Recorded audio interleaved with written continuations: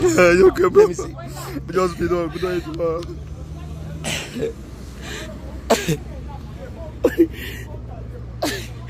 This is my truck.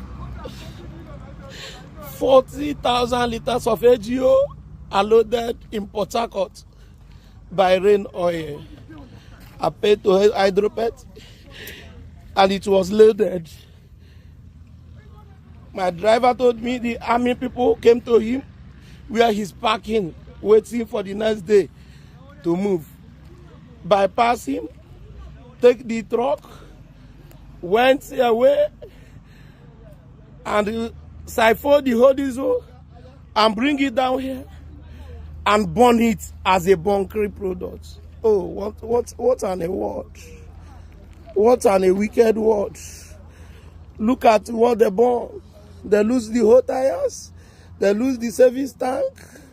The things they needed to tell you that I know what they did. And they came to burn my empty truck here, claiming there is a product they burn with, they caught it with the bunkering. They went and sold my whole diesel out. They went and sold my whole diesel out from Body Camp. The truck was there yesterday night. And I went and sold the whole diesel out and come and burn my truck. This truck is just a year old. It's a new truck. I have been in this business since 2012 till now. I labored day and night, struggling just to be like others, to put food in the table. For me, to put food in the table. And look at what they did. Why are we like this? Why is the Nigeria so wicked like this? Why is the government so wicked like this? This is a genuine product that I bought from Rain Oil. I have the webby that shows that I bought the product. Why is it like this? Why? Why? All the things are labored. This truck and the diesel that is costing me 150 million naira. They burn it like this. In this economy of Nigeria now, where does they want me to go? How does they want me to live? How does they want me to live? How does they want me to live? How does they want me to live? How? Look at my truck. Look at my truck. Oh my God. Heaven will speak for me. God, speak for me. God, speak for me. I can't deal this. Where am I starting from? Where am I starting from? This thing is happening today. 20th April 2024. I paid this product. Last Tuesday, I paid to Hydropet account. I have every proof. I have my webby well loaded. I have the bank statement that I use in transferring money to them. Why is this? Why this? Why this, Nigeria? Why this? This is happening in the River State. I have never put my hand in anything bunkering in my life. I struggle day and night just to live like others in a genuine way. But this happens to me like this. If there is a diesel inside this truck, no one will stand here by now. Look at the ground, very empty. No diesel, nothing. They sold it out and came here, lose out tires. They lose out tires, lose out everything, and so put it fire in this economy. 150 million down. Oh God. Oh God. Oh God. Oh God. It's not good. It's not good, government. This is not how to encourage the youth. Government, where do you people want us to go? Where do I start? Is where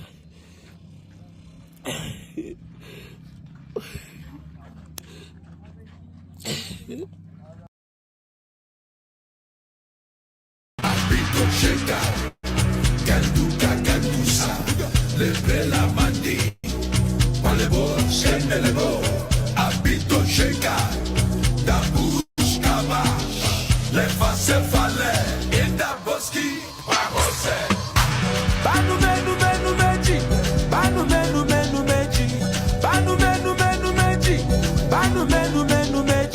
I got the power. Widen the tax net. Those who are not paying now, if it is inclusive of Bola Tinubu, let the net get bigger and we take in more taxes, and that is what we must do in the If we look at the situation, Mr. Speaker, people are suffering in this country, and now we are going to the CBN now are trying to become a robbers. Definitely, Prosperity won't come by inventing more and more lavish public expenditure programs. You don't grow richer by ordering another checkbook from the bank. And no nation ever grew more prosperous by taxing its citizens beyond their capacity to pay. We have a duty to make sure that every penny piece we raise in taxation is spent wisely and well.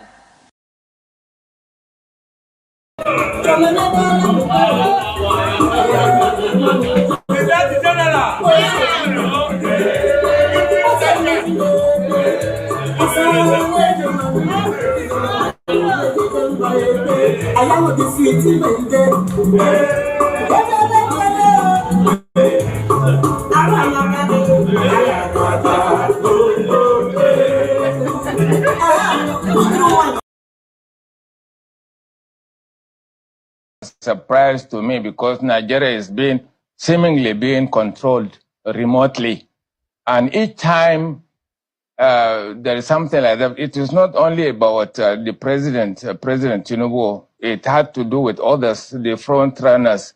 PDP and AD could have done the same, even worse. Remember, at one time, all of them went to one capital or another in order to promise something that they could have done. One of them to get rid of the refineries, to remove the subsidy. These are things that subsidies are, like I said it earlier. Each time I said the subsidies are rights. They are not privileges. They are rights of the people. Whatever we have, if it is gold that we have, this gold that we sell, we must have it. There is no way you have the mother who sells food and you to buy it exorbitantly. Your own must be at rebate. You must eat food, not impoverish you all the time. So if Nigeria has an abundant oil, yes, Nigerians should be able to benefit absolutely from it by way of subsidies. Absolutely. The white men, what are they doing? They don't have oil. They buy it, they buy fuel, and they subsidize it by 80% for their own people. Why is it the opposite in Africa? They are doing it for Nigeria and Angola. Why is it that only Angola and Nigeria could not put together their refineries? All these years, even President Buhari promised 6 months, they couldn't do it because the foot soldiers are there.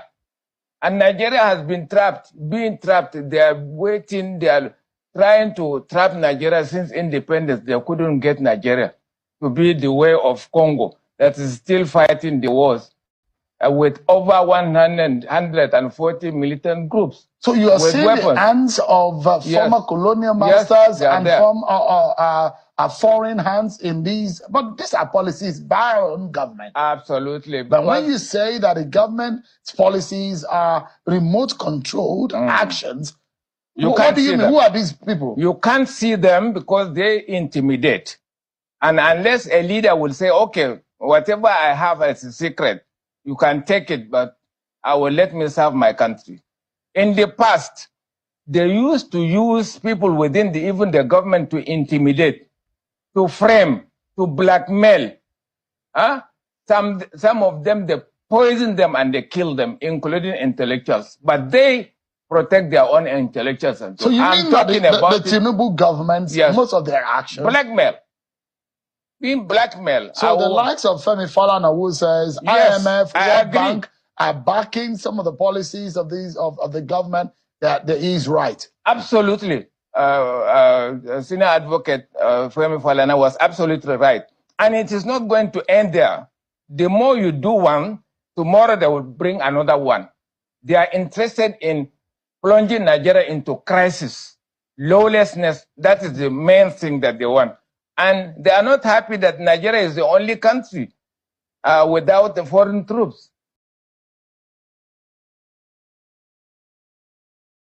Those who say this governor is a small boy, I will not serve him. They are ignorant. They are what? Ignorant. You call a governor a small boy, you pay dearly for it. Thank you. God bless you. You don't know what power is all about.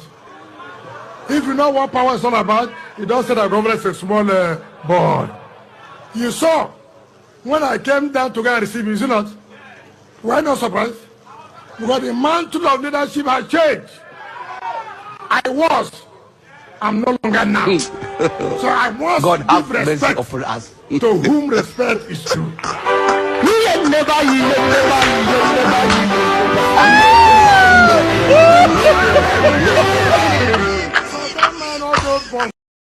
List of 100 days of achievements has attracted a wave of criticism online. Ododo, who has been embroiled in controversy over the case of his predecessor, Yahyaha Bello, who is wanted by the EFCC for alleged financial misappropriation, was sworn in as governor on January 27, 2024. He posted the list of his achievements on X, which includes meeting with the National Security Advisor, Nuhu Ribadu. The 42-year-old governor also listed his participation in the meeting of Progressive Governors Forum in Abuja and the joint meeting of the governors of Kogi, Ondo, Taraba with the Minister of Agriculture and Food Security, Senator Abubakar Kyari. Among his other achievements under agriculture, the governor added that he designated and cleared over 8,000 hectares of farmland for the new farming season and conducted a census of genuine farmers in the state to determine that the farmers will benefit from government subsidies and intervention. Rufai, can you allow me read? Can you allow me read properly, please? let me take it. Die defending Nigeria in whatever way. When it is God's time for us to go, it is. And you took my time to God. You are ready to defend Nigeria.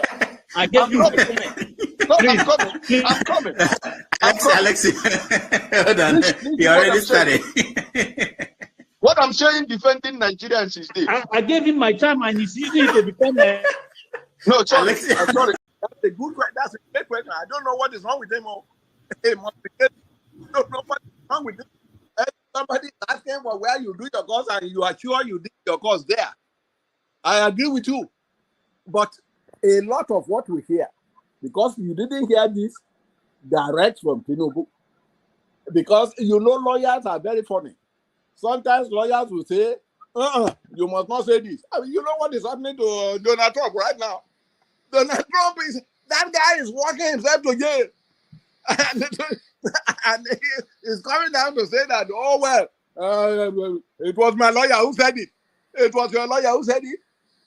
It was your lawyer who said that you should march people to the capital and stage a coup. People who stage coup in Nigeria, they never live to tell the story. That's what I tell them. They never live to tell the story. They are summarily tried within a short time and sent to jail or made to face the firing squad. That is the way it works. But it's only in America where somebody put a gun to your head and you say, all right, well, you are quoting the First Amendment right. What is First Amendment right? What is it? I don't understand. So I don't know why he's denying Atiku the chance to go there, because the news media, they tell a lot of lies, things that are not true. I knew this man went to Chicago State University. I knew that. I won't lie to you. Dr. Wumi, yes. if you were aware of Tinubu when he was at University of Chicago, yes. Can you elaborate on us the accusations whether he was actually distributing drugs and was a drug dealer in Chicago in those days? What do you know about this? Okay, thank you, sir. I heard about it, that he was distributing drug, and I know a lot of people who distributed drug. Who was the girlfriend of?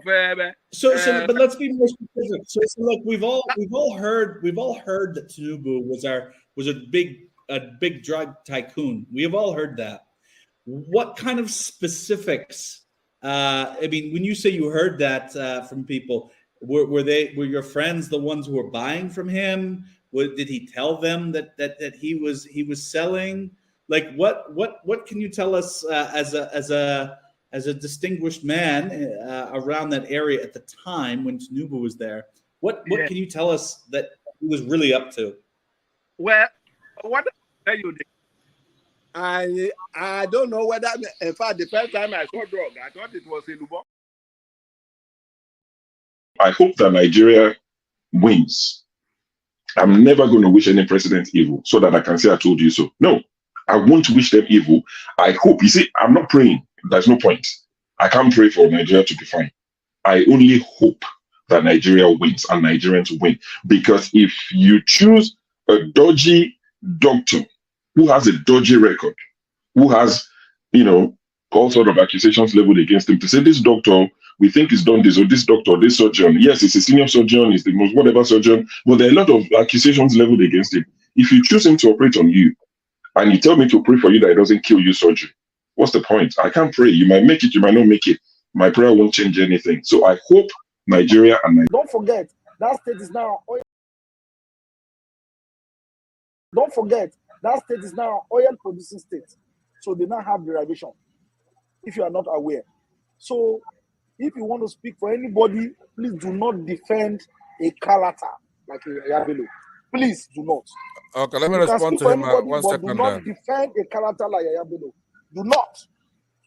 All right, thank you, Mohammed. The people of that state. Can I respond to him? No. Then go to hell. Rudolph, go to hell. Tinubu is a criminal, yes, of course, a categorical grade 1 criminal. The only person more criminal than Tinubu in Nigeria is probably Babangida.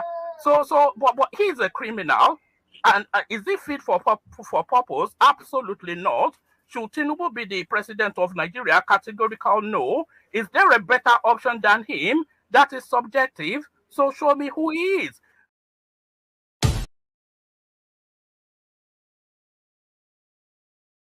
And Ododo's list of 100 days of achievements has attracted a wave of criticism online.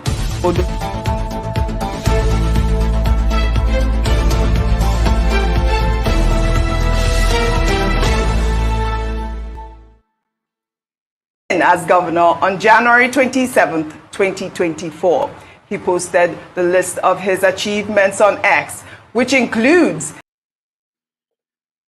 Hello, everybody. Welcome to the show. This is Rudolph Okonkwo. We appreciate all of you. Thank you for joining us. It's Saturday, May the 11th, 2024. We're coming to you live from New York City. I hope you are having a good day wherever you are in the world. And this is another wonderful week. Welcome to Have Your Say 247. It's a program where you have your own say. You have a chance to air your view on everything going on in Nigeria and in Africa. Today, we have interesting topics to discuss. The first one is really about what's going on in Nigeria. There are two options. We've narrowed it down to two options. There are people who are proposing, these are people who believe there is an agenda by the West to blackmail Bola Tinubu, to impose economic policies to impoverish Nigerians. There are people who believe that what's going on is that he has no idea what to do We had people this week coming out to say that his cabinet is full of third-rated characters, that he should change them. So we're going to have a conversation on the state of the country, and that will be our central idea. Is what's going on the intention of the president, or is it something that is being imposed by outsiders? A lot of people are weighing in on social media. So whether you are talking about the situation with the oil subsidy, whether you are talking about the situation with the Naira, today in the news, we're hearing that Naira is back as the worst performing currency in the world. The boy genius who is at the central bank, I don't know people who declared him wizard. I don't know what they're thinking now. Also, we know that people are still having difficulties buying petrol, and the price has gone up to 1,000 Naira in so many parts of the country. So we're going to talk about what's actually going on behind the propaganda, behind the lies.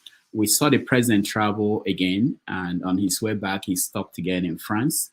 Why? What is he going to do there each time he travels? Should we be concerned?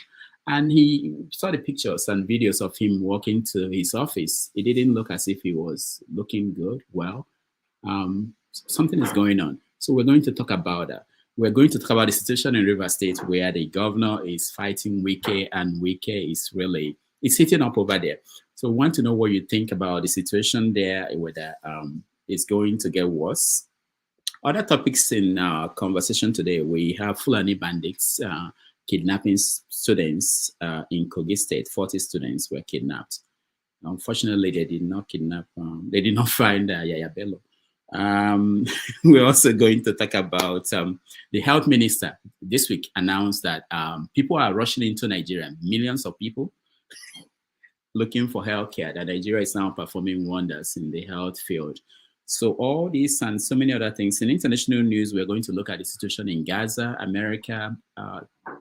Biden is at loggerhead with Netanyahu, who is going to blink, and the election and the trial of our man, Donald Trump, is going on. How is it going? Where are we getting to? All right, this is not my show. This is your show. We are going to bring in our people who are here at this moment to join us, and we'll begin the conversation. Chim, welcome to the show. I saw you last night. James, welcome to the show. I thought you were bringing somebody. Oh, yeah. I forgot the main story. At 2 p.m., which is 7 p.m. Nigerian time, we are going to bring a gubernatorial candidate, Edo State candidate for governor, on the show. So he will be here at 7 p.m. New York time, Nigerian time, 2 p.m. New York. All right. So when it comes, I come on board. Okay, all right. All right, thank you. Right. Okay, take care. Olumide, welcome to the show. Man of prestige. Thank you. To the show. Thank you, Rudolph. Good day, everybody else. Good day. It's nice to have you guys. I watched you guys like everybody else last week. It was interesting not to be. Thank you, Rudolph. Thank you, everybody else. Hi. It was very interesting not to be on the panel, just to watch from away, and I had different perspective. I will let you guys know what I felt watching it and listening to it from far away from my base. But anyway, don't forget to do that, though. You're interested? Yeah, I need to know. And there were people there who were watching it with me, and what they were saying about you, especially you, Chim, they were really. Anyway, the one of the main things that we want to trigger us to question the topic for today is really about Tinubu's new idea of a tax. We say bye-bye to say hi.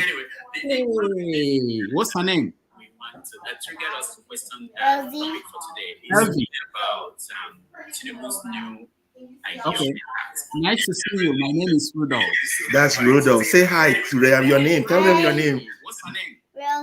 Rosie. Oh, Rosie. My name is. How old are you, Rosie? Rosie.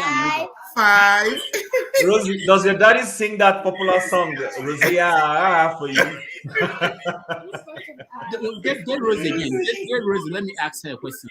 Get Rosie back. get her back. Let me ask you a question. Are you sure Ferreira is hearing you?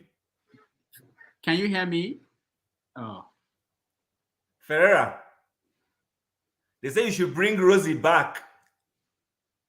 yeah, I think he has two Explorer open or something. Rosie, hi. I wanted to know, have you heard the song Rudolph the Red-Nosed Reindeer? Have you heard that song, Rosie? Sing it again, Dr. Rudolph. Rudolph the Red-Nosed Reindeer. Have you heard the song Rudolph the Red-Nosed Reindeer? On Christmas time at school. You don't remember what song you heard? Rosie, are you from Nigeria? Or where are you from? Where are you from, Rosie? Chicago. She's from Chicago. I want to make sure I'm not from the same place as that man with you. Good. Thank you so much. See how Paul is looking. They're like, ha. Something makes me laugh when she says Chicago. You know, many people, even living in that state, don't know the state name. They fondly call it Chicago, even when the name of the state is not Chicago. Yeah, it's true. It's true. But it's good. I'm happy that she's not claiming Nigerian. You know, I think she must one because we can't carry out this burden. Even the small picking no say na shy too. We can't carry out this burden we can't solve and heap it on the kids. All right, welcome guys, everybody who are on the comment section. We thank all of you. Thank you so much for joining us. Let's look at the stories. If there are things we missed, let's start with you, Chim. I think you pretty much covered. I mean, for me personally, the key buckets, what I call the bucket list, the issue of the taxation by Tinubu, and whether it is a blackmail by Western imperial monetary fund leaders, or if it is an intentional thing, or they're just being goofy, they don't know what to do and just throwing in anything, you know. So I think, yeah, for me, I don't think I really don't have any other thing to add. That the other thing, perhaps, but I think you mentioned it, is the Wike versus Fubara. Fubara, yeah. Yes, so that's the one that I also like us to weigh in on. Okay, yeah, we'll get to that. Paul. Doctor, I just have to say something different a little bit, which you started, but you choose to procrastinate about it. The town hall. Yeah, last week I was in Atlanta. And believe me, I have a lot of friends in Atlanta. But guess what? Somebody that I met from the YouTube, Ify, she gave me a brand new car to use for 5 days. She left over $900 and something in her car. I didn't even see her for the whole 5 days. Till I dropped the car, she didn't allow me to see her. I really, really appreciate that. Even when I have friends like crazy, they didn't turn up like I really want. Though one came just to come eat free food and quickly rush back. I'm telling you, so it's a great thing. Nigerian man also assists me. Hold on. So slow down. If he gave you a car to use? Yeah. For how many days? For 5 good days. For a brand new car. How much is that in rental? Doctor, that saved me a lot of money. If I had used rental, I would have spent nothing less than almost like 1,000. Remember, you're going to rent the car daily, then the numbers of gas that you put. I drove 302 miles. You understand? Because Ify didn't even allow me to see her. So how did you get the car? How did she know you were coming? And she just dropped the car, dropped the key somewhere. I said, the key is this place, take the car. I still came back again. Even with my family, everything. She refused. Immediately I left, I saw Ify on the OVS program. Started doing live program. But she told me, oh, Paul, I'm on duty, I'm working. But I saw Ify in the usual way, in her house, doing live. She didn't even allow me. She don't want to thank you. Also hard with the type of money she left in the car for me. So well, hold on. I thought you were joking. She left money for you to use.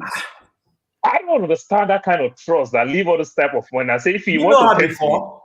Did you know her before, just on this show? Just like as I know Chim on this platform. Wow. Chim will not do something. Don't hope that when you go to Canada. Wow. Well, I'm coming to Canada next month. Rudolph, don't. I might just be inspired. It blew me away. Doctor, you know the funny part of it? It's a brand new car. So I want to believe that she would have given me a small car and be using a new car. So, oh no, this is my new baby. She gave me the new baby. Wow. That blew me away. So I should Meanwhile, I'm calling friends, they tell me, you know, in America, that work. The one that I've not even seen and never that thing, she blew me away. Nigerian man did the same with my in-law who traveled to Europe. Nigerian man assists me tremendously. These are people that I've not seen before. No, nothing. Doctor, I think we can do much, much better when we do that town hall. Where we can meet one another. That's very good. Thank you so much. And that's why I always tell people that what we do here is more important than we think. Not just about just abusing each other. We think that when you meet people here, no matter who the person is, there's a connection that you don't even know that you have with that person. But that's a good testimony. Very beautiful testimony. I'm quite impressed. I am. Honestly, I am. And I believe that there's nobody that will come that we see here this past few months or years that you get the opportunity to meet and you will not treat well. I don't think, The doctor, one funny thing again, one funny thing, you see some people come to this platform, they'll leave or they'll tell you some type of thing. Friends that I have out of states that we are privileged to watch this program, they'll call me and say, oh boy, be careful. Oh boy, be careful. Meanwhile, the one that I would say is not even my friend, showing me love. The one that is my friend is telling me, nah, be careful. You can't imagine. That's funny. Oh, this is wonderful. Thank you so much for sharing that with us. Olumide, what's going on? What have you been following this week? Anything we missed? Yes, Rudolph. Is there anything we missed? What have you been following? So, I think for me, I would say I would want to have I think the issue of the base, the American and the French base is kind of quieted down, maybe because they made pronouncement to the fact that they weren't interested in setting up the base. Maybe they read the reaction, the mood of the country, and people talking. So, and then again, I think for me, again, security, very, very important issue. That is the least the government can offer the country. Protect the lives of the, even if you won't give them those basic amenities that they deserve to have. I mean, they deserve to live, to breathe the oxygen, the free air. Why this killing still going on? In just recently, and in Enugu, some skirmishes also even in Ibadan, some skirmishes going on because what we are hearing, because of known resources, resources known to be underneath the ground where these people live. They are trying to get rid of them, so we don't really know what is going. And then I mean that's all. And then the River State issue, everything boils down to holding a free and fair election. If they do that, if you don't get the opportunity to implement your party's program that you want to implement for the people in all honesty and fairness, you get another 3-4 years to do that. You understand? But because they won't allow this, they want to rig their own proteges and continue to hide the money they're stealing, like we see with the one. I mean, we see every day. I mean, it's just everything is just a ricochet of not allowing a free and fair election. That's just it. I mean, we have to keep hammering this and stop pretending like people should stop analyzing this fake data, fake election. It's a fake analysis. There's no reason to compare Showore with Tinubu or compare if they can't give us true numbers that we can argue on, so that the person who lost can work harder the next time in building a good coalition or a good what do they call it, a body of people to help canvass and win votes the next time. But if they keep manipulating results, there's nothing to. We live in the West. They rely on data for everything. Once the data is manipulated, that's it. You go to Norway, you go to Sweden, you go to Germany, no matter where you go to, it is data. Once that data don't match, forget it. There's nothing you will tell Oyinbo man. 80-90% of the time they rely on data. That is their secret to success. And if you don't that data is you don't have adequate data, forget it. All right. Thank you, Olumide. Man of prestige. Someone noticed on the comment section that you're the only one here who is not wearing glasses. They wanted to know how come.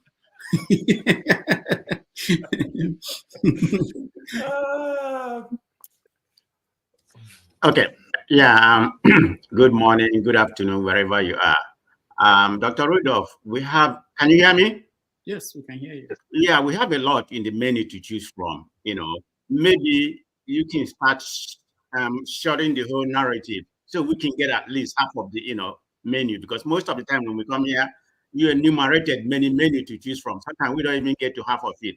But anyway, having said that, I'm not going to talk about what you just portray on this platform that we're going to talk about. I'm only going to add maybe about 2 or 3, but if we get to it, it's all good.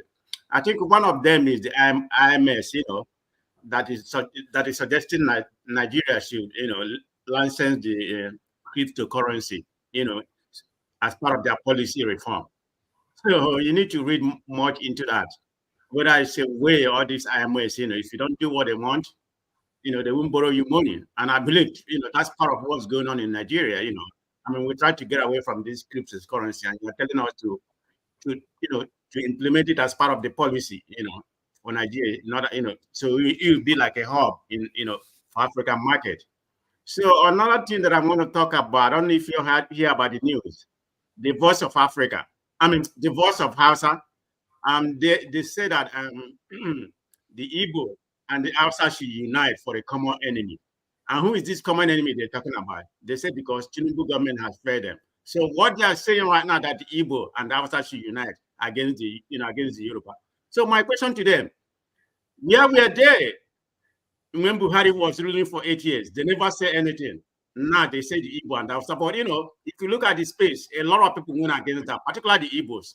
They call that a nonsense, say that's not going to happen. So that's the voice of Hausa people, try to create enemy in Nigerian space. Of course, they do that a lot. Then one more thing I may add. Oh, well, you already said it about the Israel and something like that. But when it comes to my turn, I'm going to talk about the UN vote. How America, is pandering to Israel and everything they're doing in that space. So that's pretty much what I have to say on. All right. Thank you, man of prestige. Alaba. Thank you very much. Greetings to all the panelists, Rudolph, Chin, Paul, Olumide, man of prestige, and Maxi. Greetings to everybody. It's a very good topic you have today. When I have my time, I want to be fully heard. I want to cover it holistically with a 10-point agenda. It borders on 2 topics. You shall know the truth, and the truth shall set you free, and you cannot give what you don't have. That's what it's going to border, and it will point fingers at those of us on this panel, and also those of us who are privileged enough to have some education. That's what my conclusion, because everybody likes shouting Tinubu, Tinubu, Tinubu, Tinubu, but the problems of Nigeria goes beyond just one man. Also, a few topics I think you might have mentioned or missed out. Prince Harry's visit to the defense staff. I don't know if that's relevant to us. Yes. The IMF worries over federal government reintroduction of fuel subsidy. If Kweazu transferred 10 billion to 32 accounts, I don't know if you heard about this. Then Niger speaker to marry off 100 female orphans, and then the cyber level taxes. I just thought a few things I've been watching over the week. You're right. Harry's visit. Yeah, I missed that. I have the video. I will play that later. Thank you. Mazi Prince, welcome to the show. Oh, Dr. Damages, welcome back. Yes. We missed you last week. Gavin Newsom's brother. I wish. That one is on his own. Pretty much him. Good morning. Good morning, Paul. Good morning, Olumide. Good morning, man of prestige, and good morning, Ferreira. For me, what I was watching last week is a whole lot, but they didn't interest me, Dr. Damages, you missed last week. because I actually vented on the two people who always troll us on this platform. I watched it. I watched that part. Good. Yes, I vented because those two people that I mentioned, they always troll us on this platform. And the good thing is that the rooster is coming home to roost.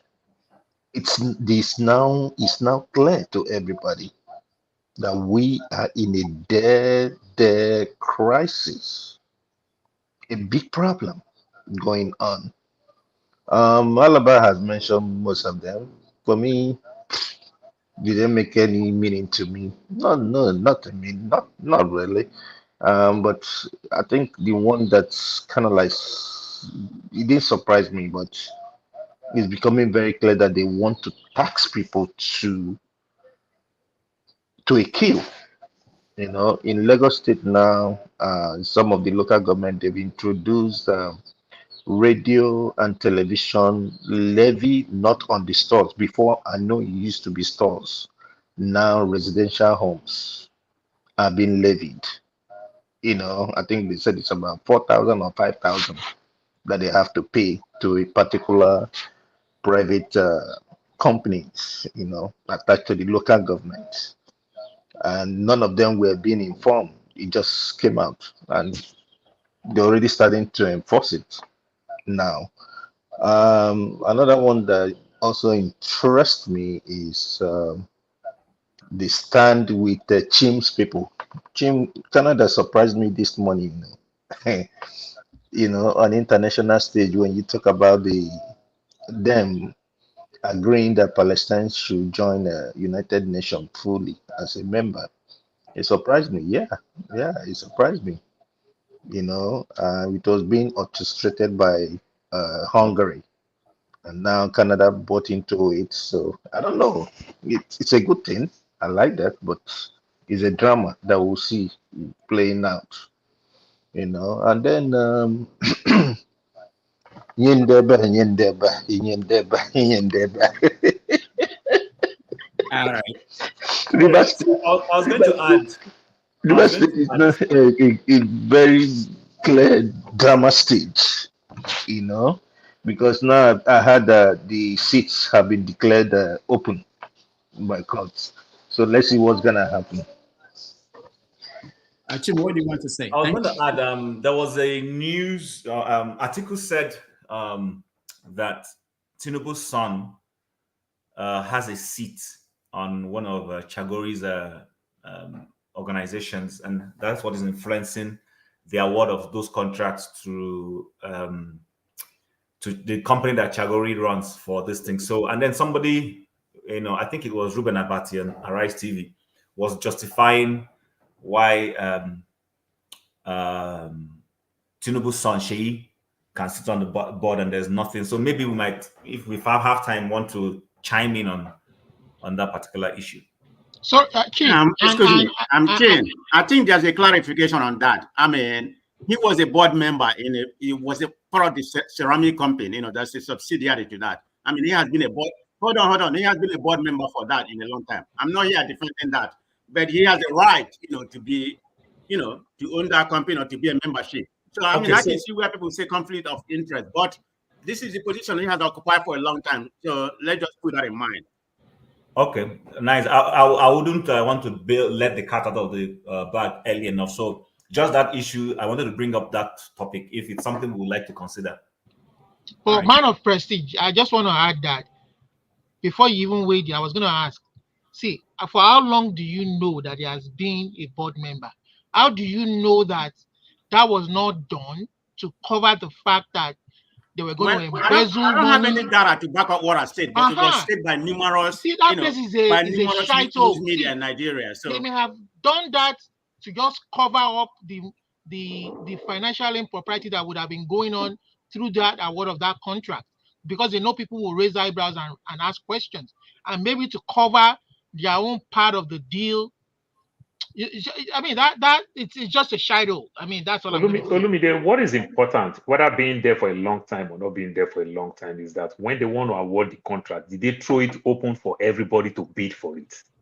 That is the most important I mean, a question lot of that we're going to ask. anomalies. A lot of You anomalies understand? If you went throw through. it down, then you said, okay, Julius Berger bid for it. This one bid for it. This one CCECC bid for it. Different Yeah, organization that's all bid part for of the it. problem, Paul. You're Then right. it will be more transparent. You understand? We will understand why this one won the contract. But a situation where your son is a board member and his own company won the contract and nobody actually bid for it, or if actually people actually bid for it, there is no transparency and accountability. What I'm even saying is that it just makes it a laughing stock. Yeah, but what I'm even saying is that for how long has he even been a board member? Even if they want to use that as a defense, how do we know that it wasn't recently for the purpose of covering up their tracks or their own personal benefits? You understand what I'm trying to say? From that transaction. So until they do a thorough forensic investigation. See, all these things can be. This is just pure. I mean, you don't have to be a policeman to. All these people that just commit secondary school. I mean, illiterate way of fraud. It's illiterate way of fraud. They will. I mean, it's just unfortunate that they're taking a chance for a ride. All right. It's just. Thank you, guys. Let's watch a video and then we'll go into the first conversation.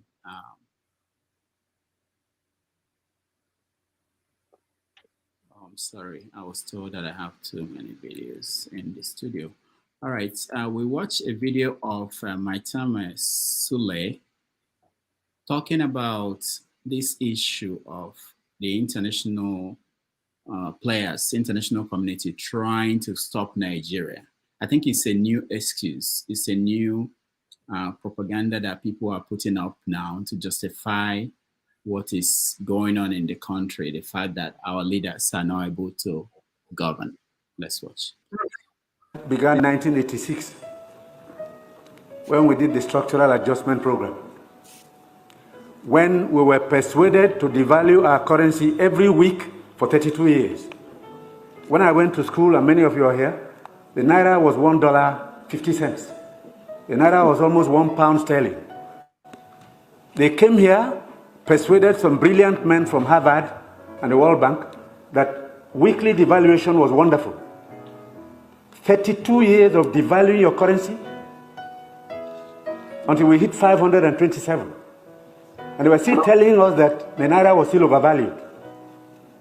That brought poverty, misery upon us. Then interest rates went to 30%. So nobody could build a factory, start a farm, produce anything, or create jobs. Because every time you bring in a shipload of rice, you also bring in a shipload of unemployment. Because you are transferring your wealth to sustain other economies. Somehow, Nigerians didn't notice it. So we became a nation of importers. Toothpicks. Toothpicks. Each year it cost us $18 million. Importing toothpicks. Tomato paste $400 million. So you talked about tomatoes now. One basket in town now is less than 2,000 naira. The farmers are losing money because the processors don't have enough funds to set up factories. They are going to do tomato paste. It's food-grade stainless steel. You can't just use anything because you'll be putting poison in people's... All right, let me stop it there. I didn't know the music was part of this particular video. Okay, so this Doctor, please, just 1 second. So you made a little bit mistake. You said Maitama Sule is Audogbe. Oh, that's Audogbe. Yeah, that's true. That's true. There was one by Maitama Sule long ago that I wanted to play. Yeah, this is Audogbe. You're right. So this is not a new idea that what is happening to us is not in our hands, in our control, that this is something that some outsiders are forcing us to do. So the question is, why are they forcing us to do it? Why are our leaders doing what they are being forced to do when they know it's not good for us? Or is it, do people here believe that this is the idea of what Tinubu came with? That is, he promised to come to deliver this kind of leadership. And is this what he did in Lagos? There are people now who are going back to look at Tinubu's time in Lagos and his accomplishment. How did he accomplish that? He always talked about how he increased the revenue of Lagos.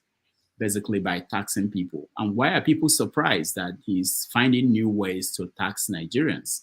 So let's have that conversation in the context. Now, for those who have not looked at the news, the leading stories are that Nigeria's currency has become the worst again in the world, and that oil subsidy, the new subsidy, which they've been denying, IMF is saying that we are going to lose almost half of the revenue in oil in paying for the new subsidy that we are paying for now.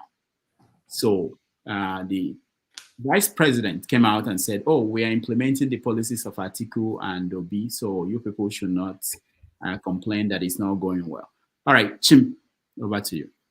Okay, so once again, thank you, Rudolph, for having me, and good morning, good afternoon to all the other panelists, and greetings also to the people on the chat. So two things I will try to talk about. I'm going to separate Tinubu's time in Lagos versus his policies in national governance. There are two different things. But of course, yes, looking at his performance in Lagos State as the first basis of my contribution, he hasn't, for those who have measured him and have followed him, the fact remains that if you look at his economic policies, like I kept saying, when I say this, people who are not rational don't seem to listen. Number one, infrastructure-wise, Tinubu didn't do anything in Lagos State. Let's be honest. The bridges we see in Lagos, the flyovers we see in Lagos, these are federal projects when Lagos was the federal capital territory. So Lagos has always had an edge. Now, there's nothing to be jealous about that. It is what it is. Lagos used to be federal capital territory and funds were invested. The days when Gowon said it is not the money that is the issue, but how to spend the money. So Lagos was one of the beneficiaries of that spending of the money in terms of the Third Mainland Bridge under Babangida, and then, Kata Bridge and all the other bridges. And of course, what Tafawa Balewa's government did during the first era of civil rule. Now, when this man came, he increased the IGR without necessarily increasing or improving business in terms of creating industries, creating opportunities, and all that. Compare him with other governors in other places who did similar things, but do not have that advantage of being in the front burner for their state to be evaluated the way Lagos State is evaluated. The only thing he did was find out the loopholes embedded where people were not paying taxes, plug those loopholes, and enforce people to pay taxes without necessarily giving people essential services. Those of us who live in the Western world, we know that no municipal government or state government will be increasing taxes without letting you know the benefits that you will derive from those taxes. For instance, it could be in terms of the fact that they're going to build more roads. Maybe they're trying to build new access roads somewhere, and that's why they will justify that these new projects they are trying to embark on is why they are increasing your taxes. Maybe, for instance, in the Calgary where I live, they want to build we have the blue line and the green line train that we follow, and they say they want to build the green line. Now, they don't have enough funds, so they are increasing property tax or increasing something to be able to fund that project. In Tinubu's own case, houses still do not have pipe-borne water. People still do not have good roads. In fact, we've forgotten that under Tinubu, he didn't tar roads in Lagos State, and the excuse was that Lagos State funds were being held by the federal government. Do you know what he did? He built Lagos State roads, tarred them as much as they could, and then on the ones he tarred federal roads, they put signages that said, please endure with us. This road belongs to the federal government. I lived in Lagos. I saw those things. I'm not telling you what I was told. So I think he doesn't know anything beyond increasing taxes. And he brought the two men who were helping him accomplish that thing in Lagos State and has made them one central bank governor, the other one minister of finance. It's the same template. He doesn't know more than it. Now, as per whether he is being blackmailed, I'm one of those who has the conspiracy, and I agree it's a conspiracy, that the things that the Western world wanted to accomplish in Nigeria for many years, they have not been able to accomplish because we've had some measure of governance that have pushed back. Obasanjo pushed back a lot, even though he was the darling of the Western world, but there were things he pushed back on. He didn't allow the Western world to make him do. For instance, setting up a military base in Africa, in Nigeria, Obasanjo has always been against it.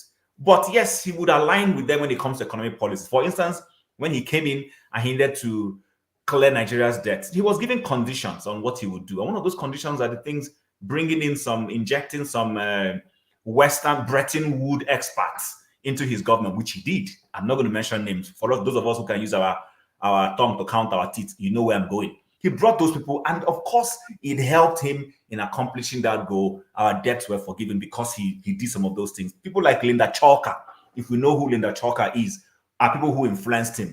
So, but in the case of Tinubu, this man neither has international clout. Let's not forget about all this whole city boy thing that they call him. The guy, nobody knows him. If there's anything they know him in international communities for the wrong reasons. He's being held, colloquially by the blockers, by this international community.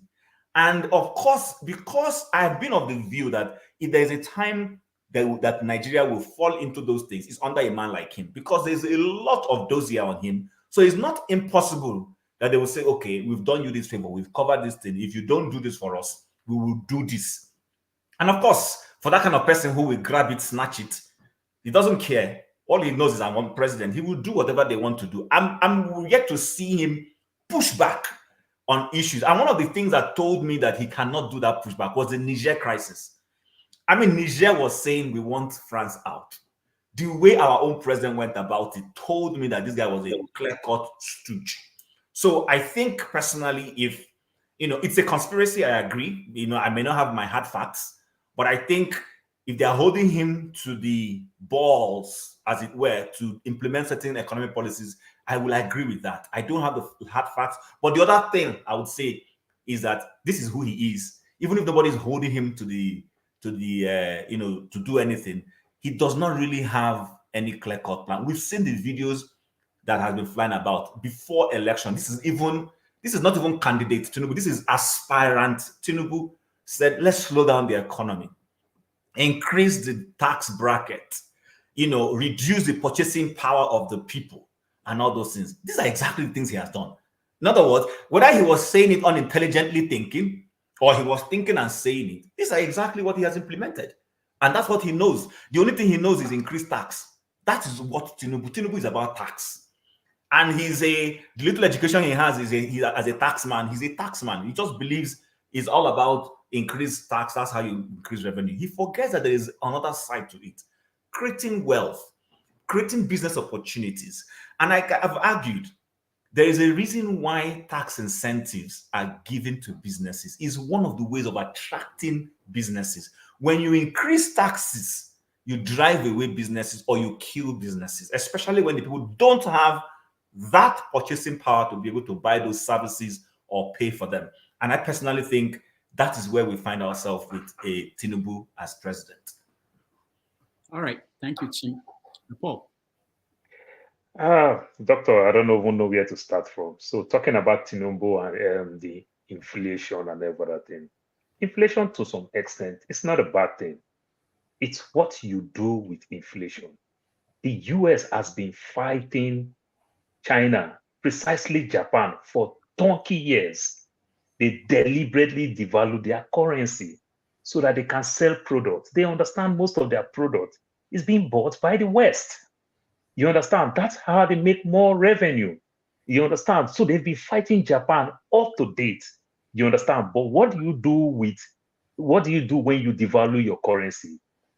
You do massive production, what China is doing. You produce, you sell, so that you can get that currency, you can get that USD that they use for international markets. The IMF and the World Bank is telling you these things. You don't even produce. Your airports are not working. Your seaports are not working. You don't have anything to convince anybody in their rightful thinking to come to Nigeria to come invest, except those who want to use this as a pawn to fleece the little one that we are making. Nobody will come to Nigeria to come invest. Another funny thing again, let's look at India and South Africa. These are our two major buyers of our crude oil since the US stopped buying crude from us in June 2014 during Obama's time. They stopped June 16 when they stopped buying crude from us. Guess what? India don't have oil. They have several refineries. South Africans that are buying our crude oil, They don't have oil. They have several refineries. You understand? Because they don't want to buy or buy a finished product. They understand it's going to cost them more. But look at we that even have the crude. We don't even have refinery. We sell, we bring a refined product. You understand? When you and I know that there are over 30-something byproducts from crude oil, then we'll take these things, we'll bring maybe one or two. How wicked we can even be. We don't even bring kerosene that the so-called poor people use. We don't bring those products back. How wicked we can be. Then at the same time, you say we don't make money. How much petrol or diesel we are consuming compared to how much crude we sell every day? What about the local content? It's so laughable when you think about that. Now, talking about the man called Bola Tinubu, it makes me laugh. Doctor, I am born, raised in Lagos. I understand Lagos very well. I am that product who enjoy Jaconde, like free education, where we get our so-called kits in school, called Massets. Those days, you get all your kits. We eat food in school. I benefit from that. Jaconde concept, when Jaconde tried to open Lagos, Lagos is very, very small. Jaconde went to the Ajah houses, opened the Jaconde estate. He went to the Egbeda houses, another aspect of border in the state, put the Jaconde estate. He went to almost central, come my tool there. He put a Jaconde estate. You see the Badagry, how he tried to open Lagos. Jaconde built schools everywhere. Because the poor man will give excuse that I don't have money to send my child to school. If the school is around you, well, go to school. After all, if your child stay with you at home, the child will still eat. So come to school. Even Jaconde still consider at the time, they started giving primary school students, they started giving them free meal, just to convince people, to make people come to school. This is what we enjoy. Jaconde build schools. Do you know for Tinubu, 8 years, Tinubu built only 15 schools called the Millennium School.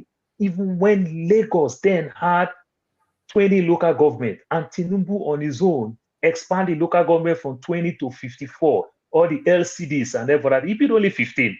Let's do the math. Is that not laughable? Then Tinubu creates kick against indiscipline for people who cross road, the market woman and everything.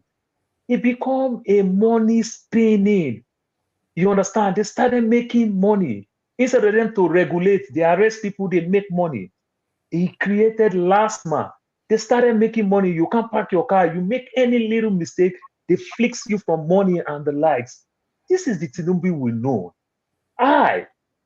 Doctor, as bad as Lagos can be, when you hear places like Ajegule, when you hear places like Badia, Ijora, guess what? Water still run in Ajegule. Water still run in Badia. Water run everywhere in Lagos. Today, water don't even run. Even in the so-called Lekki, water don't run anywhere. So what is the Lagos? I want to challenge Tinubu. You said he creates new Lagos called the Ajah houses and everything. Jaconde built Lagos State University. Jaconde built Bagada General Hospital. Jaconde, somebody like Alaba went to Lasso there.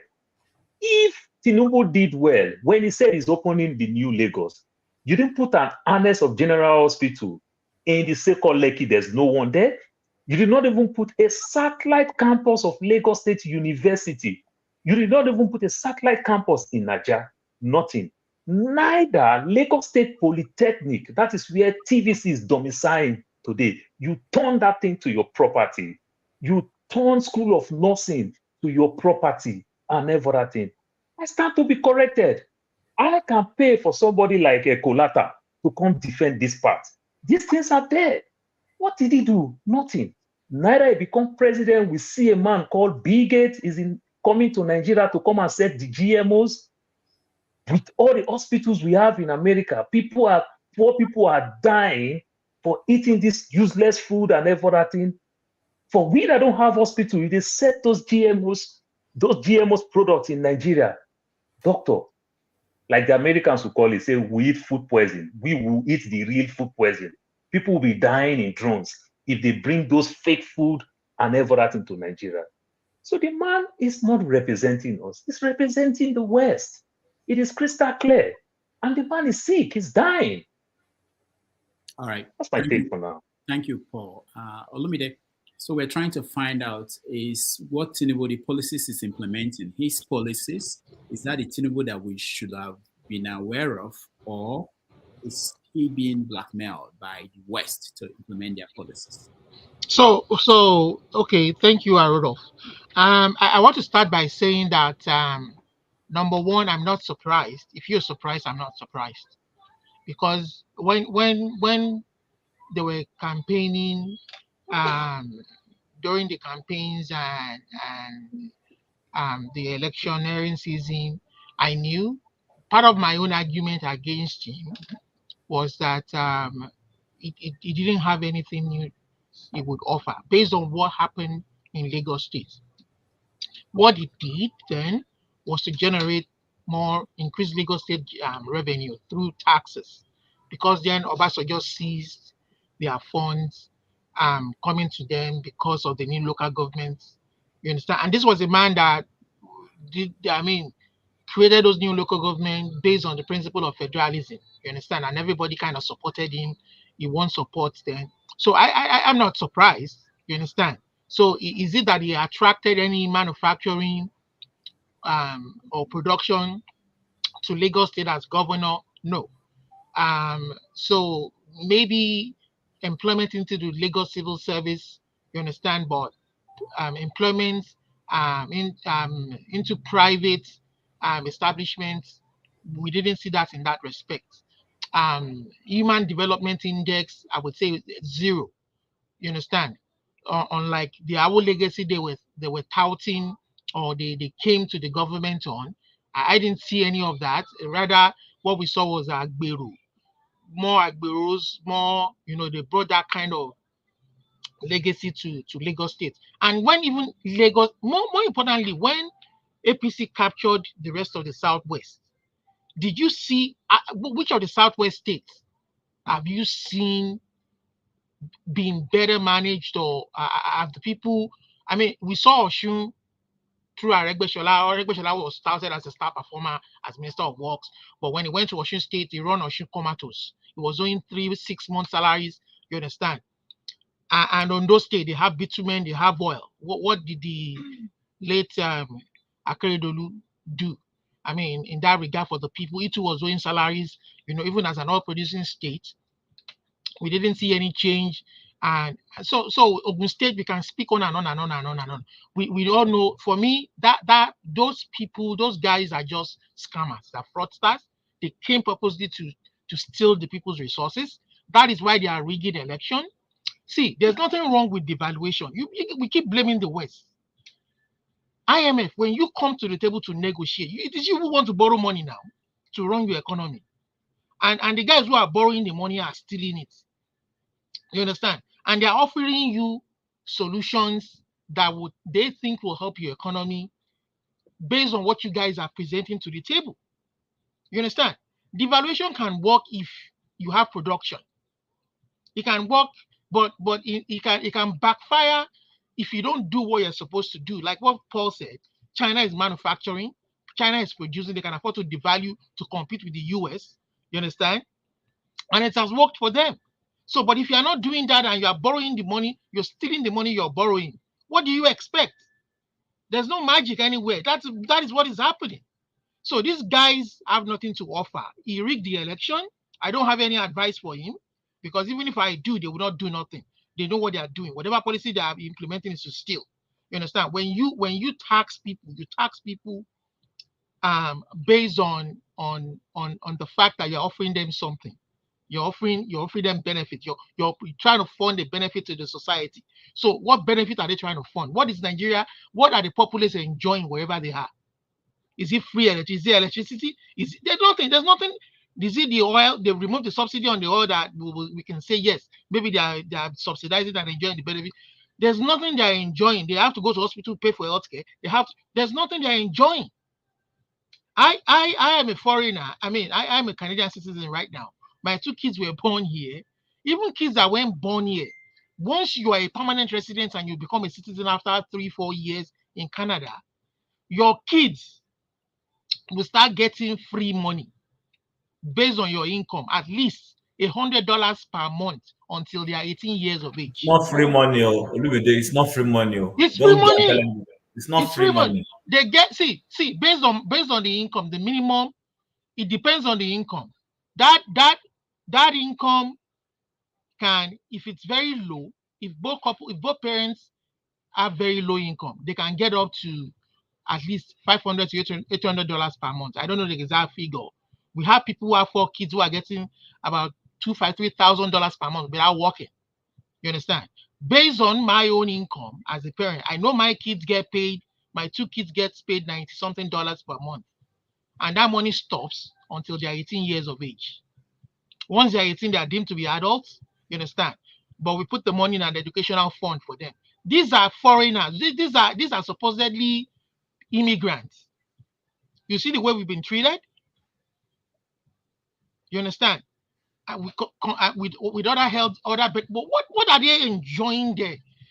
The people where the oil is even coming from. Look at Delta State, for instance, and what they would meet them with is wiping the whole community. For Christ's sake, what are these people enjoying? Nothing. You understand? So I don't know what his economic policies are. Number one, in the first instance, he should get the hell out of that place. He rigged the election. Pure and simple. He doesn't have a clue. They don't have any clue what they want to do. They don't want to fix nothing. They only want to come and steal. That's it. All right. Thank you. I see the Canadians cannot agree whether the money is. Sorry, can I just say something? The money is free, yeah, Chin. It's free. Okay, hold on. You don't even have to work. You don't have a job. Can you tell me a woman? I know people who don't work. Hold on now. We're trying to have an intellectual conversation. It is not free money. It is free. Wait now. I've heard you said your own. So it is not free money. How is it not free? But if you keep interjecting, how will I explain myself? Okay, tell me now. Okay, so please, I know this is not the main topic of the day. So people pay taxes, and it is we're taxed based on our level. There is what you call low income earners in Canada. There are categorizations. If you earn between a certain amount of money and below, you're termed a low income person in this country called Canada. They get more of government intervention funds.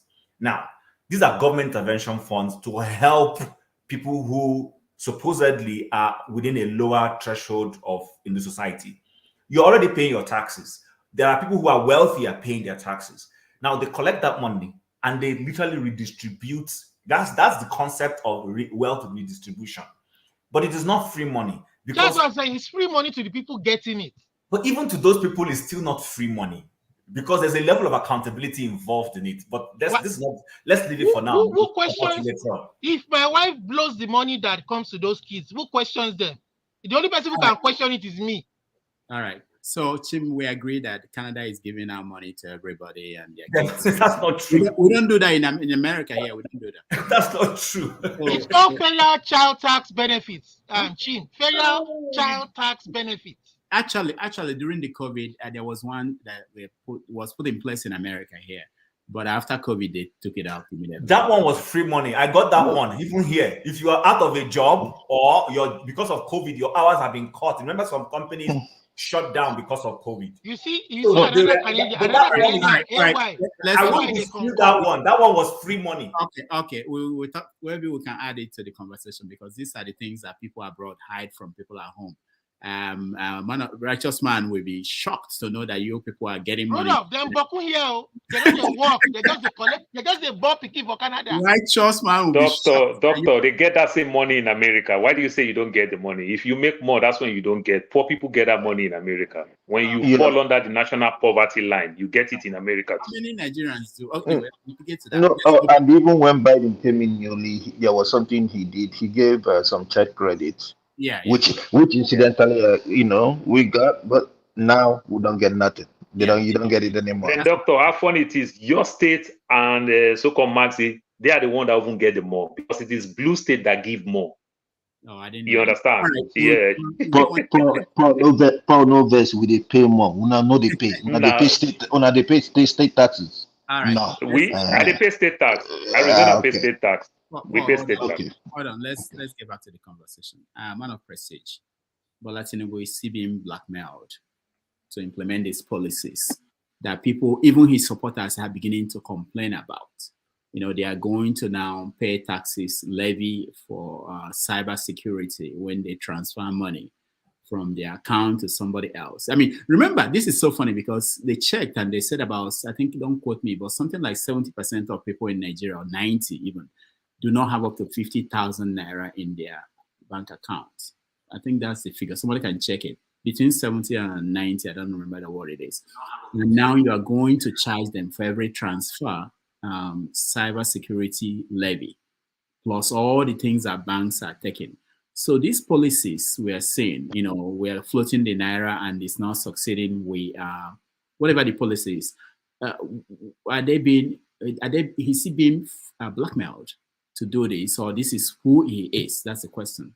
Oh, okay, go ahead. I'm being told it's 500,000. I don't think so. I read 50,000. But anyway, I'll check it now and get back to you guys. Go ahead. Doctor, it was 500,000.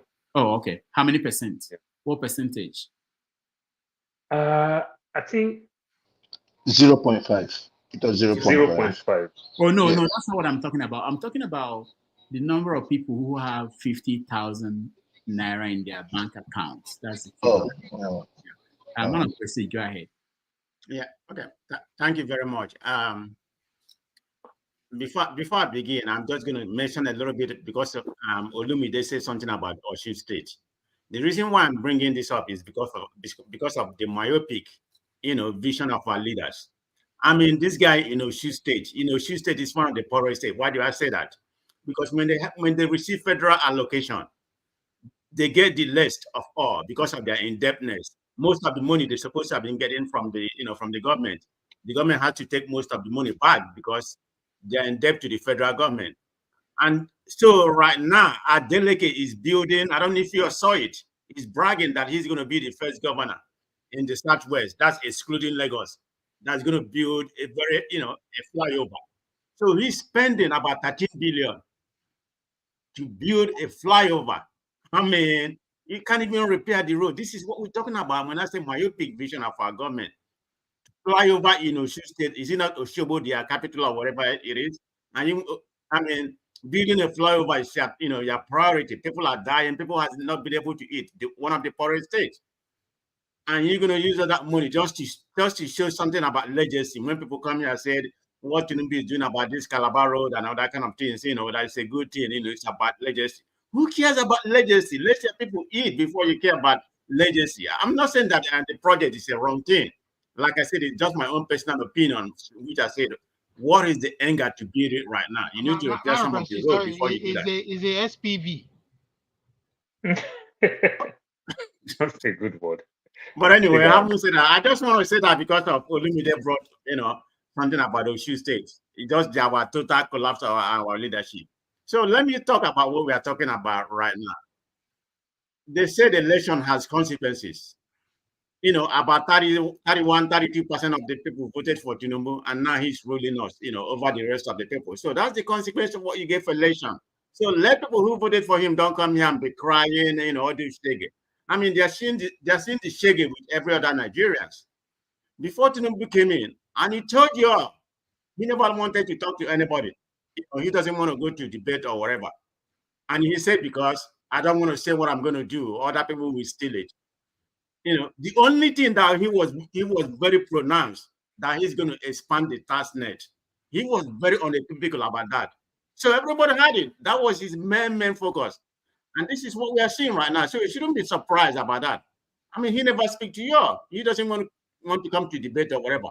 But he laid the emphasis about this tax net. Where does this emancipate from? This is exactly what he did in Lagos.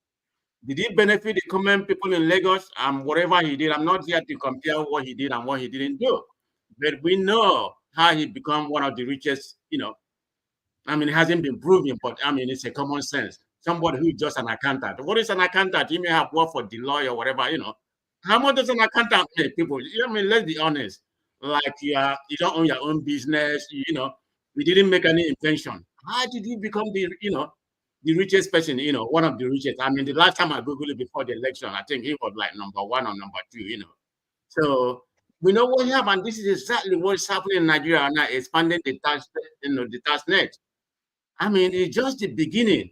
of what's going to happen to that country or what's going to, because he's not going to, stop from doing what he did because he believes, that's what's going to, that's what is going to save in Nigeria. Because when he came in, we have this illusion that Tinubu is going to revolutionize, Nigeria. And Nigeria, I mean, every investor will start coming to Nigeria. I mean, a lot of people said it on different platforms. Because of Tinubu, ideology, a lot of investors will be coming to Nigeria. Is the Microsoft not leaving Nigeria? I mean, a lot of companies. I mean, with what's going on in Nigeria, how do you expect people to come and invest? I mean, the one you have, you don't even maintain it. They're all running away. So the question you asked, Dr. Rudolph, is Tinubu, is he working for the for the foreign, the IMF or whatever? Yes, he has to, because he depends on them to borrow money. He has to do what they said. I mean, they're begging him to legalize cryptocurrency right now, to license as part of his policy. He's probably gonna that's the way he's living. Everybody is suffering in Nigeria. We can come here and talk and talk. People are really suffering, because I do communicate to people in Nigeria, daily. They are suffering. I mean, we hear, managing and everything, enjoying, and we have the audacity to talk. Some people are not doing well. Some people are doing well. Yeah, on average, Nigerian people are suffering. You can't debate that. So that's where we are in Nigeria right now. I don't know how long this is supposed to last, but this is what you get. Election has consequences. So it's going to tax you to death. So I don't know how this is going to end. Thank you. All right, thank you so much. I've been corrected. 5% around 5% of Nigerians have 500,000 naira in their account. 5% of Nigerians have up to 500 naira. Rudolph, I just want to add quickly to that. See, this is why we are asking for true federalism. When they implement that fiscal monetary tax policy, it is unfair that majority of those income or levies will come from the south, and you have the war-ravaged north, where Boko Haram are taxing farmers in millions, and government is losing so much revenue to another entity, a non-state entity. You can see the unfairness in the federal scam government they are running. And part of this money now will be distributed to all the other states, including those ravaged parts of the country. And then some people will say we shouldn't talk. Okay, thank you. Just to also make it clear, out of the population of Nigeria, about 200 million, only 150 million people have accounts. And out of that 150 million, only 72 million is active. So when we say, you have to understand that a lot of people in Nigeria, they don't even have an account in the bank. And then when you think about the people who have accounts, the ones that are active, there will now be only 5% of them can say that they have 500,000 naira in their account. All right. And Doctor, another thing that you don't even add to that, what you just said now. What about even that 5%, maybe almost 3%, may also be some of us in the diaspora? That's another thing again. Yeah, that's true. All right. I love it. The next. Yeah, thank you all very much. Before I start, let the record shows that Chim spoke for 10 minutes and also took an additional 2 minutes from Olumide and the others. Paul spoke for 8 minutes. Olumide spoke for 8 minutes. Please let the record show. Go back to Italy. Go back to Italy. Man of Prestige spoke for 7 minutes. So who will pay for this time that you are now using? I have a 10-point agenda, and minimum Go I back must to have Italy. my 8 minutes or maximum my 10 minutes.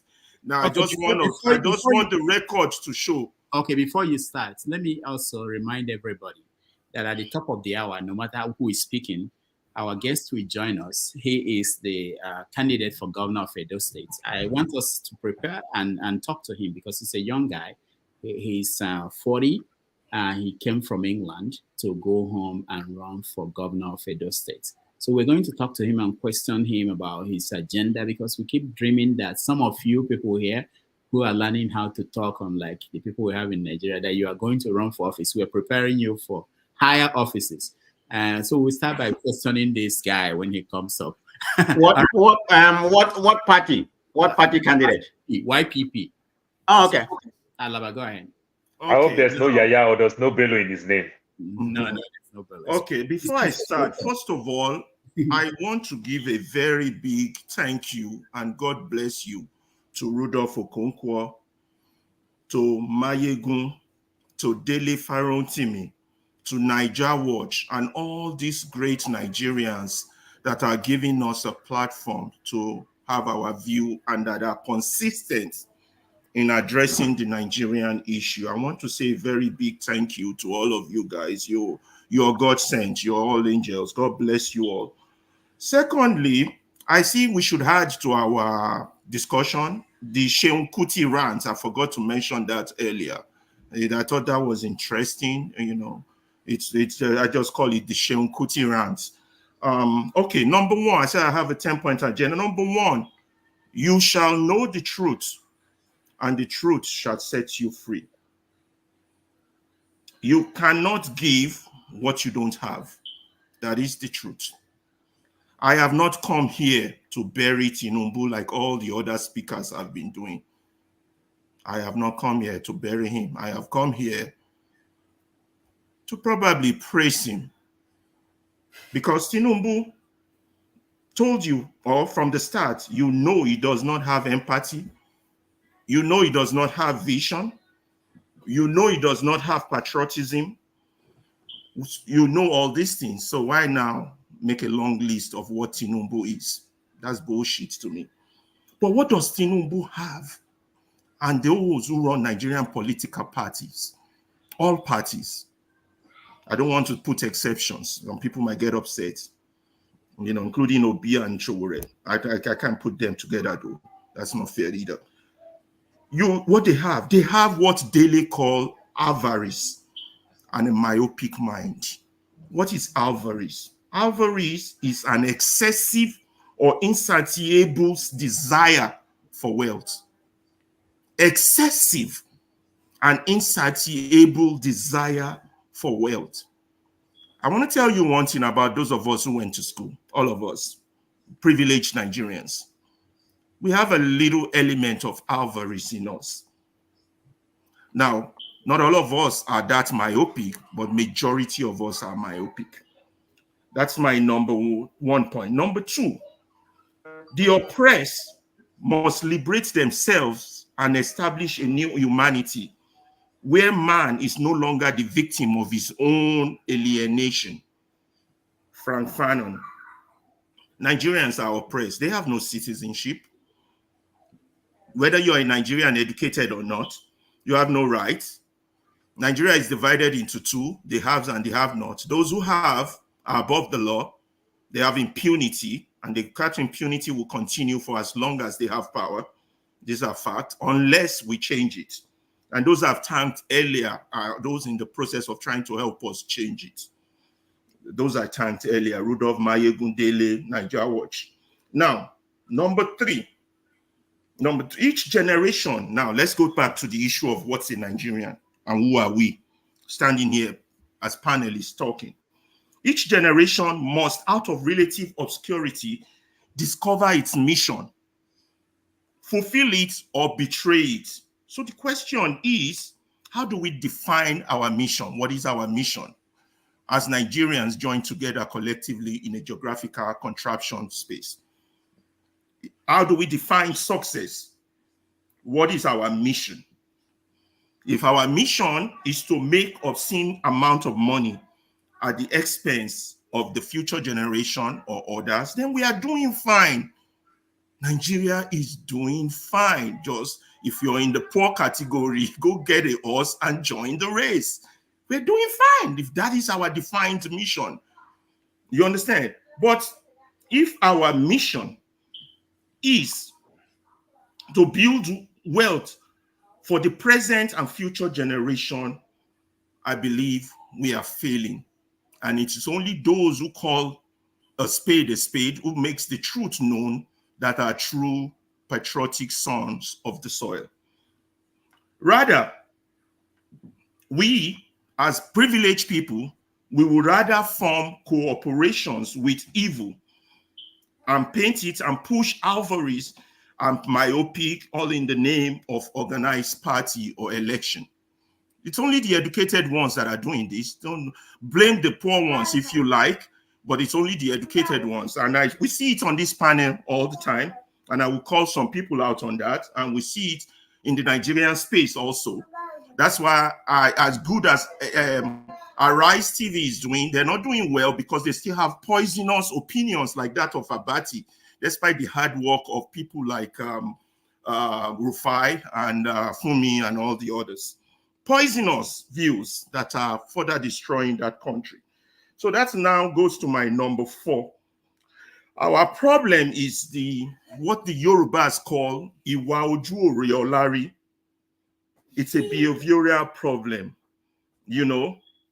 It's there's a Kayode Fashola song that I love very much. Wọ́n ti sọ fún wa tẹ́lẹ̀ pé ò dá. Pé ò dá, wọ́n ti sọ fún wa tẹ́lẹ̀ pé ò dá. A ní ẹ bá ní yọ ẹ̀yìn ẹ fẹ̀gún sọ́wọ́. A ní ẹ fẹ́ ní lójú ẹ fata sẹ́nu. Ìmàdò ìbá ṣe bí ẹlẹ́dẹ̀ abàlújẹ́. Tẹ́rù bá jọba o, ènìyàn ò ní kù kan. They've told us before, you're not good. You understand? If a slave, somebody that should be a slave, a drug dealer becomes a king, there will be no person left on the land. That's the state we are in Nigeria. And those that are ruling us are confirmed criminals. A lot of us come here and deny that fact. A lot of us come here and justify their actions. A lot of us come here and say, oh, it's the West that is making them act in their avarice position. Let's continue to deceive ourselves. Yes, we have second-handed problems, right? Religion and tribalism, but those are not our real problems. Our real problem is self-destruct. We are hypocrites. We dwell in ignorance. And for those of us who do that, every onlooker is either a coward or a traitor. Why are we betraying our very own destiny? Now, there are those who push the religion agenda, Christians or Muslims. Let it be known to them that they have bowed their knees to Ba. That's a biblical Ba from the Bible saying. And I want to personally attack electricity and what's his name? Paul Aber. They will respond to me later. My number 6 point is this. No, don't call my name, oh. John Abba. No, I didn't call your name, Paul. You John Paul Abba. Abba. John Abba. Paul and John are the same disciples. They not resemble. Not the same, yeah. John Abba. Now, our purpose should be collective power, utilizing the minds of our citizens to achieve good. I've been around the world. Luckily, I was just in Italy recently. I found they have nothing. They have nothing but mountains and water, but they build cities on a mountain. They grow trees on a mountain. They're growing trees on a stone. My people, if you throw a coin on a Nigerian soil, it will grow, literally. A coin is metal. If you throw it onto the Nigerian soil, that's how blessed God has blessed us. We are indeed the land of milk and honey. But where are we? So time is running fast. Let's move to number 7. You see, we shouldn't be here talking about Tinubu this, Tinubu that, because the key issue is those of us who are privileged. What are we doing? What have we done? You understand? We form cooperation, we call it political parties, with the likes of Tinubu so that we can get our own share. Where are the people that march against Abacha? They are all in Tinubu's government. Where are the people that march against Jonathan? They are all in Tinubu's government. Where are the people that used to lead movement? They are all part of the back system that is even worse than the movement that they march against. And when they come and talk, they say, why is it that this is happening? Because you're stealing. We don't have anything because you're stealing. Let us call the truth the truth. You understand? It is not the white man. You just stop blaming others. Stop blaming the Igbos. Stop blaming the Hausas. Stop blaming the Muslims. Stop blaming the Christians. All of them are cooperations cooperating in stealing and destroying our future hegemony. This is the truth. But none of us wants to talk about that. A nation like that, the likes of Obasanjo were in power and they allowed someone like Tinubu to be a governor. The likes of GED were in power and they have records on Tinubu, but they never brought it out. Now he's president. You see, there's this cooperation with evil that persists in the Nigerian community that goes on and goes on and goes round and round in circle that is destroying us. And for those on this panel, those who are reluctant to recognize me, when I say me, the truth, or stand to oppose or give excuses for this insanity, you are part of the problem. Let us leave Tinubu alone and let that old man rest. Let us look at the mirror and see the real problem that Nigeria is. I'll leave for now. All right. Thank you. Thank you so much, Alaba. I hope you got your 8 minutes. It was more than that. Mazi, Prince, Revolution and Bumi, we have to find a way to get you three to speak within the next 20 minutes. Our guest is around and he will join us exactly at 2. So please, if you can help us and be compact. All right, Mazi Prince, go ahead. Okay. Okay. Yeah, pretty much I have nothing much to say other than the fact that Tim have actually said all I needed to say, Paul, and Olumide, Man of Prestige, they made great points. Alaba, I have always wanted to ask you, Alaba, are you a lecturer, truly speaking? I'm a teacher, not actually a lecturer. I teach high school. I teach in Illinois prison. I teach in prison for juveniles. By law, they still have to educate prisoners, those who have killed people, murdered people. Those are my audience. But before, I worked for 14 years with the Chicago Public School before I moved to the States to work the juvenile detention center, and now I'm going back to the Chicago Public School. But I'm a teacher, a science teacher. Okay. Oh, yeah. I was gonna, when you said something about why I said that was I was gonna kind of link you to your colleagues in Nigeria who helped in rigging the election, but you've clarified it. So you are exonerated. I exonerate you. If not, I would have linked you to rigging the election. Dr. Damages, yes, he's been blackmailed. And it's so sad that we are the ones suffering it. Why am I saying this? The other day that they brought out the cyber whatever security levy and all that stuff. I have an account in Nigeria. Oh, Jesus Christ. That till today, that account is only receiving, but I'm not able to give, I'm not able to use it on my own. And I'm being billed. As soon as they said the levy thing, I checked my account.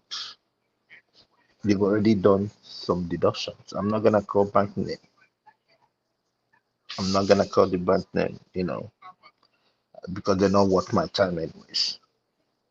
And this is same bank that not allow, they kept saying, we said something about PIN. I've called that place several times for them to reset my PIN and all that stuff. Till today, nothing. They only know how to service charge, this charge, that charge, this charge. They keep taking it, but it's okay. That's by the way. Truly speaking, there is something that we even escaped. I don't know, Dr. Damages, did we have the journalists that have been barred from plenaries? Most of the journalists are not allowed to get in there. To the senators, they think they are handing us a gift, and then they decided to bring out a death penalty for drug manufacturer, drug manufacturers and peddlers or whatever it is, but that is that. My question to that is that if they are gonna do that, why didn't they say that anybody aspiring to be a governor, House of Rep, Assembly, Senators should go through drug tests, and if they fail it, they should also be facing firing squad. That would have been a nice. I would have clapped for them. I would have so much, supported them. Or if they are said that anybody who is in government that embezzles money, then we know that they are coming. But those ones they are doing is just whitewashing and all that stuff. And they going also about increasing the salaries of their judges. What a country where a judge will earn 5 point something million, and the clerk that will be working with the judge will only earn a penny, 50,000. How is that gonna work? It's not gonna work. Of course, definitely it's not gonna work because it's not the judge that is gonna be keeping the files. It's not the judge that is gonna, make sure that cases are being, in order and all that kind of a thing. We still have the same problem. Oh, Dr. Damage, okay. Well, then because of the person coming, so let me just rest my case for now. So, All right. thank you. Thank you. Revolution, thank you so much for being patient enough. I know it's frustrating to listen for hours before we get to you, but go ahead. Yeah, but before I start, my brother, I sent you that song, I don't know whether you've gotten it. No, when? Let me tell you how I sent it. Maybe it's something wrong. I sent it to Rudolph Okonkwo at AnthonyOrangeLion.com. Is that the right link? No, I don't know who that is. Anthony Orange Lion. No, I mean, it's like... okay, I know what you are trying to do. Okay. Yeah, I checked that email. I've not been there in more than a year, but I will check now that you said it. Yeah. I also sent one again to patron.com, Dr. Damages. No, I haven't gone there.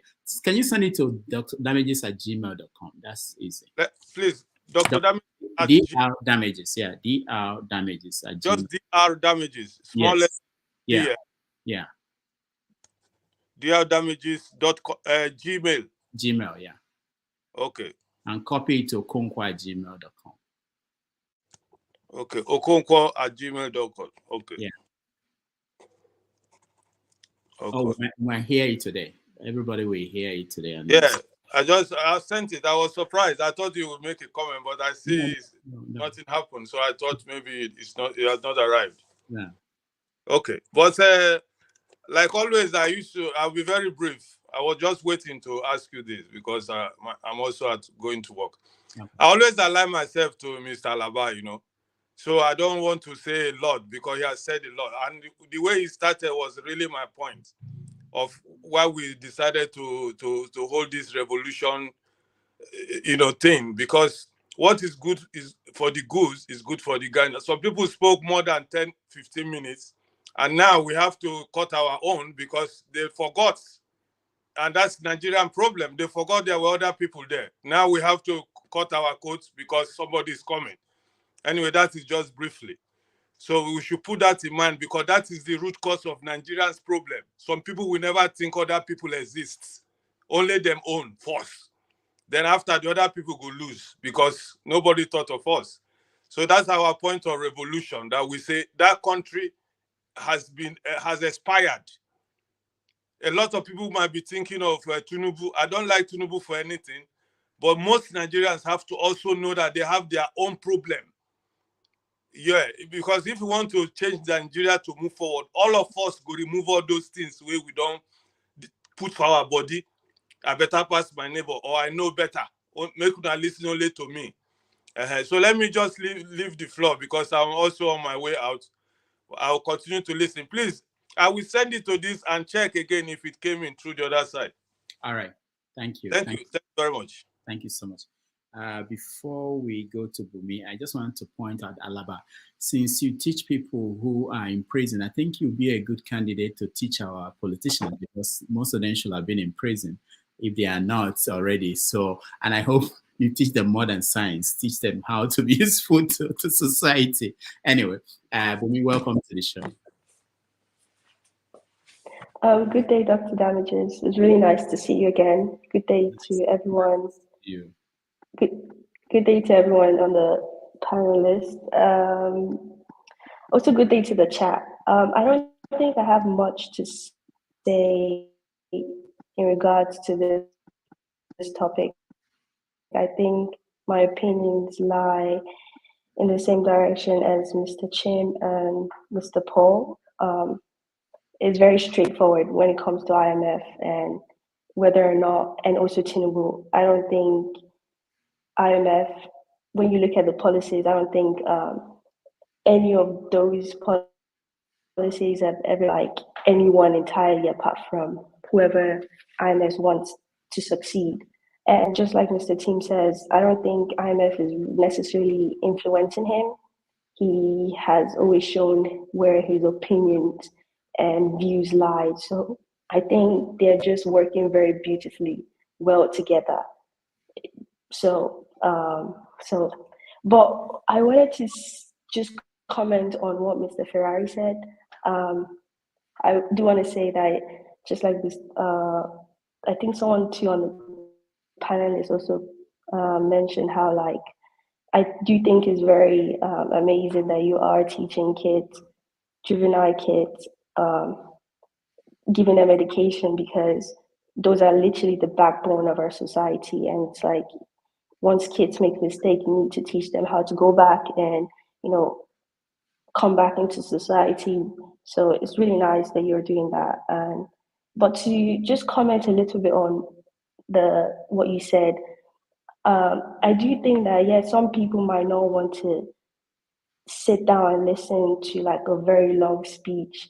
But I do think at some point, if we pay close attention to certain things you're saying, it is very true about the Nigerian society in terms of like the change that we require as people. It's never going to come from the elite class. It's never, because their life is okay. The change and the suffering and the struggles that are happening in Nigeria are actually mostly just affecting the average Nigerian, you know, the lower class or the working class. And that's where the change needs to occur. So as much as we can try and like blame the current government, the question is, what's your reaction to the bad policies? Now that we know IMF or our government are implementing bad policies, what is our reaction as people? So that's where the change occurs. We can keep on shouting Tinubu, but Tinubu is not going to change. If that's always been his mindset, the question is, how do you react to someone who has always thought about that? So I do think that at some point, we might not like long speeches, but I do think that we should pay close attention to what people are saying and just kind of break down, okay, where is this person coming from? What are they actually saying? And see how that actually reflect on our key problems. But yeah, that's all I have to say because of time. All right. Thank you. Hold on. Thanks, Bumi. It gladdens my heart whenever I see a young person like Bumi, you know, particularly, you know, a lady, you know, come to this platform and talk. It's a very, you know, it's a very gratifying thing. Thank you, Bumi. You're very welcome. Thank you. All right, Bumi, you hear that. Thank you. Let's take a little break. By the time we come back, we will introduce our guest, the Young Progressive Party's candidate for governor. Then Doctor also Dr. Alexander Gomez, who is trying to tell me that am I a doctor, that I see Tinubu is dying. My father died 2 years before my father died. So I know when somebody is dying. Because the father that I know all my life, 2 years prior to his death, that's not the man I know. I see a lot of changes. So we are waiting for him, not by deceiving ourselves like what God cannot do does not exist. I see great change. And I know, and I make so many points about Tinubu. He didn't touch any one of those ones, but he just only touched on one. But I like him because he's very, very mature. He's an elder statesman. I like the way he put his word. He put his word aburo, which means he said, I'm a junior, he's a senior. I respect the man because Dr. Alexander Gomez. But I still stand on my point. All right. Thank you. Yeah, please. I know because if our guest comes in, then this might be lost. So there's something I've been wanting to express, and I would this would be the last time I will ever do it. I won't do that again. Please, when the floor is given to anybody by the host, go straight to the point, express your views, and move on. I expressed my views. I had a lot, but I also knew when I needed to end. So if I took much time, that's fine. Revolution comes here and is always trying to whip sentiments about some people being given it. I don't have any preferential treatment. If you speak shorter, be okay with it. There are times I have 4 minutes and I only speak for 2. There are times I pass over the opportunity to speak. I say, I have nothing to say. So this whole that some people are, are better past my neighbor, I don't really understand why he keeps coming with that perception. People should come here, express their views, and go. Bumi said she doesn't have so much. She spoke within the limits of what she needed to contribute, and she dropped the mic there. So if you have nothing else to say, like for instance, Revolution did not contribute anything. He only came to tell you his video. He could have sent you a text. Why did he have to take space to do that? For somebody who is trying to say we shouldn't waste other people's time, why did he have to take space to do that? There's something we need to stop doing. Express your views and go away. If you have nothing to say, be bold enough to say, on this matter, I have nothing to say. I let it pass. You don't always have to speak. All right. Thank you. Thank you so much, Chim. I don't have any comment. All right. So we take a break. When we come back, our guests will join us.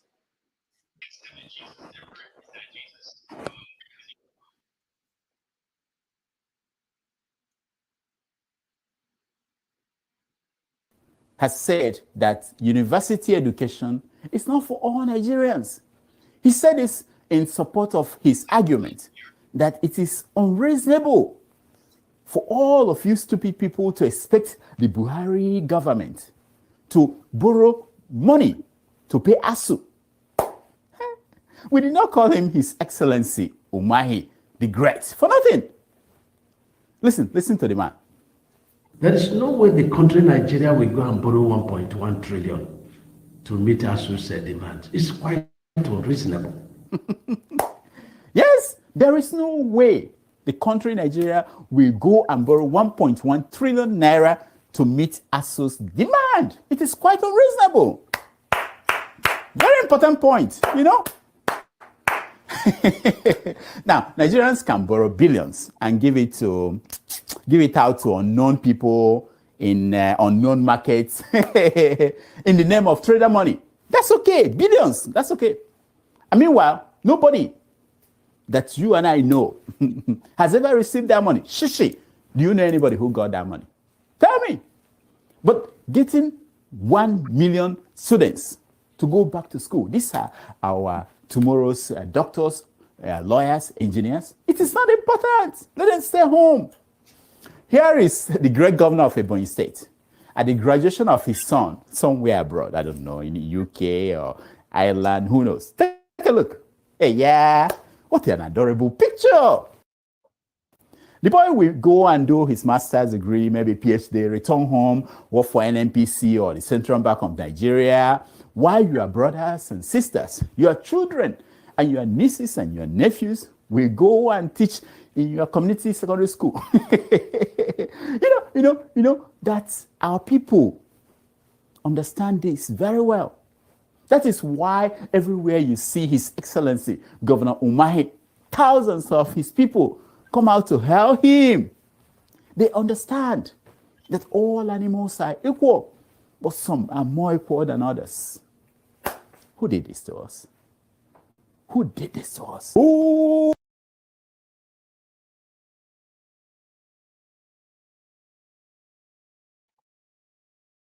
Ebonyi State, His Excellency, Governor David Umahi, has said that university education is not for all Nigerians. He said this in support of his argument that it is unreasonable for all of you stupid people to expect the Buhari government to borrow money to pay ASU. We did not call him His Excellency Umahi the great, for nothing. Listen to the man. There is no way the country Nigeria will go and borrow 1.1 trillion to meet ASU's demand. It's quite unreasonable. Yes, there is no way.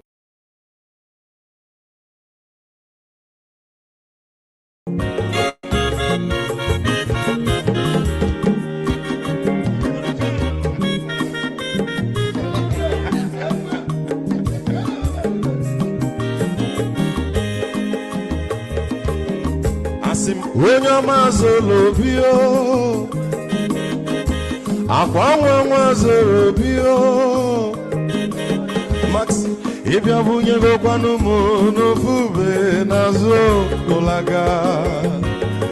ụlaga n'ịbịa zugo,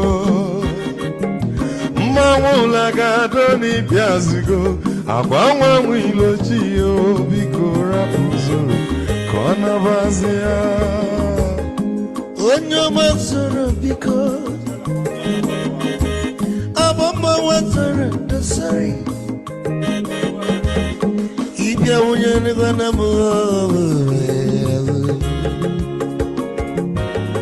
ụlagado n'ịbịa zigo, mma ụlagado n'ịbịa zigo, abọmma nwe ilochila, biko rapụ zoro ọ na-abazi ya. Mazi wekoma odogu no kwere nka onyo mani gadele mo mazi ni mazi ibu go with melody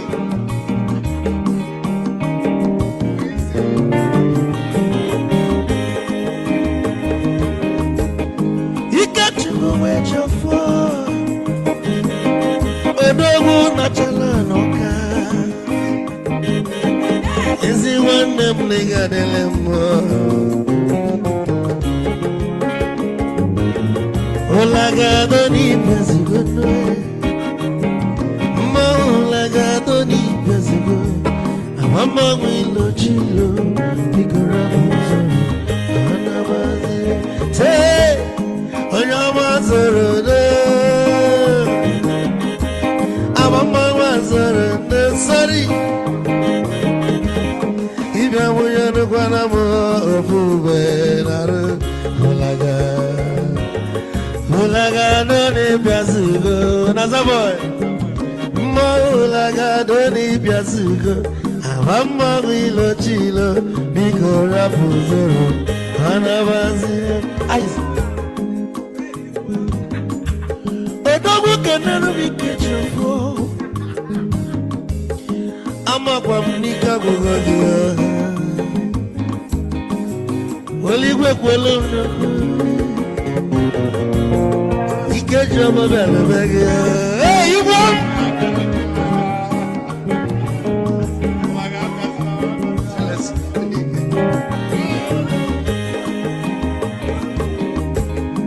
Eku kampune kene Amago ndinso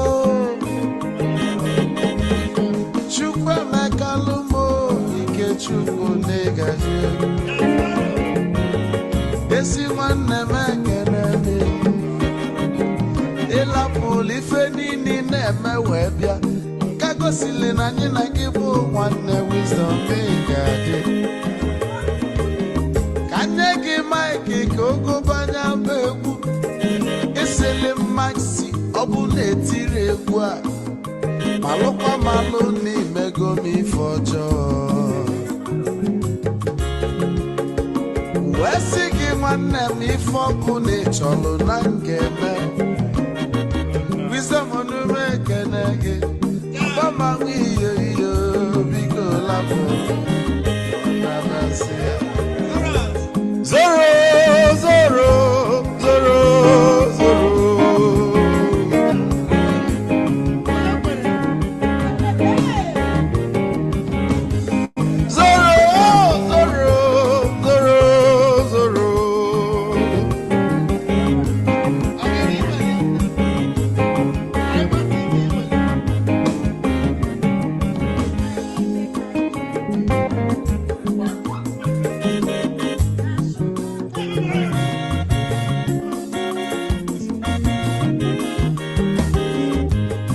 Yeduru joy na bugwa osa Sokoto Ujembe mwilo Anu solo mwe manofia nara Onye nwuro zurike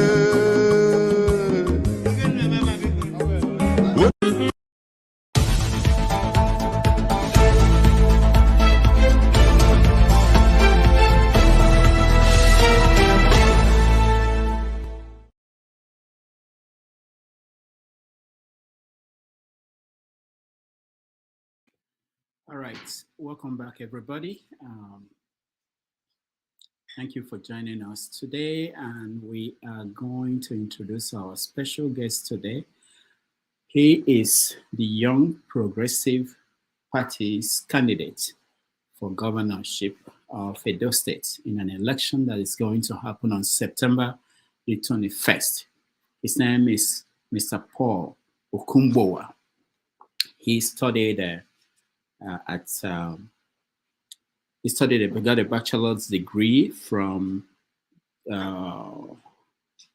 in geology and earth sciences, and he has a master's degree in sustainability, climate change, and green economy. He also did a program, driving performance program at Harvard University. He was a student of Lagos State Business School and Pan Atlantic University, where he got an MBA. He's running under Young Progressive Party. He's 40-year-old. Let's welcome to the show, Mr. Paul Okumbowa. Paul, welcome to the show. Thank you for having me. All right. So a friend of yours reached out to me and said that you are running for governor. I didn't know all the people running for governor, so we're happy to have you.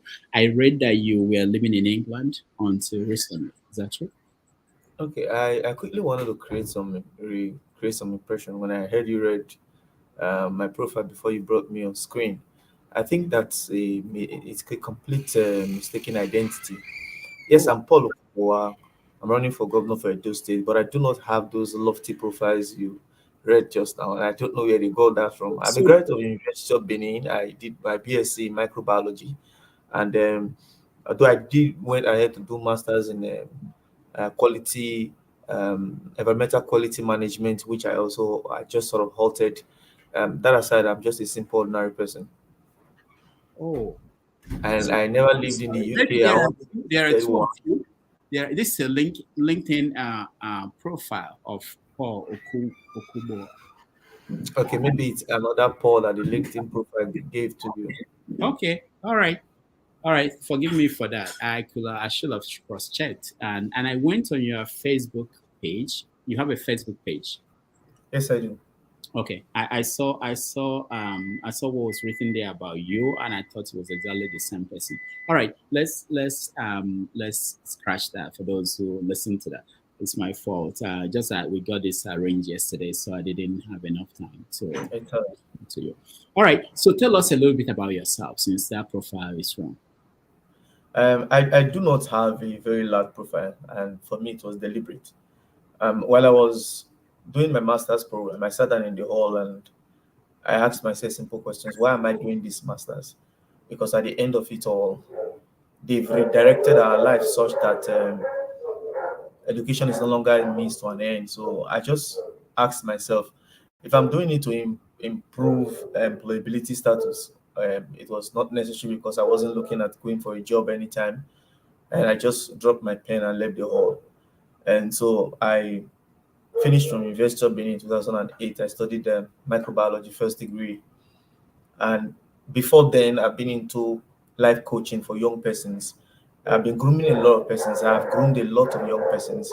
Down here, I own the very famous pre-university tutorial center called Texas Tutorials, popularly called Gorilla Brains.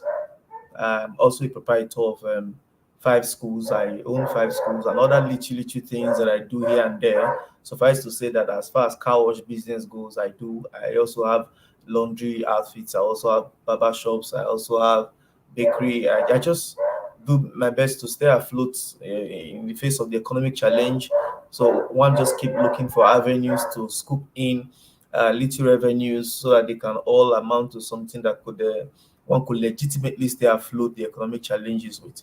That aside, I'm just an ordinary person, sir. Not ordinary if you are running for governor. So, and we don't say classify people because they went to Harvard or anything like that. It's simply the fact that I mistook the same person bearing the same name as you. But let's get back to why you these dogs, are they in your building? Are they? The dogs are in the next compound. Oh, the next compound.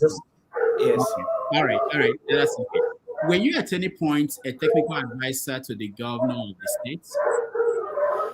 No, I wasn't at any point. Okay. There's another Paul with the same last name who was a technical advisor to Edo State from 2016 to 2020. All right. Let's move on. So, when did you decide that you wanted to be governor of Edo State? The moment it dawned on me that, realistically speaking, this time, the men and women who find themselves in our public offices as far as this country goes, people really do not know what to do. I think they just have money. They don't have the wisdom to translate stone to wealth. They don't have blueprints. These guys did not plan to lead. I think I got so tired of writing against bad leadership, bad policies. I got tired of attending radio programs and TV programs where we have to lampoon government for their, poor stance on certain issues. I just got tired. And I said to myself, the best way to clean up a house is to get into the house. If you keep opening the betting on ending books of lamentation, before you know, they will christen you an agitator or a civil rights activist. I am not an activist, and I don't like to be ascribed such because I'm trying to express pain. Because the more we keep talking, the more these guys who have the monies to lobotomize the election process get into office and still keep fleecing the people of their common patrimony. The more this is happening across. If at any point in time you see people in elections, it's dawned on me that they've used their money, because when a wealthy man cannot share vision, he shares money. They've used their money to weaken the mental strength of the people, to the extent that the people lean more to their stomach. And then at the end of it all, while you are there complaining or agitating, the vote of that guy who probably doesn't have the mental capacity to rationalize why he should vote is same as your vote. These guys are electorates. The upper class that I currently have a problem with just have a way of doing this thing. They just have a way of coming on board, bring their friends. Like in Edo State, for example, for the past 16 years, it's been friends of friends. One guy comes, he attaches another guy close to him.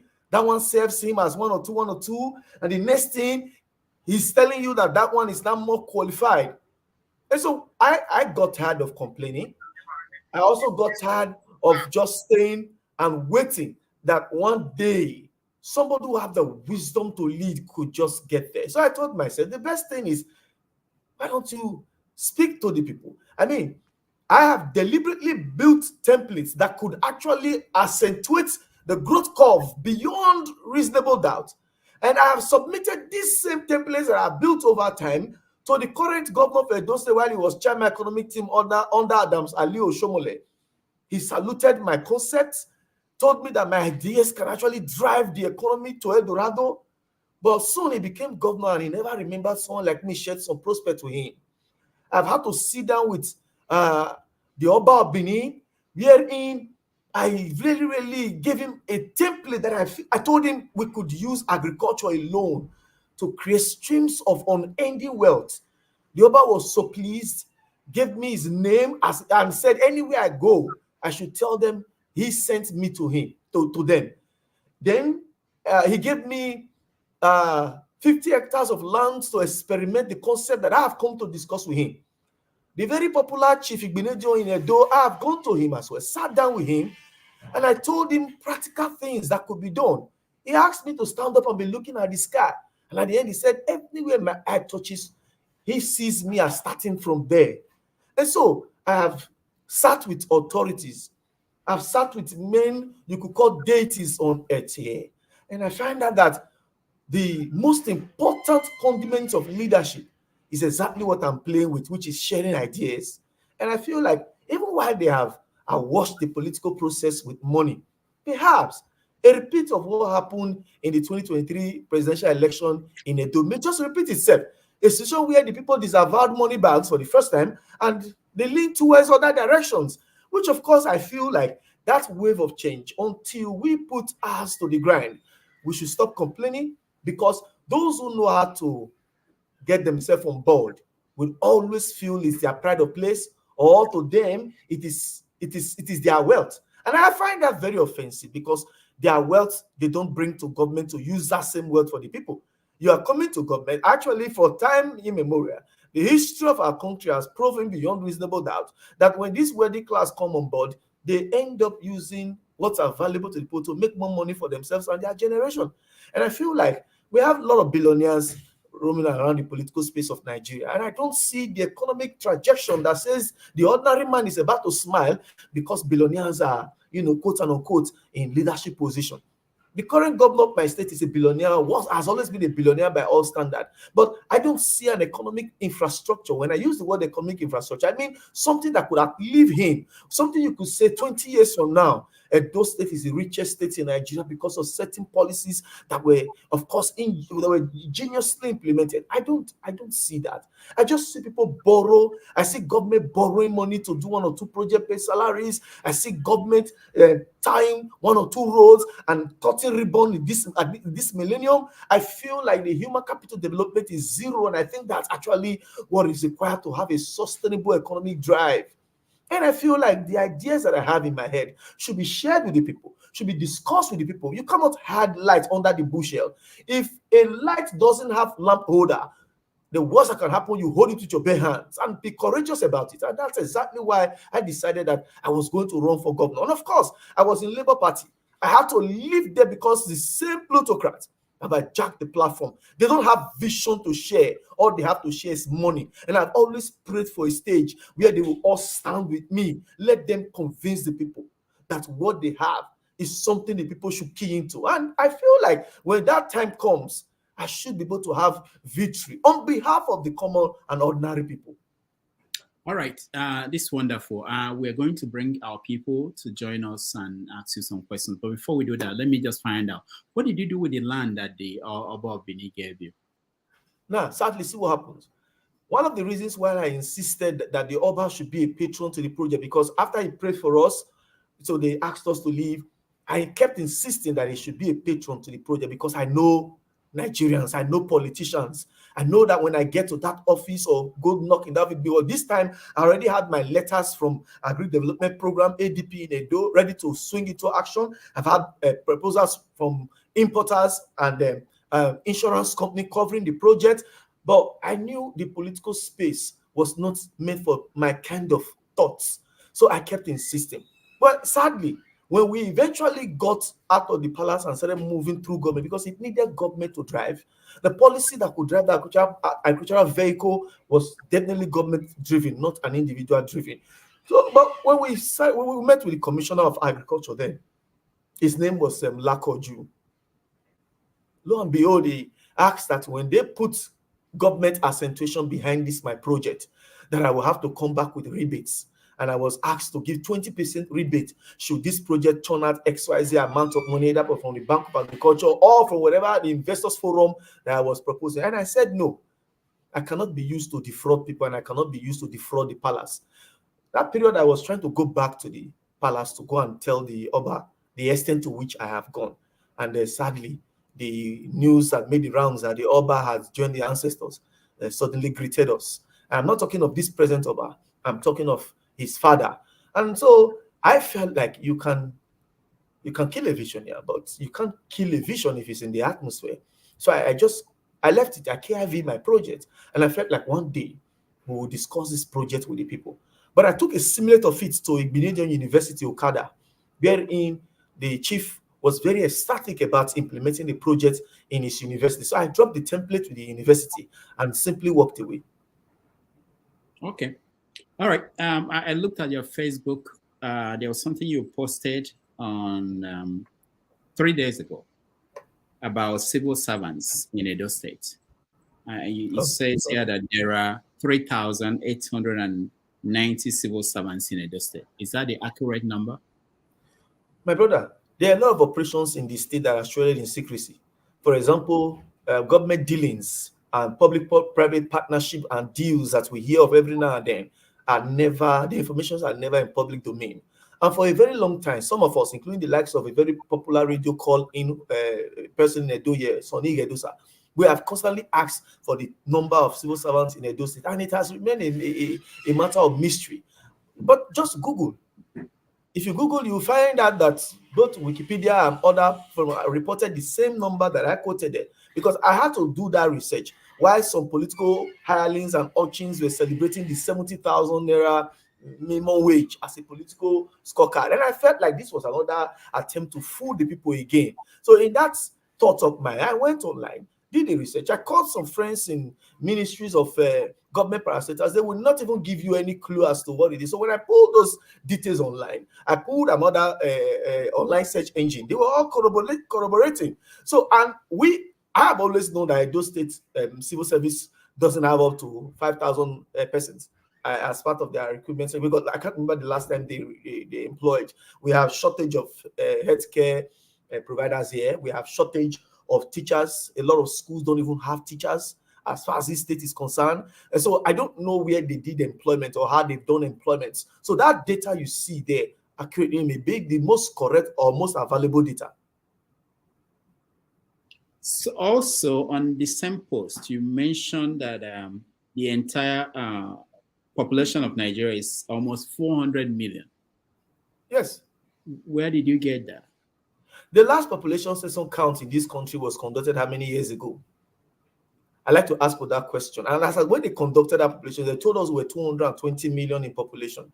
But as when that population was done, I wasn't counted. My 4 kids were not counted. My immediate family, we are 6 in my family, and 6 of us have 3 kids. None of them were counted. And so it's suffice to say that when you keep looking at the growing population strength of Nigeria, and then again, you start comparing it with some studies. Like I'm always trying to consume knowledge. You know, I read a lot of journals about the Nigerian thing, and these are conflicting data. And I know I use my family as a case study. I wasn't counted. My wife wasn't counted because I asked her. I married her 8 years ago, and the population census count was done before we got married, roughly about 10 years back. And I asked her, were you counted? She said, no.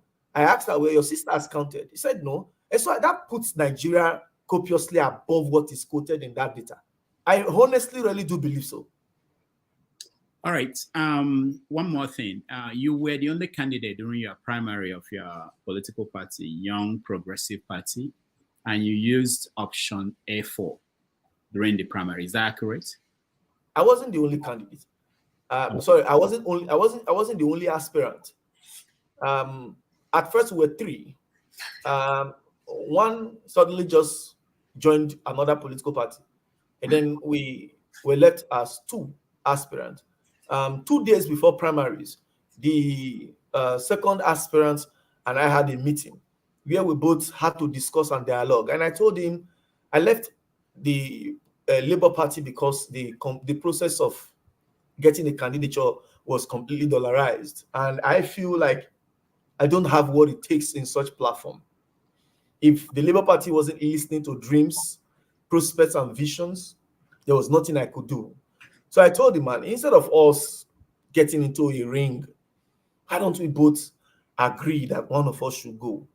First of all, I was way younger than him. He was in his 60s. I just turned 40. And I said, the party in the nomenclature, as far as the name goes, naturally favors that I'm a younger person.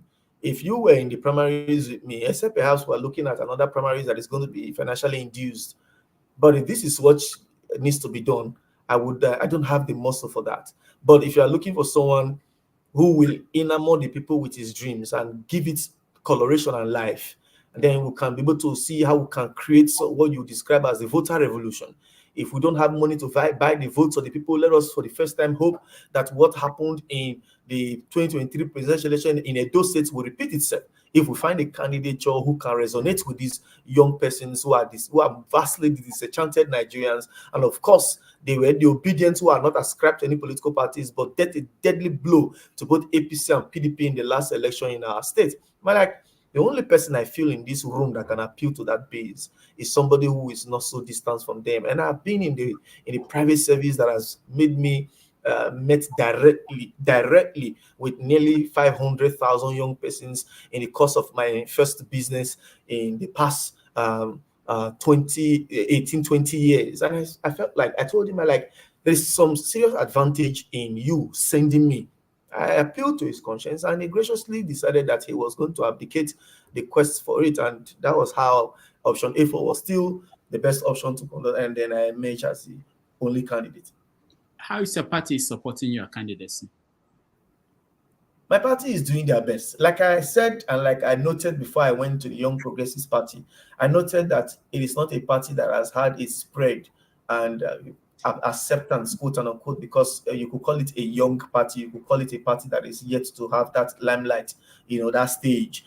But I also recall that in the course of in the pre-2023 presidential election, the Labour Party, as it were, was just a tool that gets candidature and probably do collabo with another political party as far as Edo State is concerned. The Labour Party has not had a pride of place or prominence, even while the Labour machinery were trying to be ascribed to it. But you see, one man's drive, one man's direction, one man's quest for presidency, one man's body language resonated with the people. And of course, Labour Party within the campaign period proved that structures are actually people, not necessarily buildings or vehicles, but structures are people. And when people decide that they want to become a structure to a political movement, such structure will be formed, and it can be formed overnight. So I believe that in the course of this campaign, we will completely envelope all that we need to, because Edos are tired, really. We've done a lot of street interviews, but I am not a big name. So there is no, if you tell me today that does the public know you? Very well, because I'm not far from them. I'm actually a public person myself. I'm so public that when the first time they increased the fuel price, I parked my vehicle because I felt it was too expensive. I felt that money was too much, But the high and mighty don't feel these pains occasioned by poor government policies. And I feel like, let's just go sell our vision to the people. If we can convince them the way we convince the monarch, wherein he prayed for us and gave us his blessing. If we can convince them on what we have to offer in healthcare, in education, in security, if we can convince them that what we have can actually cause an industrial revolution in Edo, because when you keep consuming and relying on borrow or IGR or federal allocations, it's just recurring decimal. But if we can prove that we can actually have a sustainable economic drive that is independent of IGR or federal allocations or borrowing, I think the people are not so averse to reality anymore, even while hunger seems to subsist and still shred most of their common reasoning. But the people are not so averse to what they feel or what they know can work for them. And we believe that, I always tell people, if this is God's will, there is no army in the world that can stop an idea whose time has come. Young persons' lives are wasting on a daily basis, and they need somebody to remind them that they are the pawn in the game of politics, because they say politics is a game. And I've refused to see it as a game. You call it a game, that's why you play with the lives of people. I see it as an opportunity to serve. And regardless of experience, because some will say, have you occupied any government office? Do you have experience? What has the experience in the political space proven? It has proven that the more experienced they are, the more they know how to steal and fleet your wealth. That is all the experience that has been proven over time. But how about a passion to deliver?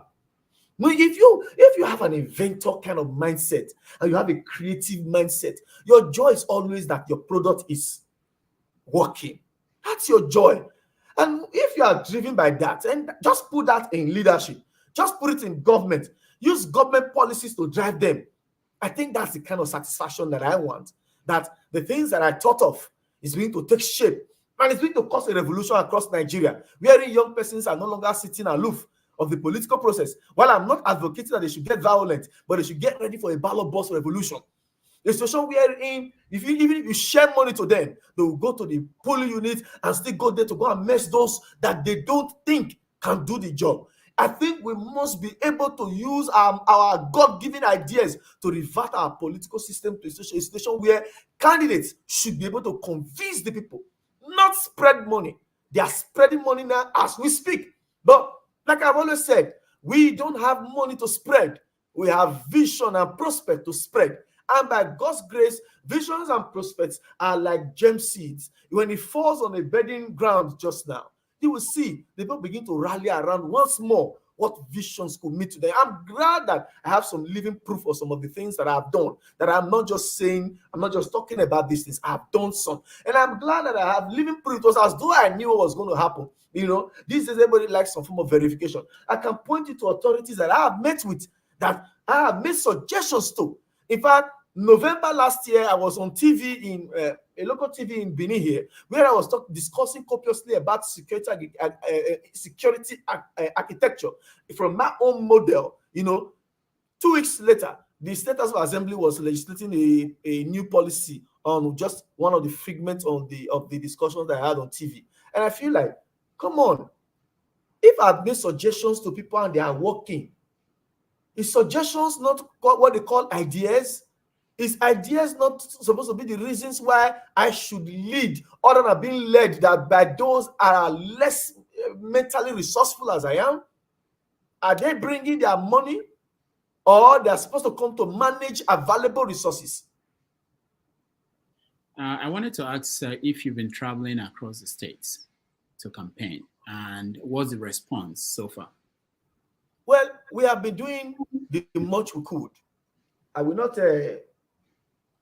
Sorry.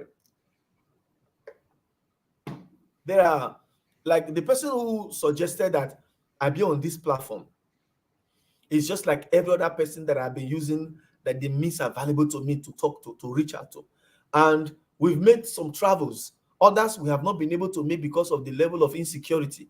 So as at yesterday, we've gone to apply for police orderlies that could help us while we travel.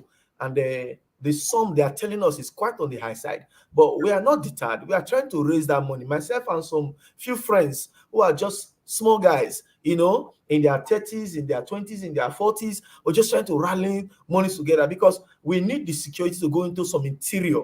Because I will not want to be like a Kensari who after doing so much to reform the Niger Delta as regards the oil exploitation and exploration, and was asking by way of agitation, and later found himself in eternity. And yet the petroleum industry bill tomorrow is still in shambles. The oil exploitation and exploration and pollution is still worse than it used to be. I told myself, I cannot die because I'm trying to redeem a system. No, I will live to stay alive to see the consequence of the actions of both those who did the right and those who did the wrong. So to be cautioned in this election, to stay on the path of caution, is the reason why we have not been able to travel completely the wards, 192 wards, because some are in very remote locations that we want to get to. So we are working seriously on our security so we can travel around. But we have gone reasonably far. We have done at least 8 local government tours, and we are repeating our movement across our political parties. We have been able to also set up a political party secretariat. We raised money, rented secretariat across the 18 local governments. As of this morning, we're able to buy chairs and tables, and then we've been able to set up Akoko Edo, Owan West, Owan East. In Edo South, we've been able to set up, of the 7 local governments in Edo South, we've been able to set up 7. We moved one of the secretariat this morning to Igoba Zua, which is more of the administrative headquarters of the Ovia Federal Constituency there. And in the Edo Central, we are left with 2. We have been able to set up 3 offices. And as we are setting up these offices, we are inaugurating local government executives, because these people that we are reaching out to were like a network of people who started agitating against bad leadership since 2019 NSAS protest. So somehow we've created a network of people who are now reaching out to more persons, and we're ingesting the platform, ingesting our political party. And we believe that the more we campaign, because we have I think 137 days left for campaign. Within 137 days, let us say within 70 days into 137 days, we should be able completely have our 4,910 units agents, and at the same time have our complete local government structure, which we have been building for the past 2 years. All right, let me get our people in so that they will have opportunity to talk to you, and we'll continue the conversation. Chim, welcome back to the show. Paul, welcome back to the show. So we are talking to the governorship candidate of the Young Progressive Party in Edo State. The election is about 4 months from now. So we want to know his plan for the state. If you are from that state, please join us and indicate that you are from that state. We'll give you preference. Let me come to you, Chim. Any question for him or comment? Yeah, thank you very much, Rudolph, and welcome, Paul Okumboa. Is that how you pronounce your last name? Yeah, thank you, Chim. All right, it's a pleasure to meet you. Mine is not a question; it's a comment, but you could choose to respond to some of the things I would raise. That's perfectly okay. So, number one is I always appreciate people who throw in their hats in the ring. It's not an easy thing to decide to run for office. Especially in a country like Nigeria, where it has become an establishment thing. So it's you must have been there before, have served somebody before. Your father, your uncle must have been. It might just what I mean by that. So when I see any young person who builds that courage, I always wish you well.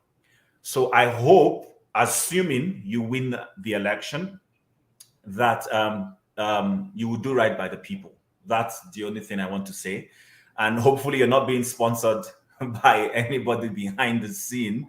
I know it's a conspiracy, but pardon me, I have to say that, because in the Nigerian politics of today, we never seem to know what's going on. There might just be some person somewhere prodding the supposed young candidate to run. But mine is to say kudos to you. It's a good thing to throw in your hat in the ring. Some of us don't yet have that courage.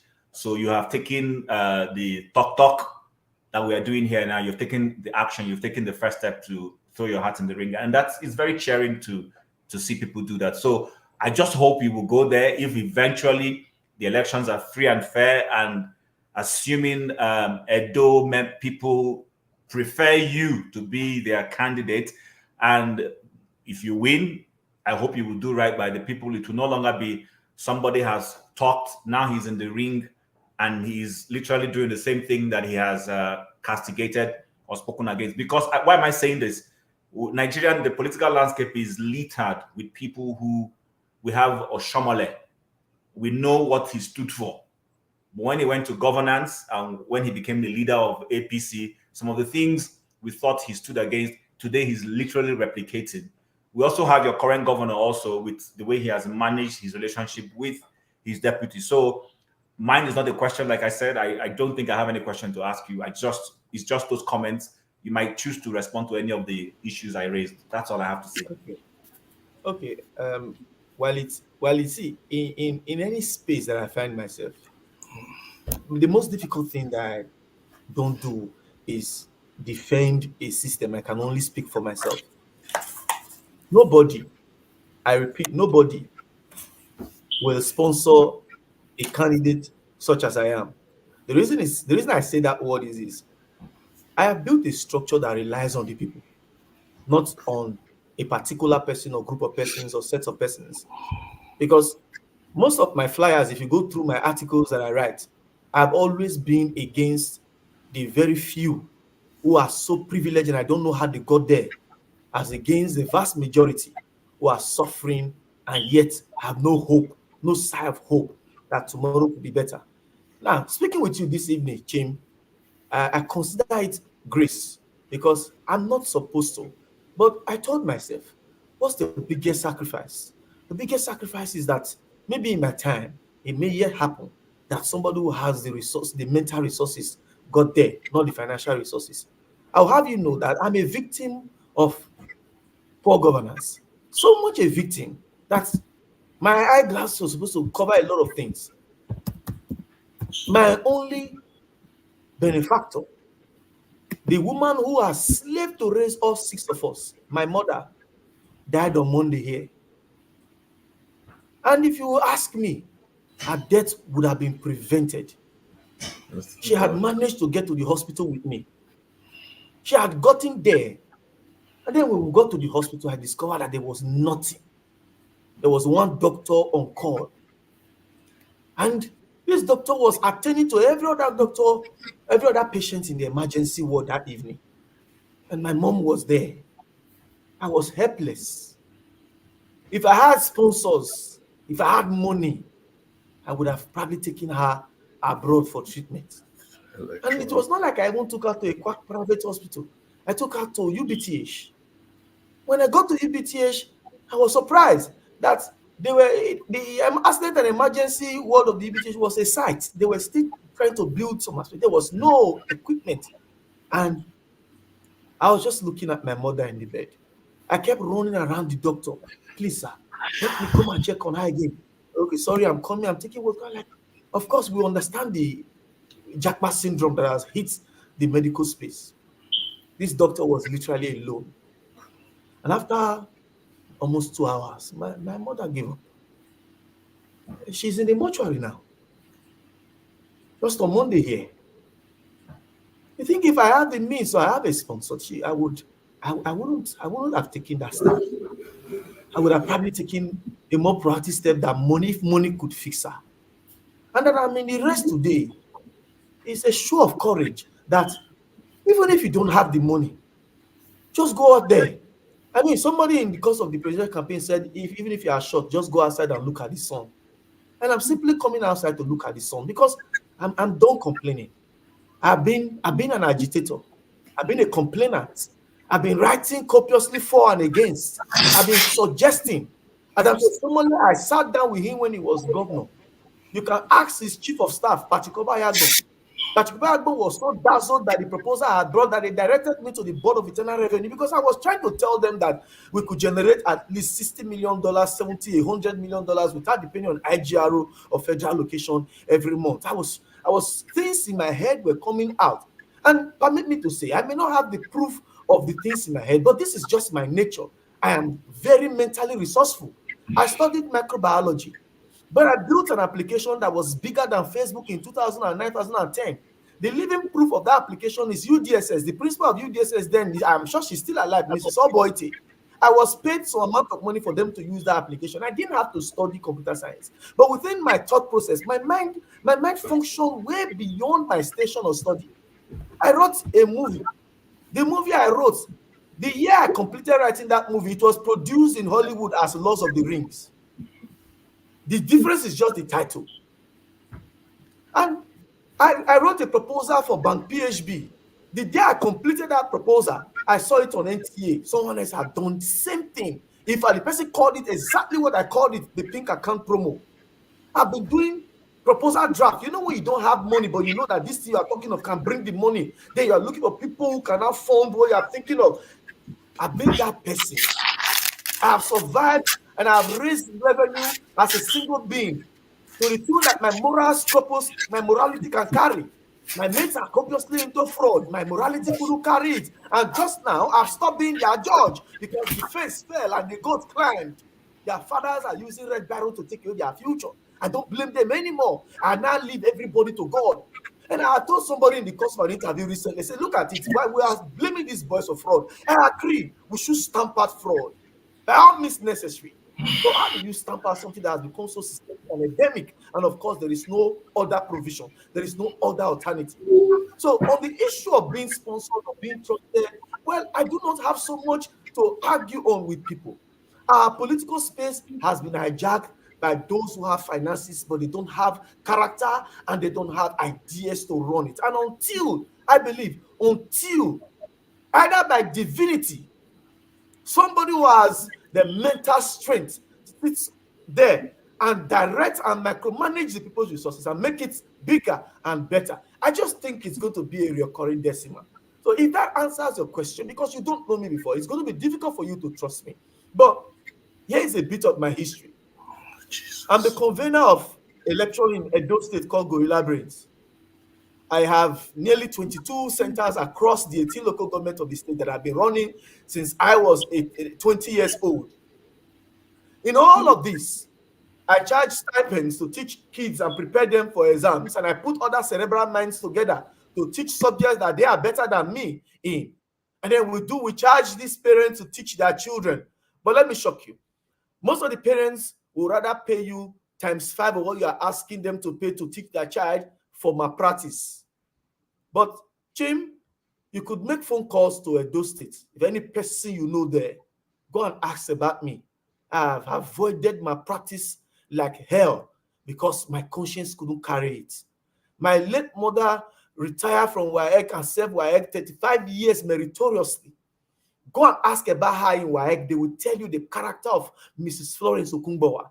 And if I have done pre-university tutorial for the past 22 years, and today I get thousands of young persons, they just finished a program now, German WAEC classes, and across my centers, if we don't get students at all, we get up to 10,000 young persons across all my centers. If I just do enrollment for, let's say, 1,000 of them, and of course, they charge up to like 85,000 or 80 or 70,000 to have this WAEC malpractice done. And then you will spend less than 20,000 executing same per person. Now imagine somebody who controls a crowd of young persons such as I am. Go and ask in my state. Just ask the owner of Gorilla Brains. I have had to arrest my own managers on the issue of malpractice. You can ask Ekpenusi or Morotioma, who was one-time commissioner of education. You can ask Barrister Washington Osifo, who was one-time commissioner of education. You can ask the current commissioner of education, Joan Oviawe, my proposals, WhatsApp communications, written jacketed proposals on how to stamp out malpractice from the space of our education. That's a character I think he who is faithful in a little can be faithful in a lot. Because I would have made a lot of monies from malpractice. Today, while they are using government monies or monies they got from other places, I will be using the one I have stashed for malpractice. And it would have been a lot. It would have been a lot too. All right. Thank you. Thank you so much. Thank you, Jim. Let's see if we can get to everybody. And so we ask our guests to shorten the answer so that we can get to everybody. There are other people who are trying to join and to ask your question. Alaba, you're next. Okay, Mr. Paul Okugoa, I first of all want to commiserate with you as a microbiologist, because my first degree was also in microbiology before I started collecting master's degree as if they grow on trees. Now, my question to you comes from the words that come out of your own mouth, because I have been listening to you, and you do a lot of talking, and like a typical Nigerian politicians, two key things that came out of your mouth was the fact that they are spreading money. You don't have money to spread. That means you are participating in an electoral process that is unjust and unfair. And what in the world would make you want to participate in that? And secondly, you said that Ken Saro-Wiwa died a wasted death. That means you could not die to reform a system. Those were your words, and those were your words, that you could not die, and Saro-Wiwa died a wasted death. In the words of Nelson Mandela, who said he cherished an idea of a democratic and free society in which all persons live together in harmony and equal opportunity. It is an idea which Nelson Mandela hoped to live for and realize. But if need be, it is an idea for which Nelson Mandela is prepared to die. You just said you're not prepared to die for the state of Edo. I have interest in Edo because my mother is from our local government, Nwamura, precisely, Sabongida Ora. And you're not willing to die. And also, the system is unjust. Why are you participating, and why should the people vote for you if you don't want to die for Edo? What do you think is Edo's biggest problem, and what is Nigeria's biggest problem, and what's your solution to it if you're not willing to die? All right. Why should we vote for you? Thank you. Paul, before you answer, let me quickly attend. Paul, before you answer, let me just say that my sympathy to you for your mom that you lost, and maybe that's a factor in your take on this issue. Go ahead. Paul, go ahead. Well, first, let me say that everything you just said, Mr. Rodolph, I didn't hear. I'm sure there was a network glitch. But if I'm to go ahead to respond to Mr. Ferreira, now here's what I mean. Of course, you have paraphrased my statement. I did not imply that Ken Sarua died a wasteful death. That is not what I implied. But you see, at the end of death itself, if the dead can see, I think the dead should draw solace in the fact that what he or she has clamored for is either in process or has been addressed. And I feel like our political space, perhaps maybe you have not tried to set your foot in. Maybe when you do, you will understand better. When I did mention that they are sharing money and we have visions to share, I did not say that we don't have something to share. We are sharing vision and prospects. We are hoping that the people will embrace that vision. And of course, the process to get that vision out is not going to be me in my sitting room. It is going to still be money.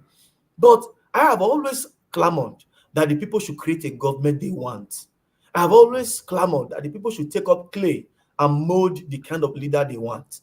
And I've always said that if you keep taking monies from these people and they keep getting into offices, you do not do something. You can't keep doing something repeatedly using one method and then you're expecting a different result.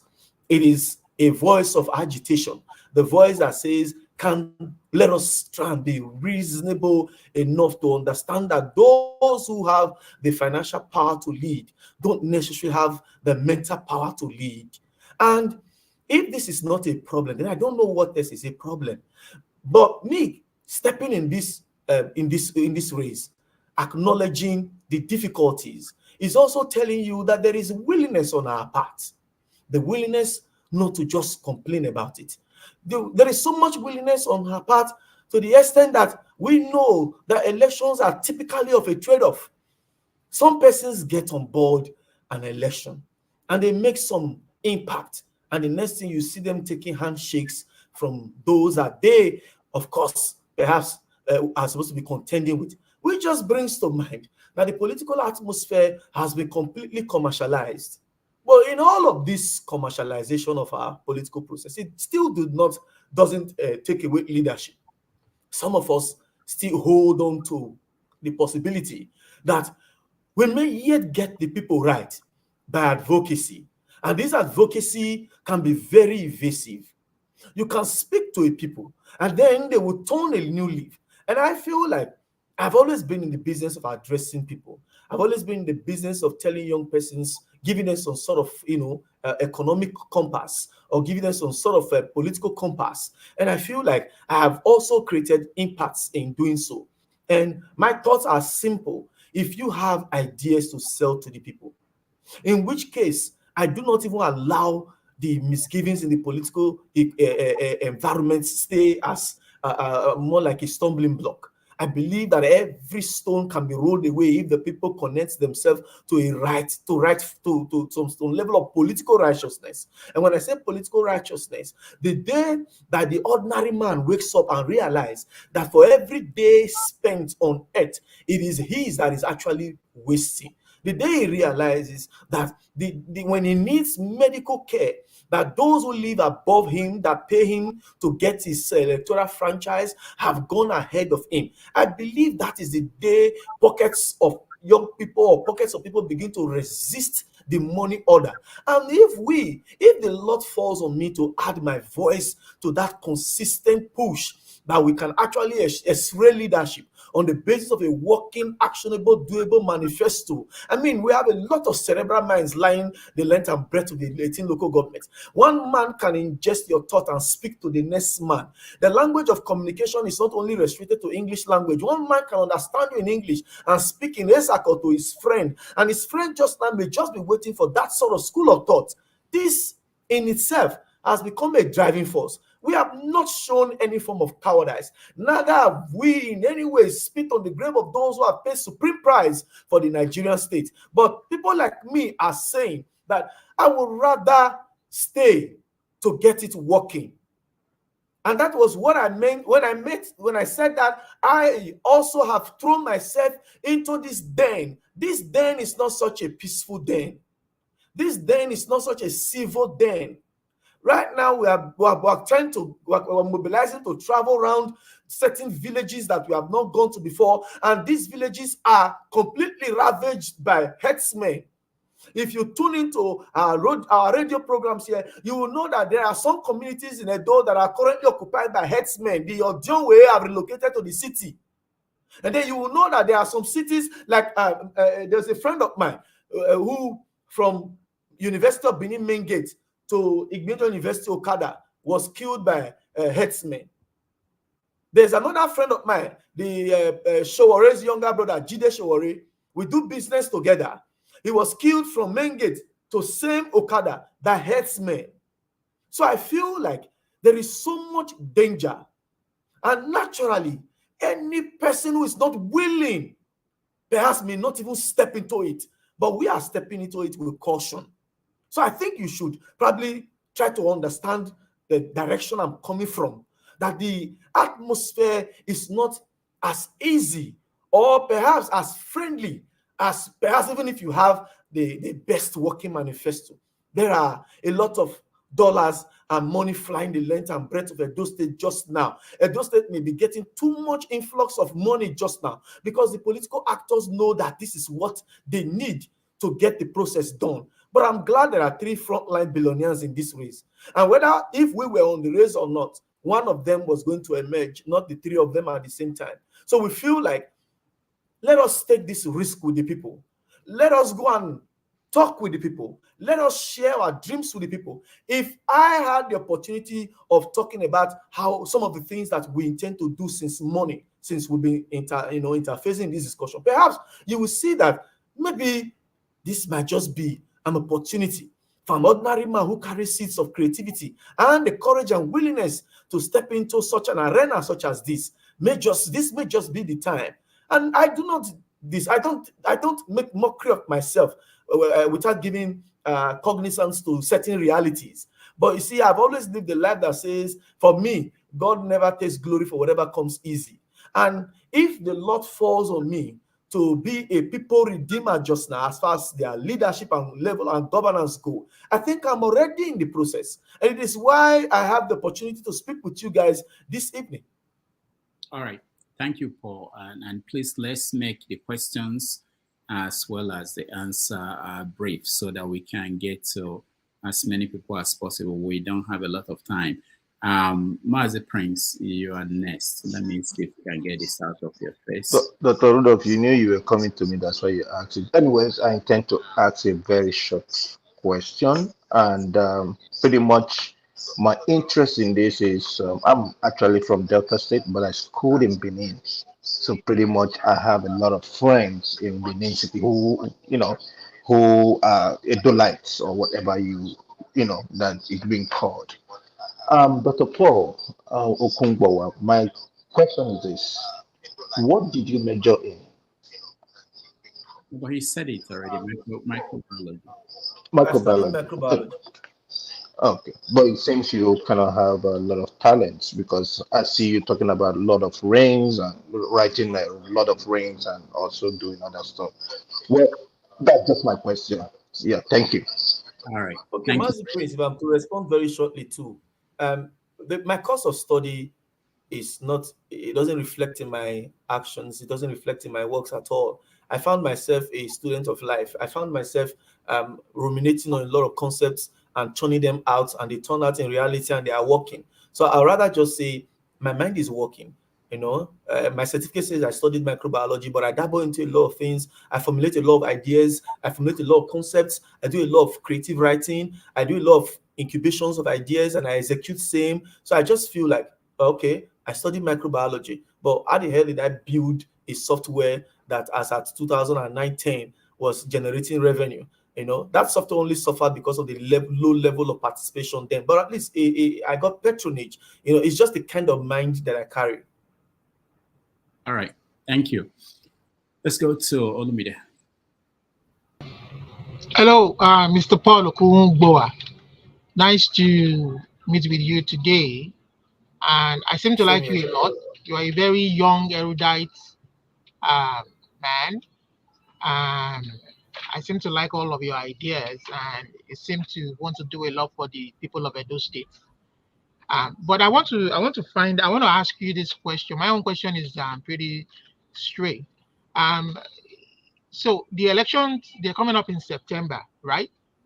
And so what is your own structure? What structure do you have in place, or plan do you have in place, so that your vote, if the people of Edo give you the most valid votes to be their governor, what structure do you or plan you have in place to making sure that you and your party have in place to making sure that your vote count? And also, do you know what kind of modality that election will take? Is it going to be by the IREV? Is it going to be secret ballot, open ballot? So what information do you have? Those are my two questions. Thank you very much for the question. Well, I don't think the political projections and trajectories so far have so far wowed all of us. A station where INEC will tell you this is how they are going to transmit results, and eventually they tell you constitutionally they also have rights not to do as they have said before. But we are mounting necessary pressure that INEC should do the needful and let the election be as transparent as it ought to be. As far as plans goes, I don't think there are a lot of plans that no political party or their candidate will discuss freely on air. But we have been able to draw up a pre-election plan. We have an election plan, and we have a post-election plan. And either case, we don't want to end up, if it is by the people's mandate, and then again, let us assume that after the people gave us their vote, and these votes were by the Nigerian political style stolen. We have also prepared contingencies, and we are doing the much we can as students of life. We have seen and learned a lot from Nigeria's elections, and then we've reviewed, myself and a lot of young persons. We have reviewed election matters for the past 10 years in Nigeria, not just in Edo State, because election matters are always on precedent, just like every other judicial hearings are on precedent. And we are also doing the much we can to ensure that every unit has an agent from our party. And so we don't have people who cannot speak of what they saw, what they recorded, or the records they took as against an eventual record that might be different, or if it will be different from the original record they've taken.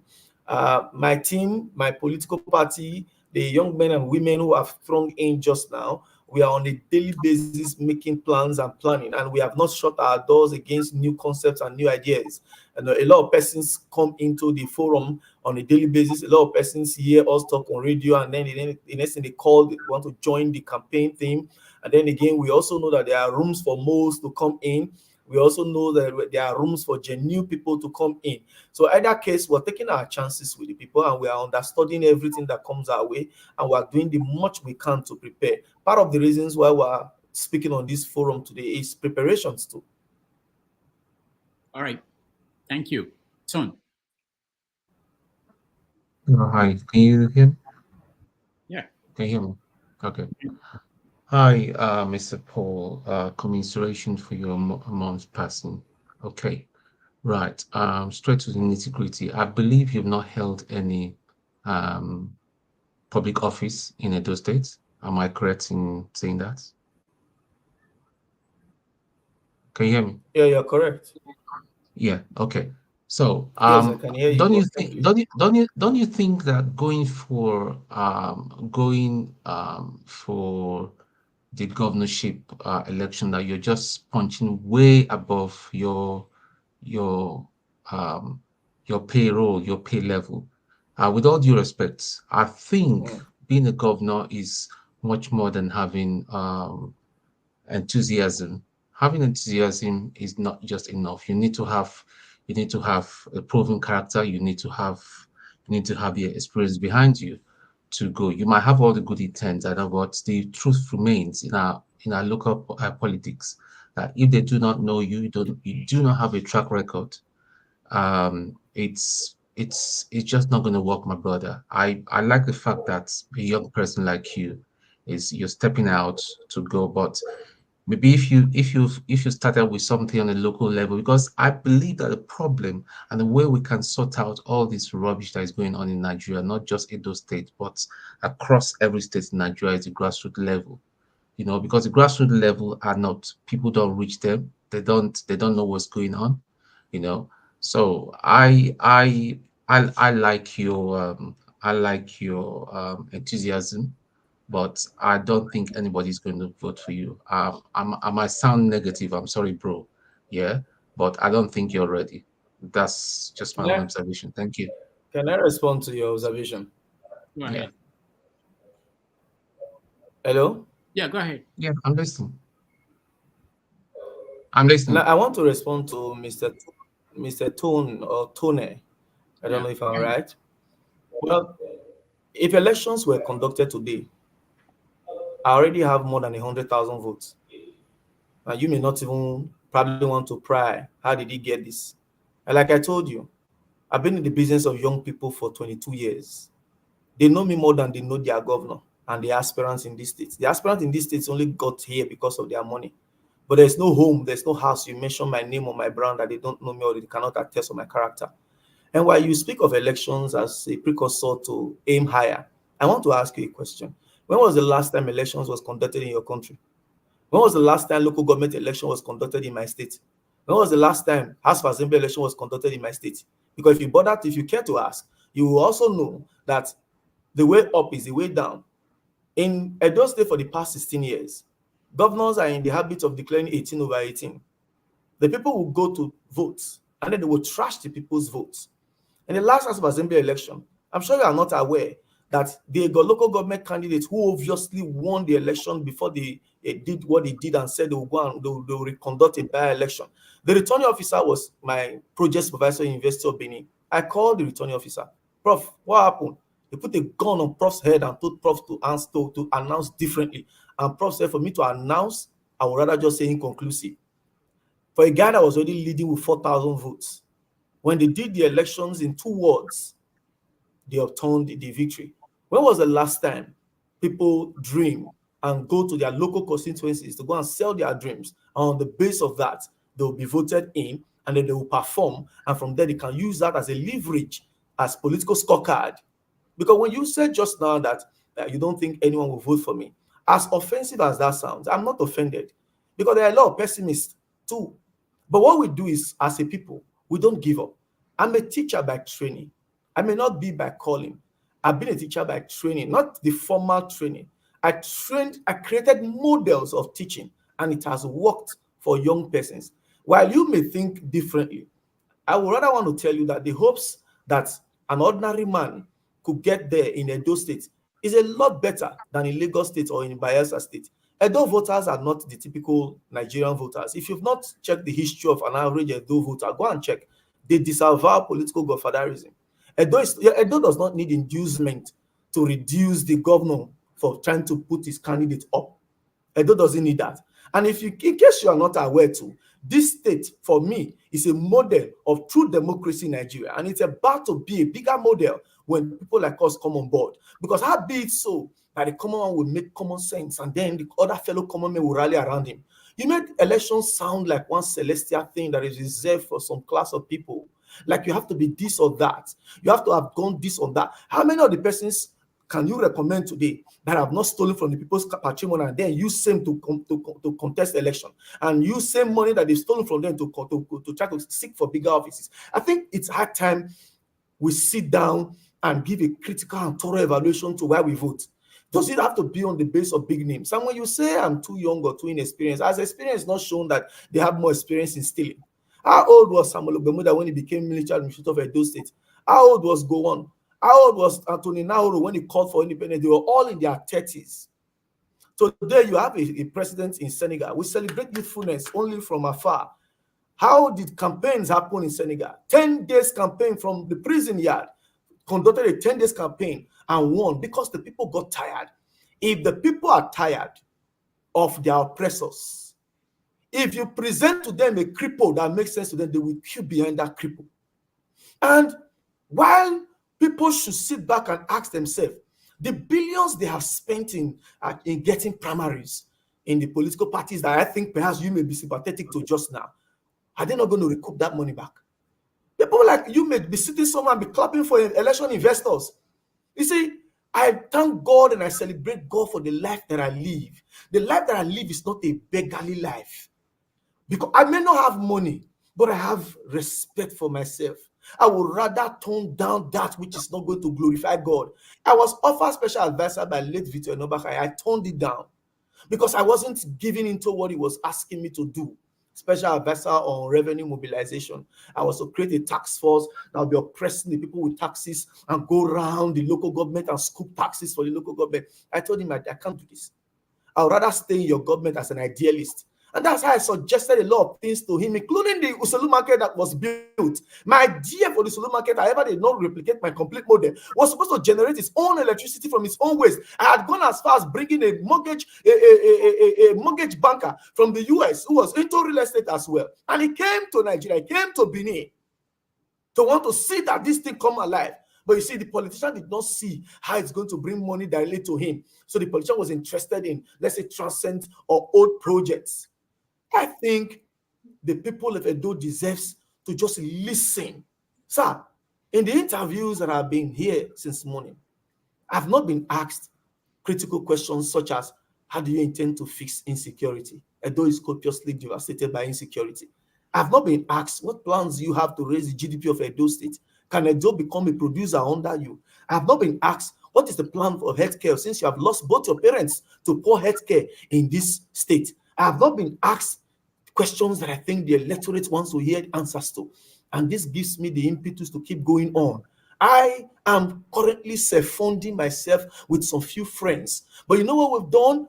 Well, we cannot pay for our Rice TV to be heard. We pay for a local radio to be heard.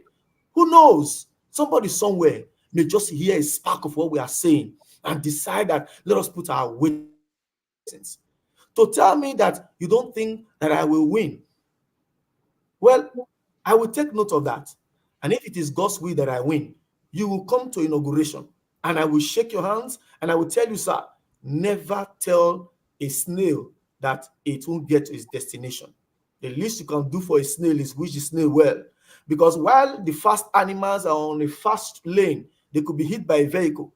They could be captured by a hunter who is hunting for them. But you see the snail, because no one will pay attention to it, it may just safely glide to its destination. I'm very optimistic, sir. I do not listen to pessimism.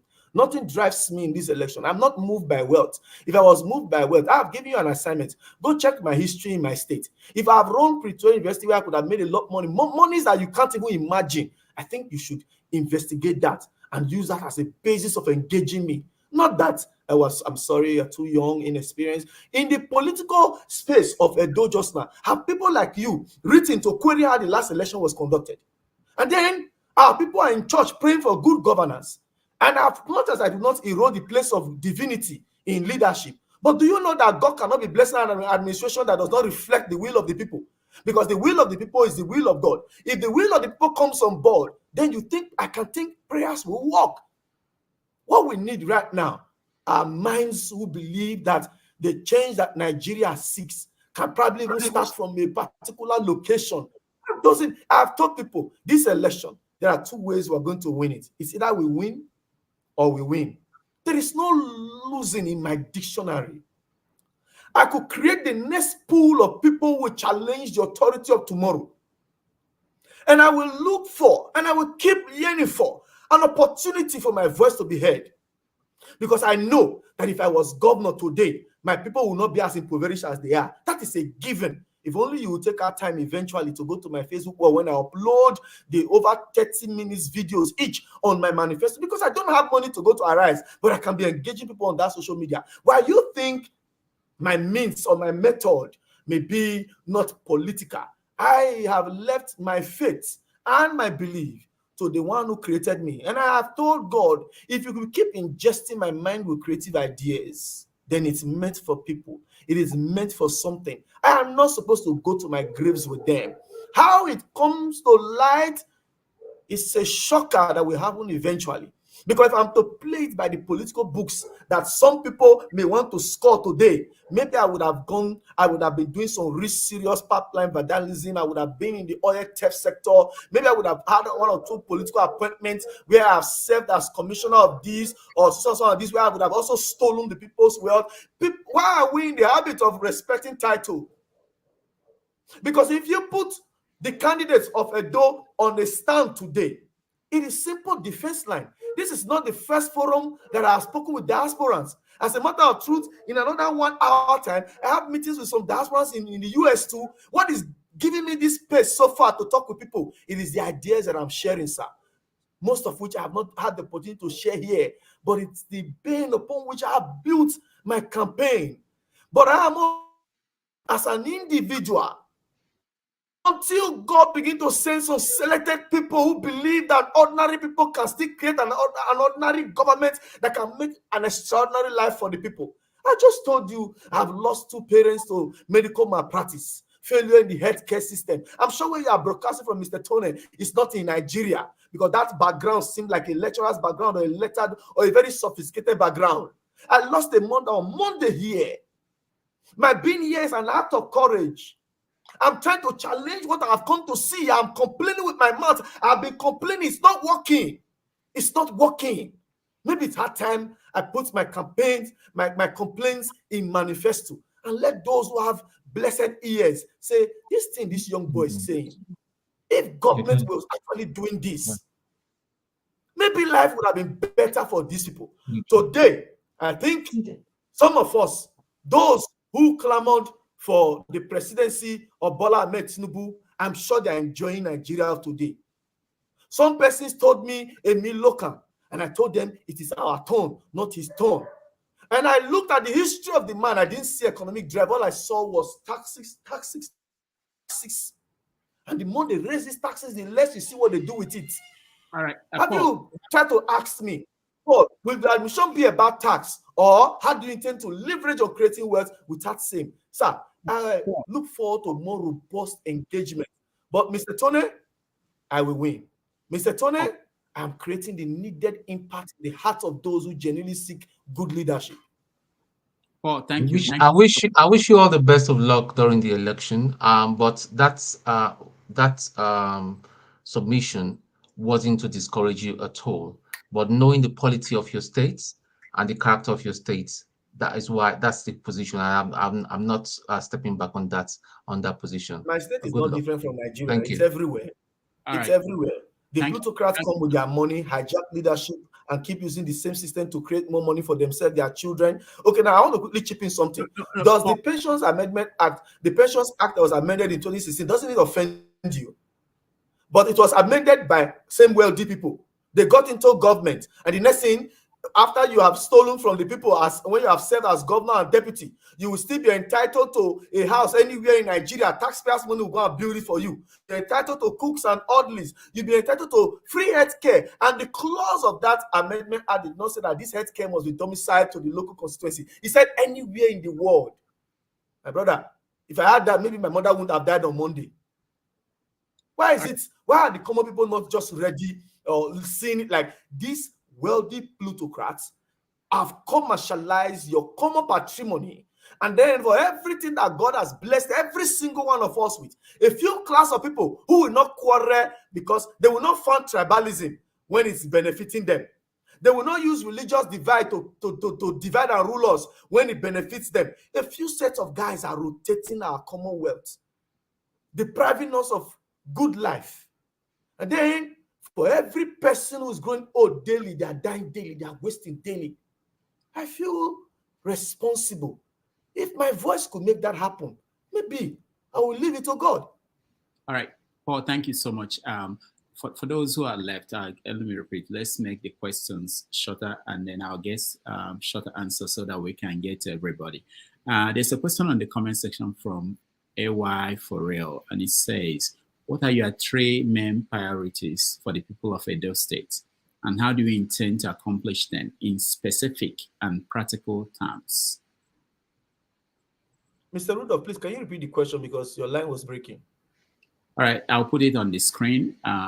What are the 3 main priorities, your priorities for Edo people, and how do you intend to accomplish them in specific and practical terms? Okay.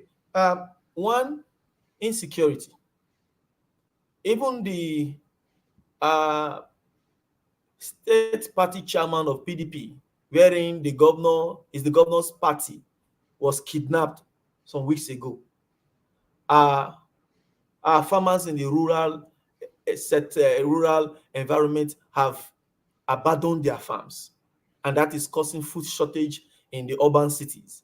So insecurity is something that we are very passionate about. My in-law was butchered in his farm 3 months ago in Odigwete community when he just went to harvest his plantains for sales. He met people harvesting it for their cattle and they butchered him in his farm. So insecurity is a major issue. Another major issue is healthcare. The healthcare system of Edo State is something that every single person in diaspora should be praying for. An average Edo man, don't fall sick. Because when you fall sick in Edo currently, it may just be death sentence.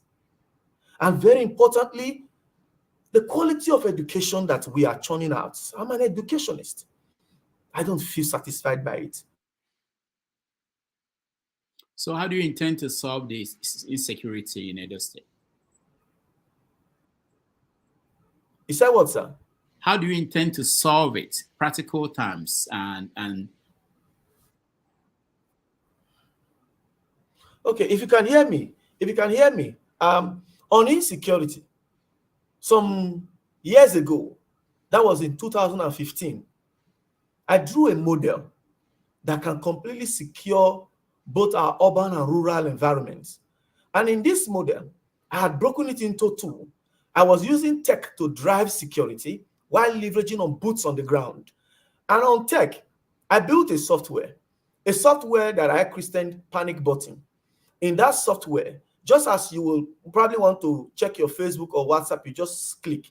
If you feel there was an intruder in your environment or dogs were barking or somebody's trying to break in, let's assume night or whatever the case is, until the assailant come in to overwhelm you, instead of frightening and leaving it on being frightened only, my application can send and will send messages to 10 phone numbers, including the local vigilante, if we can set up one that is very functional and well kitted, can send a prompt message to the Nigerian police force. At the same time, can send prompt message to the firefighters or the primary healthcare center in your local constituency if you have a functional one. But that aside, I changed that program so that in my mother's house where I demonstrate, I don't know if I'm still on. Yeah, we can hear you. Go ahead. Hello, sir. We can hear you. Can you guys hear me? Maybe it's my... I'm sure. Hello, can you hear me? Yeah, we can hear you. We can hear you. Okay, so what I did was, after I built the application, so I did a network of that application to a hardware, which was a blaring system. You know when there's light changeover, when BDC shuts down or brings down light, the prompt siren, that blares in some people's homes. So the moment you tap that panic button that I built, it doesn't just transmit messages as prompts to authorities that could be responding if we build an actual response system and a fast one. It will also blare that alarm in your house. But I didn't stop there. The alarm will trigger the alarm of the next compound, the next house, the next house, the next house, and eventually every alarm in the street will start blaring. And so I took this idea to a senator. who was a serving senator then. The pictures of me and this senator is still on Facebook. In case he denies it, one day I'll pull it out for him. So I demonstrated this to him. And the senator offered me 10 million naira to buy the idea from me and to have it as his private business concept. And I said to myself, this design, it is so robust and so enriched that this is just...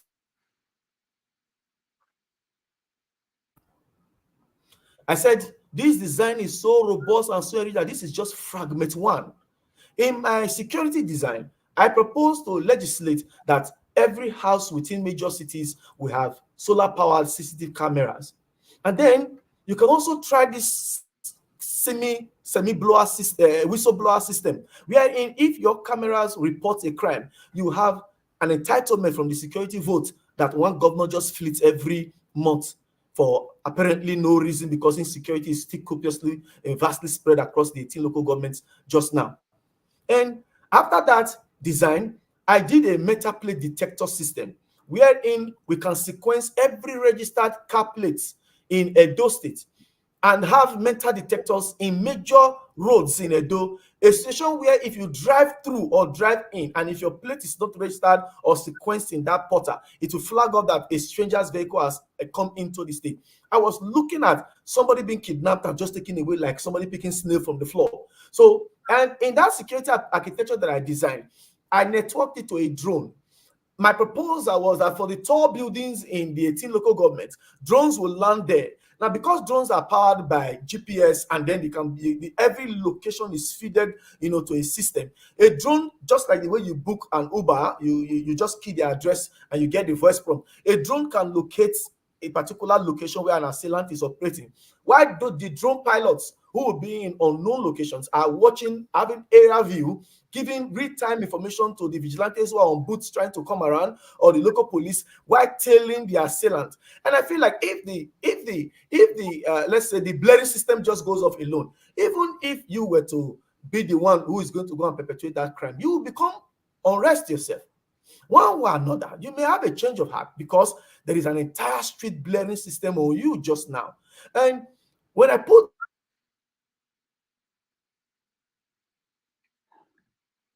All right, Paul, can you hear me? Please. When I put these systems together, I did not only stop at it being an idea that can solve problems. I believe that for every idea that can solve problems, you should go to create wealth. So I propose that as governor, I will legislate a security bill, a situation where every house can be levied 1,000 naira for that security program, because it's very robust. You can use it to kit up the vigilantes, and they can be more armed or more kitted with bulletproofs than even the Nigerian police. Because by my calculation, if you have that project installed in homes, let's say 2 million homes across Nigeria, and they pay 1,000 naira monthly per home, in which case even the most financially disenfranchised can at least pay. Because if you have a 10-room apartment and you spread 1,000 naira, it becomes 100 naira monthly.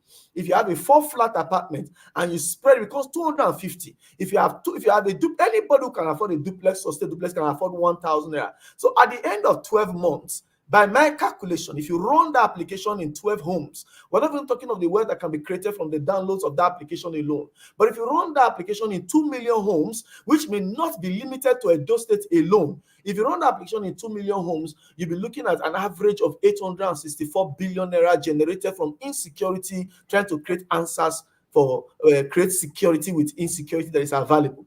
And if you have that in 1 year, which currently trumps twice the size of the current budget that Edo State is running on this year, I believe that you can do a lot of infrastructural works. If you are talking of tying roads that will lead from here to London, is it not availability of wealth that we used to do it?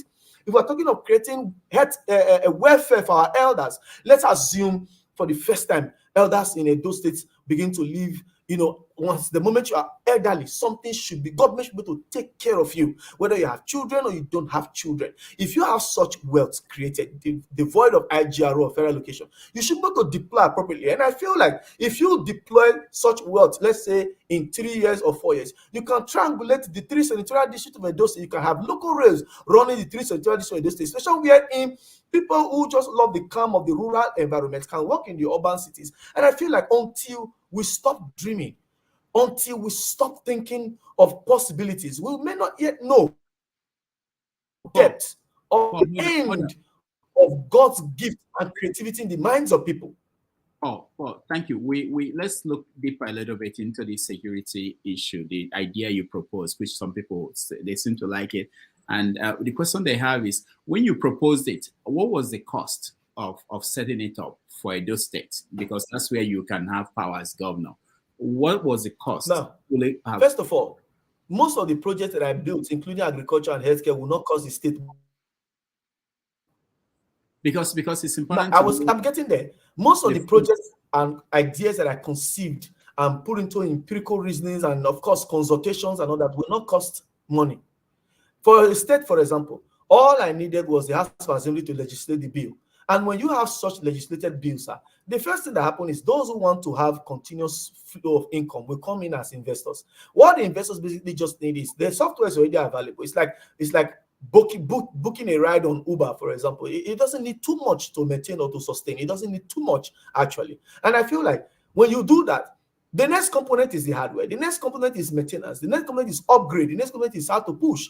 But very importantly, it is how to kit and create and recruit more men as boots on the ground, because there is availability of wealth to do so. The Edo security network in Edo just now, from what I have gathered, are not paid salaries. Instead, they are doing side jobs like going to marriages or burials to provide security, or you invite them to come provide security, 1 or 2 stations and all of that. Meanwhile, these guys can actually be used to approach crime directly. And by my design, all we needed was just the legislation. And after legislation, people will come in. And I'm very confident that there are some of you here who want to have such businesses, because it's thriving on policy, it's thriving on people, it's realistic, it's doable, it's working already. And that's how, for me, people will come in, own portions of this investment, because if you don't run such ideas through a public-private partnership platform or forum, you may have continuity as a problem when government is changed. So long as it's security, I think people will always come in, especially when the security itself is going to provide wealth. As for whether it was a financial burden on the state, by my design, it wasn't a financial burden on the state. All right. We have about 30 minutes, and we have about how many people here in the studio that are here to talk. I'll go to James first. I'm skipping everybody. I know he's been here before and in and out, and he actually came for this. Just in case we don't get everybody. James, I'll give you the chance. But I'll guess, please, if you can make the answer short so that we can get everybody. James, go ahead. Thank you very much. Thank you very much. And I also thank the other panelists for giving me the chance. I owe you gratitude. Thank you all very much. Mr. Paul, thank you for coming. I've listened to you attentively, and you spoke like a reasonable young man. Your style of doing things seemed to be different from that of people of my generation. I was brought up in Edo State. I'm not a Benin man, but culturally, I'm a Benin man. And I owe allegiance to the state and the people of the state. That is why I decided to come here today. In the history of that state, we've had only 2 remarkable governors among the whole lot. And these 2 happen to be, the first is Samuel Osaigbo Gbemudia, and the second is Ambrose Ali. Ali made his mark in education. As for Gbemudia, let me tell you what he did. It will act as a guide for you should you become the governor of the state. He established the University of Benin, Auchi Polytechnic, Ogbe Stadium, National Museum at Ring Road, Agbede Mechanized Farm, Rural Electricity Board, Bende Steel Structures, Bende Pharmaceutical, Bende Boatyard Warri, Bende Insurance, High Court Complex, State Secretariat, Bende Hotels, Bende Newspaper, that is Observer along Airport Road, Bende Insurance Company, Bende Insurance Football Club, Midwest Television, Midwest Book Depot, Echo Publishing House, Bende Library, New Nigeria Bank, Ewu Flour Mills, Okpila Cement Factory, Ekiosa Market, Ekiosa Market, what's it called? That market along Akpababa in my area. Okay, anyway, the market at Agbado Market, I think. Oba Market, he started it, he didn't complete it. And what's it called? Okoro Poultry, then, yeah, just so many. And all this gentleman did it within 8 years. Since this present political dispensation started, they've not done 1% of what I listed here. My worry is this. Politicians come, they tell us very nice stories. At the end of the day, they rub our faces with shit and they get away with arrogance. Now, when Ambrose Ali was contesting, they came to Benin at Urokota Hall. It was called Exhibition Center, the opposite along Ring Road.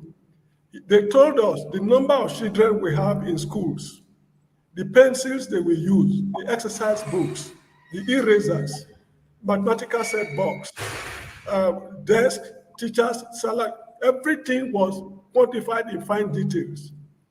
Will you be able to follow these guys' footsteps? Because it will make things easier for you. If, for example, you said you are an educationist, how many children are out of school in Edo State? How much will it cost to employ the teachers? If the teachers are not enough, will you set up colleges of education? Okay. These are fine details. All you'll be saying all along is, I will do this, I will do this. Ali did not work as an individual. They worked together under the platform of the Unity Party of Nigeria. They work, Ebenezer Babatope and others, they work out the modalities and gave him the template. Do you have such a team working with you? Because we don't want to vote you. At the end of the day, you tell us we are sorry. Anyway, that's what I've got to tell you, my friend. Can I respond, sir? Or should I still wait? All right, go ahead. Mr. James, first of all, I appreciate the insights of your question. The truth is this, my generation will always do things differently. And there are a lot of benchmarks that you have listed just now. They make quite a lot of impact. But I wanted to quickly go back to one.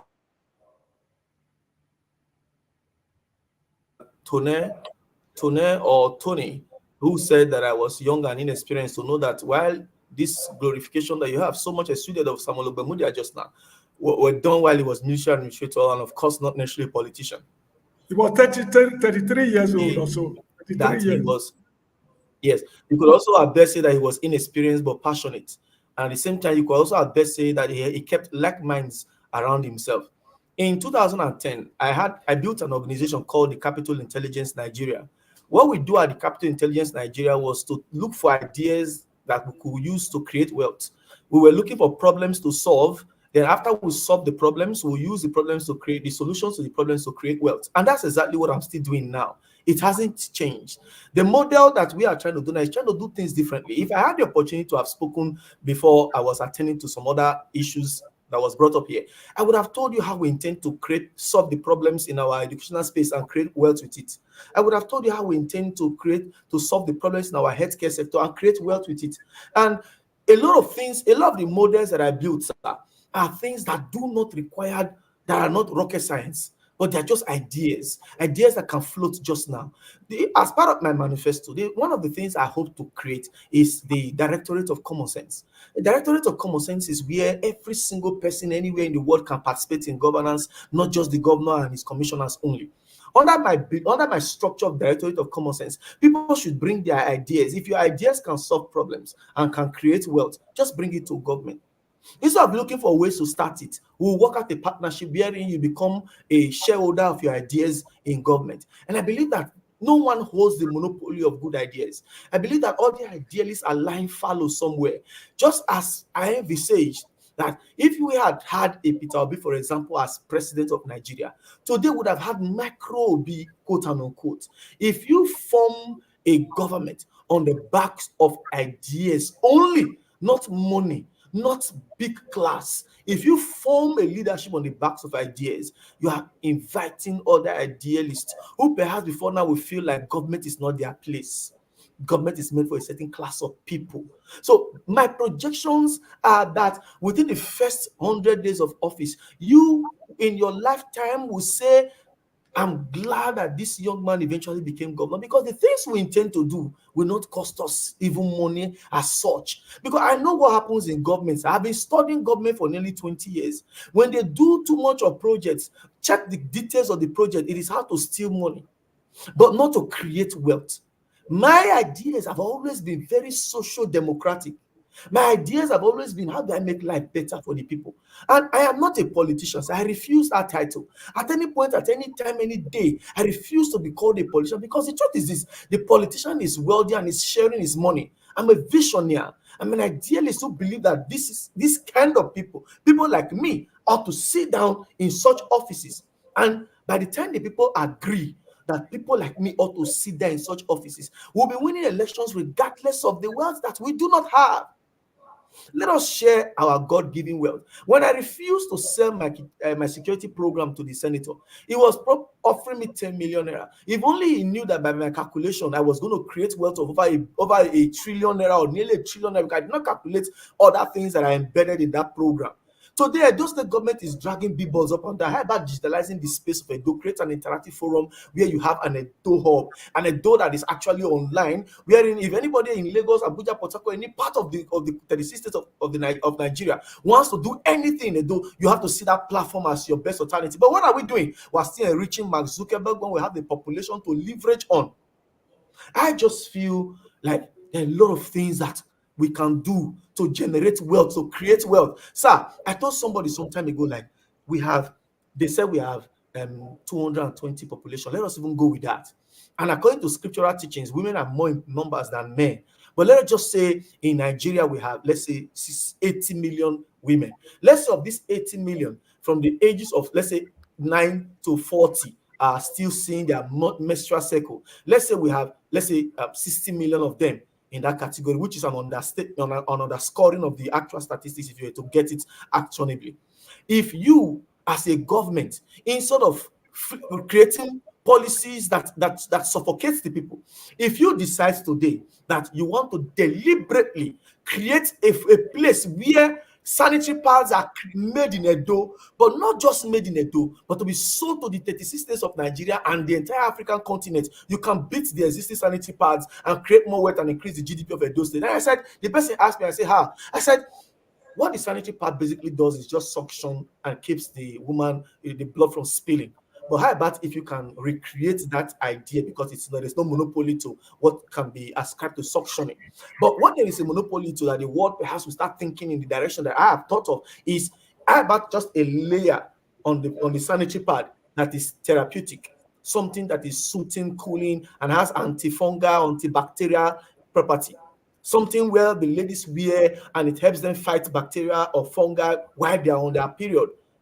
Don't you see? I think there is a lady here. Her name is Dumi. If you ask Dumi, for example, that if there was such sanitary pad that is therapeutic, that has become medicinal just now, I'm sure she may perhaps prefer to patronize that than the regular just suction sanitary pad. But I imagine the number of women who on a monthly basis procure sanitary pad. That is wealth itself, going to wherever it is going, wherever it's going to. And most of these wealth are going outside Nigeria. South Africa today has a lot to gain from this country, leveraging on our population strength. And then as a government, we have not seen that that's huge revenue on its own. If I become very intentional and decide to use the Pharmaceutical Society of Nigeria to create such sanitary pad, for example, don't you see where it's coming in instead of stealing?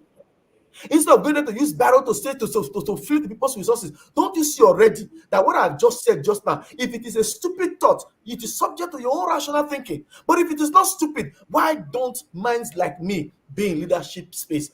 Instead, somebody was telling me that I'm too young and that he doesn't think I will get a vote. I believe so strong in my heart of hearts that until we exhort the people who has the ideas, until we fight for them to get there, it will be recurring decimal. It is because business as usual. That is just one. Sir, I have documented several ways that even I today, If I don't even become the governor of Edo State, for example, and I decide to take my ideas to investors, I'll still be a trillionaire before daybreak. But I said to myself, same way I refused to sell to the senator that asked me to sell my idea to him.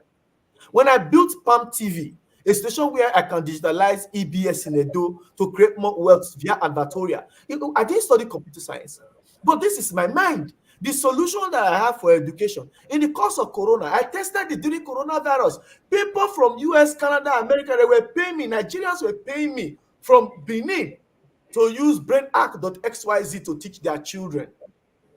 And I feel like, why should they tell me 30% increment minimum wage and then they're clapping when we can create wealth leveraging on the population size? The West Africa curriculum, the road that runs through West Africa countries, is big business if only a government knows how to tap into it. I have done designs on how to tap into a lot. Okay, Paul, hold on, okay? It's the lots that you have to say, and I think because we have less than 20 minutes, I think we have to invite you back another time, and I'm already planning to get all the governorship candidates who want to come on this platform to come here and tell us what they think. So for the time being, make your answers shorter so that we get people who are on this platform at this point to ask your questions so that we can round up. I'll go to Bumi, not because you made reference to Bumi. Mr. James, thank you so much. I'll go to Bumi before I go back to Wale and KJ, because she's the only woman here. So Bumi, go ahead, just in case we don't get to other people. Bumi, go ahead.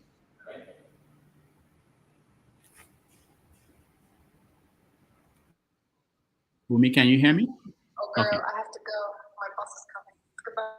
Oh, okay. Is that what she said, that she has to go? Okay. All right. So let's go back to Wale. Bumi, thank you. I'm sorry that we couldn't get to you. Wale, go ahead. Yeah, thank you. Mr. Paul, first of all, let me send my sympathy to your parent-in-laws. Please accept my condolence. And I really salute your courage, as a young person coming on board to say this. I know you've probably mentioned that nobody's bankrolling you, but then you know that Nigerian politics, if there's no godfather, you probably need to be very rich in your pocket. But saying that, my major question now is, Nigerian people are very, very gullible, and they just follow these same politicians, no matter how good the ideas you have for them. I'd kind of describe them like a zombie. And we've all seen it. How are you going to convince these people? I know you've probably mentioned it, but I know my people, and I know how difficult it could be, especially when these people you're going to fight against, the people you're going to contest with, it's going to be an uphill battle. I don't know if you are prepared for that, but I wish you all the very best, because I know you're going to be frustrated by the power to be. My advice, just for me to quickly say this, is I know there is no time, especially when you're trying to sell your ideas to people in diaspora. Why don't you do like you probably have done the video in YouTube or something. Why don't you send the link to people to watch so that they can listen to your manifestos? They can, at their own convenient time, because time is very, very precious in diaspora, abroad. That is just my own little advice. Yeah. I credit you. I really salute your courage, but be prepared that the people you're going to fight against, they are not sleeping, and they will frustrate you. They will do everything. But at the same time, are you not going to be one of those Yahyaha Bellos? I don't know. Okay, Mr. Wale. Mr. Wale, thank you so much. The truth is, courage is not the absence of fear. It is only a coward that will see a lion and assume it's a cat because it belongs to the cat family. But you see, I have journeyed 4 decades on earth. May not be as much as you have, but in my 4 decades on earth, I have seen God in action. And I'm not saying this to sound religious. I've seen the most impossible become possible. And I feel like at some point in time, how we write history is not the fineness of our handwriting. It is a willingness that we're willing to write it in the first instance. You see, a popular comedian in Edo here called MC Casino told me that his only fear is that in Nigeria, the liberator will soon be screaming for liberation. And I said to him, I agree with you. But I was in a village last week on Sunday. I didn't go to church, so I went to see some village heads so I can bring my voice to some villages. And the man told me bluntly that he was the vice chairman of the ruling party at the national level in that village. That and as such, as much as I have spoken very beautifully to him, but he doesn't. I should know that he's a party man. And I saluted him and I greeted him. I said, first of all, I've come to fulfill one thing. I have come to tell you. But very importantly, I want to ask a question, sir. In the 2023 presidential election, that election of Peter Obi, how like in this village, Mr. Wale, here was his response. He said 2023 election was a purge to politicians. In his own word, which I later confirmed from the last voter registration exercise, because I had the database, he said as much as he was sharing money, he got only 3 votes in that village. And I said, did Peter Obi come to your village? He said no. I said, okay, did Peter Obi people come to your village? He said no. I said, what now happened? He said, all they hear from the city was that now obedient, now bio, now bio. I said, eventually what came to your village was the idea. And I said, how did they raise party men and women? He said it was other people in the village that started saying that they are the Obi of this village, that the Peter Obi of this village, they want to join labor in this village. He said that's how they defeated him, that he became very ashamed of himself. So what that proved to me was that the idea went ahead of Peter Obi. Peter Obi won villages, elections across some very unexpected states in this country, not because he went there, not because he shared money, because an idea went ahead. Our people are suffering just now, sir. As I speak to you, the cost of petrol is now 850 naira per liter. And then they have not rebooted the economy to suit the expenditure, to suit this increment. Every other thing that goes up that and never comes up, never comes back down in Nigeria, in Edo State. In Edo State, there is no price control. People just drop their prices. To rent a 1-bedroom apartment in Edo now is expensive. As I speak to you, this is the time where I believe that the man you used to give 2 rubber of rice or 2,000 naira to buy his vote may be demanding 20,000 or 50,000 from you now. And at the end, if someone else can share an idea with him that works with him in his heart, he may still go to the polls to go and disappoint you. Like I said, if I don't start, I will just keep lamenting. If you never put on this Zoom meeting today, you probably wouldn't have seen my face or heard me. The very first will has created an ignition in your heart. Okay, let me hear this young man. How about the possibility that a lot of persons hear me? Because what I'm fighting to do is just for them to hear me. All right. I am not being bankrolled by any person, but here's what I believe, sir. I'm spending the little money I have on radio. Sometimes I go broke. So I still call some friends. Okay, let me put you on this radio for the next 1 week. So how much will you need to be on radio for the next one? Okay, so this station, they collect this one. So they'll pay directly to the radio. They'll send the time to me. I'm still going to cover it. I'm not tired of sharing this vision, sir. I recognize the odds are there. But you see, until something happens, we'll keep pushing until something happens. All right. Thank you, Paul. Let's go back to Bumi. Bumi, your question. Thank you, Dr. Damages, and thank you to our guest, Mr. Paul. I'm definitely going to butcher that last name. I'm sorry. So my question. Sorry? I said it's all right. You can call me Paul. Okay, thank you. My question was, how do you intend to promote transparency, accountability, and good governance in your government? So very technically, simple. If you do get elected, you know how governors have immunity. How exactly are the Edo State people supposed to hold you accountable, like truly? Okay. I've always believed that people will be people. You know, I have lived through a system that I built and also been able to shun so much wealth by the side because it's not something my conscience could carry. But I would not be able to vouch for everybody per time. But here's the thing I've always said, Bumi. If you create an e-government system, if you create a system where every parastatal has a model that runs through a system, wherein procurements are done transparently and keyed into a system, it makes auditing very easy. I always ask question, when was the last time the Auditor General in Edo State gave an audit report and we all saw the audit report? Because he too is on the take. And so I said to myself, one of the first things I intend to do is to actually transmit a letter to the House of Assembly granting local government financial autonomy, a proof that I don't want their money. My mind is set to create wealth. My mind is set to just create the wealth from nothing to something. And when I transmit letters to the House and they agree, I have also demonstrated the willingness for local government to start growing.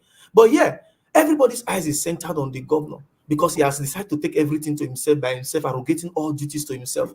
How about those who were elected, supposedly, if they were not crowned? Because the last one that happened in Edo was crowning and selection. But if they were duly elected, they're supposed to be doing people-oriented projects. They're supposed to be people-centric projects going on in their local constituencies. But you see, by the time you direct all the wealth to local government, there'll be less attention with you as the governor. And of course, because the local government heads do not have immunity, it's easier to probe them. If I'm not on the take, you can't be on the take. Because as governor, I'll be willing to publish the financial statement of every local government at the end of the month. And at the same time, direct people like you to start asking questions. If you got XYZ amount of money this month, what have you done with it? Because I don't know how I grew up, and I only find myself in a painful situation trying to explain because I have to explain. I have not much proof. I don't know how I grew not stealing from the people. I've had opportunities to make a lot of monies there. Like I said, with my intellect, if I run a hustle kingdom like an HK, the one they do, I will hit an entire nation. They will not even know where I hit them from. But how I've lived without these things is just grace itself. I don't drive a status vehicle, my dear, but my eyes, I don't envy those that drive them. If I have the wealth, I will buy them for myself. But that I should mortgage people's future by examination malpractice and raise the needed money and do so, it's something that my conscience have not been able to carry. I would rather you even throw my name out there in Edo State. Ask any friend, the owner of this lecture they call Gorilla Brains. What people think, go and help me ask. That way you will not know that for the first time, perhaps, maybe the person trying to come on board now is not a politician, but it's just somebody who wants to see his ideas work. I raised funds for a young girl for 3 years to do a kidney transplant. I couldn't raise that fund. I was able to raise some few millions for her. She eventually died. And I sat back and I asked myself, somebody just went to the club this past night and spent that exact money she needs for transplant on Dorime because he got the money ill. But that girl just went like that. And our society has become so crafted with fear and unconscionable people everywhere that you could just be dying, everybody will just be looking at you. You just see life leaving you. I met a young guy. He was shot early morning at Ibiwe. I was driving from my house to my workplace. Sometimes I leave my house very early as 3 a.m., 4 a.m. I risk it. I was going to the studio to go and do broadcasting that morning. I saw a young guy that was shot and bleeding at about 5:36. And they were just saying, hey, and we were just pitying him. I said to myself, if I carry this boy now and he dies in my car, I'm in trouble in the hands of the Nigerian police. But somehow my mind told me, how about if he dies eventually? I put this boy in my car, drove him to Central Hospital, begged them to attend to him, took the phone number of the nurse, then I left. I played my part. Some days after I called the nurse, he said the boy survived. I was happy. But I know society has been recreated such that not very many persons would have done that, even if they had the good intention to do so. I just want to sell a portion of myself, something that I did not study in any book, something that is a power, something given. If you are asking me for transparency, I'm asking you to let me create an e-governance, a station wherein you can analyze the budget yourself. It is why I've always asked this present administration, who knows what you are actually doing? The way you form the investment you say you are doing on that, who has the document? Who is studying it? When Dr. Damages asked me a question later, how did you get the statistics of the number of workers in Edo State? I told him, when was the last time they published the facts of operations of Edo State? I have nothing to hide. I am not a big guy who has a big class of persons to hide him. I'm simply trying to ride on the backs of the people. My elections, I'm hoping the people will even fund it. I'm hoping that when I carry this ship to a certain stage, some persons will begin to show commitment and support to it. Yesterday, one Mr. Thompson in Soakman from the US, I did not force. I spoke on a forum where Dr. Damages, somebody linked me to Dr. Damages to also talk in this forum. Mr. Thompson Soakman sent 500,000 naira to the campaign account. I saw it. I was shocked. And the campaign account is not run by me, it's run by the party. The SMS is with the party. They get the SMS of the alert. They only told me the name. But I spoke with that man online. If we don't build a government where the people will put the people they want on the base of how they want it. They will put the people there. If you allow the billionaire class put one of theirs there, his response is going to be to them. We have billionaires as president today. People are still suffering. So it's not whether or not I am rich or powerful or whether I have a lofty political past.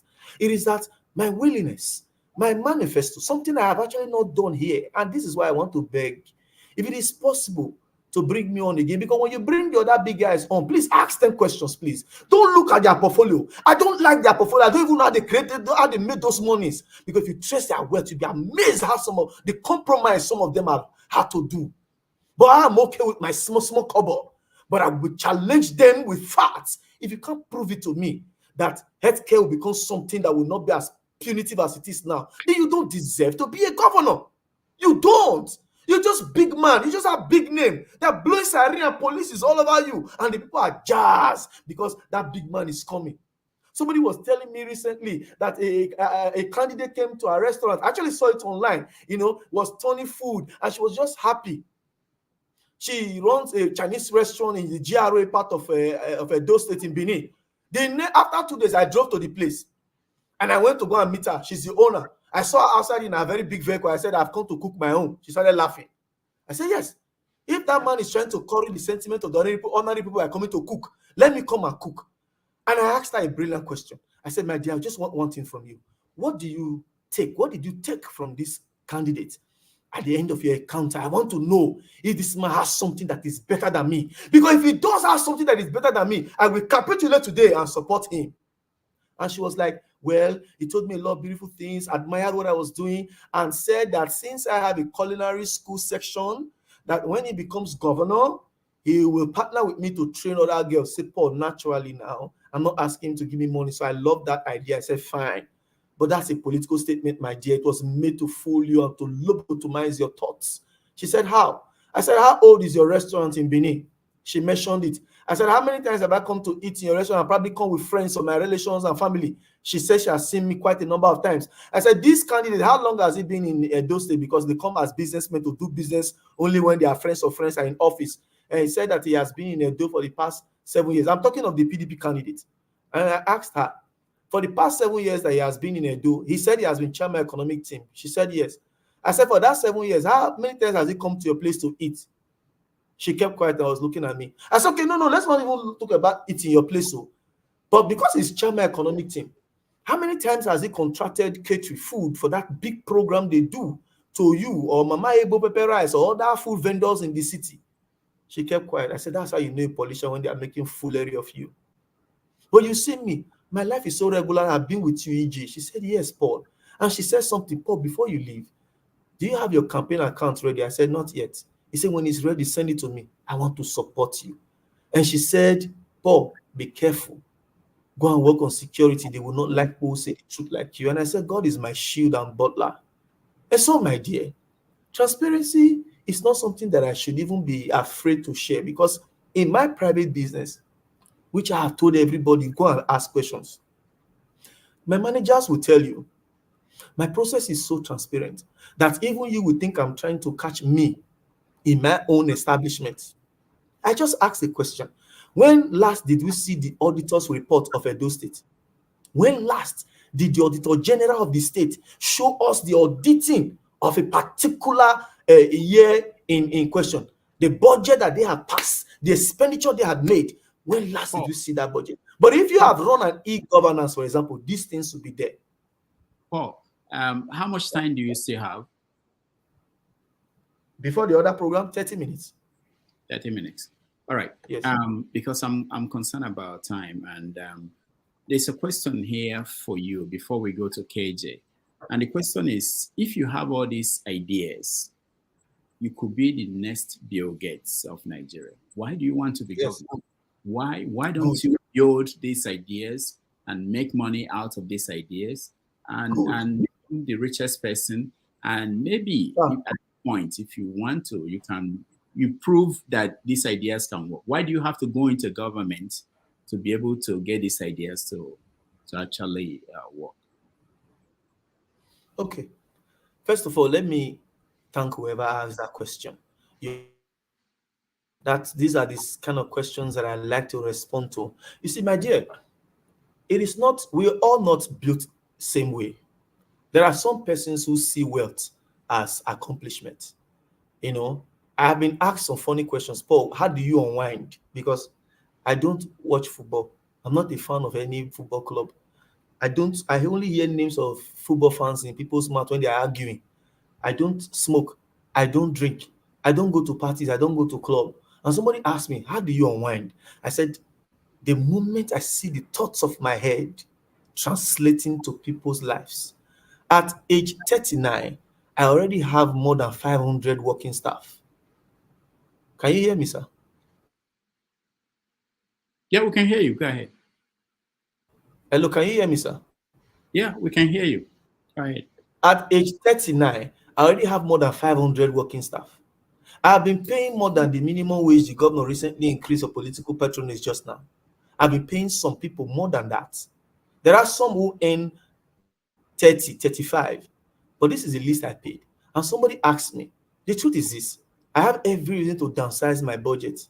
But my joy is always when I drive to this place, say this one is working, so it's working. Okay, the manager said, we'll have a new person here. It just gives me joy. I opened car washes recently everywhere because I wanted to start accommodating boys without certificates. Because there's actually money in car wash. So I started opening car washes just to engage them. My car wash manager can tell you I don't make profit from my car wash. And she will often tell me sometimes, okay, why are you doing it? I said, are you not happy that this guy came here today? My dear, it's the nature of my late mother. It's who she is. She passed that nature of herself to us.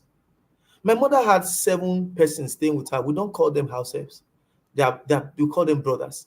These 7 persons, they are attending private schools. She never took anyone to public school. One of them is the University of Benin. Some few hours before her death, she called my sister and said, if anything happens to me, people should make sure these children don't go back to the village. On my own, I find some kids on the road, like there's one particular kid somewhere around Mingate. Every day I make sure I go and give that child, that boy food. Every day. And it's not for political thing. This is what brings happiness to me. So someone who doesn't smoke, who doesn't go to party, who doesn't watch football, you should be afraid. How does this person enjoy life? I'm just telling you, just knowing that the thoughts of my head is working and people are making, it's what makes me happy. So when you say, why haven't you done this and become the next brigade? I'm glad that you have said so, because you have also captured in your thought process that the things I'm saying are not foolish thoughts. But like I said, we are all billionaire. If I become a billionaire, I can only affect the space around me, or perhaps create a philanthropy pool. But if I become a governor, I can make that trickle to almost every home. Policy that is directed to even the room and parlor apartments or the single room apartments. As you stay there, something from government has to happen. I did an artisan structure design. Just last week here, I discussed my artisan structure design with members of MATA, electricians, panel beaters, mechanics, and what have you. They have an association. I discussed it with them, and this is what they told me. We will support you with that money. Other politicians are bringing money, but I told them how to make their own endeavor work better. It is just a gift, my dear. It's something I want to derive pleasure in. Like we wake up today and they said, that Edo State, there is a lot of industry springing up. Because what I just told you now about the sanitary pad project can be replicated for diapers and toilet issue. And because we are targeting African markets, that's an industry line follow somewhere. If I tell you what I built under transportation, you'll be amazed. Why has he not just done it and be making money with it? Why did I not sell the application I built to the senator who said he was going to give me 10 million naira? My satisfaction wasn't going to come from that money, my dear. If you see me and you see the number of staff I pay salary, and if you see the vehicle I drive, and you compare it with what youthfulness should be, young person should be living ostentatiously, you'll be amazed. How is this one crafted? You'll be amazed. My nature is spread all over me. When they said, since you're coming for government, my friend said, okay, just open a new page. I said, no, use my old page. If I've ever said any rubbish or done any rubbish in that page, let them go and judge me from there. That's somebody who wishes to be transparent. That page you see, it's not some page they just brought up for the sake of campaign. It's my old Facebook account that I converted to page because I didn't want to edit anything. I don't know, because look at the guys in the election, they all have new pages. You have no history of them. You don't know them. You don't know them. But in this state, just mention gorilla brains. They'll tell you, yeah, we know that guy. They will tell you my strength of advocacy for the past 22 years against examination malpractice, because that is just the only domain that I can affect, because that was my work description. If it was healthcare, you would have been amazed the things I would have done. I have not had the opportunity to serve. If you say I should become a House of Rep member today, or I should go and start a House of Assembly or local government like the other man suggested, my dear, I only go there to go and get money ahead of my generation, because governors are controlling everybody. If you are not on the side of the governor, you'll be impeached. You'll be outed. I mean, a deputy governor was asked if I was disgraced out of office because of ambition. How do you think being a House of Assembly member or House of Rep member would have been a way forward for an idea or a dream such as I carry? I'm not a legislator. People go there, they go and be the people contesting election in Edo now, the one from APC has been a senator for the past 10 years, not even a single bill. Meanwhile, the reason why they actually voted him was not to go and be buying granny stone or washing machine for his local constituency, was policies that would have affected the entire Edo people.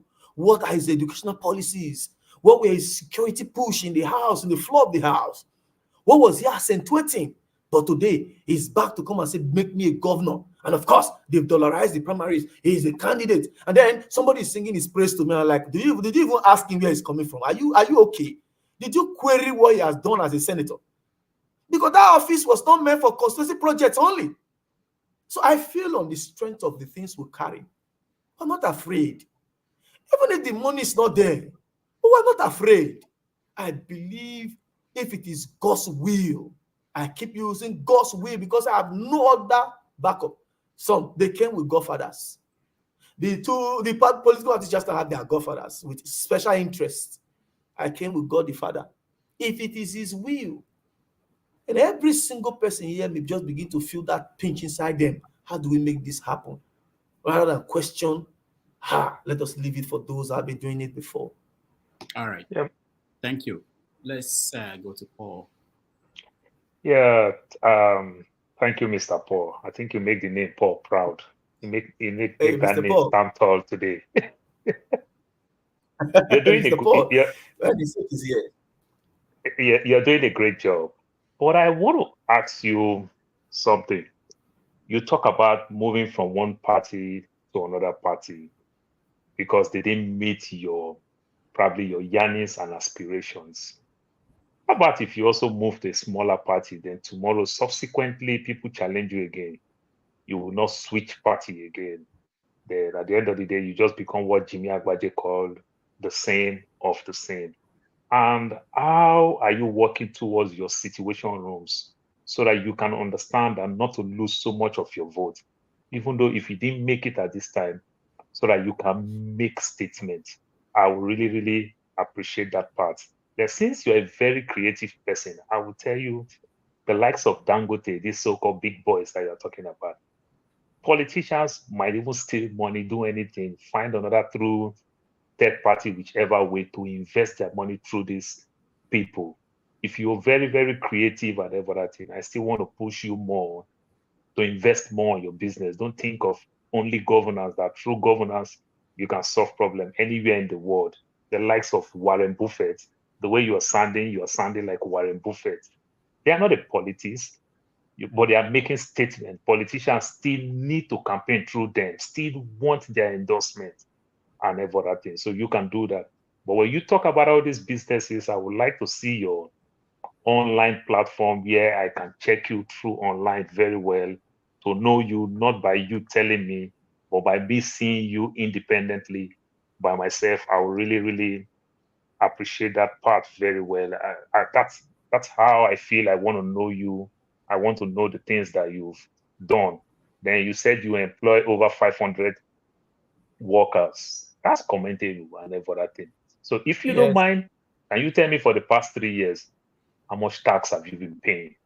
Because if you do business, you employ people and you don't pay taxes, and which means these guys are just slaves working for you. They are not workers.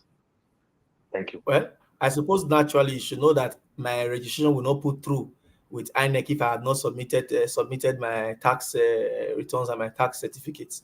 I am not the kind of person who wants to address illegality with illegality.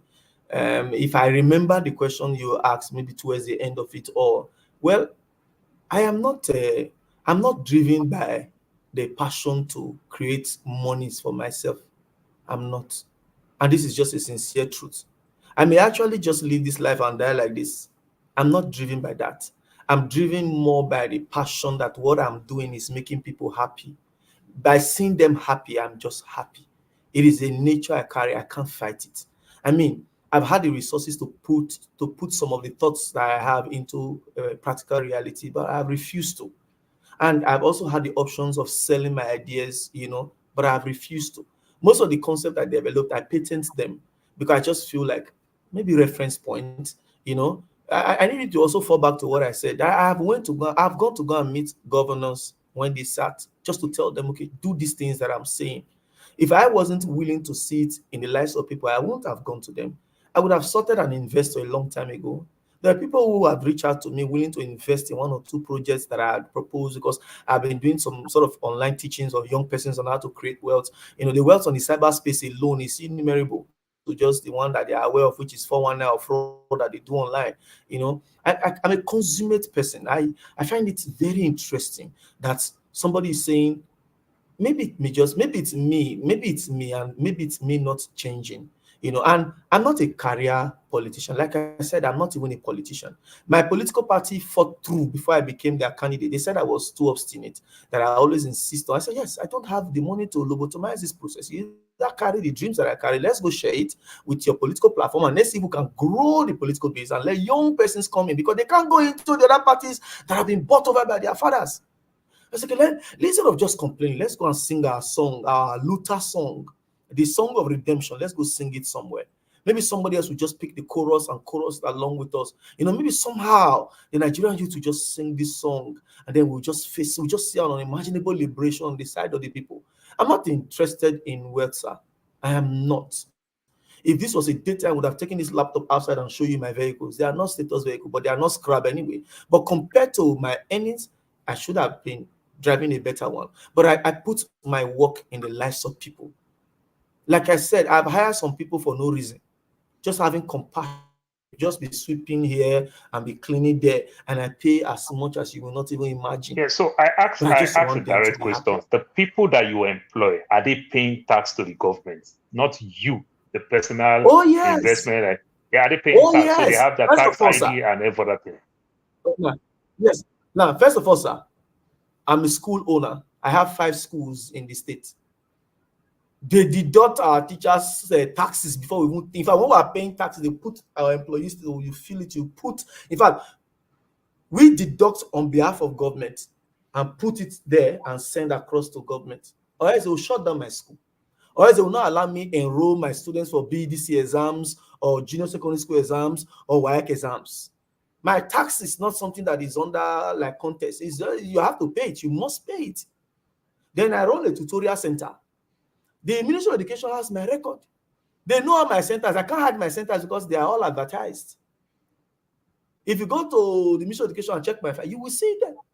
I run a restaurant. I pay my taxes. It's there. You see it there. I don't hide it. And those who work for me, if in the car wash recently, they brought taxes for those boys. And they said, I only challenged the tax because it was coming from local government. I was like, what is this one? This one will come down, will come and collect one. Go and harmonize it and bring it. Of course, they are earning money. They wash at least 2, 4, 5 cars in one day, so they earn something. I'm not the one that is averse to tax. I'm only averse to tax being stolen. When we are done paying tax, they will be enjoying free healthcare abroad. They will be taking private jets. While the people have collected their taxes and plunged to work will still remain where they are. These are just my simple issues. My issues are not so compounded. I just hate the fact that people who have money keep buying our leadership space and continue making money with the leadership space. That's my challenge, actually. If we have passionate, compassionate people, like I was watching a video very recently, a family in the US donated their entirety, everything. The man wrote his will and donated it to the College of Medicine in one of the tertiary institutions in the US, asking to pay tuition for everybody, and they were celebrating that family. But here, they make little monies that they make, they come to government and steal more. If we had rich people who have been servicing lives before now, we will not be complaining, sir. The PDP candidate is a billionaire, but there are a lot of issues all over social media that there is not even single a road or whatever in his local constituency, in his village called Ewoyimi. Some are saying you are chairman of so and so bank. There's not even POS of your bank in Ewoyimi. Igbeneghu, for example, wasn't governor, but the man has put Okada in the map with his own exploits and work. How many of these guys, including the current governor of Edo State, before he became governor, where was he? What was he doing with his wealth? Can the people tell me that 18 years ago, this was what this governor has been doing for people? These are the number of employees under this government, resident in this state, paying taxes to this state. The Labour candidate, for example, the PDP candidate, for example, he's a lawyer in Lagos, and he, in his own words, he has 100 and something lawyers. And I said, are these lawyers working in Edo State? Are they paying taxes to Edo State? Did you put one chamber of this your law firm in Edo State for the past years that you have been? No, I just do not agree that it has to continue like this, and they just have to keep doing it because they have the money to do it. Some of us will just have to see if the ship refuses to move. Sometimes you push it by all the strength that you've got. Some of us just have to get tired and say, no, this thing cannot be going on like this. Today they have police orderlies everywhere. I can't even afford one. The bill they gave to me to attach police orderlies to me scared the living daylight out of me. The bill that was given to me. But I'm trying to raise that revenue now because I have to keep putting this voice out there. And I know that when I start radio, when I intensify my radio advocacy, it was after my mother's death, I just put a pause on some things. But I know they will not be happy when I'm trying to liberate the minds of the ordinary people. Mine is the ordinary people. The ordinary people, sir. The current governor of Edo State was part of the people, the team that attracted 30 billion naira for Waterstone project. But tomorrow, I've lost one of my vehicles to erosion in Uselu. Do you know how many persons have also lost their earnings? Now, I'm not even talking of lives. There was a news, a baby was washed by erosion in that same Uselu because they refused to even cover the drains. And there are a lot of things that are wrong that we should not be pretending about. And we should not assume that the solutions to these myriads of problems is in the hands of the wealthy class. No, it is not in their hands. These guys are just businessmen.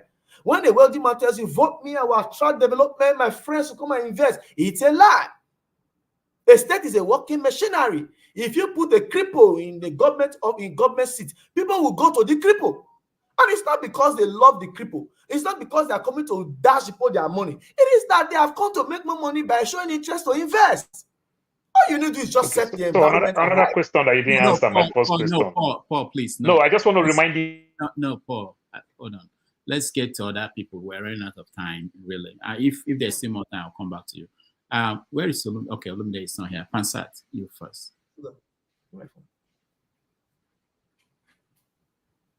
Pansat? All right, Paul, go ahead. You can hear me. Oh, no, Doctor, I just want to remind you in the first question, I said how things that you've put down on your situation room in terms of when the election take place, your vote, for them not to steal your vote and everything. Like I said, you may not win the election, but if you stand tall, that will encourage people to follow you in the future because people have to. I'll tell you one funny thing. The election that's coming up in the US right now, I don't want to vote for Biden, and I equally don't want to vote for Trump. So because I don't want to vote, people will tell me my vote don't mean anything. But at the same time, I don't want to vote for these two candidates. There are other candidates for me to vote for. You understand? And I want their votes to count. You understand? If the person that I vote for can win one state, it's a plus. If the person that I vote for can win 10 states, is a plus, whether he wins or he didn't win. But the situation where you do all these things, you did not put your situation room on ground, you didn't know the places that you won, the place that you did well, and the place that you didn't do well in terms of in the future and everything. It might mean some nothing, and that may also discourage you. You know this funny thing they said, you only have one vote. All right. Paul, I agree with you, sir.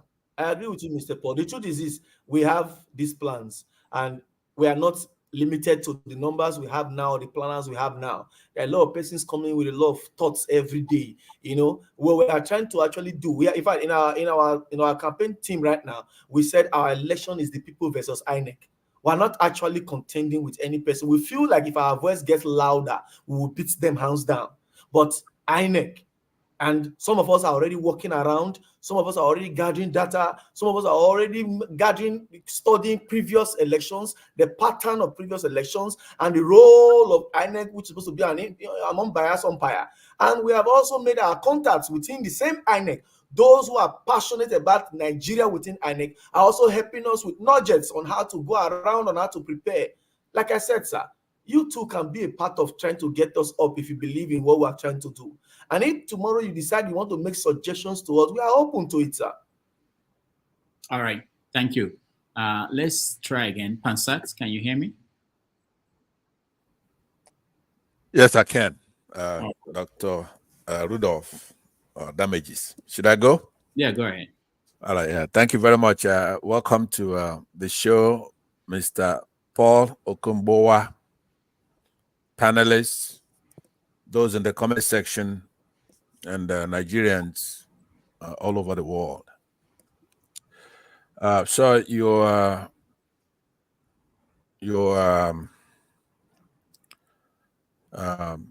story here sounds very, very good. Well, first of all, I'm going to just ask you maybe about 10 snappy questions. So there's no need to have a very long answer to them, because it could be done if the answer is short, because the questions are going to be short. What would you say to a critic or somebody who says to you, look, you're doing such a fine job in the private sector that you should remain there? What would you say? Well, I would say such thoughts are valid opinion. You know, I will say that for me, the question of doing well is very relative. And I will say to this person, what makes me actually well is when I feel a chunk size of people are well. And I will also like to prove to that person that I'm not someone with any form of avarice. I have no big eyes for people's resources and people's wealth, which is a proof around my own. I'm just very passionate about trying to fix things for people, and I believe that I have the intellectual wherewithal to get this done. I will say that I have been trying to help people, but it's limited to with those that I can assist or those that I can reach out to. And I will say that I'm asking for a bigger platform because I want to go to reach out to a good number of persons. It's not 70 or 80% of the populace who by nature deserve to be. Government is supposed to serve them. You know, I would say this is what I'm trying to do. And I would say it's not because of doing well or not doing well in the private sector. My satisfaction is not derived from me making money and being okay. My satisfaction is that there are a lot of persons who are okay just now. It's just something that I draw satisfaction from. I understand, but what I mean by that critic is saying that you're doing a lot for folks. In essence, you have said that you have 5 schools, for example, and other car wash, all kinds of businesses where you are actually doing it not to make money. Your car wash doesn't make any money, but you're employing people. You've got all these things set up that you're actually doing a fantastic job in the private sector. But I will take your answer. It was a good one. So now, when it comes to the please reduce your questions to 2 more, because we have to go to jargon, and that will be 8. We won't have time for more than that. So please. Okay, sounds good. So what I wanted to get to, in that election, you have 17 political parties, right? Vying for this stand. In my opinion, Mr. Olumide Akpata seems to be the one to get it. You in the last election, in the presidential election, your party scored even less than Sowere's party. So my question, first of all, in that regard is, who did you vote for in that election, for the presidential election? When it came down to it, you have to reduce your choice to 1 or 2. Did you vote for the YPP, or did you vote for another political party, another candidate? Who did you vote for in the presidential election for 2023? I think Mr. Pansat came in late because I addressed this issue when I discussed earlier that I was a member of the Labour Party, and we were the frontliner obedience in Edo. We were the one who were setting protests everywhere and traveling to Lagos, Abuja to set meetings and push people. And I also said in the course of my dialogue that when the money bags came, I knew that we don't stand a chance before them because they've dollarized the process, and I had to take a bow. And that was after the presidential election. I did not only vote for Peter Obi. I campaigned vigorously. I set up units across the 36 states. Obi Youth Guards was my brainchild. I set up units across the 36 states just to make sure the possibility of a new Nigeria was bettered. Okay, so right now you still support Peter Obi as far as the larger aspiration for the nation. Is that right? I didn't get that question, sir. Are you still a supporter of Peter Obi's aspiration for the country? Are you do you still support Peter Obi when it comes to national election? Well,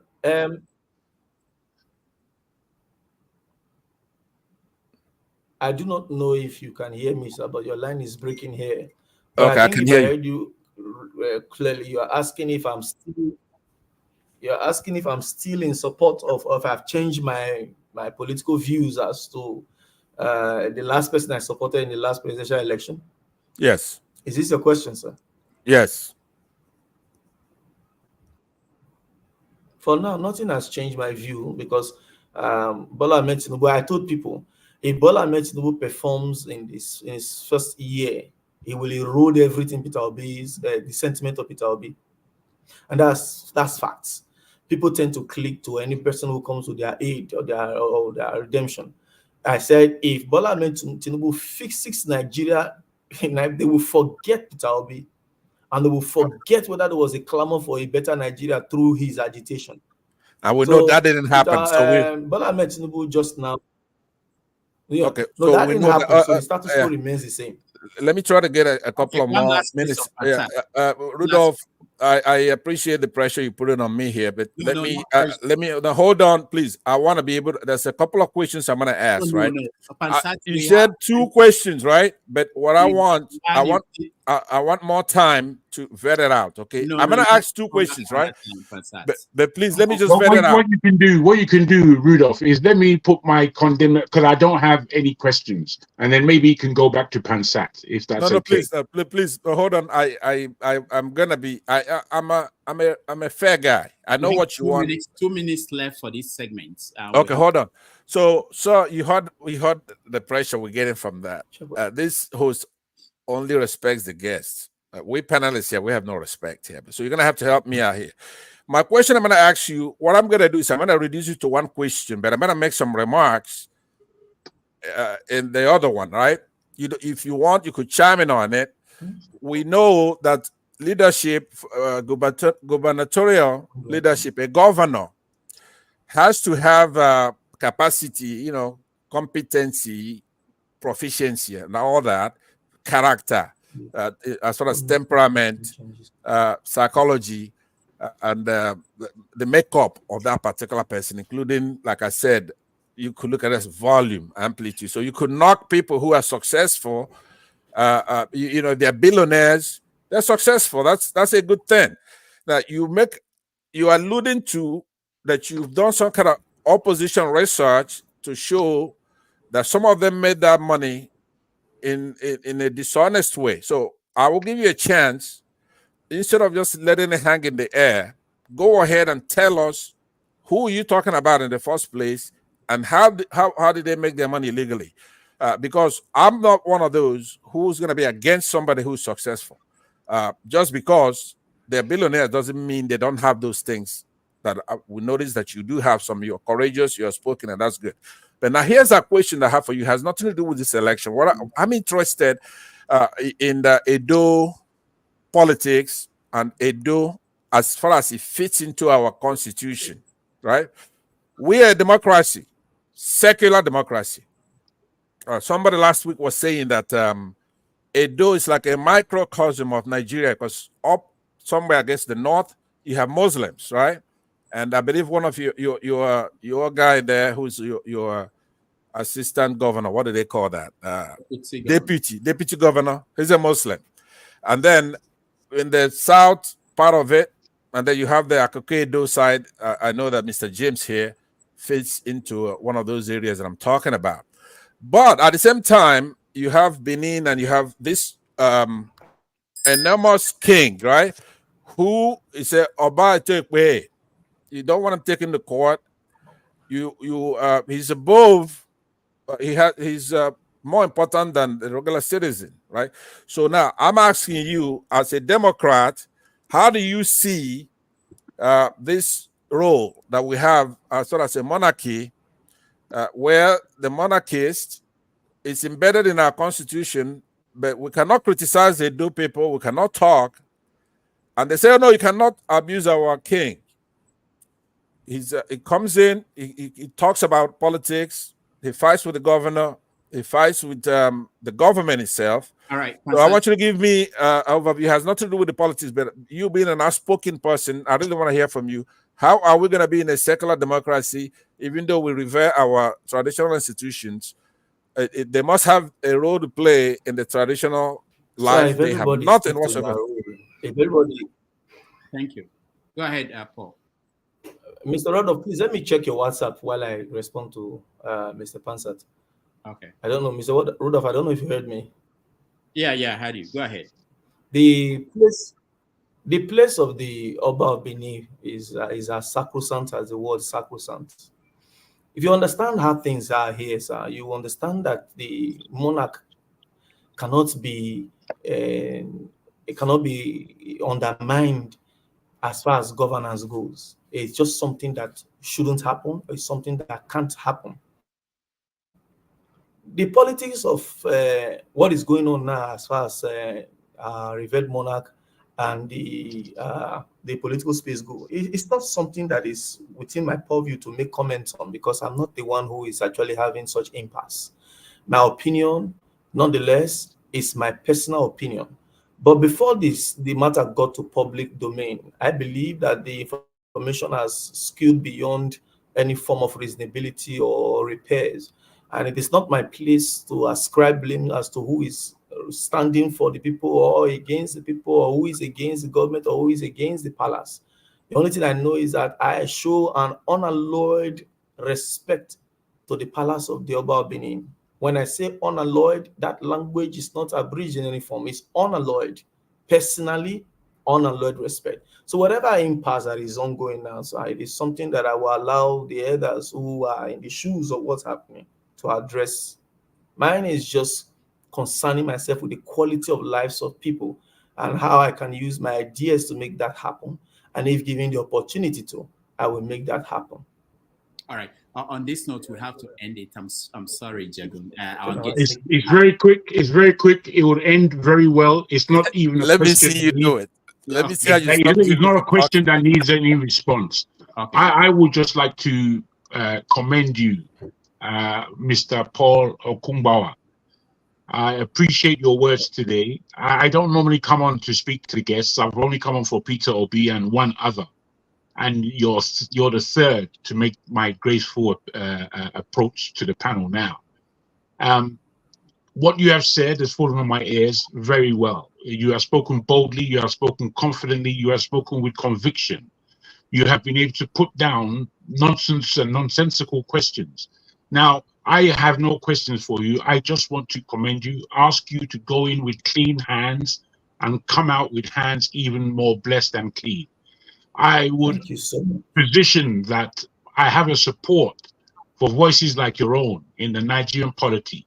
It springs of a refreshed mind, a resourceful position, and a plan of going forward. And I commend you for that.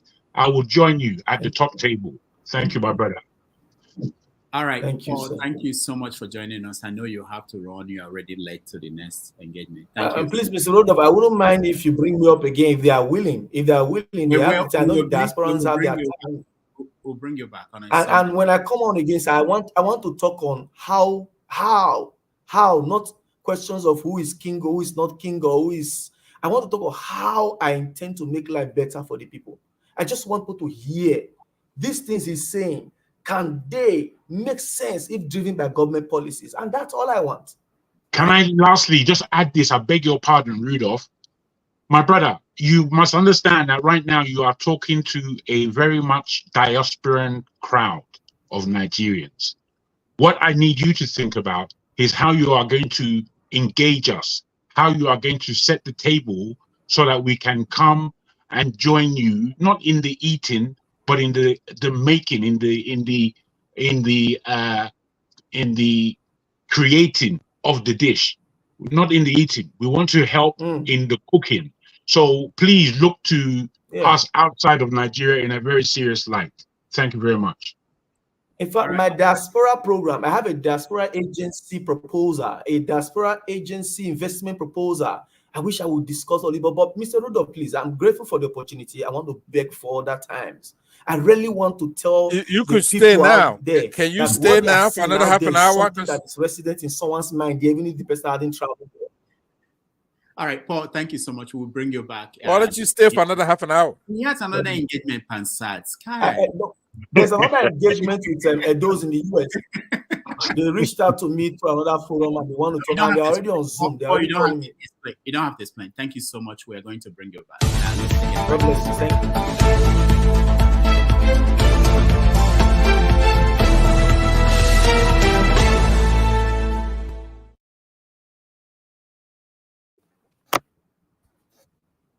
All right. Starting with this, we have 4 games.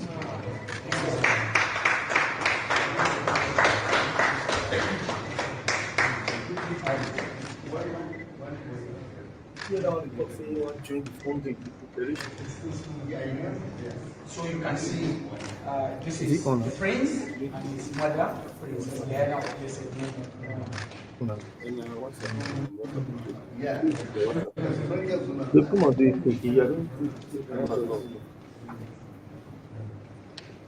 There is another one.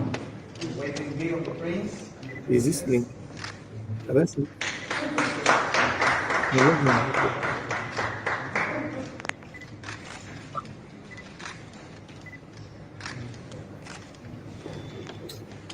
not finished. We are moving on. This is a symbol of our culture, reflecting our diversity. Log into Pinterest. First press the I'm beginning to think nice. It's easy to set now. Then don't connect. Well, this type. Don't say you don't send that to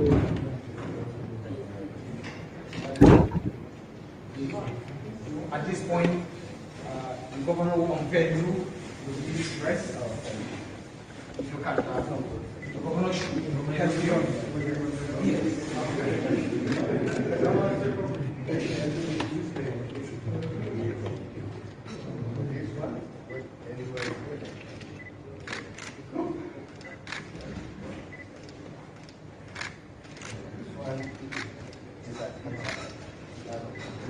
So I will invite General AVM Marcos to come forward to assist the governor in wearing his rings.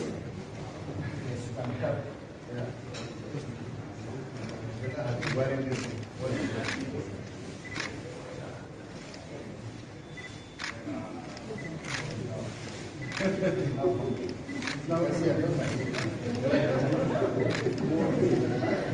But the prince is incomplete. It will be complete with this. Now, just like yes.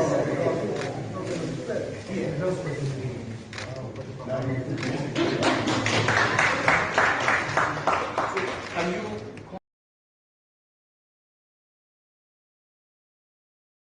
Television debut. This is his most recent album right here. It's called Spirit of Love. We're very pleased to welcome Majek Feshek.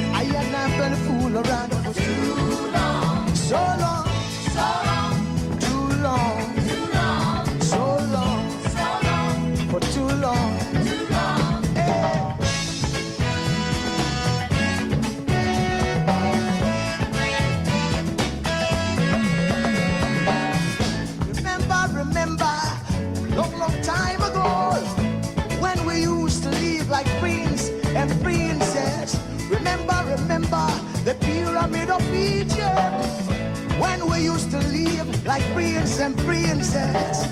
Remember, Marcus Garvey, who are the dream for New America. Oh, remember, Martin Luther King, who are the dream for New America.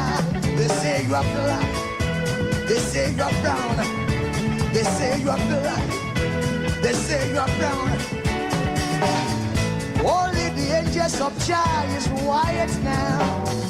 Only the angels of God is white. So long, too long, so long, too long. We've been sitting down so long. We've been a fool around for too long.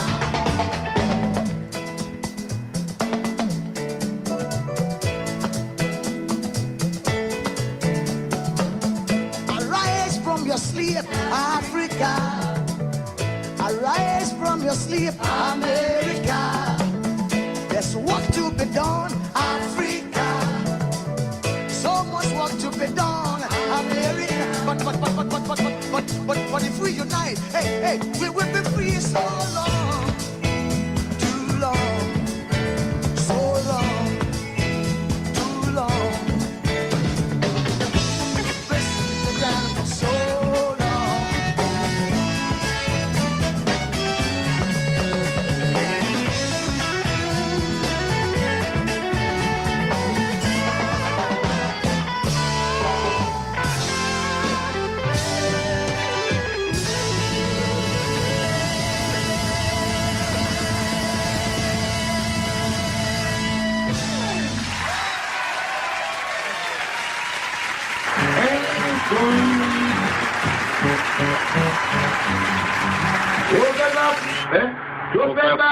Tó fẹ́ kú torí ẹ̀.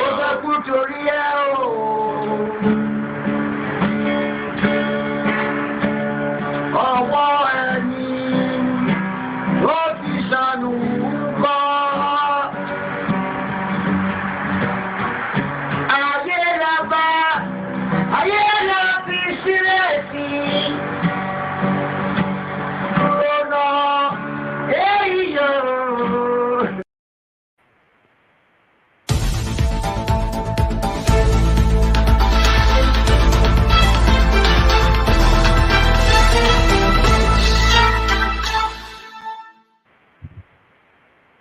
All right, welcome back, everybody.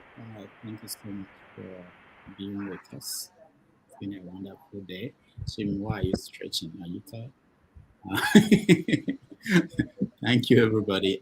Let's quickly review the guest we have, what he said, what your perception is about him. Let's start with Jim.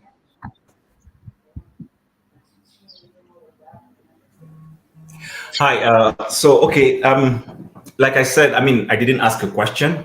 I only made a comment, and I still stand by that for several reasons. One is, I think it's unfair for me to be throwing questions from here in the diaspora to somebody who has boldly taken the step to go run for election. So, like I told him, I respect anybody who's able to do that. I know going into politics is not it's not a little fry. You know, you have to have some level of gumption and courage to want to do it. I want to take him at his words. He sold himself fairly okay, if you ask me, in terms of trying to prove the fact that he's no thief, he's not one of the establishments, he doesn't have a backer. Like I said, I hope it is not like you're fronting for someone and all that. And he said no, that he's sponsoring himself. He wants to serve, but his responses sometimes sounded esoteric, if you ask me. You know, for the kind of posturing he was trying to present, he sounded a bit esoteric and all that, but that's okay.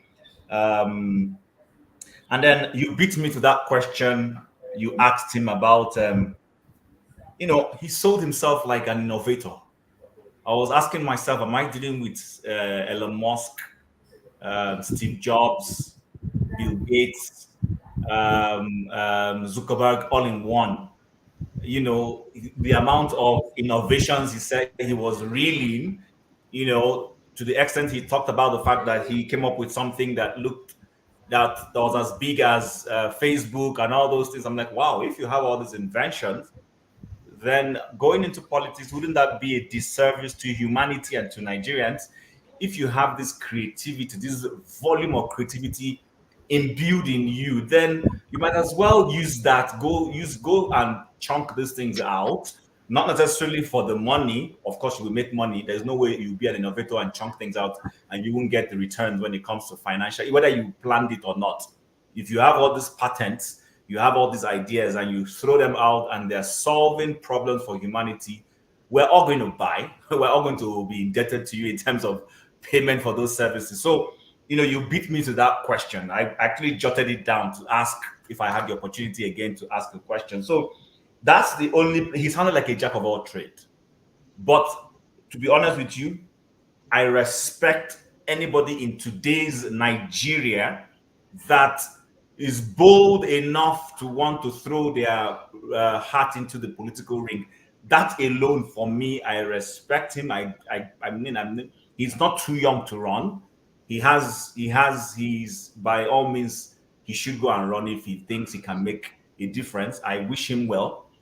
Like I said, I just hope he will not become another Yahyaha Bello, assuming, for instance, he wins, because we're told Yahyaha Bello was young, but he went in there and we've seen it. And sometimes it looks like some of us are on the sides throwing those questions. But hey, people are entitled to being cynical if they want, because we've seen all manner of politicians in Nigeria. And I just want to end on a lighter note by saying, he said he doesn't drink, he doesn't smoke, he doesn't do any of those things.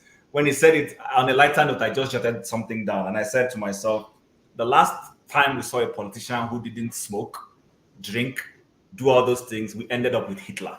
So yeah, that was the last person who didn't drink, we are told all those things, and then you know how Hitler all turned out. So, but anyways, that was just on a lighter note. I want to believe him. I want to believe he has the best for Edo people. I have no skin or dog in the fight. I'm not from Edo State. I'm not going to vote in Edo State. And then even if it was a national figure, I'm right here in Canada, I might not vote. But hopefully he will be as genuine as he has projected himself, assuming the election goes free and fair and he wins. I would love to say, wow, this is one person who went in to serve his people and he did a good job. So I actually want to see more of people like that. That's all I want to say for now. All right, thank you too. Mr. James.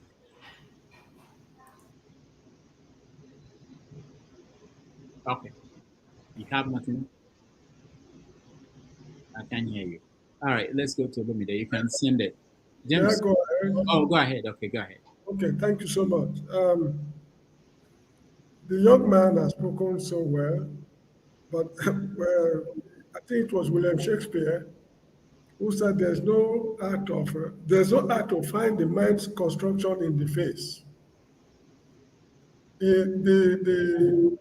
That state we are referring to, Edo State, is part of Bender State, former Bender State. Their standard of assessing their governors at the end of their tenure is very, very high, because they've had two outstanding governors, as I made known to him, Samuel Ogbemudia and Ambrose Folosho Ali. The standard they have set is extremely high. I do not know if he will be able to at least complete just a quarter, 25% of what Ogbemudia did, which I read out to him. I want him to have that at the back of his mind. And one thing I'm not too comfortable with is that I do not know his manifestos. And this is a problem all the political parties are confronting us with. They don't give us clear-cut roadmap. As I always say, Awolowo's political programs were well spelled out. The number of children in schools, the number of pencils they used, the number of erasers, mathematical set box, textbooks, teachers, desks, I mean, everything was well quantified before they approached us. But none of these people of today seem to be towing that part. So this makes me very, very uncomfortable. Like industries, for example, what kind of industry do you want to set up? Agriculture. What quantity of gari do they produce in Edo State? What's the quantity of plantain they produce? Yams and things of that nature. None can tell you anything concrete. Everything seems to be centered on one man. They don't work as a team. As a political party, I expected them to have a research and development department to concentrate on their manifestos, gather information, know exactly where the money is coming from. Because one thing is that when you vote them to office, it is then they start running from pillar to post, looking for money, looking for ideas, like what Bola Tinubu is doing right now. So this is my worry. If he is well organized, as he wants us to believe, well, we sincerely wish him well, but we should not be 100% confident. That is it. Thank you so much indeed, Mr. Rudolph. All right, thank you, James. Lumide is on the phone. Let's go to Alan. Yeah, thank you very much for taking me before Lumide. I want to say this with all sincerity that and with a lot of pain, that it pains me greatly that despite how stupid, silly, ignorant, and brainless Kulata is, I have to agree with him on this statement that no prospective leader should speak as much as this guy has been speaking. That's how painful it is for me that I'm agreeing with Kulata, that I need to stab myself on that one. Okay, now going forward, the guy is a mouthpiece. He talks a lot. But first, as somebody, full disclosure, as somebody who does not believe that an electoral process as currently set up will bring us the change we desire, and that was reflected in my question. You say they are sharing money. Why are you participating? Number one. Number two, you don't have enough courage to die for Edo State. Why should you be governor? You know, I think he brushed that with a lot of beats around the bush. If you can dazzle them with brilliance, baffle them with bullshit. I got a lot of bullshit answer on that one, but it's okay. That's what politicians do. That was 3 hours of my time that will not contribute to the betterment of the country or the betterment of Edo State. That's just my view. That was 3 hours of my time. I admire the young man, to be honest, his effort to throw his heart in the ring. But the only thing is that he's playing by the old political playbook. He has only come down here to edify himself, not edify himself. And what he has nothing to do with the people, the state, or the country. He has embellished a little bit of his record and exaggerated some of his prospective performance, in my own view. But that's my own critical view of him. Like I said, I admire him. He's there fighting, and I'm here talking. To a big difference. He's still more of an hero than I am. The last thing I wanted to say is that I believe that people like him should be engaged in other processes that will bring the desired change we want. Not toward the same standing line, toward the same line. There are so many ways we can change that country considering the humongous problems we have. You don't have to be governor to change that. Same advice for Showore.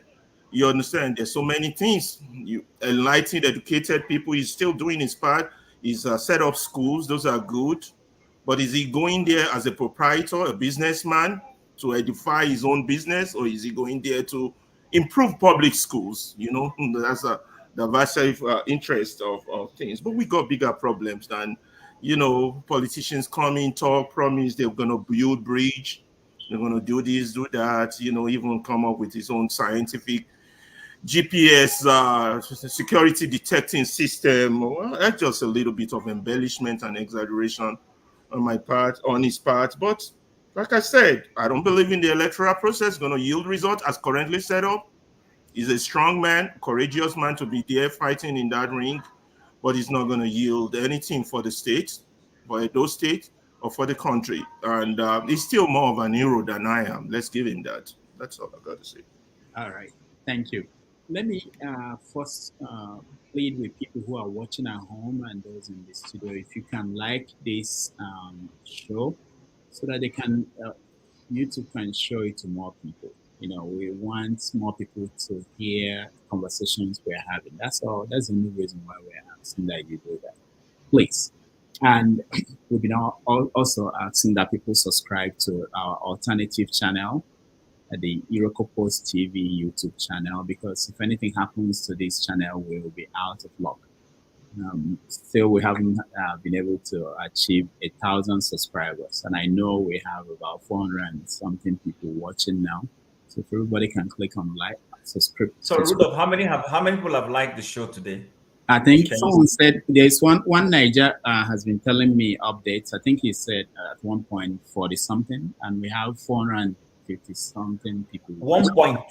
No, 45. I don't know what it is now. I can't see it where I am. But the only thing I wanted to add is, before I come on the show, I like the show. So those of us who are panelists, you must like it. I mean, I can't employ you to work for a company. It's showing 97 currently. Not buy. So people need to like the show before they even come in. Yeah, it to be helpful, because it doesn't, you know, if we are talking to ourselves, we don't give opportunity for other people to be able to see the conversations we're having. That doesn't help much. So please, if you can. I'm going to make it 99 right now. Watch. All right. Thank you. All right. So we're going next to, I think, Olumide, you are next. Okay, good. Good to see you back again now, Rudolph. Yeah, nice. So for me, I think the young man was very natural. He was very, he spoke very well. Those are the kind of, I mean, he's a very young guy, and for me, he's one of those bright talents. Hopefully, he doesn't get corrupted in that shite old country, you know. Hopefully, he doesn't get corrupted, you know, like the rest of them. But he spoke naturally, he flowed. I didn't see him make up anything. I didn't see him speak like all the other politicians back home in that country will speak. But you know, it's for one person to even get to that position and do very well, you know, rather than help himself to the people's resources. But I mean, it was really, I found him very impressive, you know. I mean, compared to the candidates they have right now, the PDP, the APC, those guys have no integrity or track record. The Olumide Akpata is served as the Nigerian Bar Association chairman, and I think he did very well during his tenure. The only non-SAN person to hold that position. So I don't know much about his track record apart from that, as vis-a-vis if he's had any known negative influence in the society. I mean, people who live around them will be able to tell, you know. But for me, I think it was bright. But more importantly, even if he loses the election, I mean, if they allow the people vote freely and fairly, and then people can learn from what they did and what they need to do right from that on point, and work to move the state. Or I mean, I would say he did very well. He spoke very well. He impressed me, you know. So for those who were beefing him for nothing, without anything tangible to hold on to, do you know if he has been involved in any corrupt practices with anybody, or you know, like the ones that are out there that we know their track records, yet what happened belies logic. They still go ahead to win an election. We know obviously they go there to rig themselves into power, you know. So for me, I don't have anything against what is done today. And for me, I would say, if I knew him or knew him personally, I would say I was proud of what he did today. You know, we've had other people who were politicians come on your platform and disappointed and lied through their teeth, spoken dishonestly. And for me, it's just a good example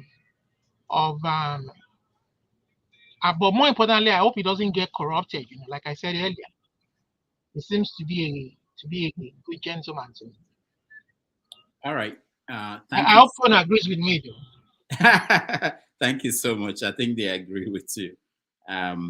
Let me, before we continue, before I go to Pansat, let me just announce that tomorrow on 90 Minutes Africa, we are going to have Dr. Stem Malatini. She's a coach, counselor, trainer, psychologist. She will join us to talk about mental health. Most of you know that this month is Mental Health Month in America, I think, probably in other parts of the world. But she's going to talk about mental health in connection to Africa. Most of us Africans don't do a lot about even understand mental health, our ability to discuss it in a competent way. So she will join us at 12:30 p.m. New York time. I think it's 5:30 p.m. in Nigeria to talk about Africans and mental health in a chaotic world. So if you can join us tomorrow at 12:30 New York time here, we will have her join us. All right, let's go to Pansat. Pansat, you're next.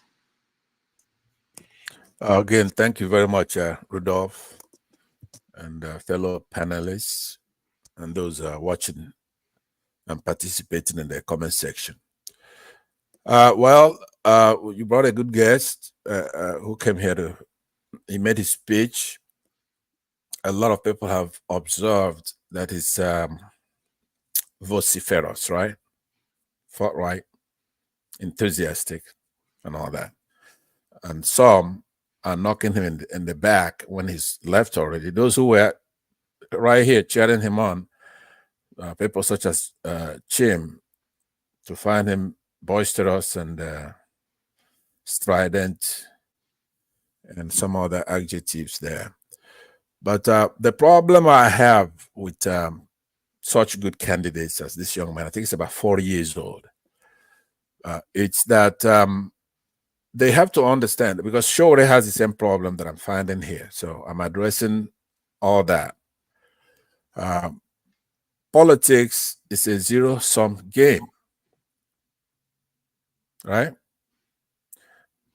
When you are running, as a matter of fact, some crafty politicians sometimes pay for somebody to run so that you could siphon off some votes that would or otherwise go to their opponent. I believe if we didn't know Showore very well, somebody would accuse him of doing the same thing during Jonathan and during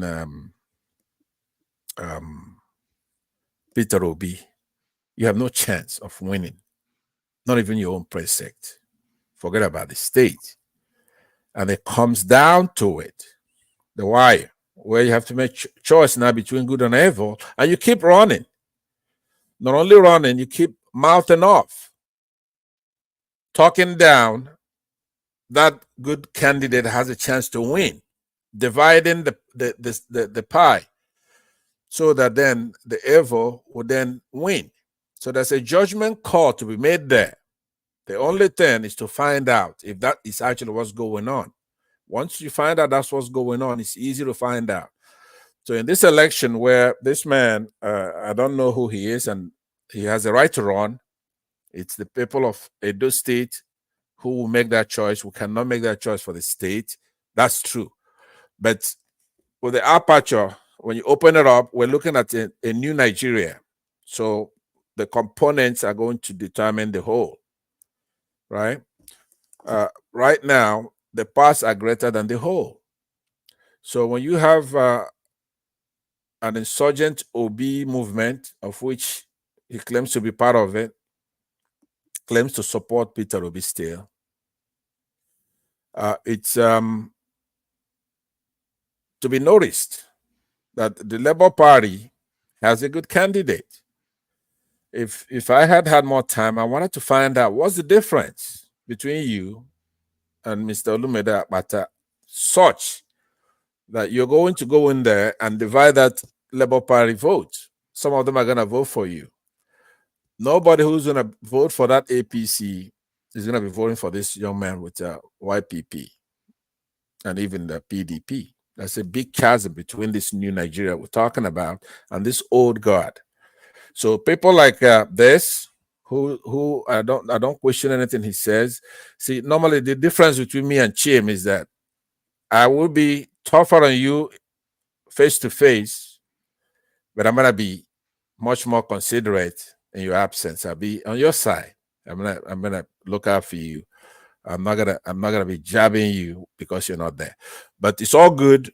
All I'm saying is that people like such as this young man here, they should know that politics is a zero-sum game, right?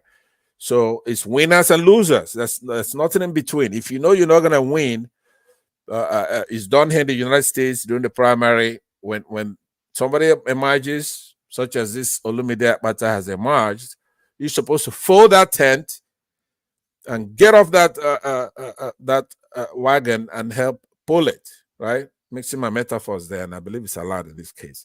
So that's what I'm saying. It's a zero-sum game. So who's going to win that election is very important in the judgment you're going to make. It's not just who's the best, who's going to do a better job. The secondary question, and just as important, is who's going to win it. That's important. Who's going to win it? And that's why I talk about Showore, and in this case, this YPP guy. They're small parties. They should try. Yes, if you make your pitch and you don't have the following, people are not following you, and they choose somebody else, at some point, then you have to stop and then join the better. And start. What law Yeah. is that? What kind of law says that you have to start? Where is that law from? How are you making this up? Who says that they can't stay on their lane and do what they are doing? And it's left for you, the candidates who could win, to get enough people to support you. That's all you need to do. Why would they stop? Because there are a lot of things that don't have a law because it's self-evident, right? For example, there's no law that says the sun is going to shine in the morning. It's just self-evident. You don't have to make a law for things that are self-evident, right? It is determined by what I said earlier. Unless you have an issue with that, you have winners and losers in an election. It's a zero-sum game. What you don't gain over here, what you gain over here, somebody lost it over there, right? So in most mature politics, somebody's paid sometime to run, somebody that looks like the other party, right, to run, so it could divide that vote. But I believe I will give him credit that they're doing it naturally, but they have to understand that, because here in the United States, where we copied our constitution, ipsissima verba, which is another way to say verbatim, which is another Latin word that's actually even too big. But what I'm saying is that when they do a primary here, the political parties will compete inside, and then they're going to try to select one. You're just not going to have those who lost from that political party start running independently. It does happen, but at some point, it then comes to a binary choice of some sort, right? In this case, it's probably going to be Biden against Trump. Yeah, but you have Kennedy running. Who is telling Kennedy to stop? Nobody. Right, but you see, you lose. If you are Biden and you lose, you don't blame Kennedy. Right, but it's not. You're trying to impose a different standard for. That's right. In this case, he feels that Biden is not doing the right thing. Right, basically, he's trying to make a point, and I don't blame him in that case. Now, there are some situations where it is warranted, right? In certain situations, Biden has no business still running for this office. He's indistinguishable when you talk about foreign policy from Trump. Right. Let's not go there. Let's move on. Yeah. Thank you. I just want to point that out. I appreciate it. Thank you very much. Okay. Ike, go ahead. Thank you, Dr. Rudolph. Good afternoon, everybody. I'm happy to see everybody today. I was keenly listening to the young man. I do not subscribe the idea that he shouldn't run or he's too young to run. Everybody who has political ambition in Nigeria, if you think you have the muscles and the capacity to do it, why not? I think he's smart and I think he's intelligent. But like every one of us know the political terrain in Nigeria, I don't know how far it's going to go. We have to be you have to be honest. Like most of us are not from Edo State, we are not going to vote. And I think that the people of Edo State know, they know themselves more than most of us know. And I think Edo people are different in other states in Nigerian politics when it comes to making decisions in election and voting. So I think um, he has a chance. But I think also I look at it in another form. I saw a kind of that little mentality of I lost the primary. He's not happy. He was thinking it's going to be him. I saw that in him. I saw that emotion in him, and um, which is a very big flaw for me. In Labour Party, you have more than 29 or 28 people running for the governorship in Labour Party. One person is going to win that nomination. And all the whole people who lost is everything is dollarized. It's about dollarization, including Mr. Rice, who is also a multi-billionaire, who runs he has a school, is a school proprietor and is a businessman. He too is saying the primary was dollarized. Which people dollarize the primary? I mean, somebody has to win the primary. That's what it is. About 28 people, one person has to become the candidate. So I think this idea, we know what goes on in Nigeria, that sometimes money plays a part, but it's not, like a primary situation. I mean, a political party should be able to come home after the primary. Somebody wins. They should be able to come home and resolve their differences and find a way to work together. But where are you going? The same APBDC is where some of them are going now. The same PDP, the same APC, right? So I give the young man a chance to do it. I am my advice to my Edo people is that all the whole governorship candidate outside PDP and APC, consider the rest, right? If any of them, you find them worthy, vote for them. But I'm talking about APC, PDP. I don't want to hear whosoever they present to me. I'm not interested. Because there is nothing that they're going to offer me that is going to make any change. It's still the same people. It's from APC to PDP, from PDP to APC, from APC to PDP, from PDP. It's just a game. It's just a game they're playing. So I tell you, every other political party, if I'm from Edo State, every other candidate of all the whole 17, there is 17 or 18 governorship candidate, give them a thought. I mean, you know them, value them, see what they can offer, see their credibility, see their character, see their personal, involvement in so many things to know if they're clean enough to be, your governor. But what I'm telling to other of my friends from Edo State, whatever you people are doing, please don't consider APC and PDP. But it's still at the end of the day, they're gonna people. They say whether it is true or not, they're gonna say they win, whether by hook or by crook. But in reality, I think that the young man is smart, and he didn't deny his relationship with Mr. Peter even up to tomorrow, But that's another area where I think that you should know that all of you cannot be governor at the same time. If you have lost, right, and you think that there was the differences you have with Mr. Olumide Agbada, I mean, it can be resolved in the house, both of you. There are things you want him to change, drop. I mean, it's a companion of two ideas, right? So at the same time, now you join YPP, right? You know actually that in reality, if you really want to talk about the election, you know that all of us here, if we are honest ourselves, all of us here know that he's not going to win, So, but I don't deny him that right. It's like every other person said here. It is Chim said it. I doff my cap for any Nigerian who want to run political office in Nigeria. It's a very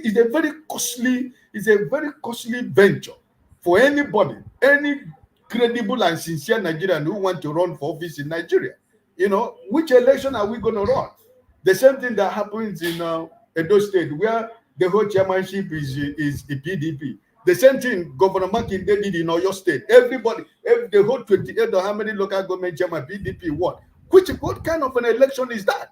So the same people you think that they can be, you know, a new face of Nigerian politics, they have gone back to the old order by trying to stifle the local government because they want to control the local government administration. They want to eat the money that belongs to the local government. That's why their governors, they are running the affairs of the local government, making sure that they are controlling everything. So, listen, the young man is intelligent. I doff my cap for him, but you know, I think that Edo people, my sincere opinion is that if you're making any consideration, please, PDP and APC is out of order, but it's the right of every Nigerian to vote for whomsoever they want to vote. But if all of you in Edo State, like as I'm crying from Imo State, I'm from Imo State, you know, there is nothing anybody can tell me about my state. The same way I'm crying in Imo State is the same way majority of Edo people are crying with PDP right now. And the same people that are crying with BDP, they are the same people who are telling you, Ashe Gbadola, they are the same people who is even campaigning for the same PDP candidate. So you never know where Nigerians stand, you know. So I listen. I see myself as Edo people because I am my state is in a wrong hand for almost it's going to be 8 years. I mean, since Okorocha, Imo State has never seen anything good. So I see myself as people from Edo State right now. So I think they should make the right choice. And the young man, I really encourage him. Let him keep doing what he's doing. People can, at the end of the day, you know, stop their campaign at the 10 minute, at the tail end of it. They can decide to join people. Like somebody asked him here, if I think it was Chim, if he was not campaigning to cut somebody's vote. Chim didn't say that, but I understand that's where he's coming from. If it's not sponsored by somebody or, you know, but he said it before us, yeah, that is his own man. So let's take him by his word, that is his own man. Thank you, Dr. Rido. All right, thank you so much.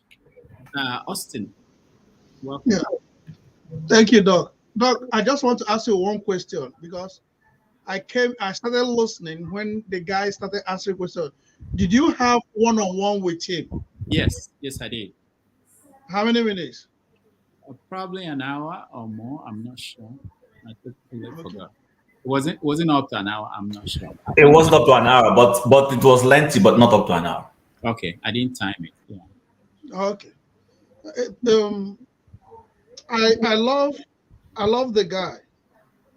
And when we speak in public, we should actually be very careful because this guy told me something I heard today. He is averse with corruption, and he said he's consistent in that. So if he was, let me start with that, what Oga Ike ended with. If he was in Labour Party, and in actuality, Olumide Akpata used dollar to get his position, and he walked away before primaries, we should give him a slack.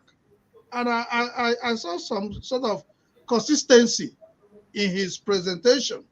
He might have been spoken so lengthy to answering questions lengthy, but he prepared for the interview, and he is also campaigning. And he told you that he doesn't have the money to reach the big houses. But the problem we have as Nigerians, we love already made. We love people that are made. A few weeks ago, we were deliberating in this place. Let's contribute money. Let's go and do this. This is the kind of people you can talk about ownership. This is where we can now say, now let us look at this guy. Look at the innovations he has come up with. So this is where people can say, okay, let's anchor on this guy. We're calling a little bit that, but I don't think any of us here can hold him responsible. I don't think. But this kind of person, to an extent, you can pin him down because he is available, he is still growing. So when we look down his presentation more on negative aspect, I don't see it that way. As I saw him as a young man that has good heart and is willing to help his people. So if his goal in running those schools is to help his people get educated, I mean, that's something we should always look onto. And if he is consistent in doing the right thing, consistent in staying away from corrupt, like somebody priced him 10 million naira for his app, he refused. These are wonderful things. And he gave us opportunities to go and verify these things, he said. So if he is consistent in those things, we should give him an opportunity. We should allow him to express himself. We can also support him. He is as qualified as any other person. Talking down on him or seeing his presentation from a negative point is not the best of it all. We have 17 political parties. And if we have 17 political parties and we have all these big shots, and if all of us are focusing on all these big shots for remedy, it will be difficult for them to remedy us. It will be very, very difficult. And when it comes to state election, if we cannot support them, then federal, we cannot do anything. So the way we talked down on him, I didn't like him. I didn't like it. Yeah, I saw him as somebody that spoke lengthy in those questions. But those things he was saying, I didn't see more of repetitions. I saw more of ideas. I saw somebody that could, if you give him time more, he can release the level of his lengthiness in answering questions. So please, let him keep trying. Let him keep working so hard. Whoever that can support him can support him. If we have people from Edo State, this is the opportunity they have to come and tell us more about him. Personally, I would love to support a guy like that than Olumide Akpata. Thank you. Thank you so much, Austin.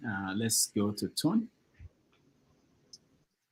Let me just dive in right in. Augustine, nobody's bashing him.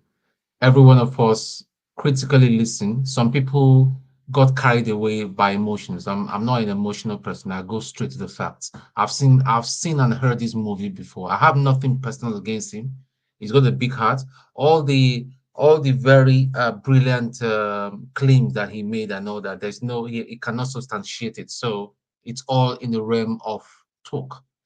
He's what do you call? He's a motivational speaker. That's the main thing he does for a living. So I'm not carried away. So if you want to get carried away, that's your own thing. So for someone bashing me and like Jagun sending me some uncomplimentary remarks, bro, you are. They were all deserved, bro. They were all thoroughly deserved. I made my own. I should shut the fuck up. I should shut the fuck up. Yes. I'm telling you, because I thought you were unemotional. I thought you were unemotional. Come on here so that I will roast you. You be picking. Listen, you need to learn to respect other people's view. That is my view. And you be picking now. View. You're a child. Jagan, please. I have my own opinion. Okay, right. I noticed one thing. When Pansat asked him about his affiliation with Peter Obi, he started talking about Tinubu, that if Tinubu does the same thing Peter Obi had done, or I know that, then the man is confused. Is he? So now I'm thinking, that's where I've been trained. I'm thinking, is this guy being sponsored by other people? Even though he claims he came here to tell us that he has no sponsor. Like Chim rightly asked him, who is your sponsor? He couldn't say nothing. He started talking about Tinubu,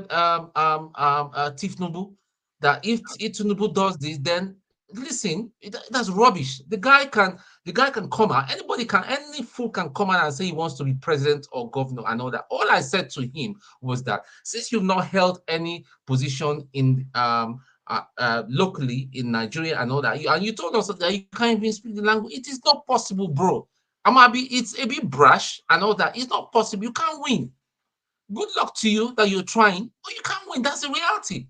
Edo voters are the most critical of voters that we have in Nigeria. They are not docile at all. I wrote in the comment section some few moments ago. They are not docile. They are not stupid. The guy cannot win.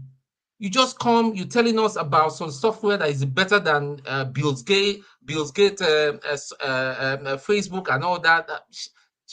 Is that what Edo people need now at this time, at this point in time? No, it doesn't work that way. That's not Nigerian politics and all that. I'm not trying to bash somebody that is upcoming, but you need to follow a process. You need to show us that you have history behind you and all that. You can't just it's just for me to come out now and say I want to be a governor for Anambra State. People will laugh at me. I need to show a track record that I'm able to do the job. That's all I'm saying. And people start bashing. Yeah, sorry, he lost his mom. I think with the mom, with his mom's thing and all that. I mean, he's not the only person that lost somebody through incompetence of our healthcare system. I lost my own auntie last month. I said it here on this program due to incompetency in our hospitals in Nigeria. So let's just get the facts right and all that. I don't get carried away by emotions or somebody coming to say the right words and all that. I mean, he cannot win. It's just, and I stand by that. So please, Jagun, don't come insulting me and bashing me because you're an idiot, you can't direct me. Yeah, you can Rudolph, when this call has finished, please allow me to continue my own. Don't come against me again. Respect my opinion and I respect yours. I've never bashed your opinion. That's all I'm saying. Thank you. All right. I'll skip with KJ because Jagon is the next one. Why do you keep skipping me? You have been skipping me. KJ, behave yourself. Behave yourself. I've come back now. You want to skip me again? I'm not skipping for hours. KJ, are you normal? Behave yourself. All right.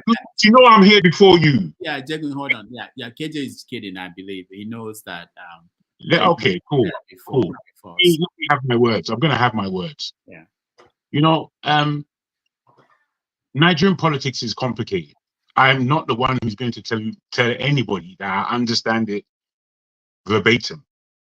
But I listen at all levels at when individuals speak on a political level.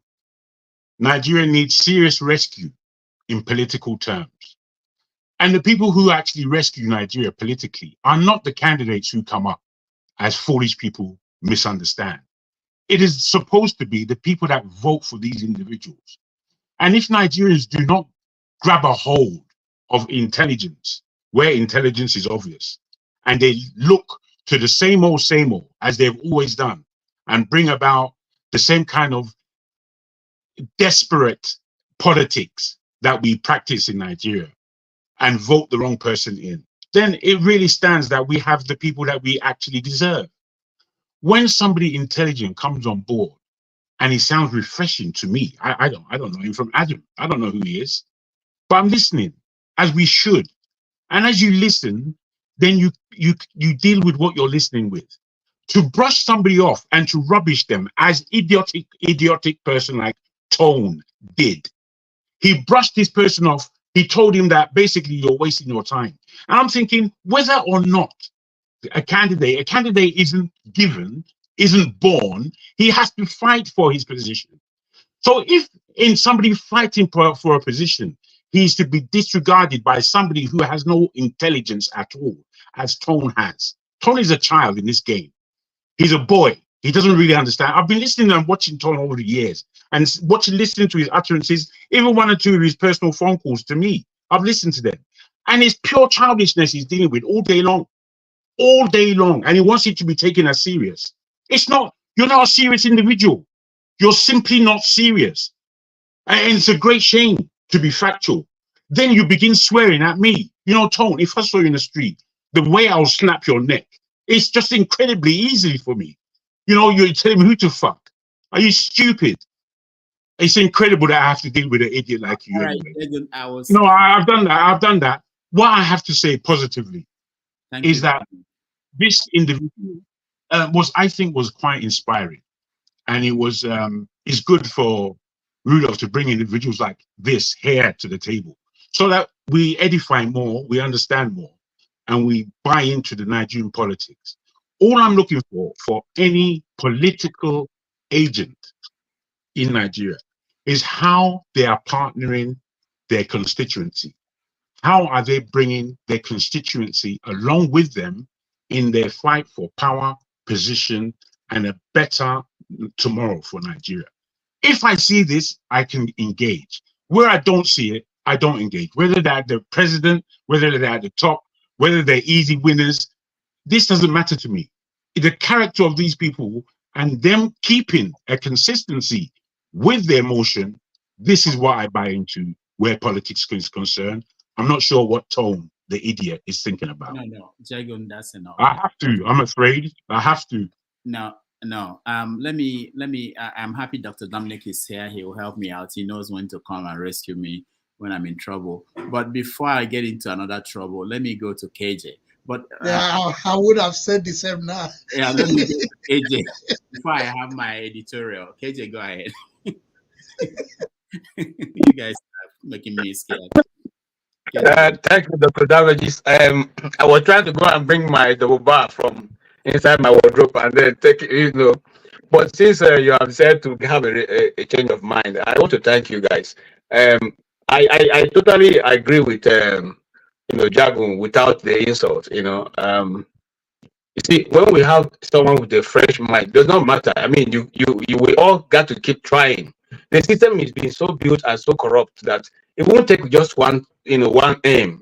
David picked 5 slings of stone, not because he was certain sure that what was going to hit Goliath, but he picked 5 just in case one misses. They said, "Oh, I will not miss the 3rd one." So we just got to keep flinging, okay, as fast as we can to the system until we can bring it all down. The guy that I listened to, because I followed all the way. I left again, Dr. Damage. I left because I had another meeting, that was starting at 4, and then we end at 5. What I wanted to ask him was, the way he plans to, revive that furniture industry that was booming in Benin, in the 80s and 90s. How he was planning to bring back the forest in Benin, bring about those things that was actually what made the Midwest very lucrative, as we read in the history, and all that. Because the more we go back to those old ways that brought us prosperity, the better our people become. I think I like his enthusiasm, I like his power, I like his rhetorics, because these days it's not all of us who know how to. We may have the ideas, we don't have the power to deliver. Sometimes people don't listen to us. People listen to the people who don't have ideas, but they have the ability to deliver. Have you ever listened to Tinubu campaigning in his local dialect? He's great. You can't beat him. Okay, he knows how to wind the people, and then he uses adages that ordinarily you can't just pick from anywhere. So if people are now forced to be, to follow him. All right. So we need people also, much as he has not been able to share anything in the radar, but he can be able to deliver his, articulate his view and put it across. Anybody who is fair-minded can at least, listen to him.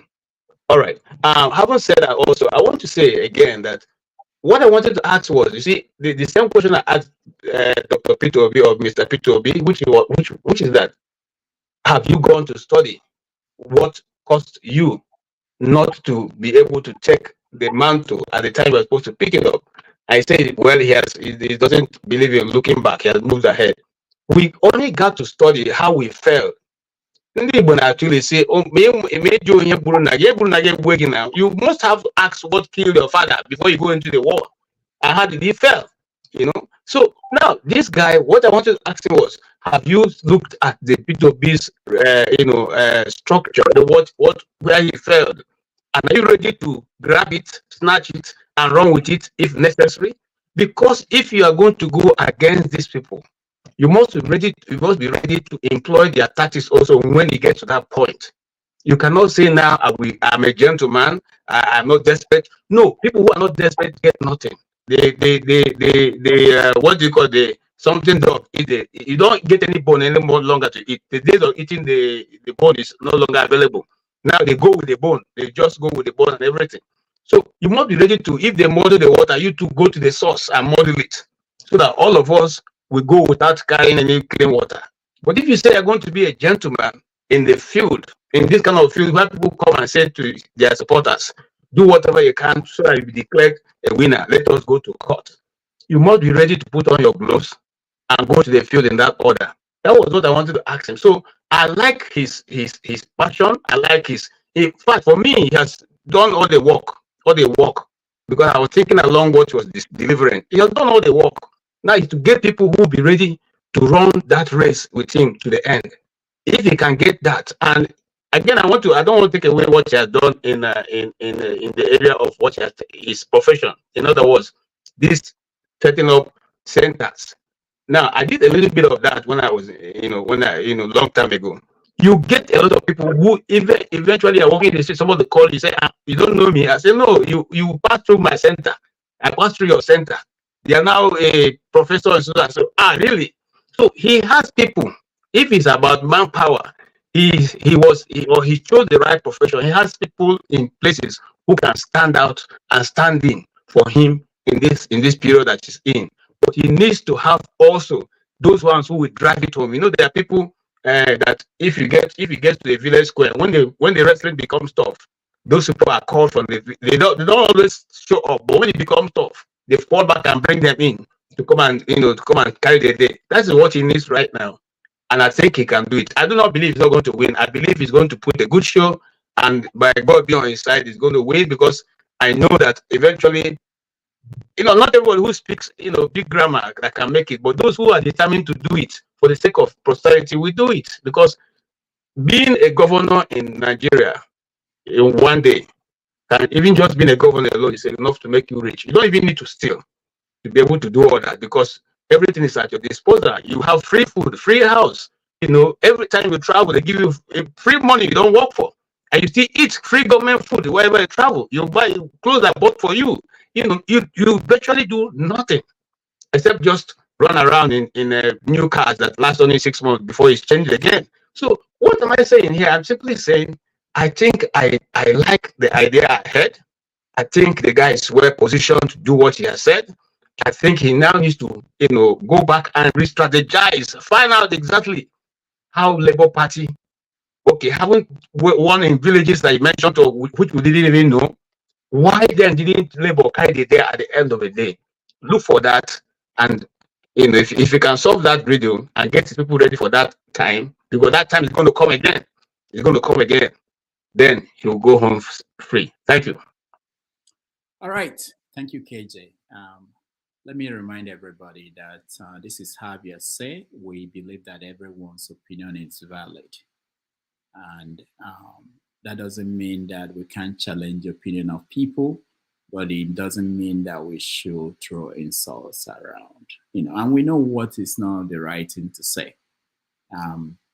But we'll get back into that. We'll talk more about that later. Let me invite Dominic. I know he's here to rescue me. Dominic, welcome to the show. Okay, James, thank you. Take care. Hey, thank you, Doc. I wouldn't take much time. I just wanted to come on the show and greet everyone. As I was about to come on the show, I saw what was going on. I said, okay, let me just jump in quickly. I think all this virtual is absolutely necessary. We're all here to learn from each other, and we're all here to share ideas and also get, input from our audience. At the end of the day, we're all pushing towards the same goal, which is the betterment of Nigeria. I don't see why anyone should tell anyone to shut up or call anyone pathetic. So I'll keep watching, but I'll let other people speak. All right. Thank you, Dr. Dominic. I think I've gone through, other than Pansat for his view. Olumide, maybe. Alaba, you've weighed in on your take. Okay. Rodolph, sorry. Yeah. See, so I mean, more information is beginning to come to light now. When we started, nobody was. I mentioned earlier in my statement that I don't know much about Olumide Akpata. I only know his pedigree. The only pedigree I know about him is the fact that he was NBA chairman first nonsense to be NBA chairman, and But now information, and then Ike was mentioning something about Mr. Ike was mentioning something about him maybe being disgruntled. You understand? Which I would agree with him if that was the real matter of the fact. You understand? That we should learn to be good losers. If it would engender good fair play and good politics. You understand? And go run around your man and help your party win. And then if you win, perhaps he nominates you to be a commissioner or something. But more importantly, Austin now puts something to light. See, when we make analysis, we need to be objective. You need to be fair. So I would say that my profession has kind of helped me to develop that kind of mindset, such that because as somebody who is a healthcare practitioner, I want to be able to give the best to my patients and making sure that they have the best of care and making sure that we minimize risk. So we have to be objective when we do things. So now, Austin made something very important that Olumide Akpata bribed delegates. There's allegation that he bribed delegates in dollars to win that LP nomination. See, this is what we are talking about. That is corruption. Corruption. And then here, Pansad is bashing the guy. And Anton, you are here. You are bashing the guy for nothing. I am telling you, I'm saying that this guy compared to the candidates on ground, does he have character? Does he? Tell me one thing. Tell me, you were telling me that somebody in UK has something on him. Bring it out to the world. Let the other people see it. Let them see it and make a good choice. Let's encourage this guy. This guy walked away because of what he saw there, knowing that if this guy will bribe the delegates in dollars, this guy just wants to help himself to people money. I mean, I wish your people all the best in electing their candidates. If Namumu never do, elect rogues to lead you. And this guy came here. He may not win, like I said. But let's have a free and fair election. Let the people decide, and let's see that he never won. That he got a certain number of votes that didn't take him to that governorship seat. Let's see it so that maybe next time he can try.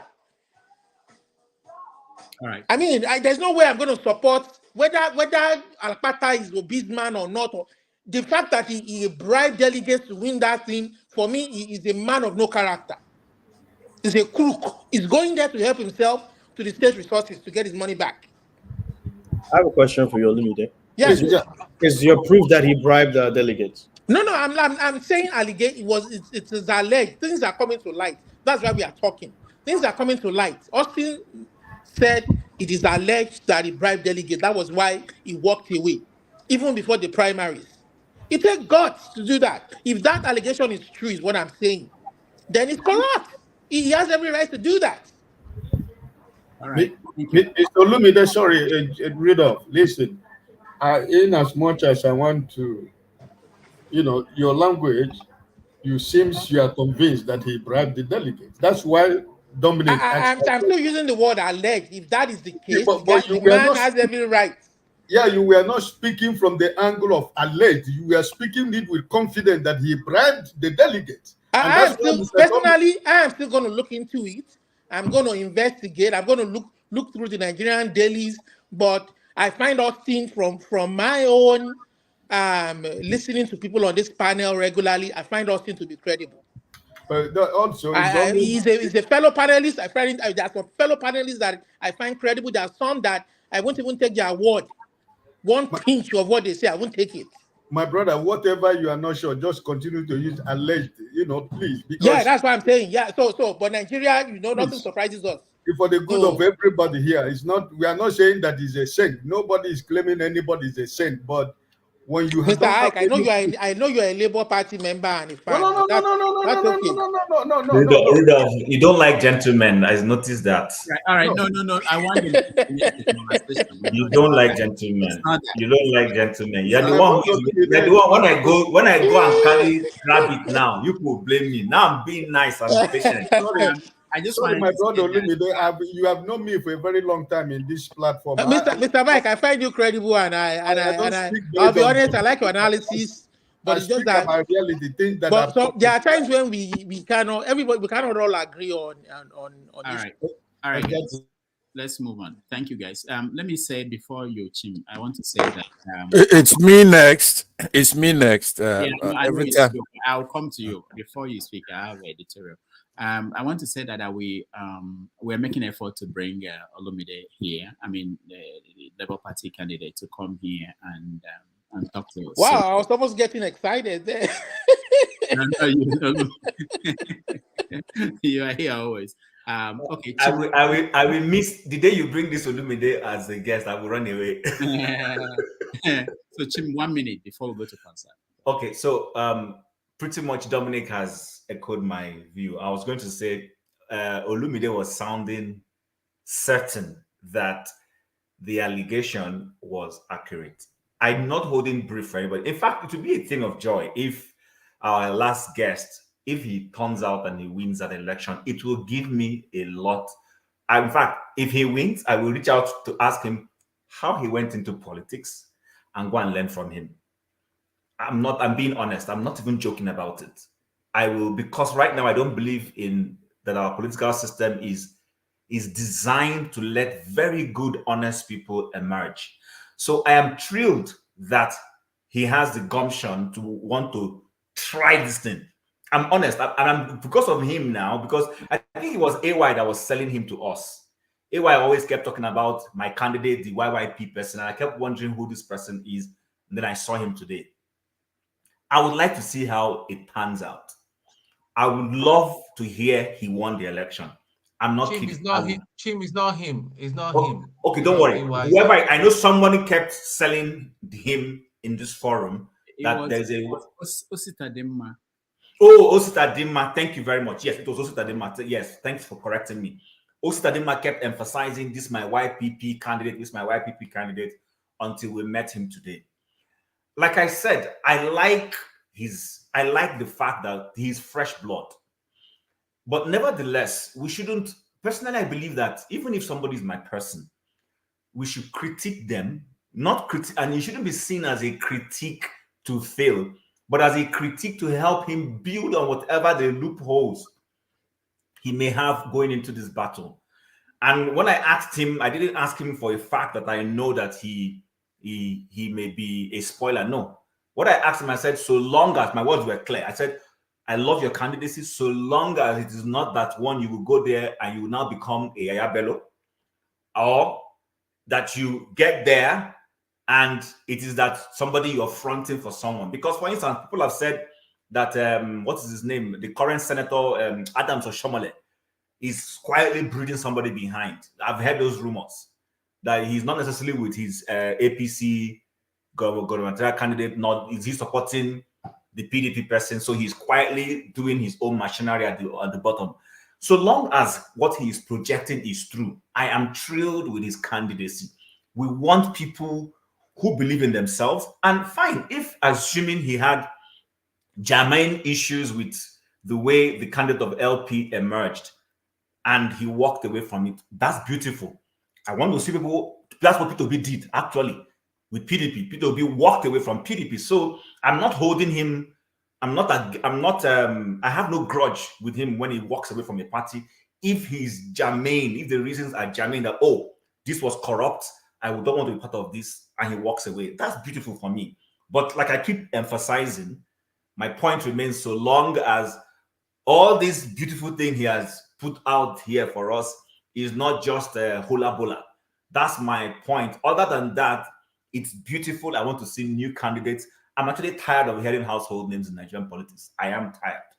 So this is a breath of fresh air for me personally, assuming he checks all those boxes, that this is not just a, how do you guys put that in English? something in the pan.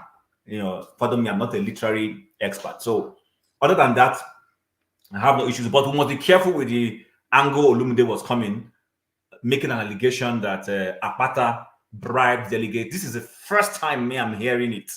I'm not. Okay, let me make it clear that I'm not accusing that. I'm not setting for sure that he bribed. Okay. But I'm saying that if from the angle that Austin came in to say that there were allegations that he bribed delegates, and the guy walked away before knowing that fact, knowing that it was going to be rigged, he walked away. Then he has every right to walk away. That's all I have to contribute. And then I'm saying that if those allegations are true about Akpata, I didn't know any. I don't have much about his antecedents, or any corrupt allegation against him. But if that truly happened, then that is corrupt. All right, thank you. That's what I'm saying. So, Pansat, let me go to Pansat. But before you speak, Pansat, I want you to explain to us so that we understand why you think that if we are giving everyone one question to ask one question when they come on, that you need 9 or 10, and this proper is okay for us to suspend everything and listen to you. I just want to understand, because to make sure that we don't have a situation where every time I'm stopping you from, because this is the standard now. When you come on, you ask one question. You don't go about interrogating the guest, because it might not be Paul, this guy that came today. It might be somebody else tomorrow. And I don't want you to put me in that situation to stop the show, essentially, to tell you that you don't do this, you shouldn't do this. It's not how we operate here. So start from there, and then let's hear your view on how he did. All right, let me say that it's obvious. My 1 minute is 60 seconds. Chim's 1 minute is like 10 minutes. I don't know, 7 to 10 minutes, right? So you just have to do the math. On a serious note, Rudolph, when we're here assembled, we're pursuing the truth. And you've said, in most cases, you're not doing it by time or by sequence, that you're in pursuit of the truth. And sometimes you may mix it up, right? It's not sacrosanct, the rules here. Somebody such as myself, my 1 minute is worth a lot of money. I know you have a doctor here, Dr. Dominic. It still pales in comparison to how much my 1 minute is worth. So when we come out here, besides, as an African, you have to have some respect for your elders. When's a lot? I know you went home in December. Is it when you got there? You have some villagers. I saw you in the village somewhere pounding yam or something like that. And that when an adult, when your elder is talking, you just start running in and interrupting them. That's not the way it's done. Besides, I'm here on a mission, right? I'm here on a mission. You saw the irresponsible statement that was made by Olumide. He actually chided me in his condemnation of the Labour Party. It's not a joke. What he did there. No. You and I, we were on a platform earlier this morning, our time, right? Olumide and I, we were in electricity's show, and we handled it. But I'm beginning to notice some deceit in your ways, Olumide. I gotta be honest with you. No. Let me land, because what you did there was so irresponsible, right? It doesn't. The allegation the guy made here doesn't even meet the prima facie standard, where it's then turned over for the other side to prove that they're innocent. Right? Let me land. You land. I just want to know that. See, one thing you must realize is we want the same thing. We want a free working society. It doesn't mean we are going to be in the same party when we get it done.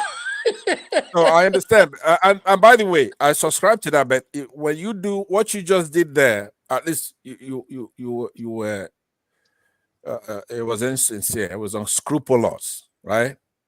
Now, I'm happy that you took it back, but it's like calling somebody a thief when the market is. Say you go to Nkwo or Ori or a K market, and you accuse somebody of stealing. Olumide is a known phenomenon. No. Right? I restrain my words. Yeah, I don't want a dialogue in this thing. I want to make my remarks, and then I'll be done, and I'm going to be out of here, so that you're going to miss me. Rudolph, I believe that you haven't passed out fatigue on this show. You every time I try to say something, first of all, you deny everything I ask as a request. I've never asked for anything here. I want to deny one more. Let me tell you that the moderator has the say, and we are not making exception for old age. We are not making exception for old age. Intelligent people. So when we say we are here and we give you one chance for one question, we want it to be one question. So okay. By the way, let's do this then on that. I haven't concluded my remarks on the Olumide issue, but let me ask you a one question that goes on forever, right? And ever. But it's one question. Is that acceptable? Let's say there are no demarcations and I just ask a question for 5 minutes. Eventually we are going to ask people to maybe write down their question and we approve it if it becomes necessary, and we don't want to do that. Bro, that's the time I'm out of the show. That's okay. Suggested. I was only saying that to make the point that when I approached this guest you had here, I tried to recapture some time from him, from his long-winded answers, which you have no issue with. If your concern is time, you should take from the guests, take from the panelists to achieve it. Do you understand? You have guests that come here constantly talking nonsense forever, right? Answering one question, and to me, in the Senate, they call it filibustering the show, where somebody comes and they ask a simple question. I recall this guy was asked, hey, look, you pay your taxes. How much do you pay in taxes? That should be a finite number. Should be a figure. I pay $1 million in taxes, so I pay 10 million. It shouldn't be something that he would then go on an escapade, just talking forever. You don't do anything about that. Because I have said here once to you, when you have a guest here, there is no hierarchy created where the guest is at the top and the panelists are below that. Yes. And you then, the host, do you understand what I'm saying? There's nothing like that. I don't accept it. On this show, no, you can't say you can accept it. Rudolph, you want me to address this for you? Yeah, please, Dominic. Okay. All right. Yeah, can I land it before you address it? Can I land it? No. Oh, bro, you're going to be as long. You're going to be as long-winded as the person you were complaining about. Let's hear Dominic. Dominic, go ahead. When we don't have guests on this show, and it's speak your mind to speak your mind or have your say 24/7. Everyone here is sort of like a guest. We're all exchanging ideas. We get to interrogate each other's ideas. When you actually have a guest and there's a gazetted time for the guest, that guest is king. When it comes to question time, that guest is king, because at the end of the day, we moderators and Rudolph decided, you know what, we're going to bring this person to share his or her ideas and be questioned. So if the guest decides to answer the question in 1 minute or to answer it in 3 minutes and it's annoying you, all you can do is wait. Because at the end of the day, we want these guests to come back. If you antagonize your guest, then we'll have no show. And I accept that. Hold on, Passad, let me add to that. Hold on. And before let me make it clear. I've said this before, people don't believe me. Before they come here, I tell them, we prefer that you answer this question in 2 minutes. Every question. If you need more, take more time. But we have to respect them. I have to respect them. Remember, one of the reasons why they come here is that at Channels TV, there is time, like 30 minutes. They give them 15 minutes for an interview. They don't have enough time to express themselves. So when they come here, some of them think that, okay, this will give them 2 hours to explain themselves well, and they try to use it. And we can't disrespect the guest because Pansat is not happy that the question is. All right, let me say, I agree with Pansat, if I got you right, are you suggesting that Rudolph is playing nepotism with me? I understand it was that he gives me more time than he gives you. No, what he was suggesting is that Rudolph has more preference for Igbos Omo. That's why I'm asking. But I'm not Igbo. That's the point. I'm not Igbo. Actually, hold on, Pasat. You know what? Wale was really upset that I skipped him to go to Bumi, and I skipped him to go to somebody else again. He didn't like it, and most people think that it's only them. And KJ, I think KJ was joking because KJ understands these things. I've said it before. This is more than just a debating society. This is a production. And there are decisions that are made in production that will not be linear, and it happens all the time. Every time you see a TV show, when you see Big Brother Nigeria, it's not everybody that is featured the same time, the same way. It's production.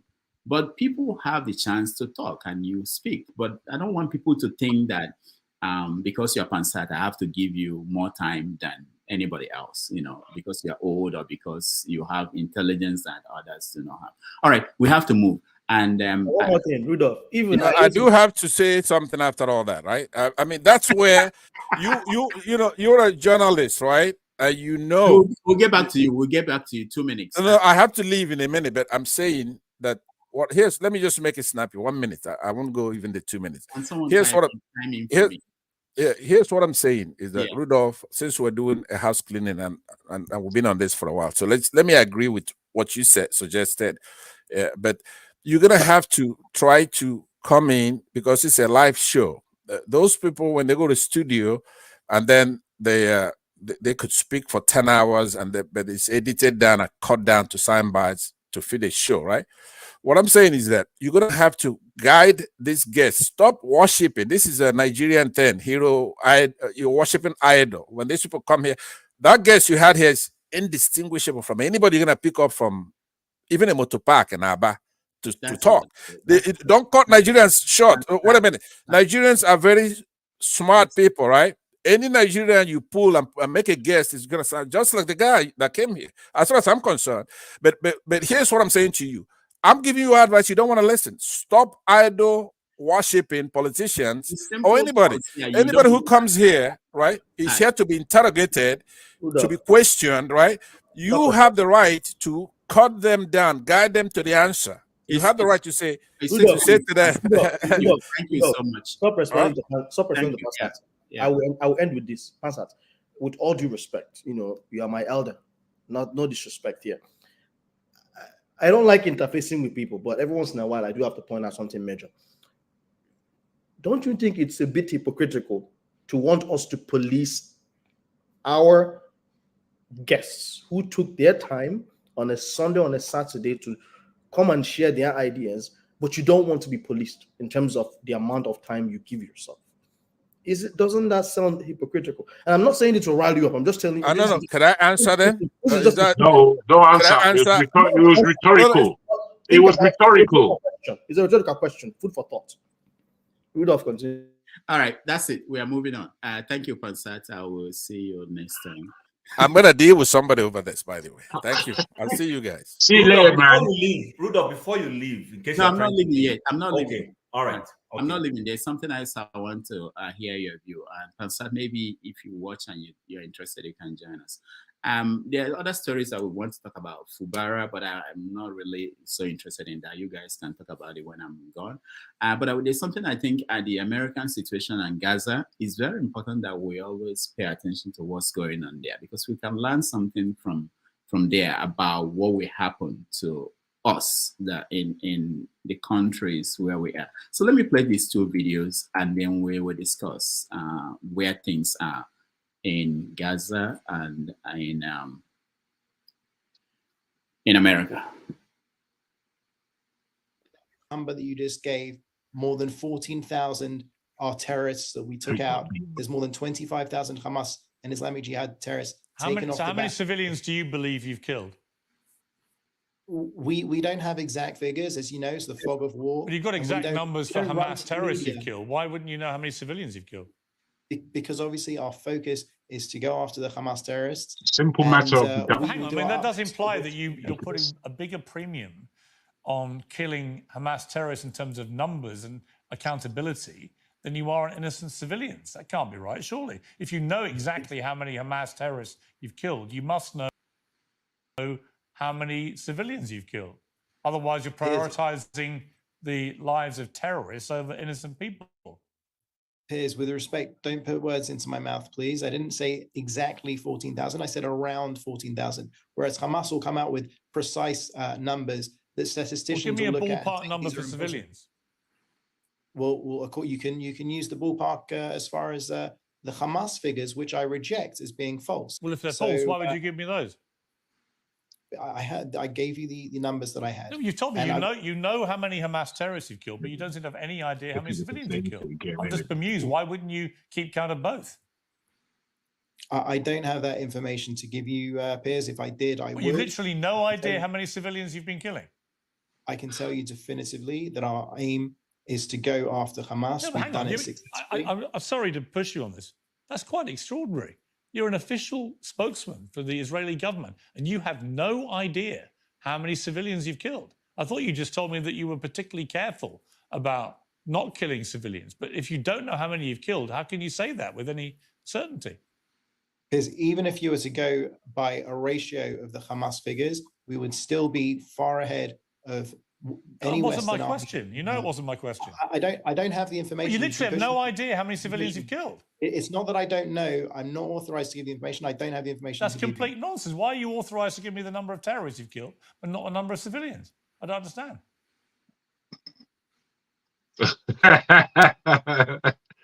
Dumbstruck. Can you explain? Piers, we will go after Hamas. We will ensure that we. You want me to believe you're being incredibly careful about how many civilians you're killing, and you have an amazing exemplary record, but you don't know how many civilians you're killing. So how do I know you've been careful?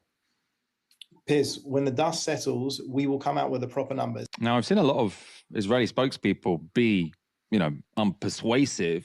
I mean, to often seem a bit sociopathic or psychopathic. Entitled Admission of New Members to the United Nations. Will all delegations confirm that their votes are accurately reflected on the screen? The voting has been completed. Please lock the machine.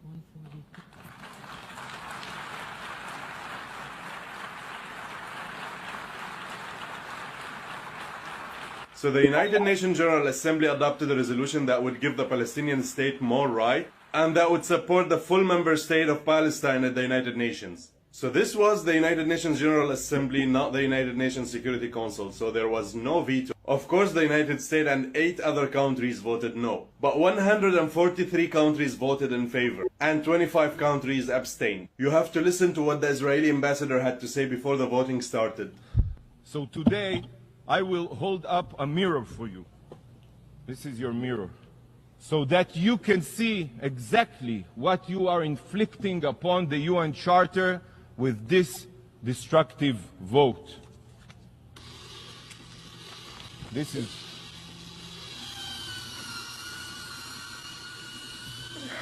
you are shredding the UN Charter with your own hands. Yes, that's what you're doing. Shredding the UN Charter. Shame on you. So this is for now is going to grant the Palestinian state full right, except voting in full General Assembly votes. But also this resolution calls on the Security Council to finalize their membership status as soon as possible. So this is a huge advancement for the Palestinian statehood at the United Nations. What was really shocking to see the Israeli ambassador to the United Nations speaking on behalf of the United States and calling on them to stop funding the United Nations. That proposal. Here is Israel's ambassador, Gilad Erdan. The UN General Assembly will be voting to grant the Palestinian Authority de facto statehood, the status and the rights of a country. And I expect the United States, in accordance with US law, to defund the UN and its bodies. I have never... All right. So that is what happened during this week. The United Nations voted.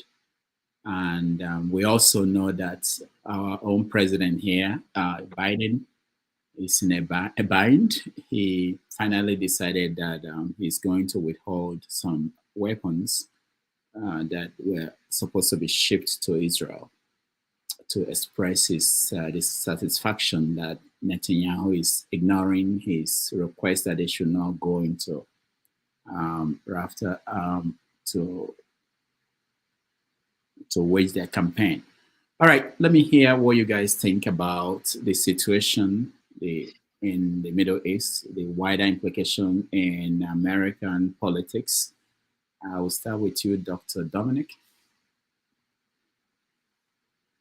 So people don't think I'm always there's favoritism. You can skip me and I'll go last. Okay. Chim. I would have done the same thing that Dominic said, so that I don't appear like a favorite child. But anyway, my views on this are that it's a very touchy topic. It's never a win-win in terms of your views. Most times, a lot of us are irrational, emotional, depending on what side of the divide we belong to. For me personally, I would love a two-state solution. Let the Palestinians have their own state. Let Israel have their own state. Let us have peace. If that would create peace, beautiful.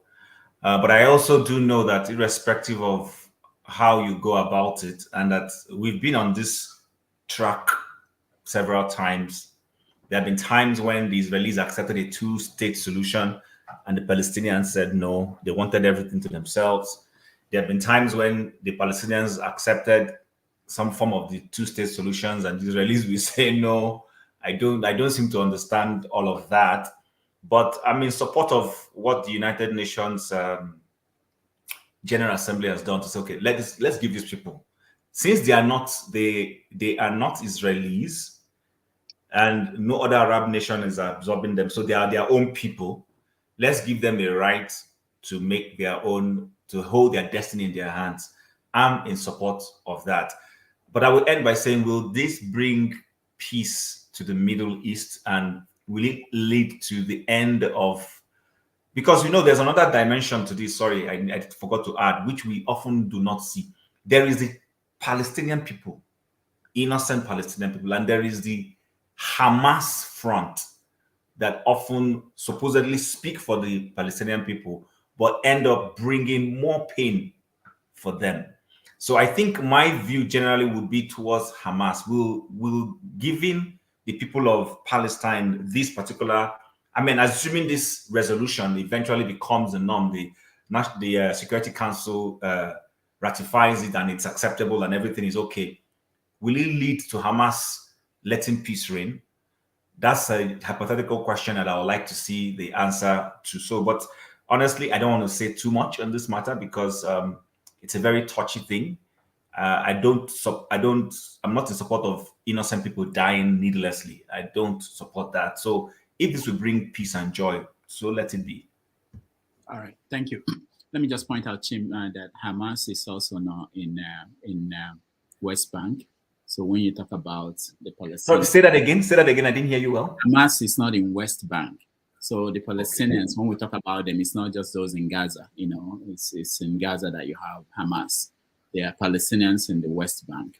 So even if Israel or they don't want to give them the right to govern themselves in Gaza, the people in the West Bank should actually have should not be living in the way they are living now. All right, Ike, go ahead. Well, I think what Chip said is probably what I will say, but I just want to say that it is not only when people die by gun that you know that they are killing people. We are being killed in Nigeria every day. And nobody is talking about what is going on in Nigeria the way they're talking about what's going on in Palestine. It is all about international politics. It is all about American politics. Why don't they talk about what is going on in Nigeria the way they're talking about what is happening in Palestinians? Nigerians, are we not human beings? Are we meant to be slaughtered like an animal? We are being killed in so many ways and in different forms in Nigeria every day. And nobody's speaking about it. Those people who are making those laws at the United Nations, are they not seeing what is happening in the African continent? Are they not the same people who are engineering what is going on in Africa for their political interests? If not, what is the difference between the people that are being killed in Palestine and what is the killing that is going on in Nigeria every day? How many soldiers do we lose from the terrorists, from the henchmen that are occupying every villages and nooks and corners in Nigeria? Innocent civilians, women are being raped and killed. Pregnant women are being opened their stomach, remove the baby in their stomach. And you are here talking about what is happening in Palestine. What is happening over there? Is it greater than what is happening in my own country? Why are we not crying the same way that the world are crying for what is going on in Palestine? Because they want to sell their weapons, because they want to sell all the atomic bombs and everything they have. Because they want to control the world, right? We kill people that we cannot produce, a human life that none of us can give. But that is what is being done. Every part of Nigeria today is not safe. Innocent people are being killed in Nigeria every second of the day. Nobody's talking about that. I do not support what is going on with the Palestinians and the Israelis. The Palestinian people should be allowed to live their life. But like Chim said, their problem is Hamas. Hamas has polluted, is a poison pill in the Middle East. And there is no how you can find that peace without finding a status for Hamas. There should be a pronouncement by the whole world what is going to happen to Hamas. Because at the end of the day, the Palestinian people want to live in peace. But Hamas now is speaking, and Palestinian PLO people, they are speaking also. So at the end of the day, which one are we going to deal with? But I just want us to, listen. This word politics we are playing when we see what is going on. What is going on in Nigeria, your country, your village, your town, your kindred, your local government. What is different? We are living in a lawless country. We are living in a country where you are not sure of what is going to happen to you in the next minute. Is it not the country we are living today? You go to Nigeria, you go and pay millions of naira to hire policemen to guide you for you to be able to stay in your village or somewhere in Nigeria. What different? What is going on? Let's just call a spade a spade. This American politics, I'm sick and tired of this American politics. Trying to police the world, trying to change people to be what they are not. I mean, I'm sick and tired of that. What is happening in Nigeria today? What this government you have in Nigeria, is it a government? Are they not? What is different? That this man is confused. This government in Nigeria is confused that they don't know what they are doing. They are using Nigerians as a sacrifice. They are passing a law in the National Assembly to kill people who push drugs. 99.5% of the people that are passing the law, they're supposed to have been hanged for a very long time. They are supposed to be roasted in jail. But they're making a law. The same drug that they push, the same drug that they smoke, the same drug that they sniff. The people that are making this law, they are the problem of this country. People that have stolen the national wealth that belongs to me and you in Nigeria. They are the people that are making law to kill somebody who went to push drug. What kind of a country do we have? We need to face this fact. This young man who came here is telling you that the henchmen has taken over so many villages in Edo State. And the governor of Edo State still do nothing because of politics. Which state is safe in Nigeria? Which state is that safe in Nigeria? Okay, let me ask you all of us here.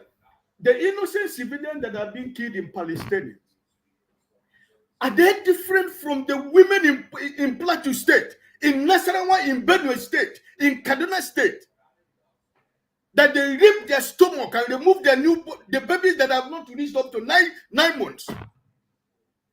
What is the difference? Don't we have a government, a failed country called Nigeria? Is your country not a failed state? Is Palestine not better than Nigeria? Even in the present circumstances, is Palestine not better than Nigeria? Even in the midst of the war, they have a better life. Where is the better life in your country? Who is living a better life? You have your money, you have no security. You have your money, you have no electricity. You have your fan, you have your television, you have your fridge. You don't have anything in your fridge. Your fridge is empty because there is no electricity to keep your food warm. What kind of life is that? Are you not dying? Are you not dead already? Are you not buried already?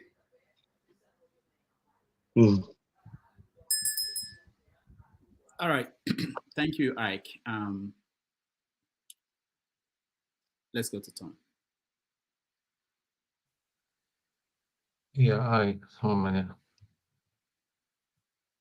Right. Okay. I guess everybody has spoken what was in my mind, but all I can say for this situation in the Far East, if the situation were flipped around, would they care much about us? Think about it.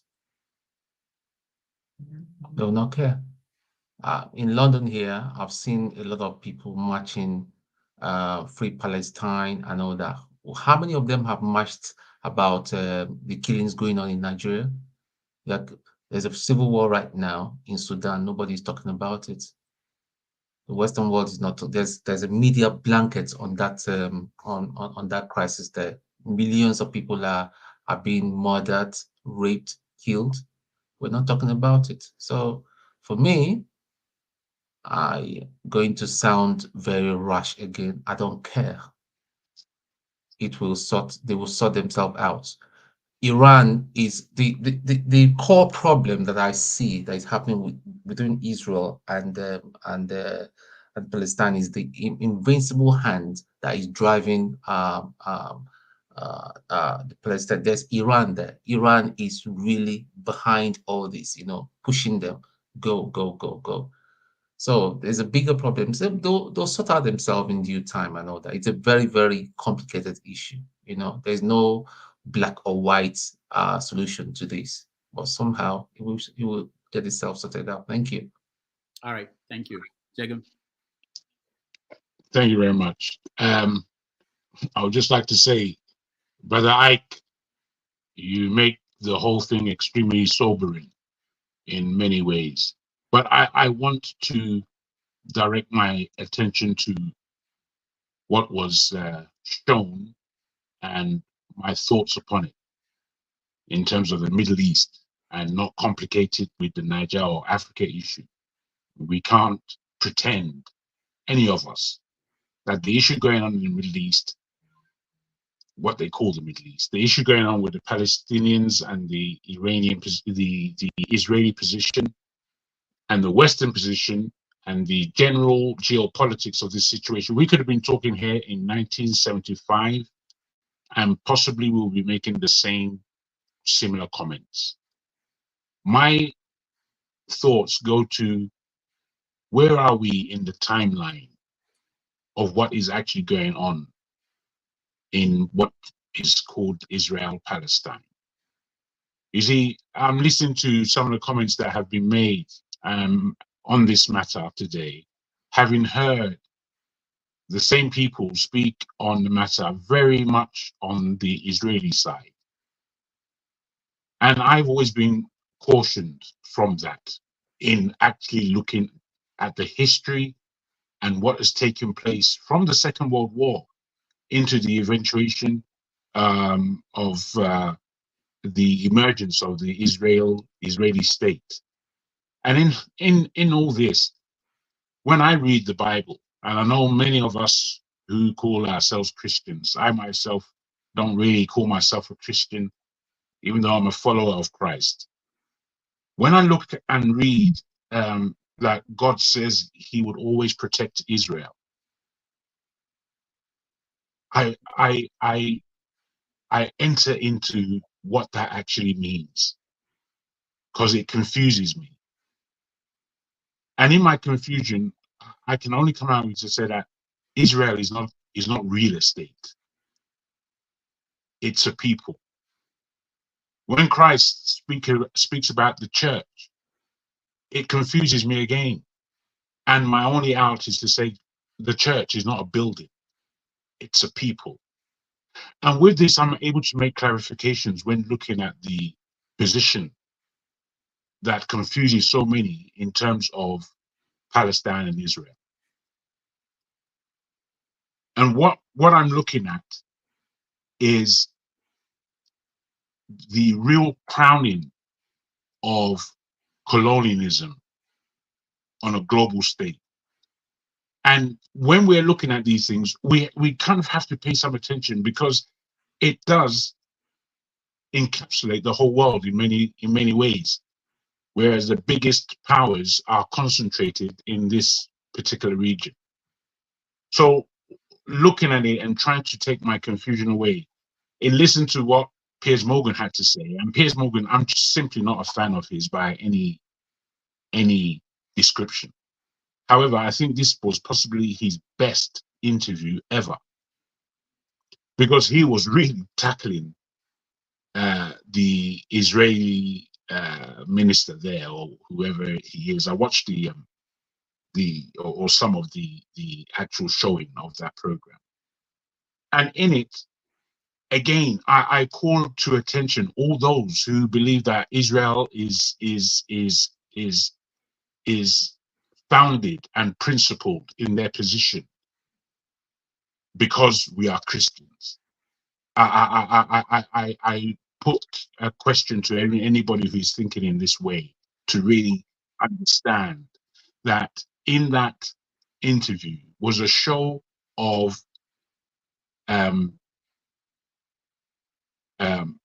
punitive action in terms of impunity in action, in terms of how the Israelis and the West speaks. It is obtuse most of the time when they almost say that the lives of the Palestinian is not worth the life of an Israeli. Basically, it comes down to this. And when you look at it like that, you have to understand that, man, this thing is disgustingly upside. How can you support a bully? And that is the position, I'm afraid, that Israel finds itself in. To me, it's almost as though Israel can genocide a people after their own supposed history of genocide in Europe. Now, for me, I ask us all really to pay some attention to the unfairness of what's being seen here. Because owing again back to what Ike was saying, this is the unfairness generally that we see in the planet Earth. And we might, just as South Africa, if those people weren't black, we'll be looking at it like Palestine. But South Africa was so obvious to us during the times of apartheid that the world had to come on side. But the West, both America and Britain particularly, were not in favor of a correction where apartheid was concerned. They thought everything was okay. So I'm afraid many of us have to really grapple with our own spiritual positions, because it's what's stopping us from telling ourselves the truth sometimes. We have to grapple with it and come to an understanding that real, belligerent, unscrupulous, murderous unfairness is going on before our very eyes at this time. And if we're not checking things for real, then we're telling ourselves lies, and our religion is rubbish. Before you use your time up, can I ask you this? What do you think? What do you think will be the solution Oh, my to? brother.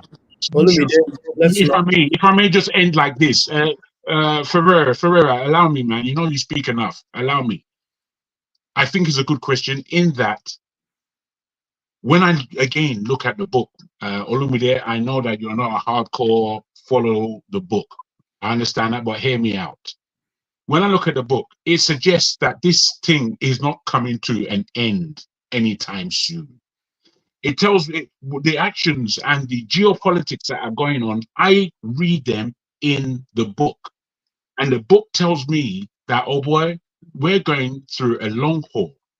The question for Africa is, do they save themselves? Because Africa could be the only haven, especially if we push out the big players in the world out of our territory. And that's all. When I say push them out politically and in terms of military, if they're acting in a political or military terms on the continent of Africa, they need to go, so that we can create that safe haven. Because time is running out. For me, this is my subject. I understand what Ike is saying, my brother Ike. Believe me, these things that are happening in the Middle East is going to affect every individual on the planet. It's going to affect every individual on the planet. We are concerned. What we must do is make sure our house is a safe haven for us to run to when the time comes, because this thing has no solution. Like anyone speaking mamby-pamby, oh, it's going to all come together, oh, two-state solution, oh, but all that is rubbish. They are going to go to war, if it's today or tomorrow. And I mean that in as urgent as I'm putting it. It's going to happen. All right, thank you so much, Jagan. But hold on, let me just say this. Someone wanted to know, why is this special? Why are we not talking about Sudan? Why, so if you live in America, I don't know about other parts of the world. The United States just sent, I think, 18 billion or something. I don't know the amount of money they sent to Israel. And other parts of the world are sending weapons to Israel. And time and resources of the world, United Nations, are being spent on this issue. And the question we should ask is really, why are they not paying attention to us? And we know they are not paying attention to us the way Ike said that. What have we done? If you are not being paid attention to, people don't care about what's happening in your own territory. What are you doing about that? It's not enough to complain. It's not today that it started. During the Nigerian Civil War, most of the world didn't care that people were being killed. We knew that. Sudan, Congo is endless. Congo has civil war going on for the past 30 years. And you don't read about it. What are we doing about that? So that's why we need to discuss this. See how the attention of the world is placed there. The resources of the world is being spent there. Then we ask ourselves, what can we do to change it? All right. Alaba, you're next. Yes, all of you have spoken well. Rudolph, Hike in particularly, and Jagun. I would make an attempt to connect everybody's very vital point in my own precise understanding of where things stand. But let me start by saying or answering those that says the issue is complicated. There's nothing complicated about the issue. The issue is human. The issue is humanitarian. The issue is what Bob Marley calls, until the philosophy that one race or is superior than another is totally and absolutely destroyed, there will always be war. And there will be war. Bob Marley. So, and to quote another musician on the subject of superpowers and the United Nations, we have to quote Fela in his great mind, who has said, who and who unite for United Nation? No be dear Thatcher and Reagan Day. The something to vote equals to 92 or more, meaning that the way they view you, the way they view colored people, the way they view others, it's not in equality to themselves. You're still that inferior little being. I will hit on Hike's points on how this concerns us. Hike has touched, the whole issue is sad. The whole issue is sad. Jaguar has touched on the historical perspective when apartheid was raging. They don't care. Dr. Rudolph touched on when our civil war was raging. They don't care. Congo, they don't care. You know, whatever you guys do, genocide in Rwanda, they don't care. They were aware. People were calling Washington that there was going to be a genocide. They don't care. What is the value of your life to their life? What is the value of your skin color to theirs? And you are the ones giving them that answer. As sadly as their perverse mind is, we also give them that answer. So let me answer the questions that is based upon this topic. I want to thank, I'm not a fan of Piers Morgan, but I want to thank Piers Morgan for that excellent journalistic job he did. Yeah, that's a brilliant one. You see, I wish all Nigerian journalists could be like this. This is important. Stand firm on your job. Ask the right question, irrespective of who is standing firm in front of you. You know, when that young lady did it with that nasty minister in Nigeria, people want to give her an award. I said, no, don't give her no award or kudos. That should be the norm. We should ask tough questions, irrespective of who's standing before. That's how the world gets better. The world is not going to get better because we are praising people or because we follow in that white man's ideology of one race is superior to the other.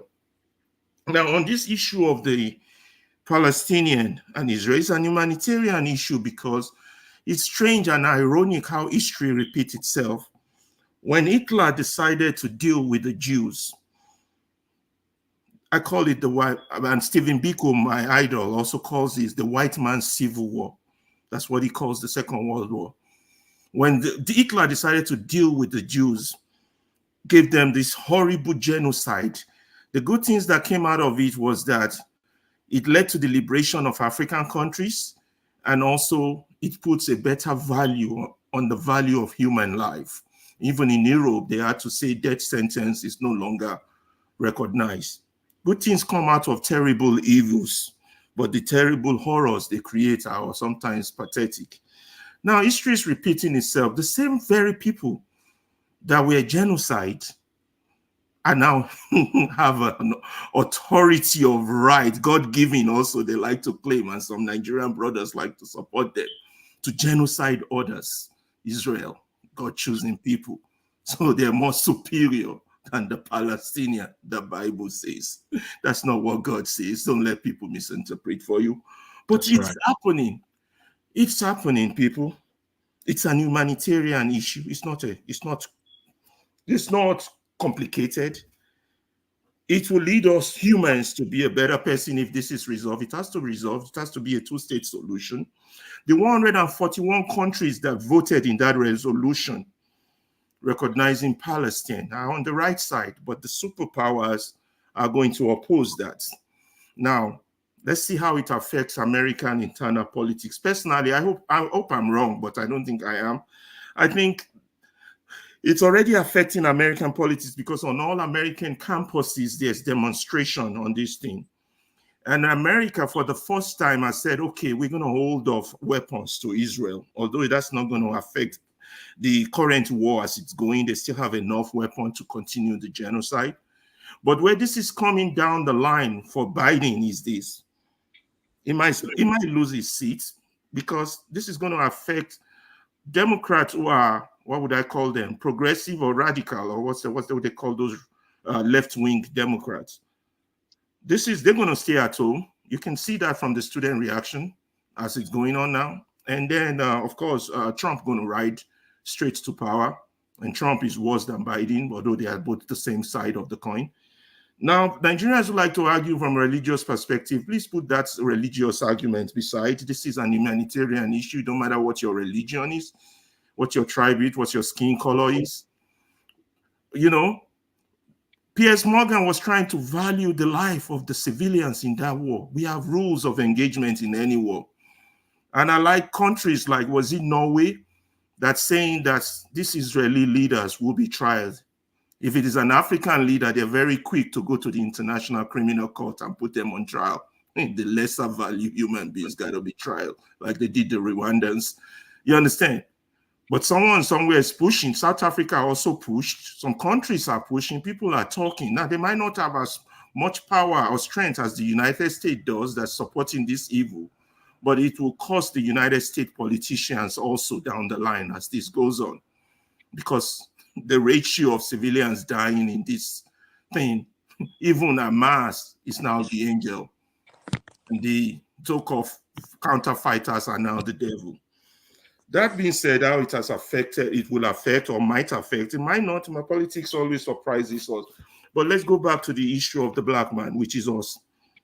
Ike, you made a very good point. Why are they not talking about us? Ike, why would they talk about us? You think the white man is going to cry, or the Westerners are going to cry more than the bereaved? How many of us, educated and enlightened, are talking about us? How many of our journalists are talking about the killing in Benue? How many of our pastors that have a podium are talking about the hardship Nigerians are going through, the pain? But rather, they are supporting those because they have formed a cooperation in which they want to inherit the world, acquire all the wealth they can use, wealth they are not using to subdue the earth as the Bible instructed them, wealth they are not using to build, wealth they are not using. They're just accumulating it like a monkey that has 1,000 bananas in his hand. Avarice. They're not going to cry for you. The world, CNN is not going to cry your news. Fox News is not going to cry your news. Arise is not crying your news. Dr. Damage is struggling to cry your news. Niger Watch is struggling. Mayegun is screaming every day to cry your news. Dele is screaming. So you now want them to be talking about how your people are dying. Have you cried for your own people?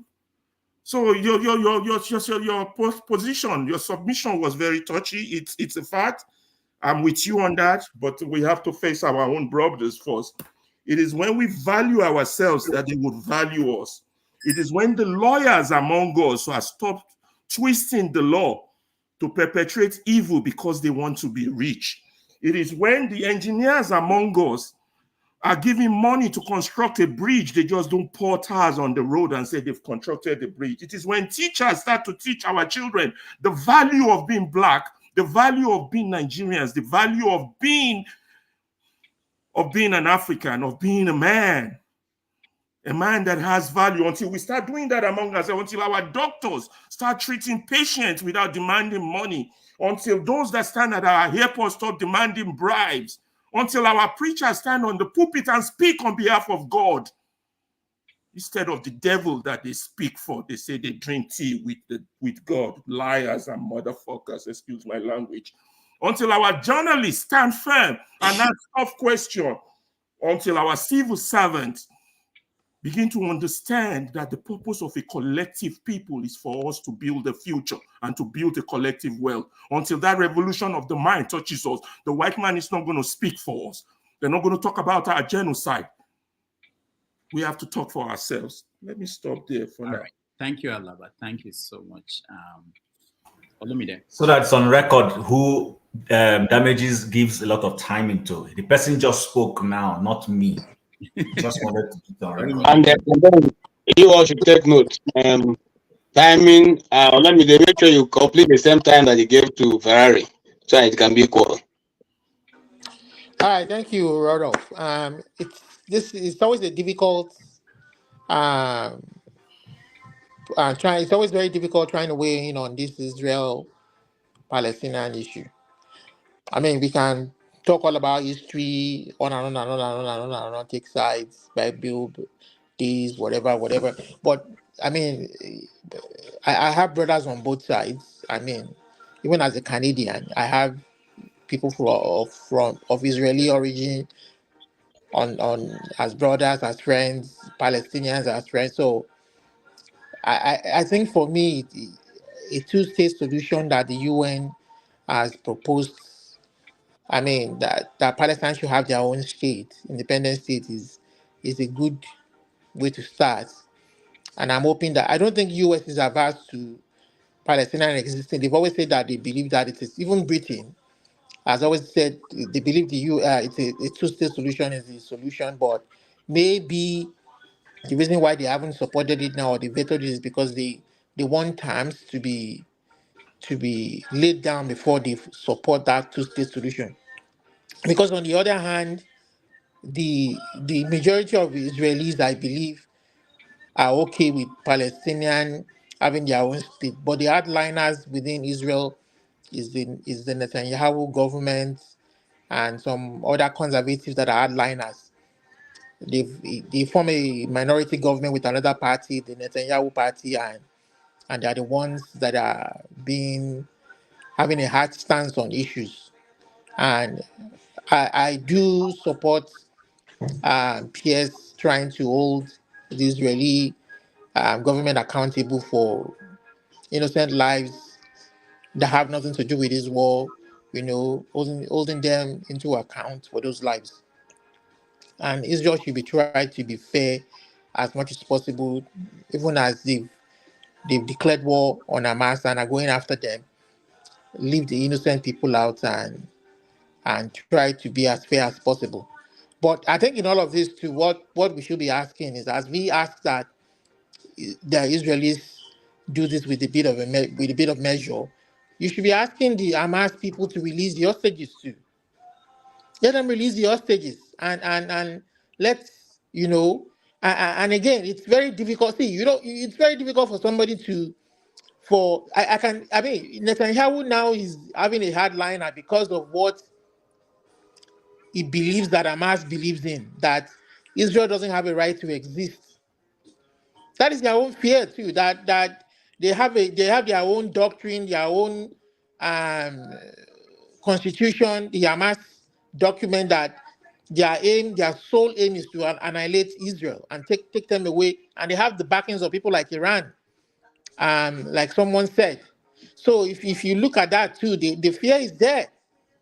The fear is there, So we have to look at this thing holistically and somebody was saying, it was Rodolfo said, what about West Bank? And say West Bank is controlled by PLO, the PLO, and Hamas is controlled by Gaza is controlled by Hamas, Gaza and Rafah, and being that those cities are independent of one another, they are not. Hamas is not beholden to PLO, even though PLO is the central government. They run the national government. It's just like Nigeria, where you have Boko Haram controlling their own territories and Nigerian government not having a say over it.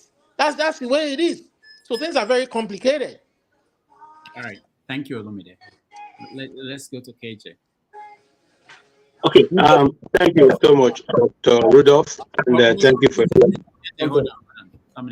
Let me just to give better context, because I think people often forget this. Let me just give a context. Give me 2 minutes to read something, and then we'll continue. Is that okay? Yeah. Let me read something real quick, if you don't mind, KJ. Okay. So in 1995, the Oslo II Accord divided the Israeli-occupied, I'm using their words, this is not my opinion, Israeli-occupied West Bank into 3 administrative zones or areas with different levels of self-government. Area A, the Palestine Authority or PLO, controls civilian affairs and internal security in this area. And this makes up to 18% of the West Bank and is mostly densely populated. It includes major population centers like Bethlehem, Jericho, Jenin, Nablus, Kalkiya, Ramallah, and Tulkarem. Area B, within the West Bank, the Palestinian Authority or PLO controls administration in this area. It makes about 22% of the West Bank, but shares security control with the Israeli authorities. Area C, Israel administers this area, which makes up to 60% of the West Bank and includes Israeli settlements. This is as of 1995. If you look at the current map of the West Bank, it is like what we call an archipelago. An archipelago is a group of islands that make a nation. You can have, like Japan has up to 10, 15 islands, right? So imagine the West Bank. When you see on the map, it's like one big blob, right? But imagine pieces of districts or neighborhoods that are scattered, and they're all Palestinians living in it. And in between, there are a bunch of Israeli settlements in between it. So when you think about the two-state solution, think about how practical it is.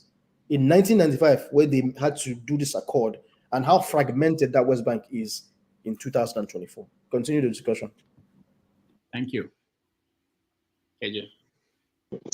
Okay, thank you for bringing that in. Some of us sometimes believe that, and then when we speak, they kind of, call us, the people who come with a religious mind. On this program, I've said that I work with a producer, Odell. That's her Sorry, name. KJ, your production is a bit bad though. Yeah, Your voice is yeah. quaking. I wanted to say My that. voice, you can't see my voice. Can you No, see my voice now? We can see your voice, but there is a kind of echo at the bottom. I'm not sure what to call that. audio is bad today. Oh, is it clearer now? Now maybe you can join us again. I will let you speak as soon as you come in. But Dr. Dominic, to further just lay more emphasis on what you said about the Palestinian.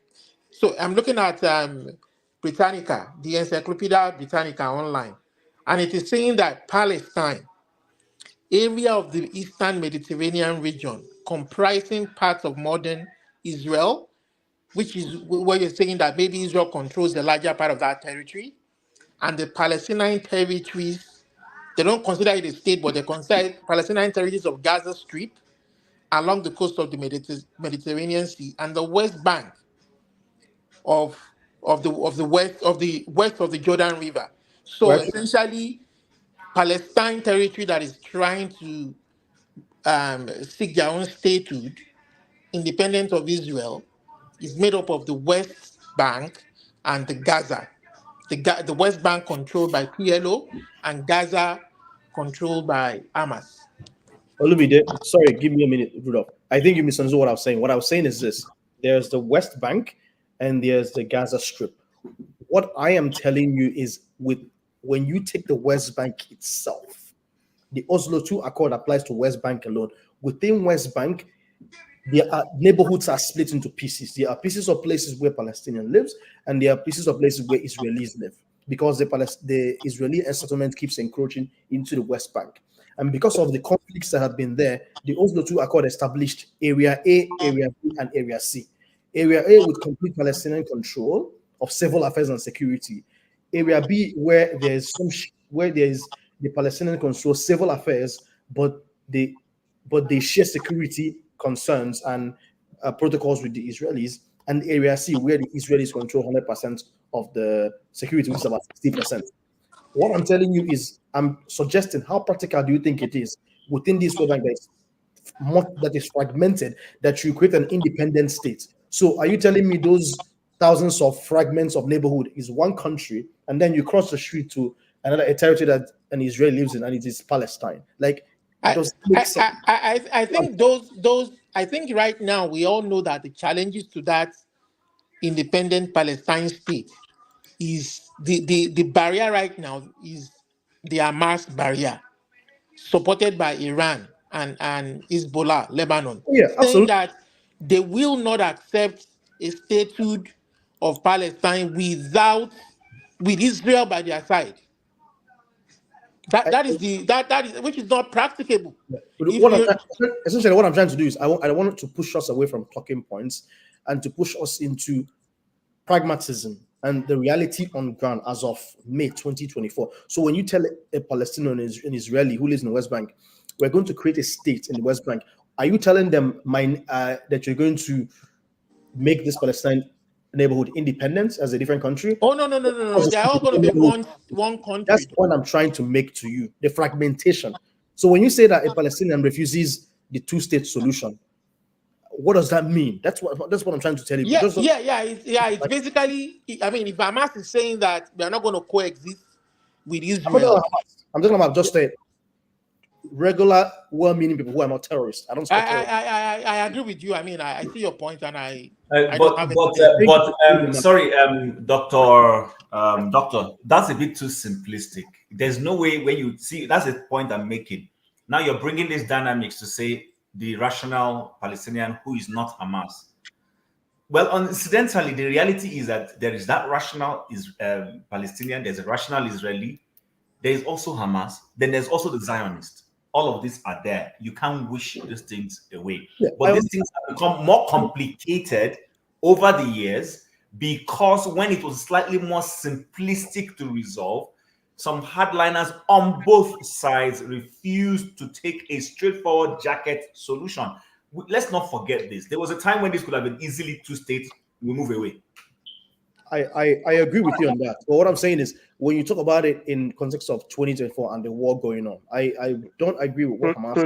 Truth be told, there was never a time. All those negotiations that Clinton did and every other thing. There was never a time. You encroach people's land. Now you measure the land by the land that you encroach from people's land. With your uninformed Stop that opinion. talk. You that you're talking so dumb Don't so ignorant. come and complicate The US supports Are you a Israel. member of The Hamas? UK supports Israel. If the Are you a Iran member of supports Hamas? Hold Palestine. on, everybody. A non-Islamic member. It's KJ's turn to speak. Why I was trying to bring up the map is to show you guys what Dominic is talking about. What has changed from 1948 to 70s to where we are today. That even in West Bank, if you want to say that West Bank is going to be a country, even if you want to leave Gaza, that because it's, I believe you guys saw the map, is most of the territories have been taken by Israeli people who took basically settlements, that they can't even form a country that is reasonably like a country, because in there you find, that's what he's trying to say, and I'm trying to show you the map. But let's go to Cage. But doctor, that has happened with the US and all the other islands around. The Puerto Rico, the Samoa, and all the other islands. It's like that in the US. Mr. Paul, So it's not a new thing. But they're using it for it not to happen. It's just an excuse for it not to happen. Amigo, hold on. You see other people keep talking. Follow the rules. All right. It's a conversation. No, it's not. It's not a conversation. It's not a conversation. So please. The doctor, why don't you shut down other people? Only me they make comment like 3 times. I literally dozing, even when I have something to say. I have to come in. Yeah, I stopped. Only me they talk. Chin talk. I have to come in. Doctor talk. I have to come in. All right. Come on. If you don't want me here, let. So, KJ, you think my job is easy? No, it's not easy. It's not easy. My job is not easy at all. Before you go, KJ, Dan, I couldn't play. I wanted to play the music. I couldn't because it's in MP3, and so if that is why you want me to, I wanted to reach out to you.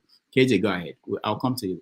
Please. Okay, I'm going to discuss on 2 fronts. One is that I came to this platform today because I wanted to, discuss the recent, the news spinning around concerning Iwanyamu's cry and all the rest, but it seems not on the menu. However, let me go straight to the Palestine, and I agree with Dr. Dominic. You see, those of us, or if you have cared to follow the development in Israel, you find out that there was also, which we are forgetting, there was a 6 days war that led Israel to capture the Golan Heights. The Golan Heights was not originally on their side.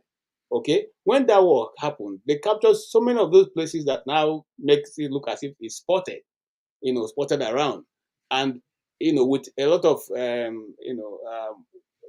negotiations, they pulled back from some of those places. Okay, and that gave this scattered arrangement. But what I was trying to say earlier was that when we are discussing this issue, we're not mindful of the fact that some of the people in Golan Heights, some of those people in Gaza, some of those people in the area controlled by Hamas are not all Muslims. Some are Christians. I've worked with somebody who is a Christian, who have all our family members are Christians. They live in the Hamas area. They tell you they're not in control of what happened, but that is where they are. That's where their ancestors are. That's where their grandparents and all that. That's where their home is, and they're not going to leave it. Now, what am I saying in this case? I'm simply saying that, you see, I for one do not, and I'm being careful because Dr. Damage's show now is being watched by both those who work in the daytime, those who work at night. So I don't want anybody to come and look for me. So I'm being very careful. So I'm going to try and be as mild as possible. Now, they are one of the things we forget is that, one, when you go and look for trouble, you shouldn't tell me how I want to respond. I reserve the right to go as much as my heart will allow me to go. Don't tell me that I've gone too far.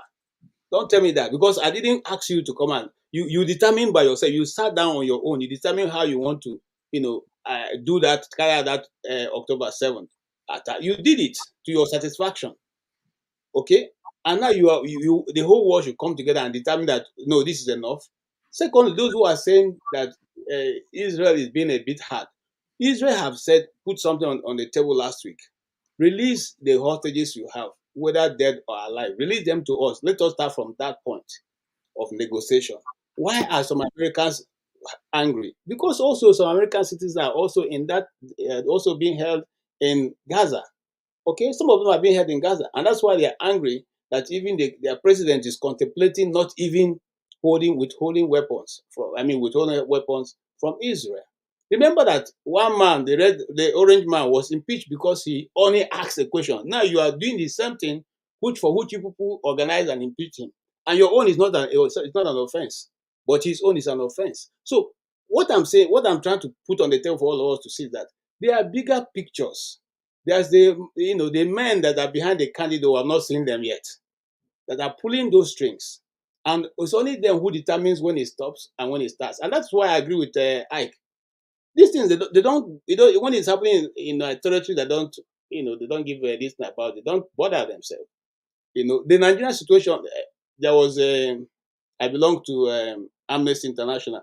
Their latest publication shows how almost over 7,000 people, okay, that have gone to be with their father, Father in heaven, since this administration all started. In this present administration alone, the publication there shows that there are more than 4,000 just between the last 1 year when this man entered. So what are we looking at? Who has cried about it? Okay, who have talked about it? Oh, you guys don't matter. So the more we are able to address our own issue, know that nobody's going to come to our rescue, the better for us. The better for us. Okay, look, we can talk from now till tomorrow. Those guys pulling the strings are not going to stop, because when they pull the strings, they sell their wares. Okay, their wares are in the market. They sell it to both sides. All right, they sell to both sides. They don't have it. They're not looking at what you are looking at. They're not feeling what you are feeling. Okay, because these things will never come to them. So what I'm saying that the more we decide to broadcast our own, the issues going on in our community, the one going on in our country, in our continent, in the countries of Africa, the more better for us. And it's not as if they're going to help us, because there's an Igbo adage that says that when the kite picks up a small chicken, and the chicken is going and shouting chinchi chinchi, it's not shouting because he's going to get rescued from the wall, but that the wall should see how he's ending his own journey. That's how he's ending his own journey. His own world has ended. So we should keep shouting. It's not because they're going to come to our rescue, but they at least hear what is happening in our own domain. Let us leave their own domain, because they are playing high politics. Let us play the local one and tell our people and tell the world that this is what's happening with us, and they should come to our rescue also. Thank you very much. All right, KJ, I'll ask a question. Not a correction. Point out something. Okay. Not for you to respond to. You said that you started by talking about Israel. You can attack us and tell us how to respond. Okay, and you are comparing the terrorists, the Hamas, and the Jewish state, and you are trying to make this moral. I may not say that, but trying to say that the terrorists, they have the right, if they decided to attack us, we should decide to, fight them and any way we want. Now you have to differentiate. This is a state. These are real states playing by the rules of the world. And you think it's okay for that state to behave outside the rule because some terrorist group attacked them. Now, okay, let me give me 1 minute. 1 minute. The reason I always want to put this out is that we have to also think about it when we become the victim. If it's our own, and I always think about home.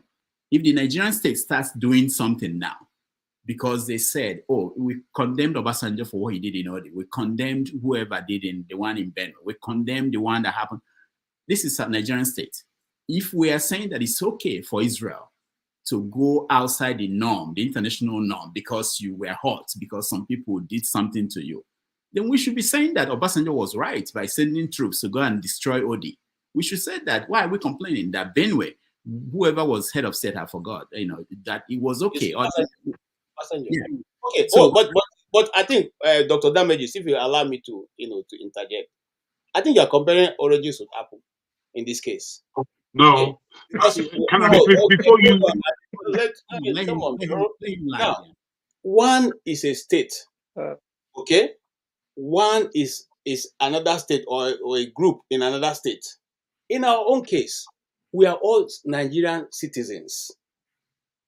In our own case, we are all Nigerian citizens. Unless you are saying that some people are not citizens and others are citizens. No, we're not talking about citizens. We're talking about actors. No, that's one. You're not getting it. Hold on. KJ, you don't understand. Hold on. You're not getting it, man. KJ, hold on. The people that Obasanjo attacked in Odi were not the people of Odi. No. He said he came there to attack the people that killed his soldiers. But who were killed? People in Odi. That's why I said you're not the two comparisons. It's not about about actors. When you have actors, whether they are state or they are outside the state, these are actors, and the government in this case, Israel is the government. In the case of Nigeria, the government is Obasanjo's government. Decided that some, like the one that happened recently in Delta State, some elements. Can I quickly interject? It's very important. I just put this to you, KJ. Please, Jagun, please. Please. Jagun, you have spoken many times. Let me just. But then, please. I want to go. You go. Fool. No, Jagun. My friend. Jagun, no. I want to go. I want to leave. I want to leave. Please. So, revolution, Dan. Because you want to leave, it's not an excuse to be screaming. It's not an excuse for me to bring you in. It doesn't matter who. If you can't wait, you come back another day. We continue to have this conversation. It's not going to end. And for Jagun, we don't. Let's please. I mean, I know this is emotional. We don't need to be calling people fools and idiots. It's not. It doesn't enhance the conversation. We can challenge what people are saying. I don't have any problem with that. But not calling people names. It means you are weak. You don't have words to use anymore. I mean, that's how I see it. If I get to the point where I don't have any words, I can only call you an idiot. I will just leave. I will take myself out from that place because it's not important. All right. Where was I? Who was speaking? I think that. No, that's supposed to be me. I want to answer a question, but you see, I don't want to answer it because I don't think it's direct to me as an individual. I think you are throwing it out there.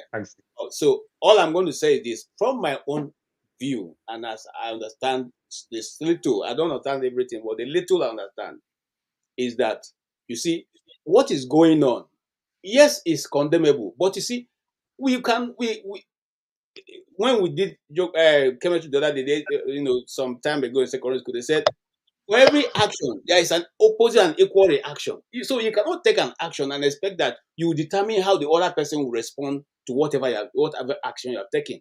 That's what I'm simply saying. You look, even with the Nigerian state as a people, let us take example of what's going on in the southeast right now. Okay, we cannot determine how the government will respond, but we can say because it is a government of our own people, we are the citizens of the nation. You should know how to deal with these things.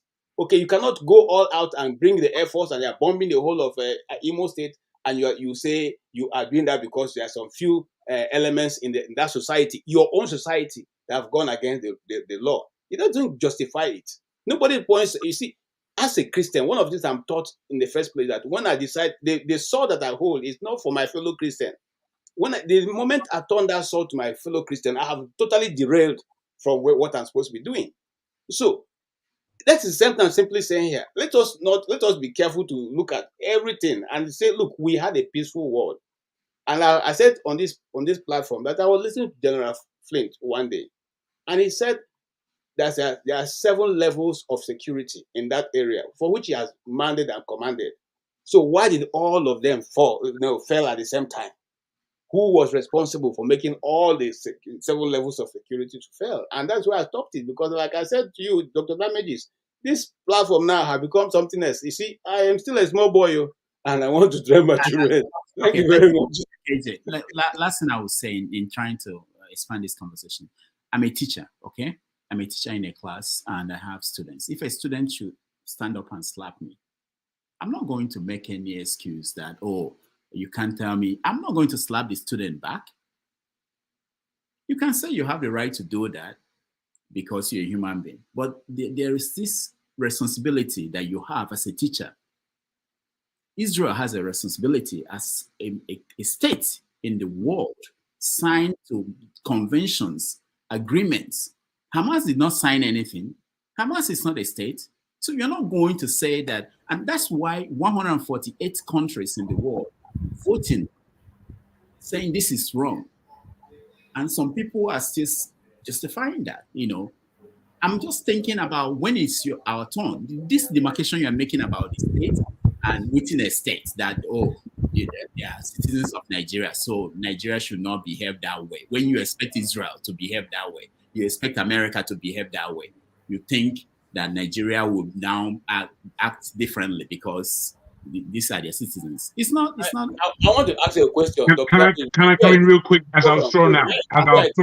Who stopped and determined how America should intervene in Libya when they decided on their own that Libya had become a place that they needed to? Who stopped and decided how far they went and when they stopped and who decided that?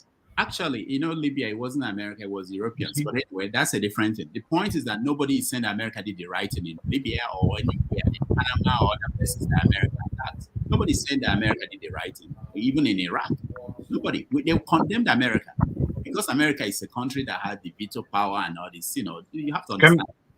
Can I just quickly say, very, very quickly, I apologize for shouting, but it's not emotion. It's lack of patience. You know, I broke in because I had something to say that supported your position, Rudolph, in bringing that up, because it's what came to my ears when KJ was speaking. You see, what you said, KJ, with all due respect, is something that I've heard from other mouths many times. It's almost rhetoric. I don't believe that's your idea. I don't believe it, but you mentioned it, and it's alarming. It's alarming to think that a underlined as a terrorist being given equality to a state and is suggesting that terrorist group is actually fighting for the peace of Palestine. With their actions, you can see that, you know, for us standing on the outside, they are not. But if we're inside, if I'm a Palestinian, I'm really going to be thinking that all I have is Hamas. It's a very complicated thing.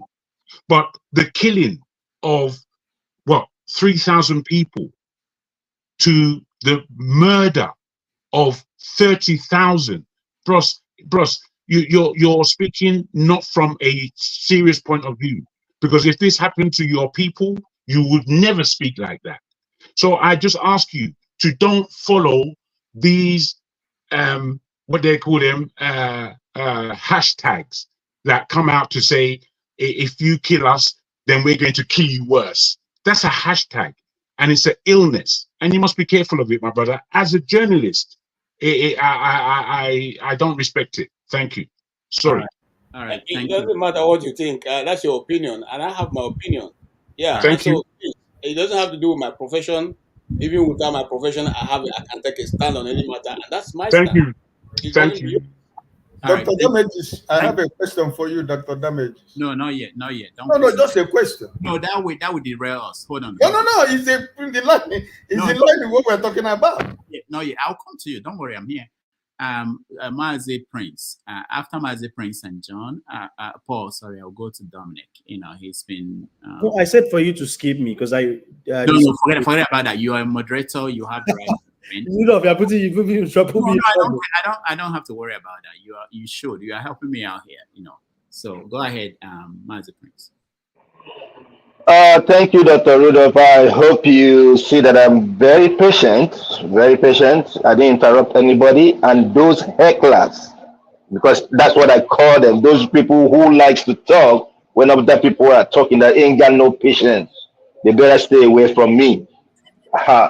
When it comes to Israel and Palestinians, you know, my quick question is this. You know, most people call themselves Christians, and I ask, what is Christianity?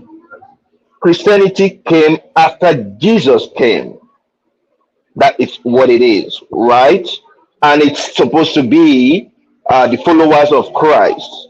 So if we are followers of Christ, the Israel of today still doesn't believe that Jesus came.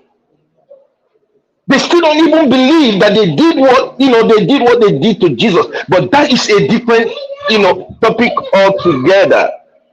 Now, what I'm trying to say in essence is this. I try as much as I can to really stay away from this, this conversation about these two people, because for me, I believe in justice and I believe in equality. Equality in the sense that the life of a Palestinian is as important as that of an Israelite. Israel, it's enough. They can stop. They can do that today. But guess what? They will not, because Netanyahu knows who he's supporting. He might pretend as if he's in bed with the Democrat. He's not. He has his people who are the warmongers. Anything that has to do with war, you see them there because they own companies that manufacture, weapons and other stuff that is being purchased and being shipped to, Israel and all that. Hamas, what they did, was it right? No, it was not right. I didn't like that. But at the end of the day, we can say what we can say now. Can all these things stop? As much as we are calling on Israel, I've not seen anybody call on Putin, because Putin is doing his own too. He's also doing his own. Nobody called him. So I align myself with Mr. Ike. I really love what Mr. Ike said. In as much as I also believe that everybody have the freedom to speak, we can dive into any topic that we want to talk about. Anybody can support who they want to support. Nigeria that we're talking about, where are we gonna talk? What are we gonna talk about? Is it the students, about 42 students or 43 students that were being kidnapped 2 days ago? They are supposed to have exam the next day, and they were being kidnapped. Nobody, probably nobody's talking about that. I'm not gonna take all the time. I rest my case at this time. Thank you. All right, thank you, Martin. John, Paul, sorry. Dr. C, I've wrote a lot. So, Doctor, I'll start with one very issue where I come from. Paul, no Samuel, one of the strongest. Go straight to the point. No, I have a lot. If they want to cut me off, I will stop. But if they cut me off, not a problem. You understand? Because I have a lot. The place I come from, one of the strongest militant today, who is one of the government biggest contractor when it comes to security in the Niger Delta, is Tompolo. Where I come from, my people intimidate where Tompolo come from tremendously. Tompolo come from Warri South local government, the Ogbijo people. If they lost any human being in their place, they carry them to pass through my own town. They used to collect 10,000. I think right now it's like 100,000. Just imagine you lost your loved one, you pay to carry that human remain. This is how these people fight and fight and fight. That is what brought that man called Tompolo. The painful part of it, every time I talk to people from my place, you will see good people who take side of injustice. This is where I see some people say, I don't want to talk about it because they have conscience. You understand? But it favored them today. So they'll pretend to some extent, I don't want to talk about it. Or they'll say, why did the other person did like this?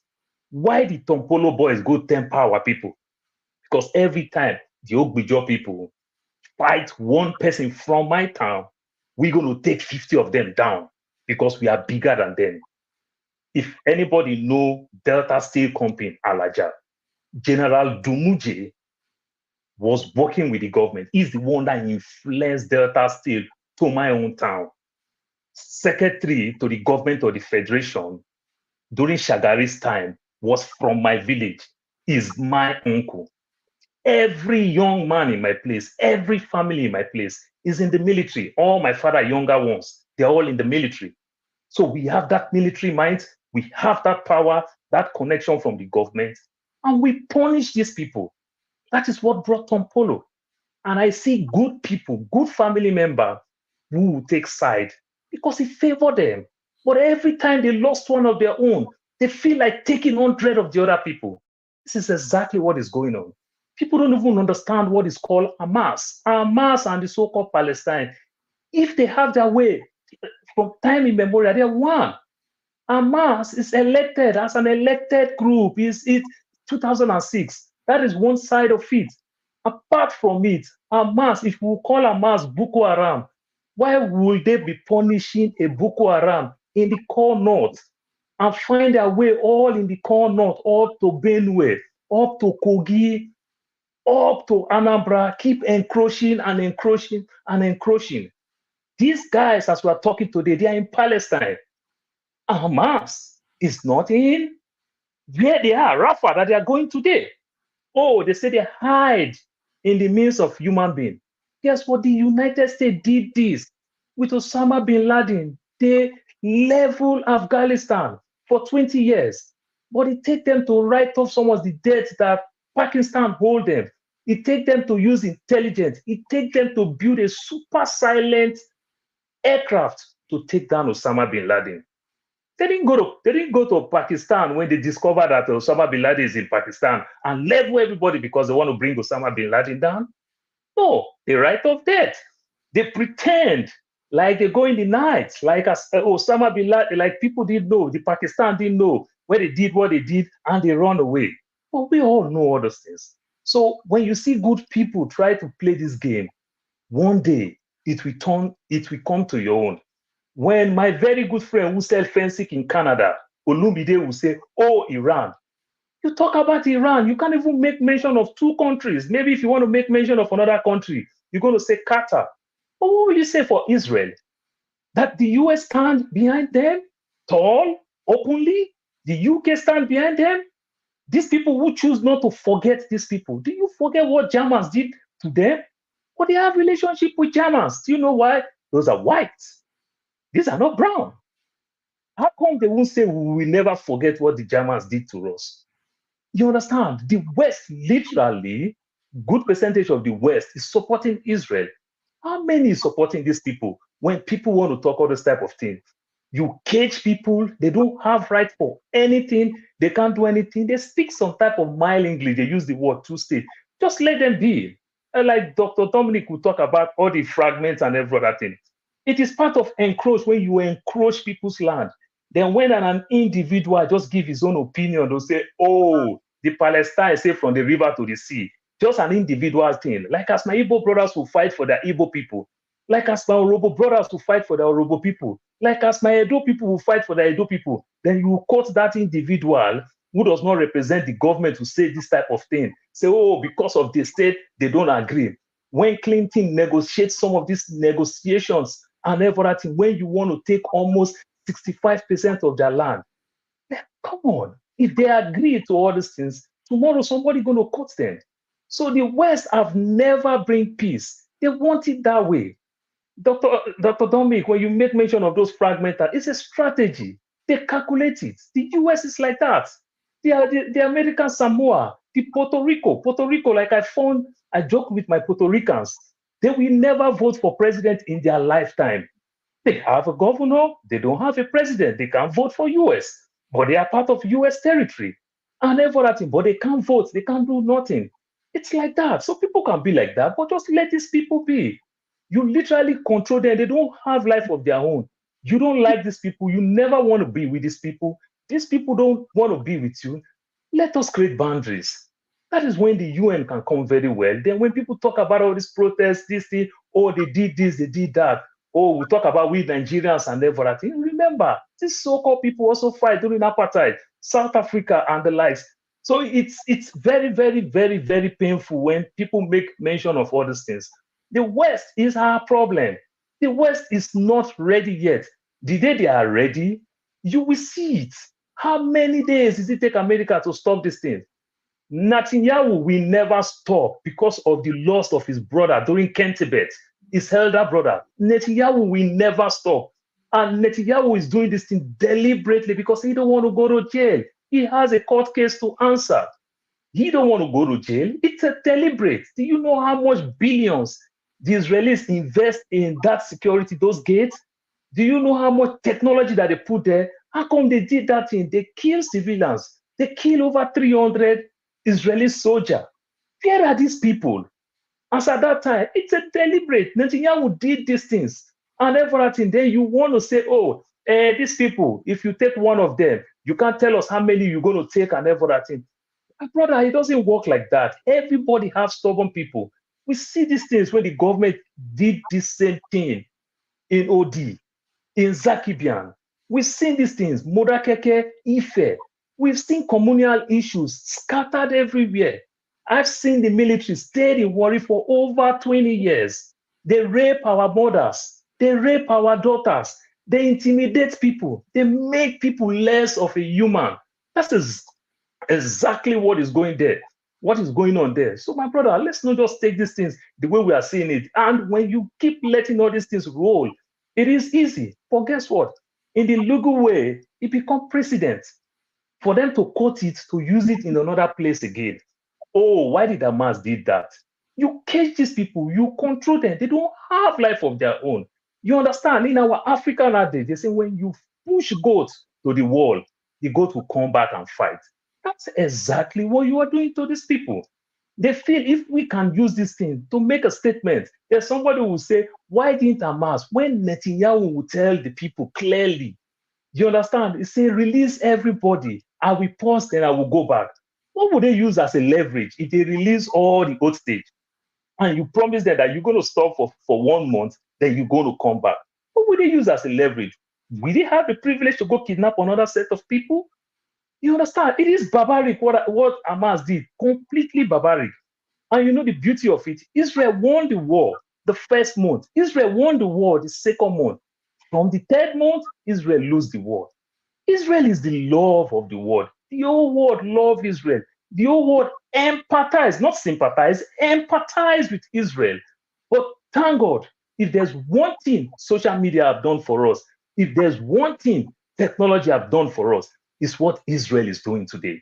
Because we've never seen all these things that is going on. The things that Israel is doing today, we've never seen those things. So Israel come, tell us how it is. It's like when a white cop kill a black man and tell the whole world, I fear for my life. You understand? Even when gun did not pass through his ear, gun did not pass through anything, but he fear for his life, then he's going to kill.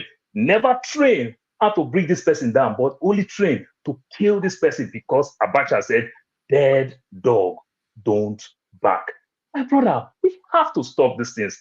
Today, look the General Assembly. If 148 countries will support what is going on, will support the Palestine over Israel.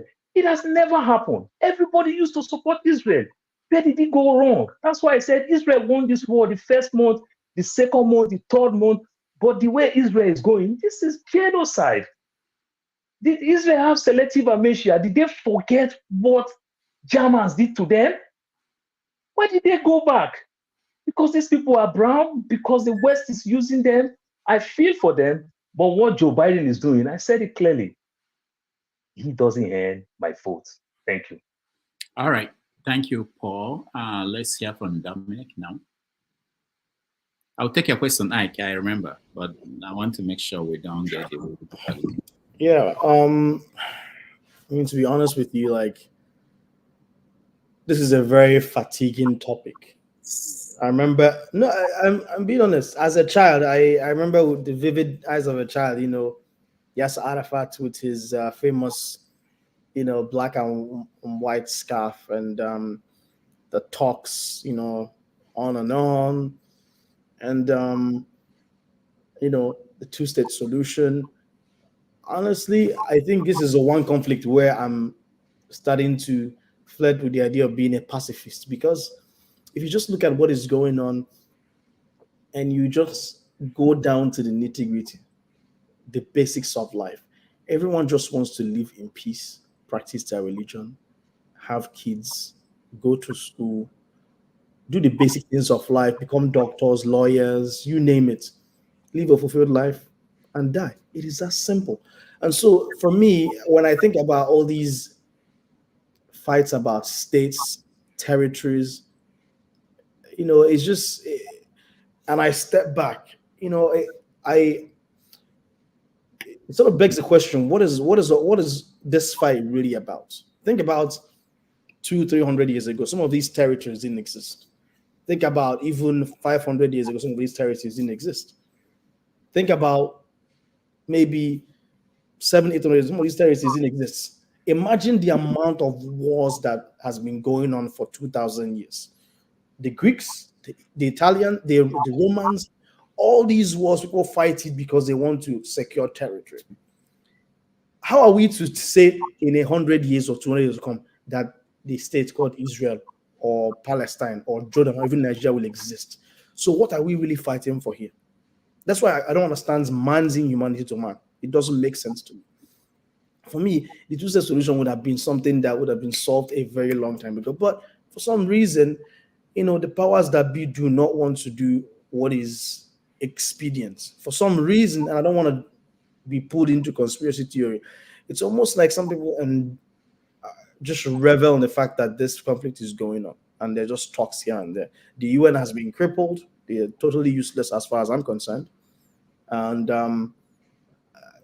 I hate to be pessimistic, but I don't really see a solution in mind. I mean, after I looked at the fragmentation of the West Bank, I'm like, what are we talking about? Like, are you going to move the thousands and, scores of Israelis out of that fragment? And then are you going to move people from the West, from the Gaza Strip into, like, what are you going to do? Like, it's not, you can't mix and match people here and there. Like, it's not a puzzle. These are humans with families, establishments, farms, universities. It's a very complicated thing. I quite frankly feel hopeless about this. And what pains me the most is this whole calculation about doing math with people's lives. You killed 30,000 here, I'm killing 30,000. Like, mix and match, and as if these are not human beings, right? They are Christians in the Gaza Strip. They are Christians in the Palestine. They are Christians in Israel too. So when I hear the Christianity perspective, I just shake my head. I'm like, what kind of Christian are you if you're espousing, and supporting such, violence, right? But there's also the other angle of, like, these are terrorists. They're still holding people hostages. They're still holding people hostage. That we cannot condone too. But I think at the end of the day, it all whittles down to this: why did Hamas come into existence in the first place? Why is Hamas attractive to the Palestinian boy who is 15, 16 years old, 20 years old, who all they know about their life is Hamas? All they know is violence. All they know is protests. How is the psyche of the Palestinian boy or Palestinian girl, when they think and they say, you know what, the easiest thing to do, or the only thing left for me to do to come out of this psychological oppression or physical oppression is to join Hamas? It's like there's only one option for them. They're not thinking outside the box, because it's easy for you on the outside to say they have two options. They have three options. They can choose to be a doctor, a lawyer, whatever. But when you actually grew up in a system where everything has been pounded in your head, war, every now and then there's a war, there's destruction, people are dying, there's bomb. Literally, you're traumatized. All you're thinking about is, how do I get out of this space? And someone offers you a gun and says, this is how you get out. And it seems like the only viable option. What do? That's how you have to think about the psyche. So I don't know what's going to end up happening with this, but we've had 70, 75 years of this conflict, and it, quite frankly, is not coming to an end. What pains me is that people have very strong opinions about this, and they're extremists in different quarters who would never yield to tangible solutions.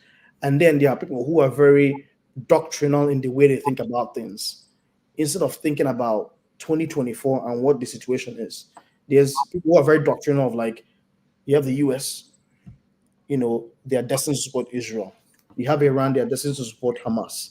Like, every once in a while, let's step outside the box and think about the people who are actually being affected, the Palestinian people, right? The innocent Israeli who's killed. Think about these people. What is this conflict really about?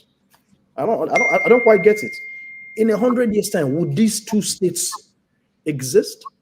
What are we really fighting for? All right. I think at this point, Rudolph, if you hear that I'm a pacifist tomorrow, don't be surprised. I'm tired of this. Thank you, Dr. Dominic. I'll go to forefathers, but before then, let me just point out a few things. Did you watch Biden when he painfully acknowledged that U.S. bombs are being used to kill people, children in... Dr. Collingwood, 2,000 pound bomb. 2,000 pound bomb. He painfully acknowledged that. This is something that the reason why America did not sell weapons to Jonathan was that Nigerian soldiers were using it to kill civilians. June 16, 2014, Obama. Here you found, we now see American bombs being used, being dropped. It was painful watching him acknowledge that. Also, it's also shocking, if you think about it, outside the pain and suffering of people, that Israel, despite all their technological advancement, they still depend on America for their weapons. I don't get it. You would think that they would have taken care of that part, simple bombs. Anyway, but someone said that UN is useless. Sorry, Rudolph, can I chime in something? I said that. You have not. Yeah. I just want to say that it's okay. You can say that it's opinion, but it's also important to know that it's because of the way it was structured. People tend to blame the UN, expecting the UN to do wonders. But the structure of the UN... Rudolph, I'm not blaming the UN. All I'm saying is, in terms of the mechanisms, remember, the UN was created to serve a particular function, which is on a global stage to act as an ombudsman or as an arbitrator, to sound as a voice of reason where things are very catastrophic, right? It's to serve as a community of nations where, when 2 or 3 nations are in conflict, everyone else outside of that situation can at least come in with a fresh set of mind and say, you know what, all these parties, calm down, let's actually figure this stuff out. So where you have a mechanism where, when you have a system where the mechanisms don't function, and there are 5 states who are overlords over everybody else, and one state can veto virtually anything that is supposed to get done, then that body is crippled and functionally useless. If you keep giving out statements and the statements don't amount to anything, there's no teeth to them. I mean, sorry, Dominic, somebody already answered your question for you in there, and I agree with Fumi. As in, why are you giving so much credence to the United Nations? Who formed it? Who funds it? Who owns it? Who controls it? That they told you, they created a mechanism where one side, they say this UN Security Council of themselves, and then give you the General Assembly where they make you happy. You go there and you vote. You vote this useless vote that has just been resolution that has just been passed. Then they will sit back on the other side and veto. And then you're coming here to talk about the UN. UN has always been useless from the day it was signed in. But I don't even want to go there. What I wanted to ask is, Rudolph, talking about how sorry Biden was. Let me ask, will an American bomb be sold or American weapon be sold without the president's consent, the National Defense Council of the US agreeing to it? That's one. It's a hypothetical question I'm just asking.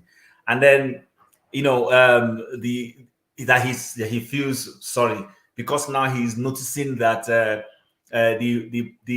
angle of the voters who might be to his support are getting angry with him and protesting students and everything. So he's now suddenly showing some remorse. Someone said something, I think it was Mazi Prince. And my understanding of what Mazi said is that he didn't say it that way, but this is my understanding, that the Republicans are the warmongers and the Democrats are not. Yes, totally. Yes. No. I'm happy you concord that that's what you meant, because you didn't say it that way, but I read into it. I'm not here to play Democratic or Republican dynamics of politics, but the truth about the matter is that the American military-industrial complex has nothing to do with Republican and Democrat. It's you have people across both parties who are the ones who benefit. There are Democrats who are selling weapons. There are Republicans who are selling weapons.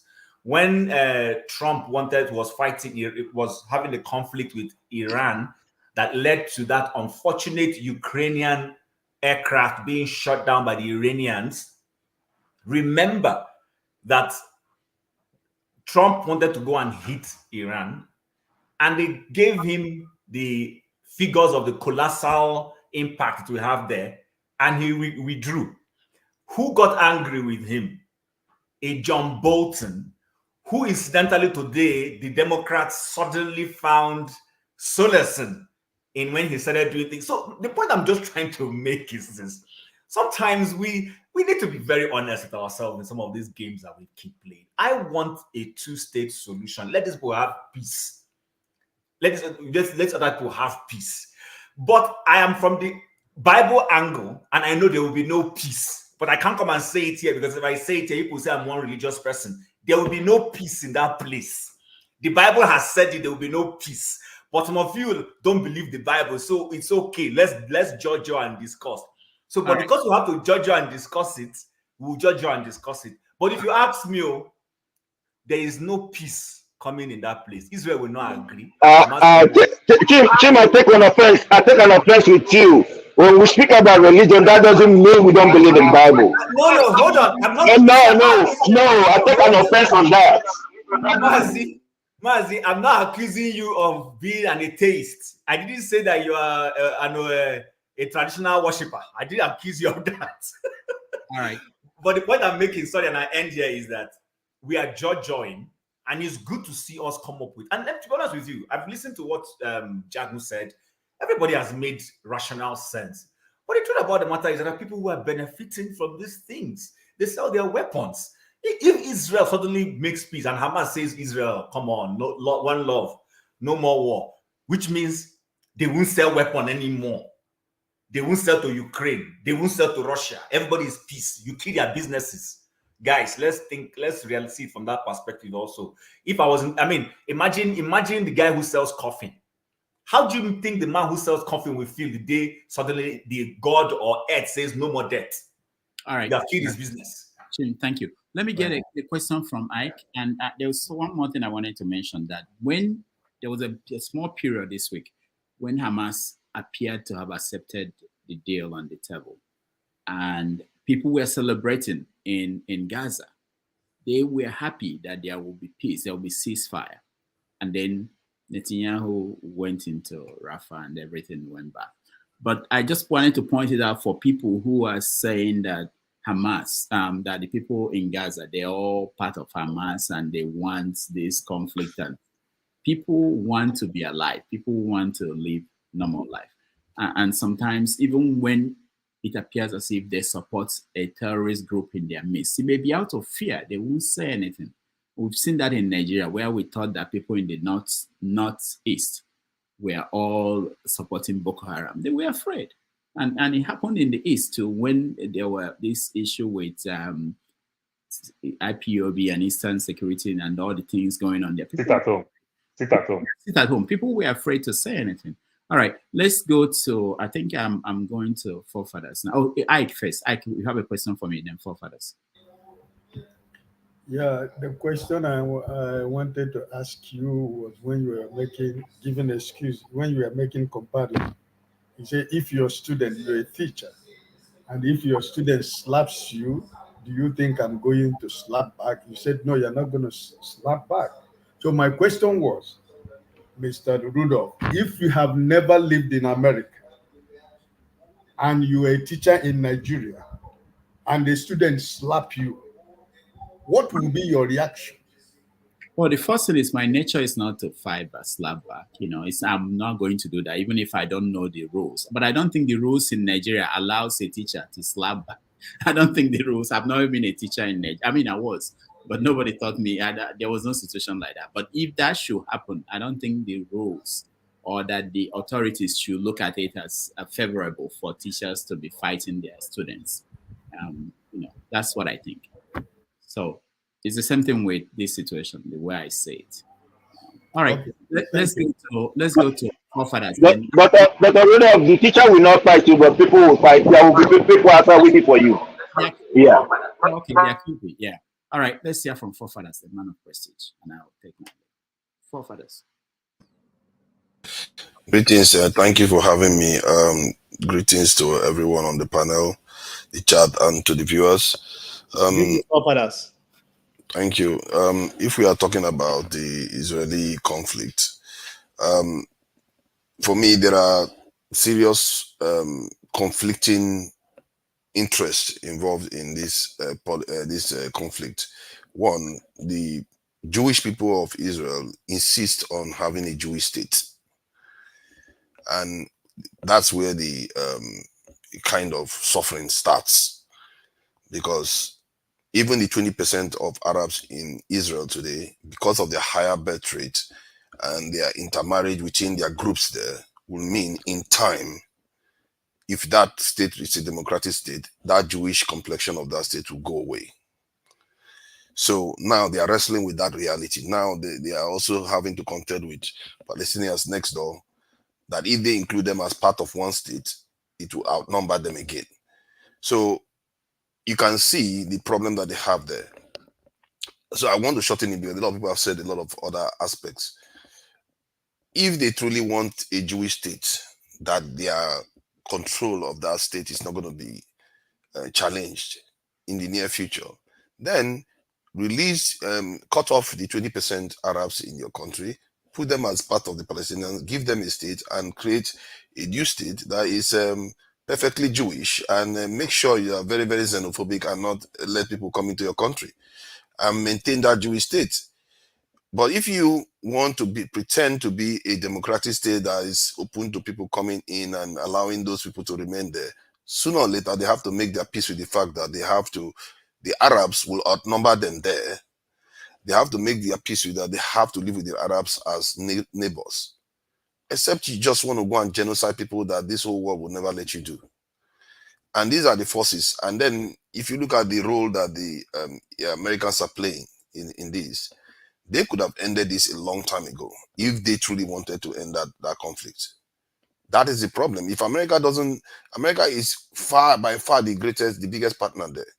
America has multiple military bases in the Middle East, the most influential nations in the Middle East, apart from Israel, and they are very, very close partners with Israel. So how is that so tricky to negotiate a peace deal, a form of arrangement to say this is how you guys should live, but they choose not to do it. So we can go around and blame the two actors in there, and I think sooner or later America may have to confront Israel, because they've now created a fascist state. They've created a population that wishes genocide on their neighbors, one way or the other, that believe that they are above the law. They literally believe they are above the law now. And that could be a problem that America will... They are already beginning to feel it now. Because the death rate that Israel has inflicted on the Palestinians, even Americans didn't inflict that in all the wars they've been to, from the first Iraq war to the Afghanistan and the second Iraq war. They've not... Libya doesn't even count. Russia has been fighting the Ukrainians for 2 years now. They've not inflicted that level of casualty, especially among women and children. And Israel feels like they can do it and think that they are the best in the world, that they are actually innocent of, why are you criticizing me? It's okay. This is normal. But it's not normal. And that tells you that their psyche has changed. And you can understand why it got there. It still doesn't mean it's acceptable. And America allowed it to get to this point. And sooner or later, who knows, one American leader is going to show up and say, you know what, enough of this. And something will have to give.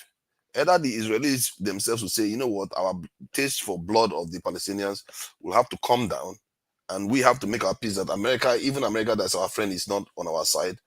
But right now, they don't even care. they literally say, keep your weapons. We are still going to go to Rafah anyway and do what we like. So that is what America is facing. And just remember this thing I'm saying. Sooner or later, America will confront the fascist state that they created there, because it's not going to go away. Their mindset is not going to change anytime soon. Most of the Israelis still today are saying they are not even using enough force. You've killed 30-something thousand people, about 15,000 children. You still think you have not used enough force. That is in this world. It tells you that the mindset those people have right now, America will have to confront it sooner or later. Thank you.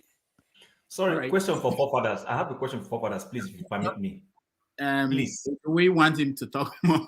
No. He said he raised a pertinent question and that struck something. I want to ask him. You know, he said something about, if I understood him very well, I mean, he literally questioned the homogeneity of the Jewish state.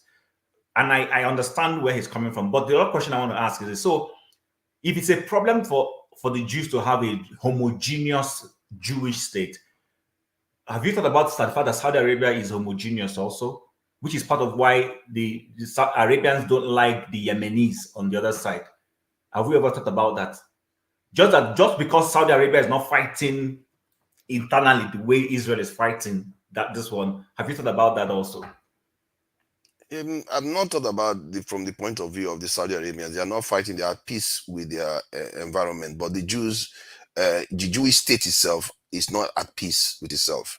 The fact that 20% of the population has a different heritage, you shouldn't call that state a Jewish state anymore. But they do, and they get away with it. And they insist it has to be a Jewish state, and they want to maintain a vast majority Jewish state. And if they want to do that, they have to be honest with themselves. Either they let the Palestinians go on one side and create a 90-something% Jewish state, because right now it's 70% or 80% Jewish population, and the Arab population is growing faster. So they have to make their peace one way or the other, because this idea that you can eat your cake and have it, where you maintain your Jewish majority and discriminate against the increasingly larger minority, because right now they are discriminating against the Arab population of that country. There are so many laws that they pass to discriminate against the Arabs of their own country in a democracy.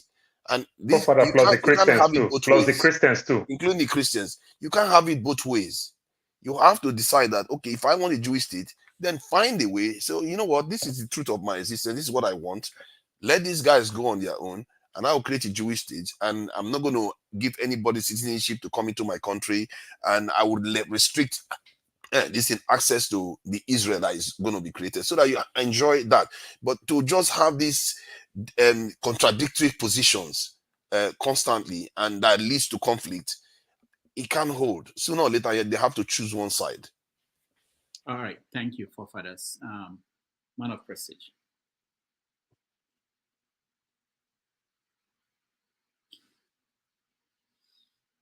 I always like when you call someone and they'll be looking and you'll be wondering, can people hear you, or are you the one who is...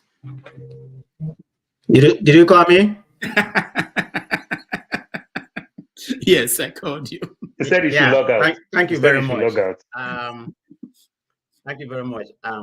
Before I begin, I share the same sentiment with Mazi Prince, Paul, and Mr. Ike, particularly Mr. Ike. But before I proceed, it's not anything, it's just a different opinion. I think my brother KJ is an ideologist, he is, because when he forms an opinion, he's an ideologist. When he forms an opinion, he tends to stick with it, and he doesn't waver about that, which there's nothing wrong, So he's the only one that I kind of differ when he was narrating something about the Israelites. He has become so hawkish, in that area. So having said that, let me start with Mr. Ike, what he said about in Nigeria, in connection to the global world. I mean, look at what's happening in Nigeria space. The world, they don't care about us. I mean, yesterday or day before yesterday, about 40 people were killed in Kogi State. And the data available as of today, about 1,300 people has died in Benue State under this Tinubu administration. I mean, that's no country what's going on in the north and other places, but they don't care about us. They only care about, the Israelites and other things. That's what they care, the West. So I don't know why we keep on honoring this West people. They don't give a damn about us. They don't look at us as human. So that's a very concerning, situation in my own opinion.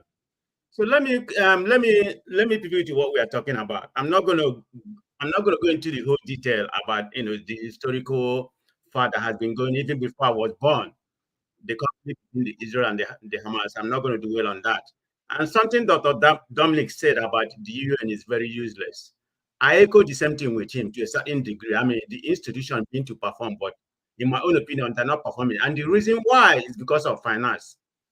I was looking at the data earlier. United States contribute 28% of their funding, followed by China 15%, and Japan is right up there about 6%. So all those state world, they don't contribute nothing. Maybe about a lot of them contribute less than 0.5%. So this is why they dominate the UN. Whatever they say, they have the veto power among those 15 members. It's because of the money. So there's nothing you can do about it. The way it's structured, is totally bad. It's because of the finance aspect of it, which USA can say what's going to happen and what's not going to happen. I mean, look at what's going on right now. They are sending bombs to kill all those Palestinians. I mean, I'm not in favor of what Hamas did. Yeah, they did wrong, but that doesn't give the Israelites, the right, to eliminate, because their main mission right now, they want to eliminate the whole Palestinian. It's not right. The world has to stand up and, say something. I think the UN voted, was it on Friday, or it was 143, and it's not 148. 143 voted in favor of it. 9 of them, voted against, which, United States is part of, but 25 abstained to that. So this is what USA is doing. I mean, they are just doing what Biden is doing. I mean, I like Biden. I'm a Democrat, so I'm not going to come here, and hide about it. I mean, Paul, you can say whatever you want. You can vote. You can go and vote. You can go anybody and vote for. It doesn't matter. Biden is going to win. Just take it to the bank. Come here on November the 5th. He'll be here very soon, and we're going to be talking about it. He's going to win, and I'm very sure about that. But having said that, what Biden is doing right now, stopping the shipping of some of the weapons. I mean, he's not serious about that, because he already killed a lot of Palestinians to begin with. So all he's doing right now is kind of pandering because of what's going on, because of the election, the protests, the student rioting and everything. That's what he's doing right now. But having said that, if people don't think whatever is happening right now, look at what Netanyahu said. He said he doesn't care if Biden wants to stop sending them any kind of weapon. He can do that, because he's banking that Trump is going to come to power in about 4 or 5 months. And when Trump comes into power, he's going to give them a free ride to go and eliminate the whole Palestinian. This is what people don't understand. Israel cannot survive without America. But he's hoping that Trump is going to come. That's why he's making that kind of statement. Because before, he cannot afford to make that statement. He's looking at the poll right now, but he doesn't know that the poll that is happening right now is just a prediction. It doesn't mean that Trump is going to win. He's leading in most of the battleground state, leading by 4 points. It's a snapshot. Look at what happened during Hillary Clinton and Donald Trump. Wasn't Hillary leading most of the time, 10 points, 15 points, and everything? But what's the outcome of the election? I mean, like I said, all this poll right now is just a prediction. It has no value to what's going to happen. But as a Democrat, I know we have the machine, on the ground, and I know what's going to happen. So people who don't really know about American politics, like my brother here, Chip, just come here, and make some statement. He doesn't understand more about American politics.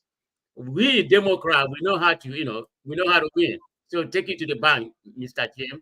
Now we're going to be in power again. Whether you like Republican or not, it doesn't really matter. This is a What's my business with that? Okay, because you see a business, because you always tell me about USA politics. I don't know how that relates to what we're discussing. How did I mention about that? What we are discussing. It's part of the politics. I'm just coming to you because you always speak like you don't like Biden. So I don't like Biden. I don't like Biden. Why is that a problem? Man of prestige. Man of prestige. Reagan stopped that war 1982 under 12 minutes order. 1982, Reagan stopped it. Biden can stop that war. What party is Reagan? What party is Reagan? Republican. Okay. Subject don't change, though. Subject has changed. All right. Exactly. Subject has changed. Let me get it back to where we are and round up and leave. So someone on the comment section, I think it's Sinwachuku, has been saying that we should discuss African conflicts one day instead of talking about these Palestinians and their issues. So I wanted to ask people here, who can tell me the capital of Somalia? Mogadishu. Mogadishu. Yeah. Apart from Kinshasa, what other city can you name in Congo? All right. Kinshasa. You know there won't be any. Limpopo. What about Limpopo? Yeah, that's true. Even Katanga is a city. Apart from Khartoum, what other city can you name in Sudan? Juba. Okay. Okay. Why I did it is just to say that if we have a subject matter about conflicts in Africa, I don't know how many, most of us, how well we are informed. We've had that conversation many times. We are very well versed. The people, they don't even know anything about Africa. Sorry, bros. The people that speak in Nigeria. The people that speak everything about America, but they don't care about Africa here. They don't study about Africa. All right, that's true. Thank you. What I would say, Rudolph, we do speak many occasions about the African issue. Forefather is here to underline that. However, anytime we veer to a small subject, everybody's up in arms. Why are we talking about something else? It's ridiculous. Those people should be just ignored. Right. Sorry, but Rudolph, on this matter, do not also forget that the awareness that many of us get about other issues is a function of how those issues are brought to the front burner internationally. So if, for instance, international media was discussing a lot of Congo and Sudan and Somalia, people will also know a lot about those things. So that is not a function, is a function of a deliberate starving of people of those informations and pushing. Why does everybody care about Ukraine suddenly? And we all know the places in Ukraine because the Western media made it so. So that's just what it is. All right. Tim, you rightly said it. Tim, just look Nigeria today. We only have 2 TV stations that talk about Nigeria in the globe. Channels arise. So if we can't even sell our own story outside, how do you want people to talk about it? All right. Thank you. Let me wrap up. Paul, you said something about Arise News. I think Arise News is located almost about 50 countries in the world. Because recently they have added their station in South Africa. So Arise News is supposed to be big, but you don't hear anything about Africa. I mean, the Americans here, they are very ignorant about Africa. They don't know anything about Africa, particularly the black ones. So the only concern about America, everything is Europe, America, China. So that's the problem. The West doesn't care about Africa, so it's about time that start changing. I don't know why. I don't know what we did to them. So it's something to be concerned about. I mean, they always want to use their imperialism to use our resources for their own enrichment. You should think about that before you talk about all this America. Blame Biden for that, man of prestige. What has Biden got to do that? Wait till your Trump come in, and see how it's going to make you a shit hole. Man of prestige, thank you. Let me just round. Jim, stay away from American politics. Jim, stay away. Stay in your Canada. All right. Hold on, guys.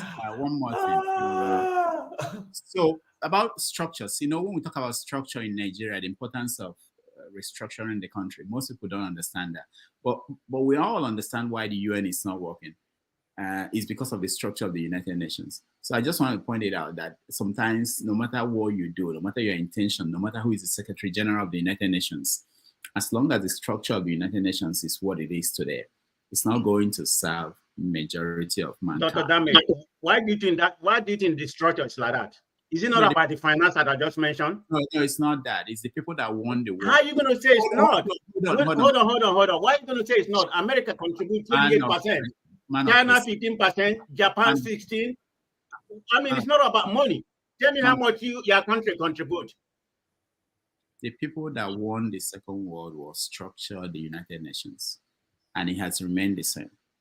The reason why it hasn't changed is that they don't want to change it. So the structure to have that, do that have veto power among the 15 member controlling? Man of prestige. Stop saying this thing. Why will I invest money in a thing that I have no control over? What are you talking about? Why will Nigeria be paying? So if you have decided to make yourself the chief security officer of a place, fund the thing by yourself then. It's the same thing with the way the Nigeria is structured. Your point is taken, Jim. The people that won the war structured Nigeria the way they wanted it. And the fact that it's not working, it's not. All right. One last thing. While we discuss all these things about the Jewish state and the Palestinians, it's also important. I hope we do listen to Jews who oppose what is going on. It's a very important perspective. I don't fail to listen because I cannot. It's like when you're talking about Trump. I'm not a Republican. I cannot be. I want to listen to Republicans who are seeing things differently. They have a better perspective than I do. The same thing with the Jews who are seeing things that Thomas Friedman is one example. He's a columnist for the New York Times. Read his column. He will tell you, and this is a award-winning journalist, not like him. If he's seeing it differently and you still think that your ideas are better than that of everyone else, I don't know. I'm not that way. Anyway, that's all I have for today. Thank you, everybody, for joining us today. All those people in the comments section. You haven't told us what happened last week. You said you were going to give us an X-ray of what you were told. I didn't forget. That will be another day. This 8 hours. You are dodging. No, I'm not dodging.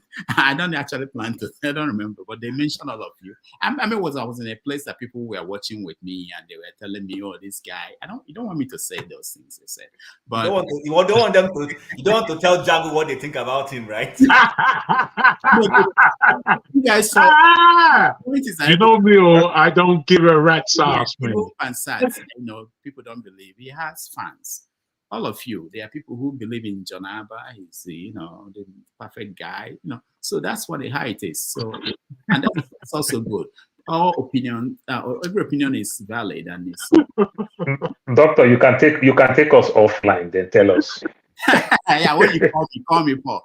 And all right. See you guys. Thank you, everybody. I thank everybody who supported us. Those on the comment section, I appreciate all of you. See you tomorrow with Dr.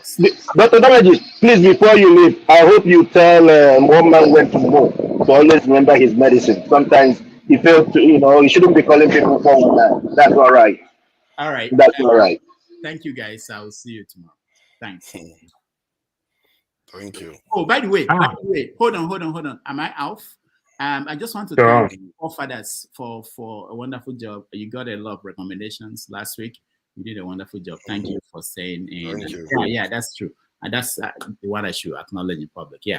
A lot of people recommended that they said that you behaved. They were surprised at how you. I didn't bring it up. You do have praised him now. You see. Yeah, no. I got calls from people that said, that guy, he's changing. All right, see you guys. That's good. That's good because Papa is not always good in the morning. He's only good in the evening. Where's he going? Where's he going?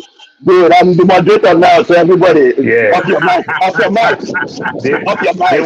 They went to the other room. They went to the other room. They were discussing in the other room. Gavin Newsom brother, never.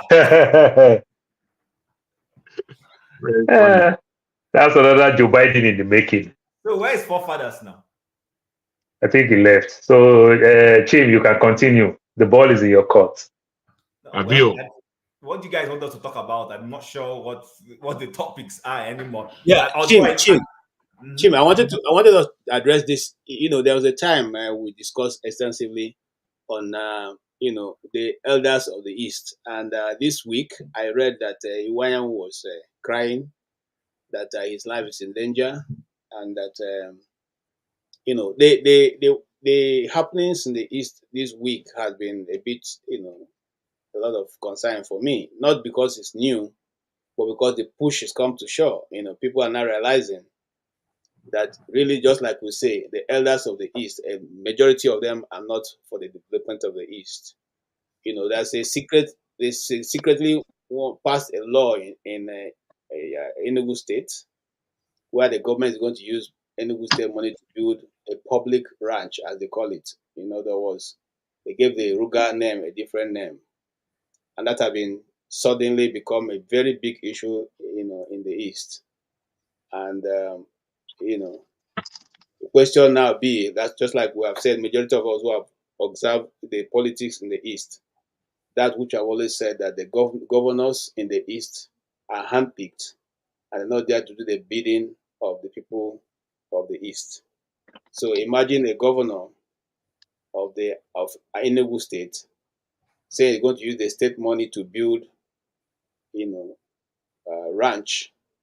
Okay, so KJ, even though I don't have, and for that is back, but before he continues, even though I don't have the full details, I did see that ranch thing, but it wasn't in a ranch. It was talking about Uruga. But that's what I'm saying. That being said, if genuinely the Enugu State government wants to set up a ranch, I'm actually in support of a ranch, because the ranch does not belong to anybody. What they will simply do is set up a ranch. What that also does is, instead of having to have people carry cattle around the whole place, it brings it to a certain location. Everybody has a stake in the ranch. You bring in your cattle to be slaughtered or killed in the proper way, and from there is taken out. And then also becomes a place where you can rear cattle appropriately without having to carry it around the state, defacing the entire state. And I actually believe in the ranch concept. If I had money, as I'm talking to you now, one thing I will invest in is actually a ranch. It's one area of business I've thought about. I just don't have the resources. I would like to go build a ranch, put it up, and let people see how this whole carrying cattle around is antiquated and should not be the order of the day. So if it is a ranch, I'm actually in support of that.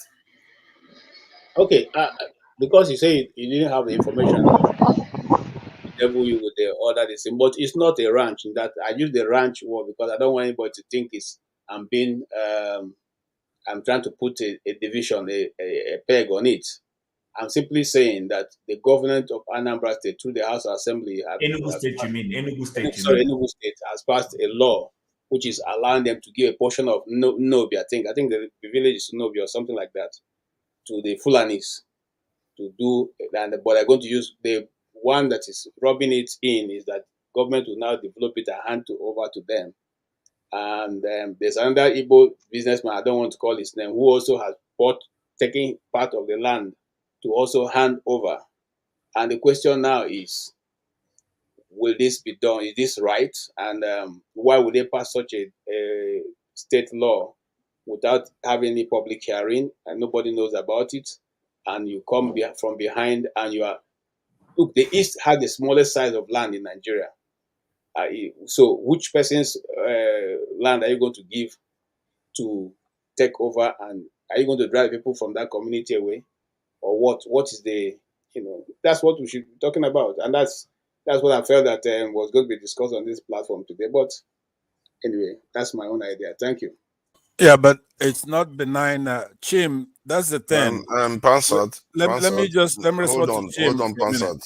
Yeah. Hold on, Pansad. We are not discussing the Southeast now. There was a topic that was on, and if we start discussing that one, it's just going to take us away from that. What other major topic have we not covered on this this thing? Have we covered the cyber attacks? So we didn't what we're going to discuss. The other things were going to be River State and the cyber security thing. But I want to beg you to please just let Pansat say what he wants to say. Then we'll go back to that, if you don't mind, please. No, we can. I think, Jim, we can touch this ranch issue because it's very, very sensitive and it's so stupid with the way the government is going in Enugu. We can touch it. I think I like that topic.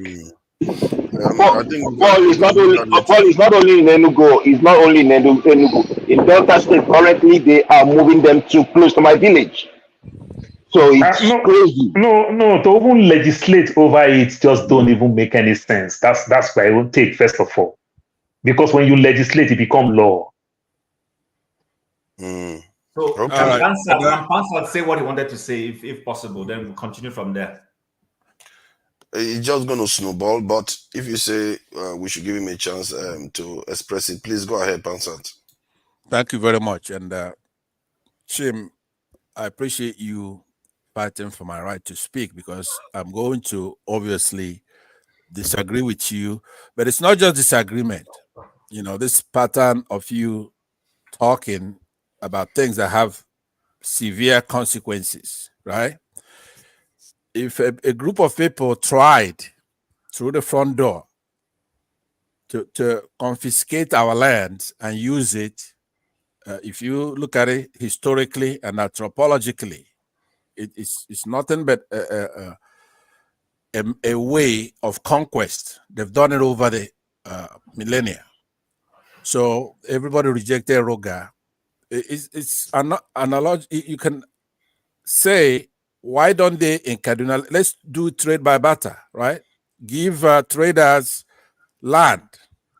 Let the government build trading stations for Southeasterners while we build ranch for them. It's a private thing. If you want to do ranch, you're free as a Nigerian to establish land anywhere you want to. You just have to buy the land, and there has to be somebody to sell you that land. The government has nothing to do with that. But if you're talking nonsense that over the years you're free to carry your cattle anywhere around, therefore that gives you impetus to put land somewhere. Do you know what comes after that? You have to go and look at the history. Now, other Nigerians who are in proximity to them, for example, in Benue Plateau and all that, and they're taking their lands and killing them over there. And nobody's saying anything about that. You're not saying anything about that. You go to Benue Plateau. This is not trying to be a Mr. Nice Guy. It's something that, first of all, government has no business in private business. So please, when you come here to do academic debates, and we offer that, you have to look at the consequences of what is it that you're actually saying. Because there's something I want you to know today, and your ilk, everybody like you, we can defeat these people in a war. So if you cause a war, you have to own it. These people believe with hubris that they could take people's lands and then do whatever they want. Look at what they're doing to our country. I was in another platform yesterday, and I just wanted to talk about this because those of us who are trying to say, you know, let's do the right thing, doesn't mean that we hate anybody. We don't. We're trying to prevent wars, prevent this killing, right? So that's what it is. It's not about being politically correct. Okay, so Pansat, I think you misunderstood me, you know, but I wanted you to speak because I don't want to leave this forum and go with the notion that I am sure of what I don't have the power of clairvoyance to know what is in your mind. So I'm happy you've expressed it. Now, if you were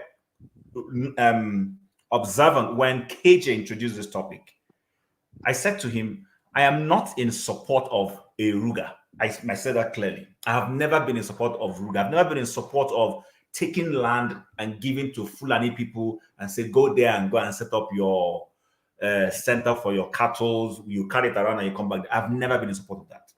Nevertheless, I've also been of the opinion that just the way the man from Nnewi will go to Kaura Namuda, buy a parcel of land from the owner of the place in Kaura Namuda, set up shop, pay taxes to the government, and sell his wares, make his profit in peace. The same way, if anybody, because the land doesn't belong to him, it is given to you, say maybe over 40 years, whatever, with the tenement rates and everything, applicable laws. In the same way, if somebody who is involved in cattle trade, like you rightly said, it's a private business, apply for a license, buy a land, they will give it to you the same way they've given to the man in Kaura Namuda. You do your business. But I said here that the ranching business, and I use the word ranch, because when it's a ranch, you can't carry your cattle and be going everywhere. Then you can't come tomorrow and say you have a sarkin, whatever, inside and Soka. That one is one I don't agree. What I agree with is I can go into ranching, buy land, get the expertise, set up a ranch, buy cattle from a Fulani person or buy from Brazil or buy from anywhere, rear them, and if my cattle comes, if people eat the product of my ranch and they feel, oh, this is of best quality, then they patronize me. That is what I am advocating. The other one you are insinuating is an insinuation. I am no, it's not. No, it's not. It's not. I'm saying insinuating about me. I'm saying you're describing status quo. Right now, there's nothing that stops anybody from the north or from the south or from anywhere to buy a private ranch and do ranch. You don't need legislation. You don't need discussion on it. That's status quo right now. You could do that. But when you say you cannot say they have a Sarakin, that you don't have the right to do. If anybody have freedom of association in our constitution, if once the state establishes, because that's what you're saying, when you say the state can let Enugu, you're in favor of ranching. That language means what Ruga meant. That's what it means. You cannot stop them from practicing their religion. First of all, the state itself cannot stop these people from doing their religion and doing their cultural stuff. Okay, so Pansa, can I ask you a question, please? Yeah. Have you been to Okigwe recently or in the last 10 years? No. Okay, so I come from Abia State. There's a place in Umuahia called Amawusa where they sell meat. It's been there before I was born. Now, the government of Orji Zakaro came, I'm not sure if it's Orji Zakaro, sorry, so pardon me, or it was Tio Orji, and said, Umuahia doesn't have so much land, so they wanted to decongest the city area and use the land for more constructive development and move that market away to the Enugu-Port Harcourt Expressway around Okigwe. They moved them there and they gave them land in that place. I don't know if you ever knew about that. Do you know how many bodies were dug out for when they moved that place that you're talking about? Do you know how many bodies were uncovered from that place? That's a different issue altogether. No, it's not a different issue. No, listen, hold on. See, the point I'm trying to make, I am in support of ranch as a business. Somebody says, I want to set up a ranch. Not that some northerners say, give us land. We want to be doing our cattle rearing here, and then we now set up a sarkin. I'm not in support of that one, but I'm in support of the business model. Someone says, I want to own a ranch. That's status quo. Like I said, I know they're eager to move away from the topic. What I'm saying is that what you're suggesting, it's what's happening now. You can do that right now. There is no reason to even discuss it. If you have money, you could buy land anywhere in Nigeria as a Nigerian citizen and do your business, right? But you cannot try to, through the back door, bring in Ruga. What does that mean? Any suggestion away from status quo, that's what it means. I don't care in what guise it comes. We have to operate with the constitution of our country, right? As shambolic as it is. But this coddling of people who have espoused and now doing a lot of damage, right? As shambolic as it is. Masker, could you please mute your people who have espoused and now doing a lot of damage? So what I want, and I'll conclude with this: I want these northern Muslims and Fulanis punished for what they've done already. For example, I want to go to Benue Plateau. I want Nigerians to be serious about this. This is not a joke. We have to go there and see what's happening there. Those people and their lands, those people and our fellow citizens. Now, I know during the war, they were part of the conspiracy and the cabal that committed genocide in our place. It's not in our nature to say, I told you so to them, which is what most people are saying. It's like, let them have it. Gowon is from that area. But I'm not like that. I'm a good guy. I'm fair. I want us to go and see what's happening in all these enclaves. Okay? You go to, for example, what happened in Zaria. I want that investigated and punished. The Kaduna governor was able to commit that crime because he was a governor, right? But we can't just have these people thinking that when you do something, even if it's a decade ago, there's no statute of limitations on these things. I'm also, to cap it off, I'm also in favor of investigating the effects of the desertification we have in the north that's driving these people away. They do deserve to be looked at from the United Nations and then to us Nigerians, and especially those in diaspora. We want to be able to make sure that they're okay as Africans. They're not Nigerians. As Africans, I wear that hat sometime. I'm a Pan-Africanist. But first of all, we have to stop them from killing these people, indigenes of Nigeria, no matter what part of it they are. And also, we want those kids in those areas, we have to find a solution to this desertification that's driving them. But they're not going to do it because they think they're more powerful than we are, because we're not, right? We can defeat them in a war. And that is my preferred solution to this problem, right? You cannot be running around the country thinking that we're conquered people, because we're not. We're free Nigerians. We come in many forms, indigenous of many tribes. But one tribe that will not put up with it is ours. In Enugu or anywhere, you're not gonna fucking go and establish. Can we rein in the language? I don't know. I yield back. I yield back the floor. All right, I yield back. Yeah. I'm sorry about that language. Even for me, this is a very sensitive thing. Can we just, because it's not even in the menu for today, can we move it? You know, it's very sensitive. Yeah. We'll move it. We'll move on from it. So the cyber tax. Could you give Mask a chance to address it before you move away from it? Can you move on, please? You want to turn it to a debate? Don't mind him. He thinks we have to be debating the same thing. Nigerians have to move on from this. There are so many other things to worry about that is actually more productive than, basically tackling and fighting amongst ourselves over this type of issues. The cyber tax that has been put forward lately, 0.5% of every transaction, and Nigerians are up in arms.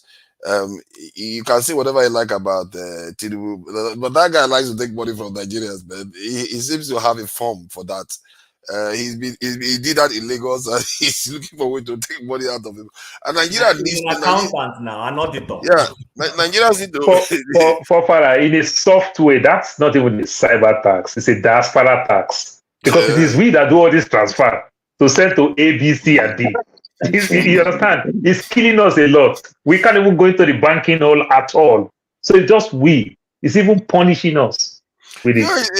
Everybody now. Everybody. I think the thing, I see the logic in it, because I'm not like shy of paying into the state. I believe if people pay into the state, they are more likely to hold the government accountable. That's one. And the idea of Nigeria paying more into the state is a powerful thing, because the state can leverage it to even get more funding for whatever they do, because we don't have a good internally generated revenue. That is one of the reasons why, even if our debt to GDP ratio is low, but banks don't want to borrow us any money, because they don't know how we are going to pay. Right, Father, can I just come? I want to come in and go away, because you're rather trying to really what are you saying? I'm not saying I like the tax itself, but I like the idea of generating more income. The government should be robbing some people in the name of tax. You work half your money. How is that robbery? It's law. And coming and then you're transferring your money from Zenith Bank to GTB, and then you have to pay 5% on that transfer for money that you already paid tax on. Not 5%, 0.5%, 0.5%. Money you already paid tax on. Underline that. The money already paid tax on. Yeah, man.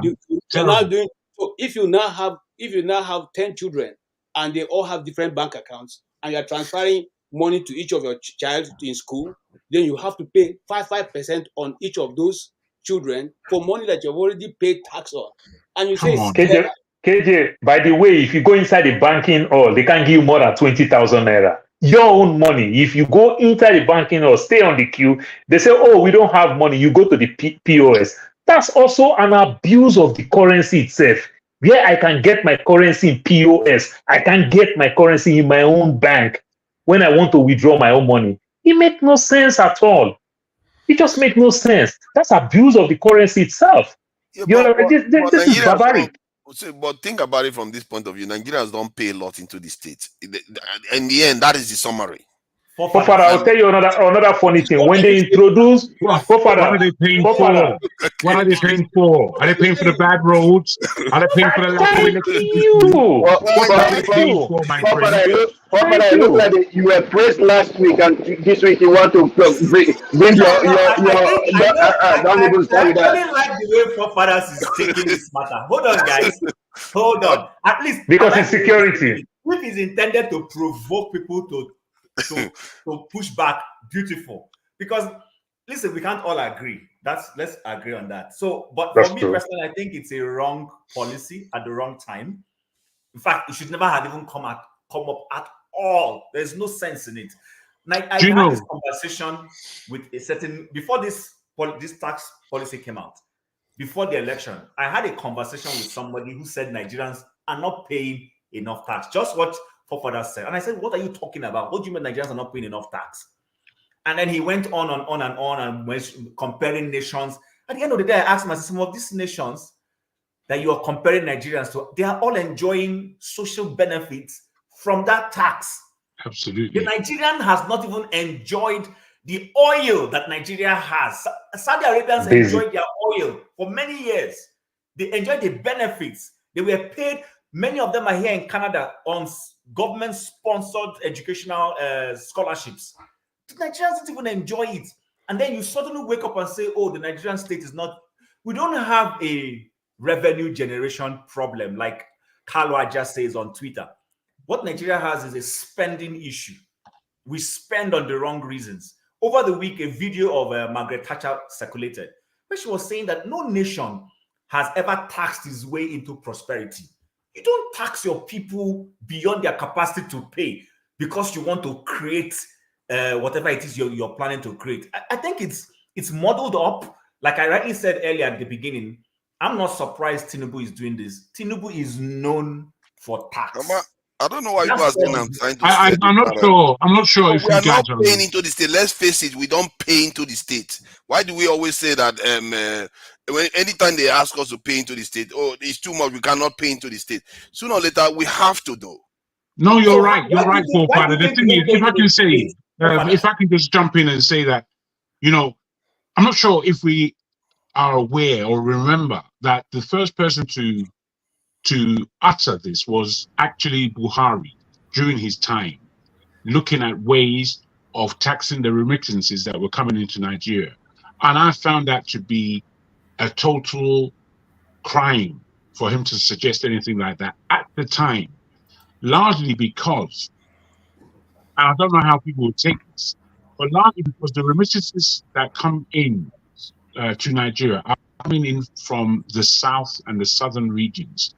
And for a government, a president who was lauding the North to a rather unqualified degree to be handling that money, I thought it would be disgusting. However, here comes a Yoruba man from the South who has now come up and is pushing forward the same thing. And therefore, I concur with what Chim is saying as to this individual of a Tinubu who's sort of his pat on the back we give for him bringing up the state of Lagos. He didn't bring up anything. Lagos is a dump. It remains a dump.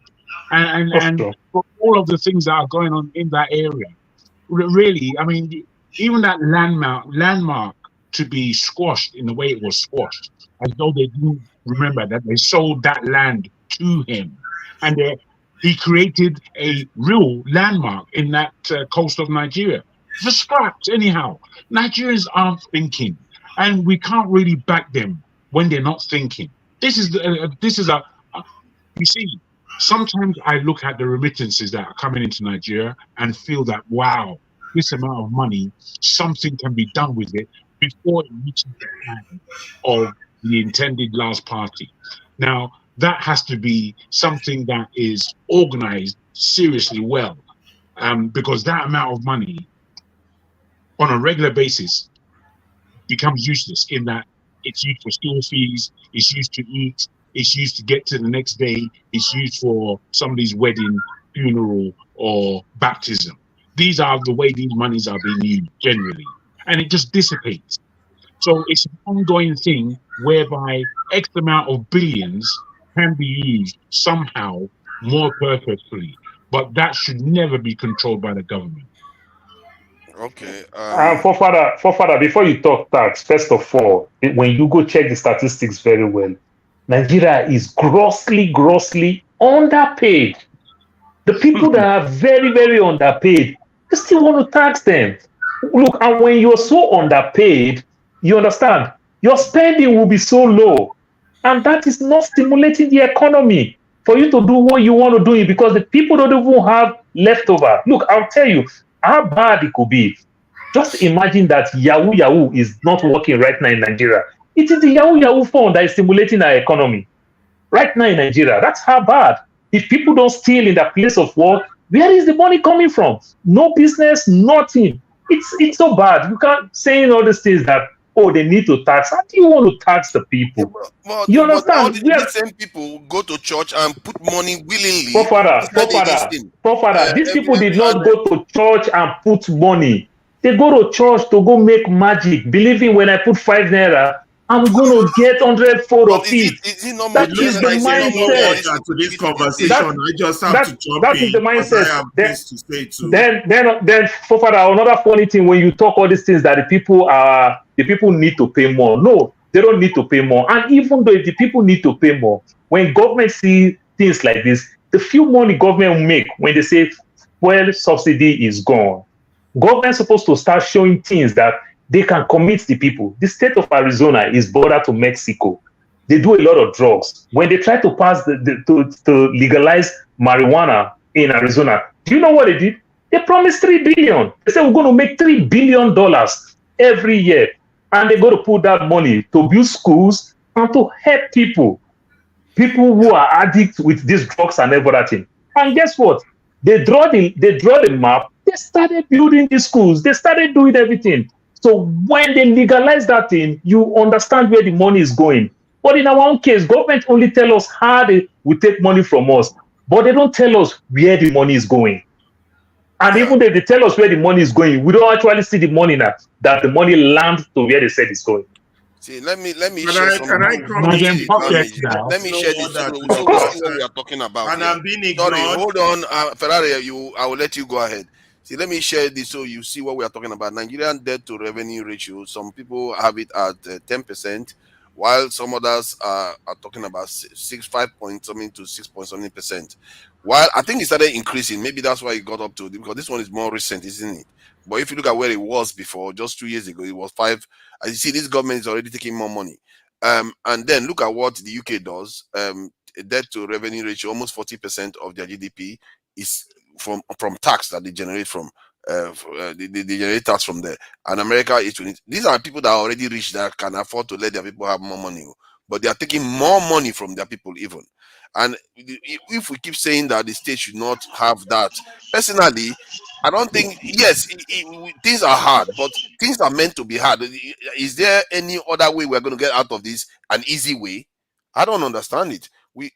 If the government does the right thing, maybe we should ask. Please, can we go by the way? You know, it looks like everybody's just talking. You know what? Can we go? And then when they talk, we lose their time. Let's make it orderly. Let's make it orderly. We have an order to this process. Okay, let's try to make it orderly so that it rotates from the top. Yeah, okay. Let me reorder it according to the people that have not said anything so that they can have chance to say something. Yeah, the way it is right now. And Paul has said something about tax. No, I don't think he has. Now. Yeah, I'm moving Masca. Okay, so now let's start from the top and rotate down. Let's try to keep it brief.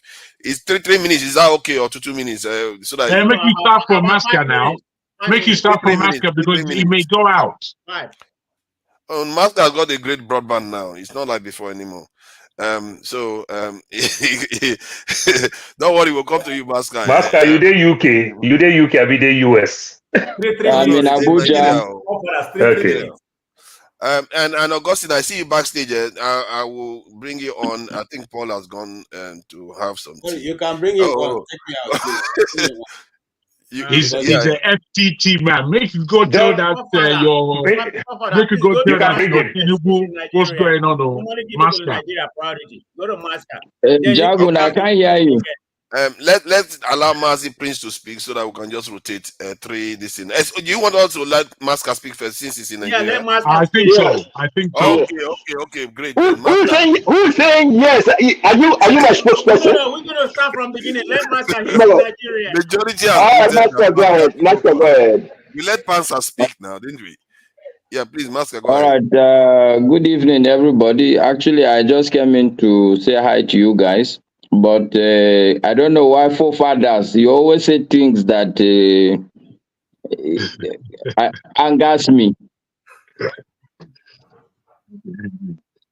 What did I say? Because you are talking about this levy. Do you know how many taxes you pay when you do an electronic transfer? Yeah, I see it. I see it. It's No. So no, I'm asking you now, how many taxes do you pay as a Nigerian? I think I see two pop-ups when you pay that tax. Whenever you pay, as it is now, a Nigerian will pay 5 separate taxes. Isn't that ridiculous? Wow. See, wow. Okay, let's No, forefathers. It's not a rhetorical question. Is that not ridiculous that on a single transaction as a citizen, you pay 5 separate taxes? It's ridiculous. And let me tell you, so that we cannot go and you pay, there is VAT on a transaction. So I go and eat. Government will charge me VAT on that. I don't want to even start thinking about the rate because it's ridiculous given the poverty of our people. But let's say you eat, they take VAT on it, or somebody will say, okay, maybe not food. Let's say I want to buy electricity, for instance. Okay, I'll pay VAT on that. That the bank will send me SMS, they will take 4 naira on that flat. Even if it is 4 naira electricity I buy, they would charge 4 naira. There's a stamp duty levy. There's a electronic transfer levy. And now they are coming with this cybersecurity levy. This is ridiculous. No, there's no way, there's no language you can rationalize this. And Master, to add for him quickly, some telecom companies are very, very smart. They will send you SMS you don't need intentionally so that they can take it. But let me ask Master now. Then, but I hear what you are saying. You know, they do not necessarily have 5 taxes. They can just take one and split it. No, it's 5. No, it's 5 taxes. There are 5 separate taxes. Yeah, I agree with you. They shouldn't have to do that. That's inefficient. However, you have to look at the overall outcome. The money the state gets from the people compared to other well-performing nation is too low, and it doesn't allow us to develop our economy as we need to do. So, what do you think we should do about that? I'm going to have to so I'm tired of, is that a question? Are you asking me a question? I'm asking, yeah. What should we do to increase our internally generated revenue through tax? You stop corruption. Simple answer. Stop wasting time on bullshit. You know, nobody has time for this. Oh my God. There's no corruption in the West, and they still take tax. There's less corruption in the West, and they take tax anyway. What kind of excuse is that? Oh my goodness. Can I speak? I need to speak. Oh no! Let's go with the rules now. Let's go with the rules.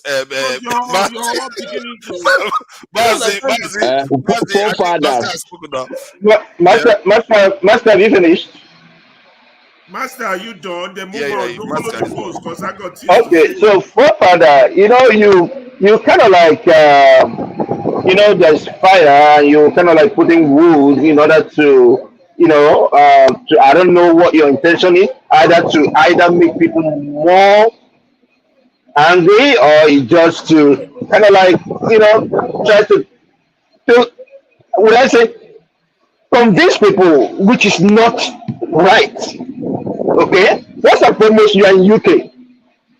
Do you ever know, even as a matter of fact, who is your NSA? Who is your national security advisor? Ribadu. Do you know? No. I'm talking about in UK. We have them. The defense against. You have them. Is there any money? Is there any money directed to their office? No. Yeah, there's a bit of noise coming from your this thing, though. There's a lot of noise. Okay. Give me 1 second. What about now? Is it better now? It's like wind. It's like from wind. Okay. Now, what I'm trying to say in essence is, I think my kids are doing something about that. Okay. Currently, can you hear me now? Yeah, better now. Okay. So, like what I'm saying is there any payment that you make in UK that goes straight to the NSA office? No, not that. Okay. Do you know that this particular one, this cyber one that they are talking about, is gonna be remitted direct to the NSA. Instead of the central bank, it goes through the central bank, but it's going to their office. And one other thing I need to understand is this: the NSA is in the budget.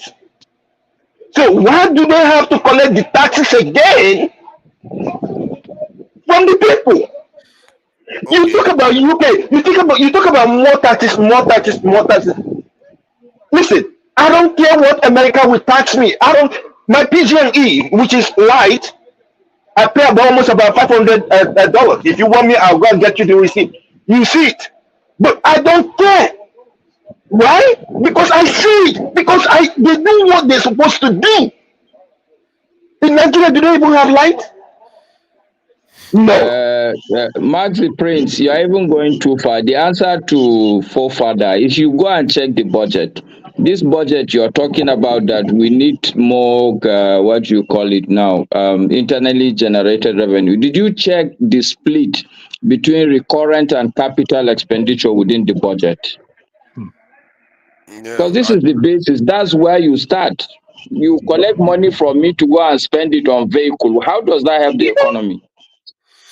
Yeah, I agree with you on this aspect, but those are lower level problems. You still need to raise revenue. How is it lower level problem? You still need to raise the revenue. And these vehicles we are talking about, they are not manufactured, not even assembled in Nigeria. Can we move around so that some of us can say some opinion on this? Because I'm tired of well, I'm really surprised how strongly people feel about this. So, you see, you guys don't want to pay anything to Nigeria at all. That's not the point. You're missing the point, and you're trivializing the point. Please go ahead, man of Prestige. Please go ahead. Hold on. Thank you very much.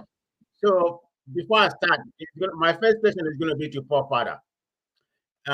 You're a military hawk, right? You've always been advocating for Nigerian military hawk.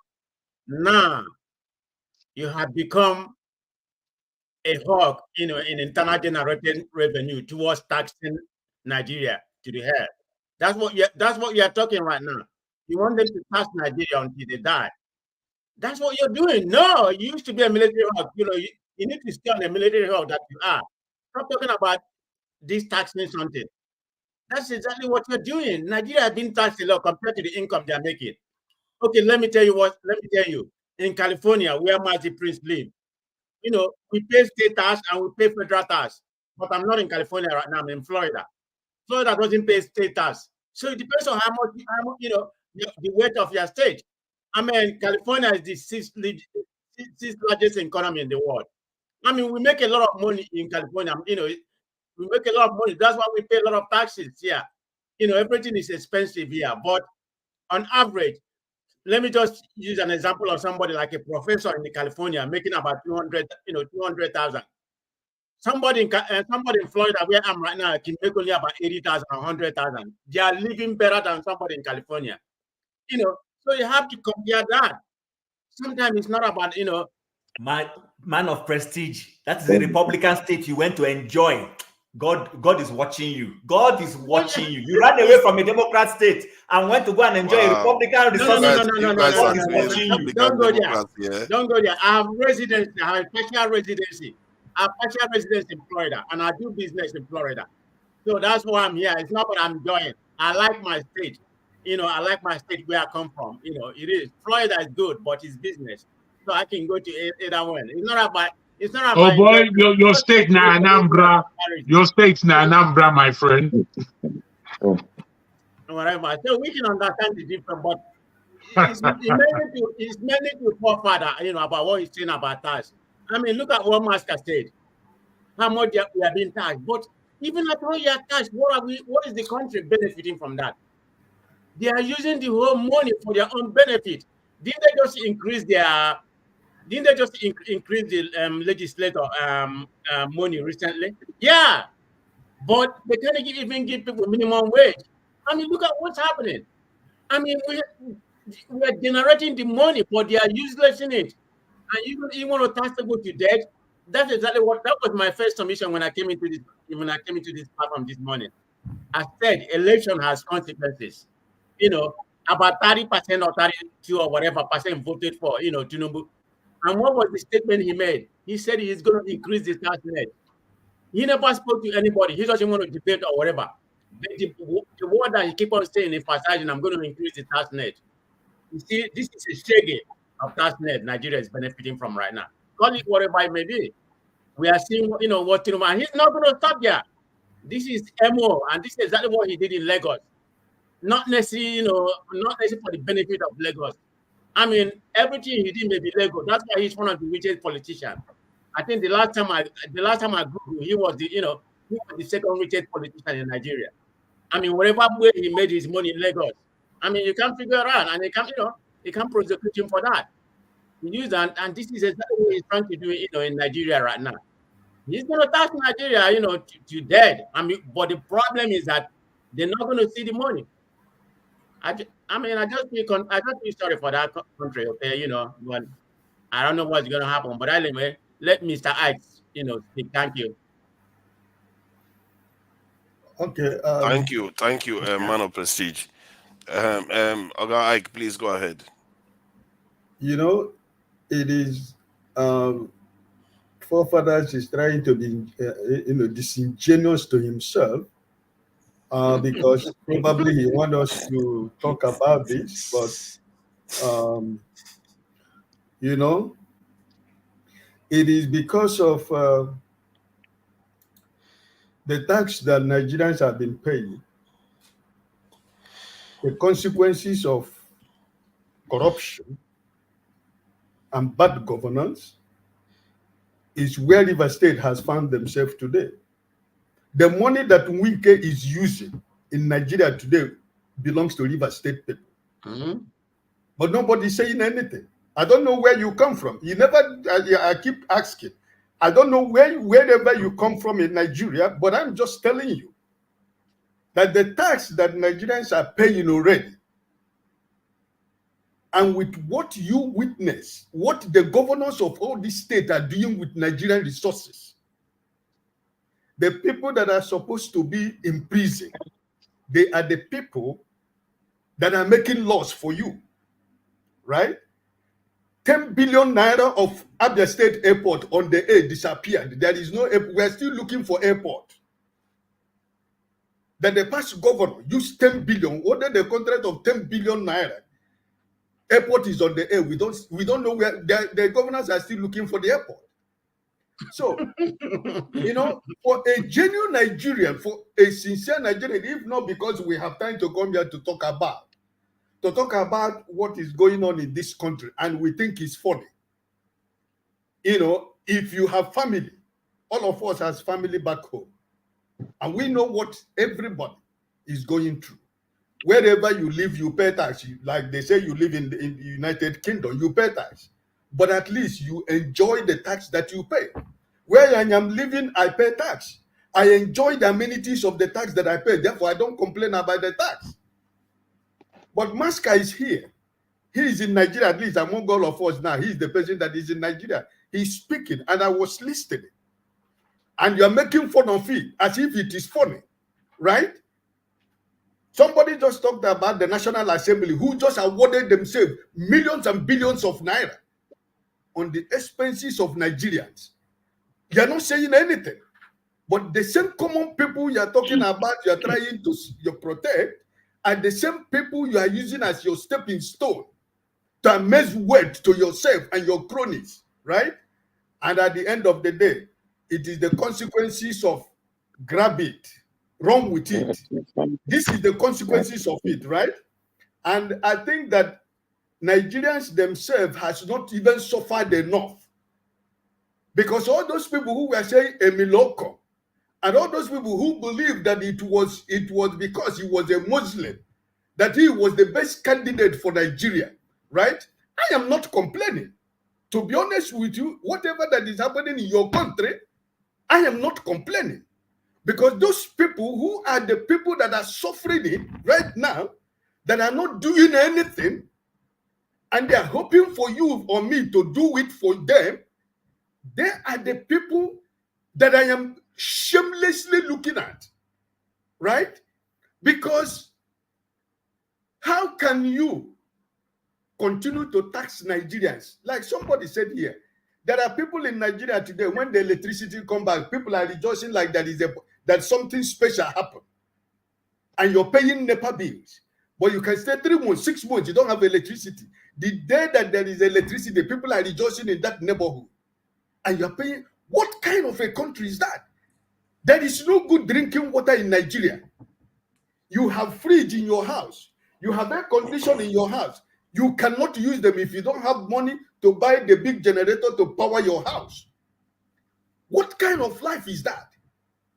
And these people that are making this law, these people that are telling you to do all this, the money that they are stealing in your present with their cronies and their children are studying abroad. They live the best life. They fly the best flight. They live in the best country. And they're telling you, like my brother Maska, who is in Nigeria, that if you cough, you have to pay. So if it is good for you because you are being ingenious, you are pretending as if what is going on, it is, I don't know how much tax you pay for Nigeria, even while you are living in the UK. I don't know how much transaction you make to think that it is right that Nigerians that are suffering, that are receiving a salary below salary, that they continue to pay tax for you and you are happy. The same people you are giving the money, they are using the money to buy private jet for themselves and their cronies. God help. But I think you are too hard on forefathers for Mr. I, because he's not the one that put the tax. I think he was just expressing his opinion. I am reacting what he was saying because I think it's fine for him to react that way. Fun. Because I am so angry with what is going on in that country. But my anger is on the population of the 75% of Nigerians who didn't vote this man and his cronies. That they're sitting back doing nothing. And they're expecting me that is living outside Nigeria to come and fight for them, right? That's also not correct, Mr. Ike. I think the diasporans are you guys are too full of yourself. And sometimes it's not... It's okay. Maybe I do not come to join issues with anybody, but this is something that was said last year, that he was on his way to generate. Don't change topic. Can you move on to each person? Can we? Ferrari, can you let me talk, please? I've been waiting for almost an hour to speak. Can you for 1 hour? It's 3 minutes. Can you move on so that I can get to say what I want to say? Can you hold on now? Let me just say what I want to say. He has been looking for ways to try to generate revenue in Nigeria. Nigeria has stubbornly been impossible to generate revenue in. And we forget that this revenue, if you're able to generate it, it allows you to get more money. That is why other countries are able to borrow, like small, the Singapore can borrow 1.4. Can you let me finish? Can you let me finish? Stop being rude. Can we move on so everybody can speak? We can. So this is important. A small country like Singapore is able to generate 1.4 trillion. That is like stealing, really, when you think about it. They are able to get all that money to spend on their economy. And we have to starve. No, but forefathers, do you know about the concept of disposable income? Yeah, I know about it. So when you finish the money in people's hand, how will the economy move? What are we talking about? You are stripping people of disposable income, and you are talking about growth of economy. The two are not; they can't coexist in the same sentence. Okay. And also to add to that, Mascot, the tax is also coming from corporate means. It's not just coming from people. It's coming from corporate means and the deals that they do. The company taxes that come through in Singapore are very, very good for the economy of Singapore. All these things are missing in Nigeria. You see, sometimes forefather, you come. If I may. I don't know why you have to jump me. Just hold on, please. No, I'm speaking on the issue that is. You see, even though we are down to 3 minutes. Even though we're down to 3 minutes, we're still having a conversation. You shouldn't break me up like that. Why are you breaking me like that? I was going to make my statement and step back. I was adding to what somebody was saying, nothing more. Just let him So this is separate. Man, you guys, you don't get consciousness. You only want to say what you got to say. I'm not cultured. Not a problem. It's okay. Please, let's just be patient with each other. Ridiculous, man. Ridiculous. I wasn't taking my turn. I wasn't taking your turn. It's going to be your turn. You're just jumping in. Not a Why is my number moved back? Your own opinion. After Jagun, you can speak. Let me make my contribution and I'll leave. Now, here is what we are saying, and this is where I find it offensive. You are constantly taxing a people whose income has not increased. That's one.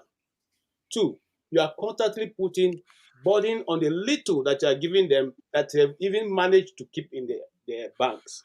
And I give an example here. If you have 5 children in the different schools, and each time you have to send money to them, you will be taxed over that money that you already have paid tax before. Now, what is the people in government? And you give example, very weird example away from Nigeria, like Singapore. How do we compare both? Okay, because we don't even have anything that we're producing or exporting as Singapore is doing.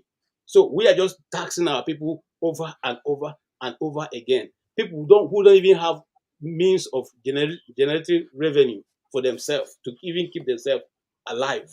Now, you have over 9 presidential jets for which you are using to ferry yourself and your cronies around the world.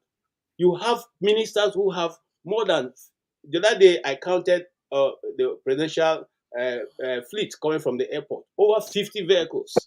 You are still running around Abuja, over 50 vehicles. Abuja is the road from the airport straight to the Aso Villa is a straight road. You don't even need to.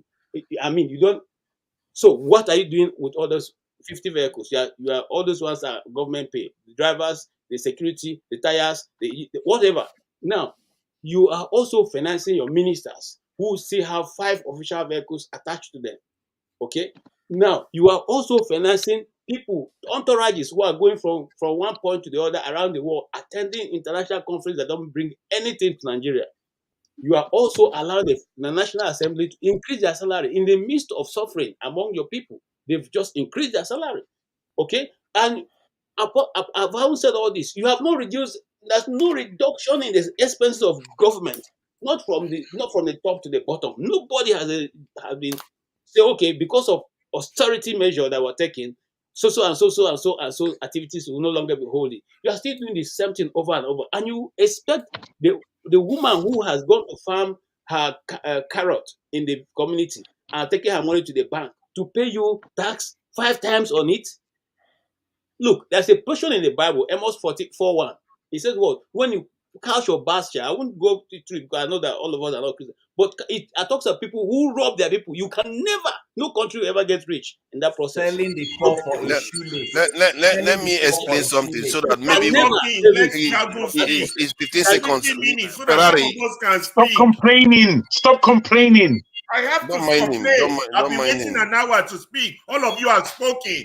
Hold on. See, you won't let somebody else speak. No, just calm down, man. So the point I wanted to add to is when we say the money generated in the country, how can the people pay for it? This is why they measure it based on GDP. Nigeria. This is why they measure it based on GDP, the actual economic activity in the country. If you have other economies that they are exchanging a lot of value in the country, and there are other people are being charged 30%, but in your own country, money is being exchanged in another country, and the rate that they are charging the people is a lot less, you still have to ask that question. I understand the idea that disposable income is not as wide in Nigeria, but we have to start somewhere. No, Father, the place to start. How much did CBN spend on salary last year? Ask yourself. One CBN, only CBN, how much was the salary? 1.2 trillion. What are we talking about? How much the National Assembly spend on vehicles? Well, what kind of people are we? Can we that's over 1 billion? Is that possible? It's not over $1 billion for salary in CBN. I didn't say dollars. Now let us okay, go naira. Okay. That means that is more sensible. But Jago, please, 1 trillion, 1 trillion, 1.2 trillion. yeah, 1.2 trillion is $1 billion. Nigeria is not a structured That country. seems too high. Nigeria is not a structured country. I don't know why you're making that comparison. We are not structured in that country. Other nations are like that. So I don't know. There are nations that have even suffered more than Nigeria, but they are charging their people. My turn, guys. Please go ahead. Thank you. You know, the more we into the nitty-gritty of how Nigeria works or is supposed to work or structured or ill-structured, the more I'm pained by that country. You know, we were speaking about monies being directed at purposeful and immediate things. The people in Nigeria are starving. The people in Nigeria are under a lot of financial pressures. The people in Nigeria are going slowly when they can go a lot faster. The things that we need to put in place in order for these things to happen are so far from being structured in a deliverable way where we see progress and prosperity. Seems to me to be so far from the reality when we get to the nitty-gritty. The taxes that you're speaking about, for me, they're shocking.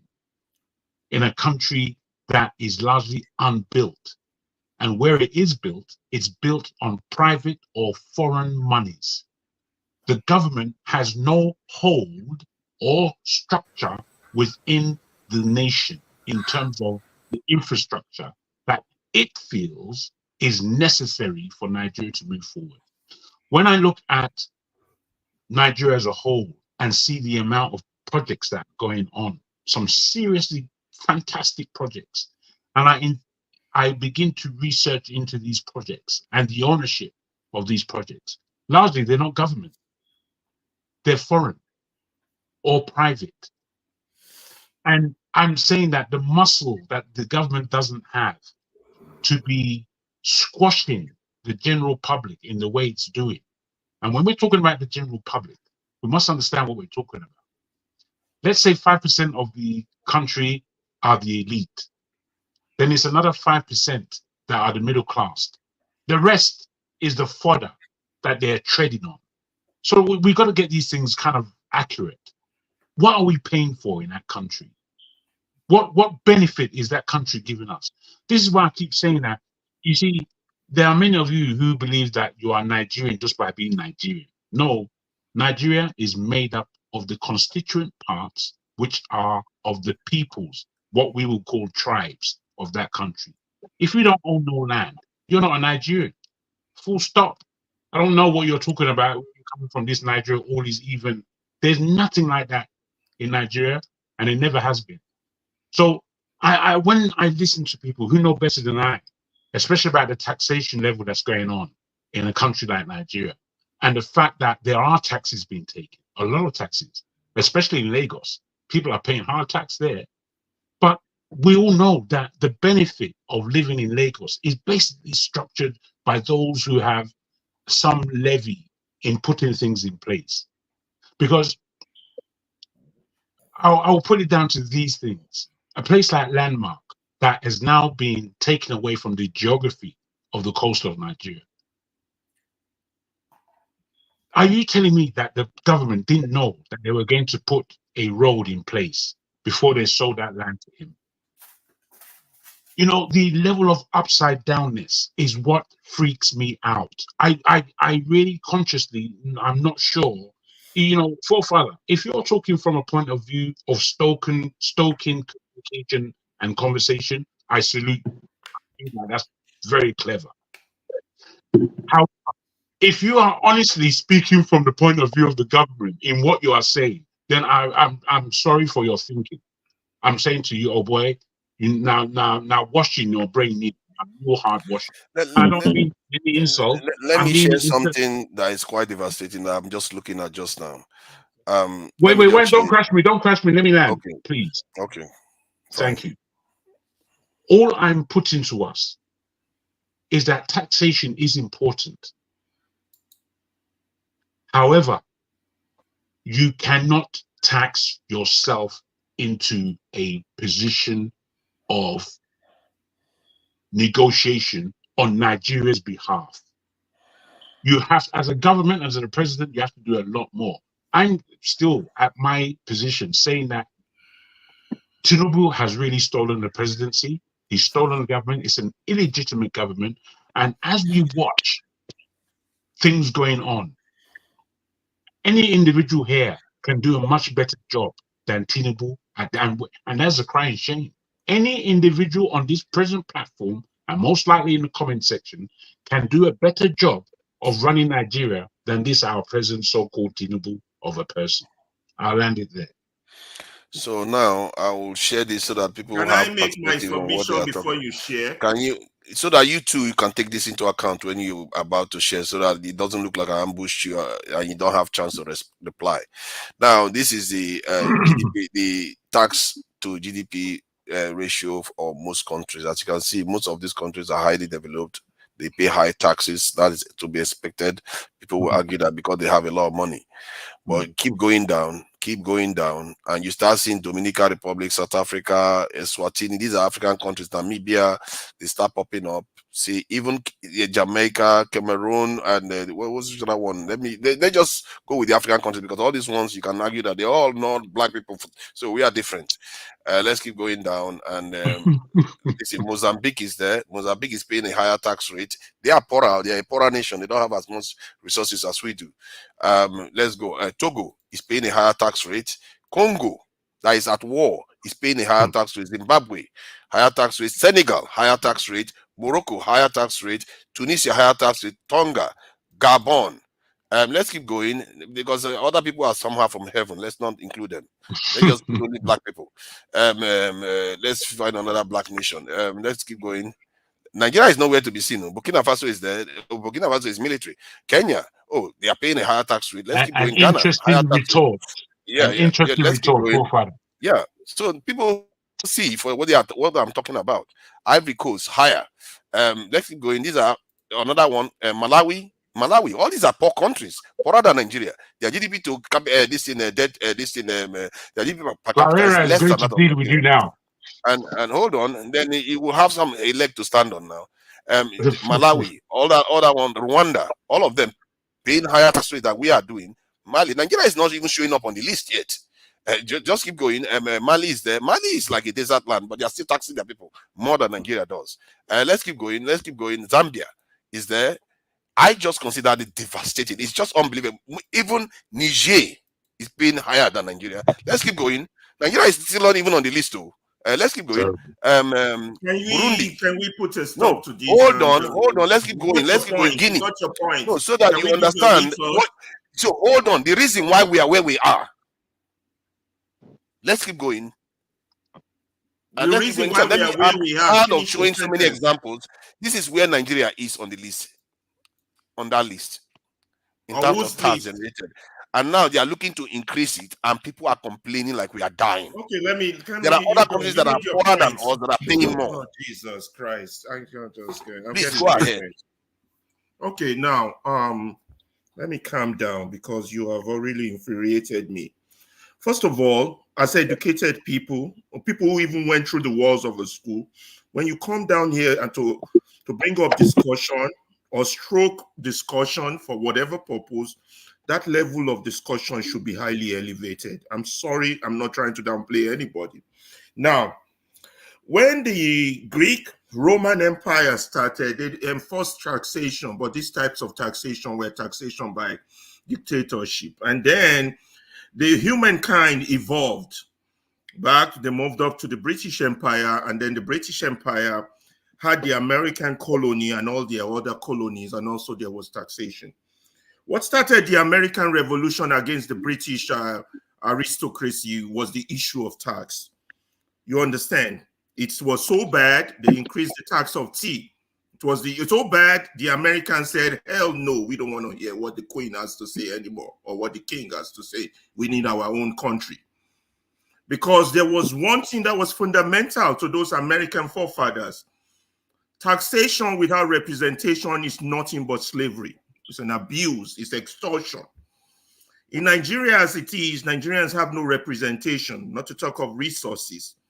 So taxation without representation, you cannot talk about democracy and take out the issue of tax. American takes the issue of tax so serious, it was the only thing that got Al Capone.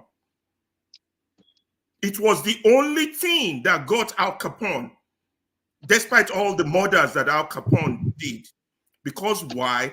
Taxation is representation. If none of you get that straight into your head, and you come here and argue for taxation, and then you come out with bogus data, and you do that all the time.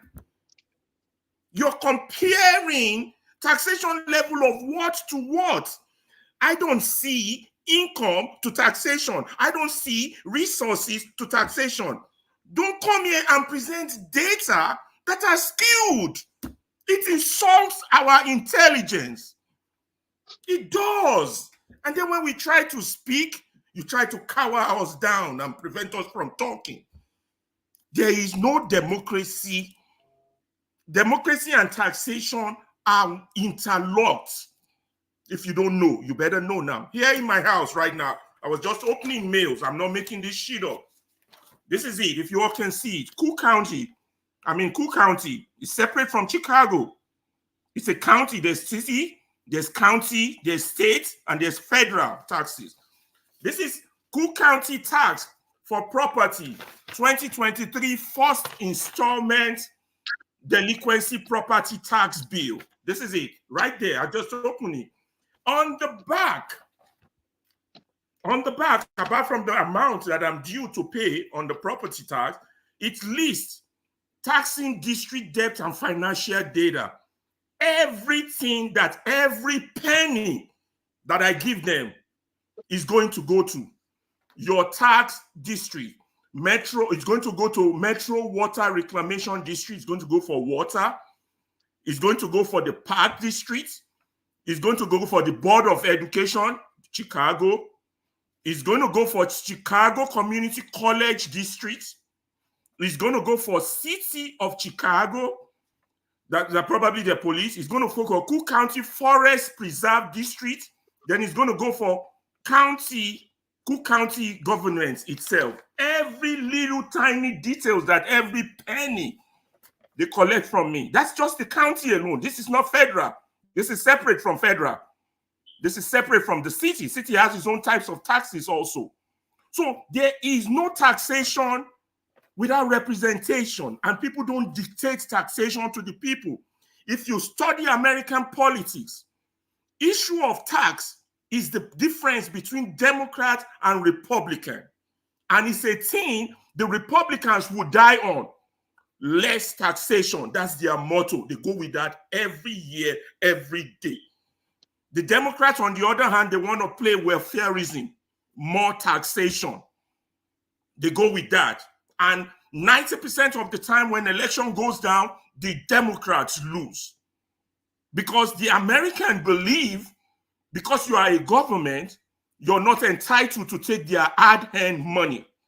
And when you take it, you better come and explain to them what you're using it for. That's the American democracy we're trying to copy. When the Republicans get into office, they cancel the taxes. That's not the question. That's not a fair question. That's a dumb question. I'm sorry. A better question would be, forefather, do you know where the Magna Carta came from? Are you aware of the Magna Carta? Yeah. It's from the UK, yeah. Now, the Magna Carta was structured like this. There were the lords, which are the landowners. Then there were the workers. Then there were the peasants underneath. And above them was only the king. The king taxed the lords taxed the workers taxed the peasants. In that, the lords began taxing the workers far too much. There was a revolution or revulsion. There was a revolt, I beg your pardon. And they went to the king directly, the workers, so many of them. The king of the time now structured the Magna Carta. And what came out of that from the king's mouth is that every man is equal. That was the first time that those words were ever uttered in any polity. That is the beginning of taxation. So when you have an unequal country like Nigeria, to be taxing anyone is a crime. It's a crime. It's simple.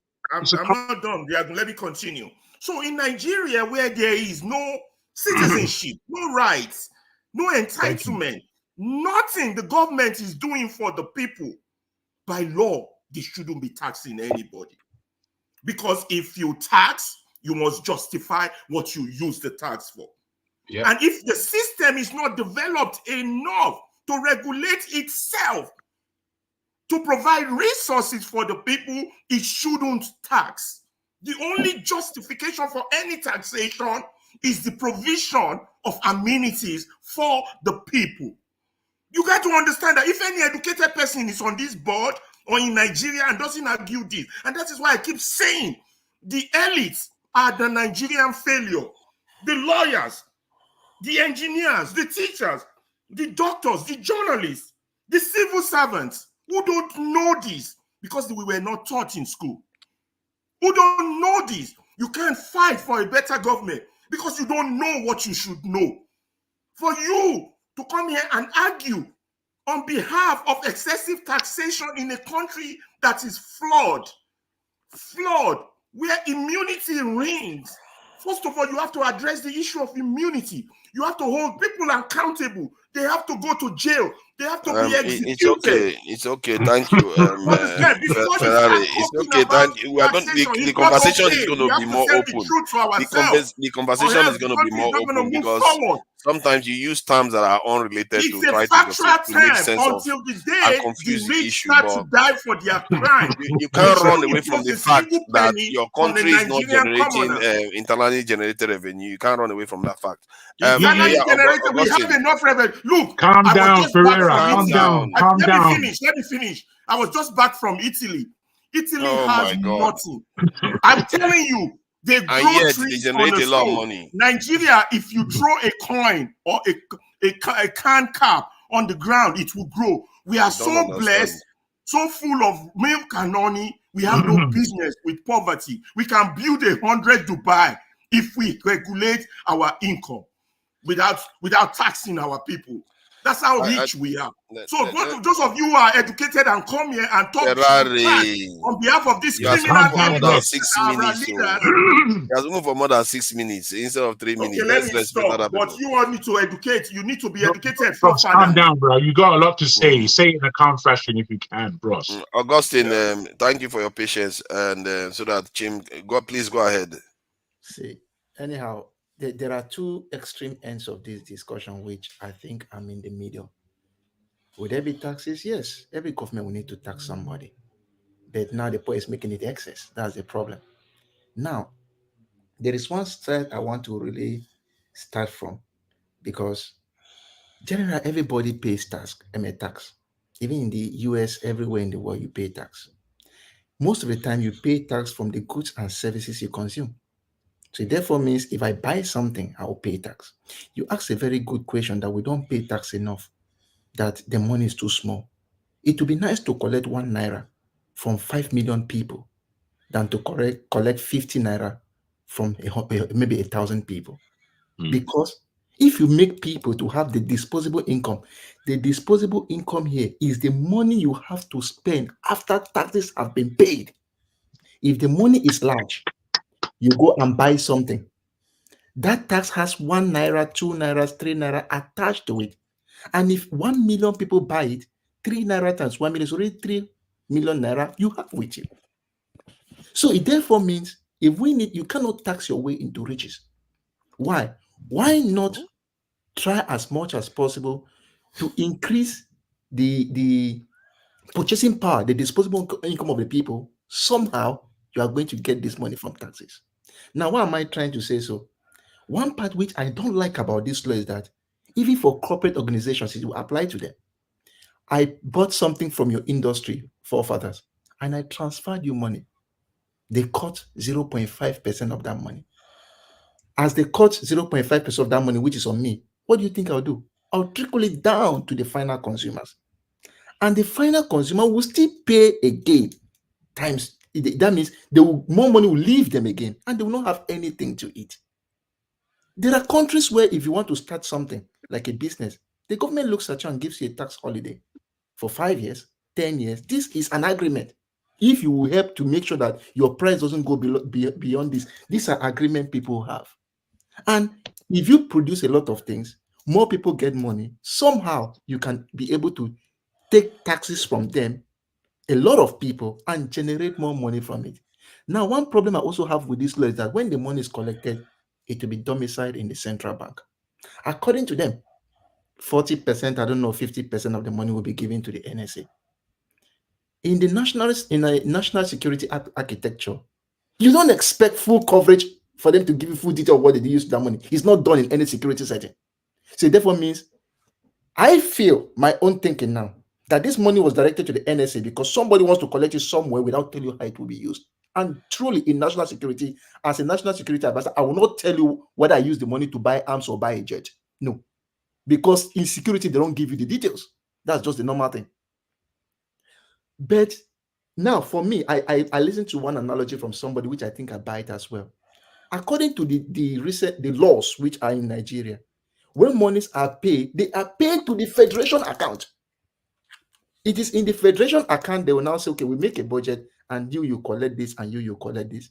A situation where money is paid to a specific account, then 40% is given to the NSA, according to some people, it's even against the law of the land. It's against the law. So, which is very, very absurd. Some people claim that if they want to start implementing this, it may lead to a lot of court cases because it is against existing laws. So that's one part which I think the administration, the Tinubu administration, really failed woefully. For this very tax levy they are talking about, for me, scrap it up for now.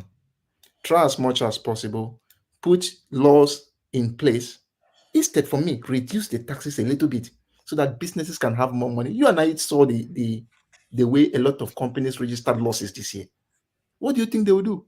Push out more workers, try to grab money, or they will fold up.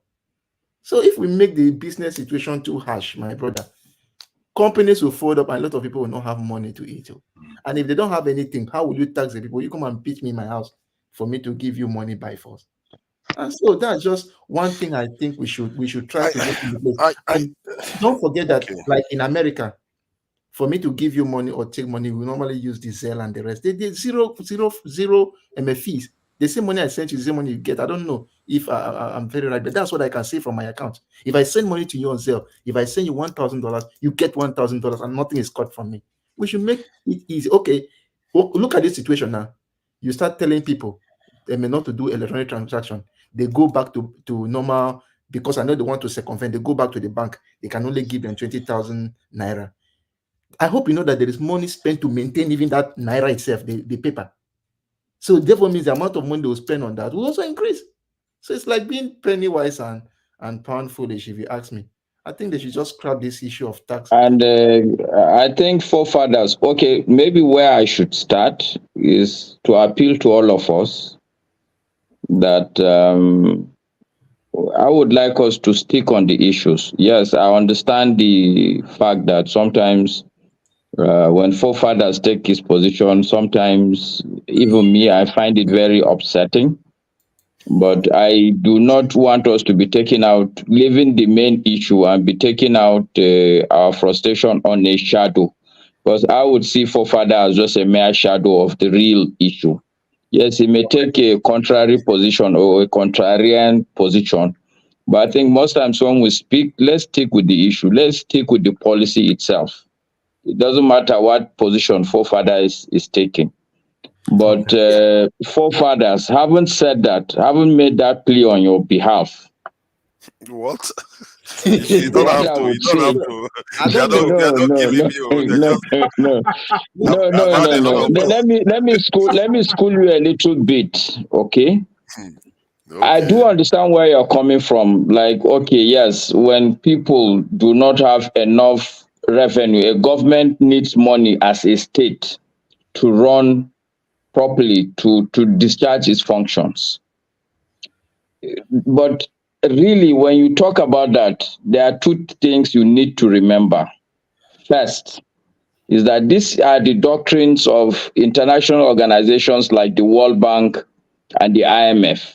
And the reality is that we've seen from history, anytime these people prescribe things for us, they are not necessarily in our own interest. So you remember that. I do understand that, yes, you go to the net, you pull out these things, these statistics, but ask yourself, who put these statistics there? Why will he put it there? What is the benefit for him to put it there? You'll be asking yourself these questions. They are valid statistics, but ask yourself that question. But for me, the real issue, forefathers, however you look at it, timing is very essential in everything. Let's not forget that this is the same presidency that removed fuel subsidy. This is the same presidency that deregulated the exchange rate, and we've seen the effect of the exchange rate. Okay? This is the same environment where inflation is almost, you can call it a galloping inflation, sincerely speaking. If you look at just the prices of rice, it will scare you. Not to talk of the price of electricity. We that are sitting here, sometimes I even ask myself where I get the courage to sit in this country. It's bad enough to just carry your bag and run away and leave the family. Let them sort themselves out. That's how bad it is. Okay? So for a presidency also to come up today, there are 4 taxes on this same electronic transfer. I don't want to go into the detail of how irrational these taxes are. But I'm just saying that let's even take the analysis that, okay, let's take them the idea we're living with them. No wala. But when we talk of the fact that Nigerians are not patriotic, where do you think that this lack of patriotism come from? Where does it come from? Well, as a citizen, you've deregulated, you've removed the fuel subsidy, you remove this one, you remove that one, you remove that. Inflation is killing everybody. And in the same breath, within the same period, you are coming to put this. What does that tell me as a Nigerian? These are the small steps that we're looking at monetary gain, and we're losing the whole country. In my mind, in my opinion, this singular policy, people may not riot on the street, but to riot on the street is better for the government, because it's like having a woman who is angry with you and she's fighting or she's frowning at you, she's still in your house. This thing that they are doing now, they are losing Nigerians. And it's not fair, it's not good. Because honestly, no matter how you look at it, it does not make sense. The only logical explanation is that people don't care about you. So that's one aspect, forefathers. That's the timing aspect. Whatever you do, people will look at you and like, why are you doing this? The second important aspect is the cash flow aspect. And it's also very significant. If you come to me, assuming these are your children, for instance, you are the father, okay, you give the guy his school fees, he went and squandered it. You saw him, he bought, what do they call this thing now that they bought? SUV vehicle. You gave him school fees, he went and squandered it on SUV. And he's coming back to you and saying that he still wants you to give him that same school fees. How would you feel, forefathers? How would you feel, sincerely speaking? Because that is very significant. This thing you are talking about, taxation, all this Singapore and all these places you're talking, let's talk even about the UK you sit. You don't have to bother about, let me talk about US that I know. If you live in a good district where there are good schools, school fees is not an issue. For me as a Nigerian today, forefathers, the only thing in front of me, I'm no longer looking at the kind of car I drive. I'm not looking at my house. I'm not looking at where I live. The only thing now that is in my budget is children's school fees. It's children's school fees because there's no government school at all. There's no government school. So I have to pay for school fees through my nose. There's no hospital. I have to pay for hospital through my nose, forefathers. In my house, I have to set up a solar system because the NEPA is not there, and every day they keep increasing the price of NEPA. Water, we have to have borehole. Forefather. No, sorry, Jago. Let me just land on this so that I can I just make want to forefather. say what your reiteration is extremely depressing, and these are the levels. No, forget. Don't worry about. Look, see, the good thing is we are resilient people. Forget about the depressing part. I'm just trying to make forefather understand that there are many angles to it. I'm not about to break down and cry. I may sound sad, but by God, I've come this far. I will not fall down on my face. Don't worry. We Nigerians will come this far, and I've said it every time. We will overcome, we will see through all this hardship. This country will be a great country, not just the country, the continent has done it before, it will do it again. Don't worry about that. But I am just simply saying that for now, some of these policies, if you look at it, it does not make primary school sense. It does not, because when you look at the average Nigerian, and I've listed to you, there's no school, there's no hospital, there's no electricity, there's no water. Everything as a Nigerian, you have to do it. And it doesn't matter whether you're a big man or a small man. Every human being wants to send his child to a good school, and they don't exist. Anyhow, can I take 30 seconds to So cover? when we talk of taxing, we need to look at the cash flow.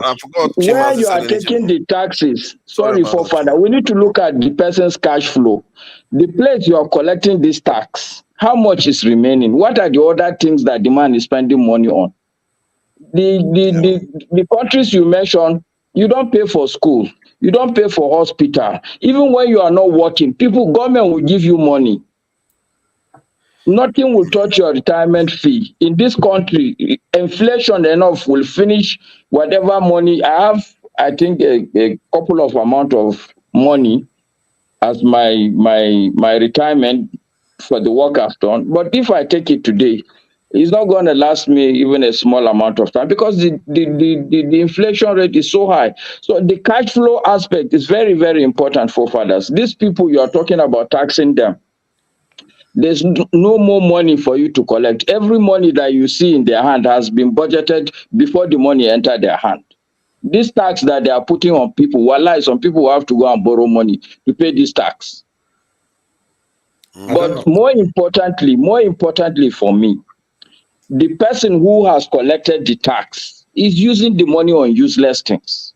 This, for me, is the most important aspect, which when you put it together with the timing, all that you've done to me is not bad enough for you. You are putting, wait, let them wait now. Let things improve a little bit. It's just, anyway, I rest my case here. I'm sure, forefather, if you don't see our point by now, I don't think you'll see it. Yes. Can I take 30 minutes to just see what I wanted to say? And it's still 3 minutes over there. I want to let Masca go and go. No, I've landed. I've rested my case, and I don't think I'll respond to any question. I'm actually gonna sign out and say to you guys good Austin, night. don't be offended. Let me just say this. Actually, Masca has just literally, I should have just packed up and gone. Because why not pack up and go? Because what you like. Still, that revenue is still not there. We keep complaining. Carry on. Make you sleep warm at night that we don't have money in our coffers. No, I love the way he dissected the issue. There's practically no angle of it Masca didn't deal with. Number one, where I actually wanted to start from, which is where he hadn't mentioned, is that fact that Nigeria has not been known to manage its revenue in the past. When we were having free money from oil, that was supposed to be a legacy that every Nigerian should enjoy. I listened to somebody, there's one northern, I think he's a professor, he's not a politician, I guess. He sounded like an intellectual on channels, talking to Shehu or Kimbaloye. And he said, this whole idea that you would scrap subsidy, that is crazy. Why? Because even nations that don't have natural resources to put up a subsidy on, and they have to buy it from other countries, like the oil we're talking about. Nations buy it. Germany buys oil from Russia, buys oil from wherever, subsidizes the same oil they have bought for their citizens to be able to afford them. 'Cause For their citizens to be able to afford them. 'Cause they have to buy it. Germany buys oil from Russia, buys oil from wherever, subsidizes the same oil they have bought for their citizens to be able to afford them. 'Cause they have to buy it. Germany buys oil from Russia, buys oil from wherever, subsidizes the same oil they have bought for their citizens to be able to afford them. You don't just buy it and say, oh, because we bought this, we're going to throw it at you at international rate. They subsidize this thing. Why? Because they know their entrepreneurs need it, which is the engine of their economy. So my argument has always been, a government that did not manage free oil resources, did not let its citizens enjoy the benefits of that oil, cannot manage tax funds from its citizens. It's not going to be possible. And like Maska said, these guys clearly, even the intention behind the taxing is flawed. You say you want to give money to the office of the NSA to have a budget to be able to manage cyber, and you are taxing the people to do that. Meanwhile, the same NSA's budget is always budgeted through the proper line, either whether it is coming through the presidency, there is a budget for it in the National Assembly, they approve money. What has it done with that money? Because you see, just the way we say it, like trust is earned. The government also needs to earn the right to tax its citizens. Listen, Ferrari said it clearly here. Judicious use of the resources. The Republicans in America, and I'm not saying this now based on any bias. I'm not biased towards anybody. I just want to make a plain conversation. The Republicans will say we don't want to tax our citizens. Let people go more with whatever. We will tax them minimum. Let people have the benefit of their income.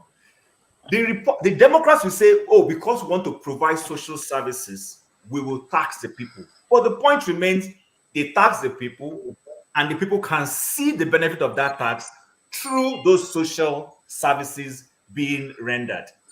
Now, there is a tax in Canada called the carbon tax. We are not I don't think any Canadian is happy about it.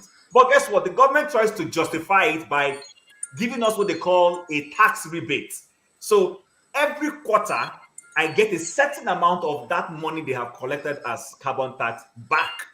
It's called carbon rebate that every family gets, depending on the size of your family. So what are the Nigerians getting for all the taxes you collect from them in terms of social services? Maska is generating his electricity. Maska is generating his own water. Maska is paying his children's school fees. They don't get any rebate in terms of school fees or anything. So what exactly? All you're doing is subsidizing politicians in the political sphere. You subsidize the car they use. You subsidize their salary. You subsidize furniture for them because the politicians will get furniture allowance, newspaper allowance. They will get laptop allowance. They will get cost of living allowance. But the average Nigerian is not getting it. You just increase their salary and National Assembly, and you are telling the civil servants that 30,000 is difficult for you to pay. So my argument is not that government should not tax people, but I think government needs to earn the right to tax people. Right now, the Nigerian government has not earned that right to be able to be increasing taxes anyhow. First of all, show us the prudent use of the oil resources. Our refineries are still not working. They've moved the resumption date how many times now? They told us it was going to be in March. Now they've moved it, and they keep moving it. So I just think that the Nigerian is overtaxed. People have made this argument already. The disposable income is so low. So on what basis exactly are you collecting tax? You collect the tax and then the person is left with nothing. You understand? It just doesn't make sense. So that's, everything I wanted to say, Maska just took it. That's why I said, actually, I should have just left it and said, you know what, he's dealt with it. But I needed to bring out this other angle. The Nigerian government needs to earn the right to collect tax. Right now, they haven't earned the right to collect any tax from anybody. Can I wrap up my thoughts as I said last time? Yeah, please go ahead. I'll just take 30 seconds. What I wanted to say was this. This government has one bad attitude. Whenever they want to cook bad things, they'll cook it. Then they'll just throw it. They will see how people will react. When they see how people will react before they effect it. So I think Nigerians need to try as much as possible, even if you don't want to go to the streets. For those who are on social media, once the policies are not good, castigate it.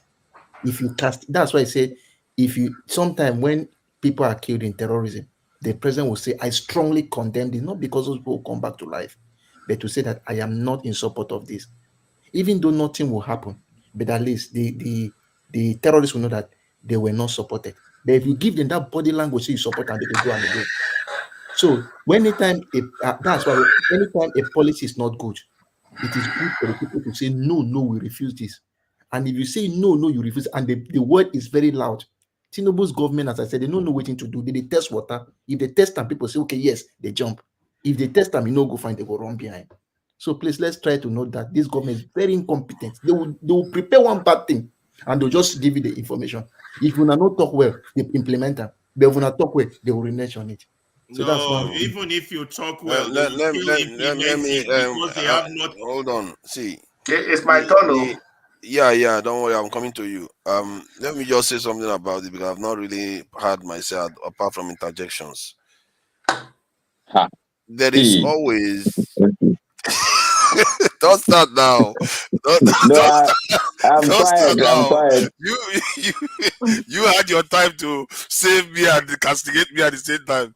So see, there are exemptions to this. The area that they are taxing, there's quite a list. I will show the list of exemptions to people that are not going to be paying this tax. And in the end, there is always a hierarchy of needs for a nation. And when you have suffering, we're already suffering right now. Maybe we should suffer for a purpose. And I feel like we have an instinct for pushing against and having a lot of passion against anything that leads to actual measurable progress. Sorry, forefathers, I said I won't say anything, but please, this is your statement that you say maybe we should suffer. I think you should say maybe Nigerians should suffer for it because you are not in Nigeria. How do you know?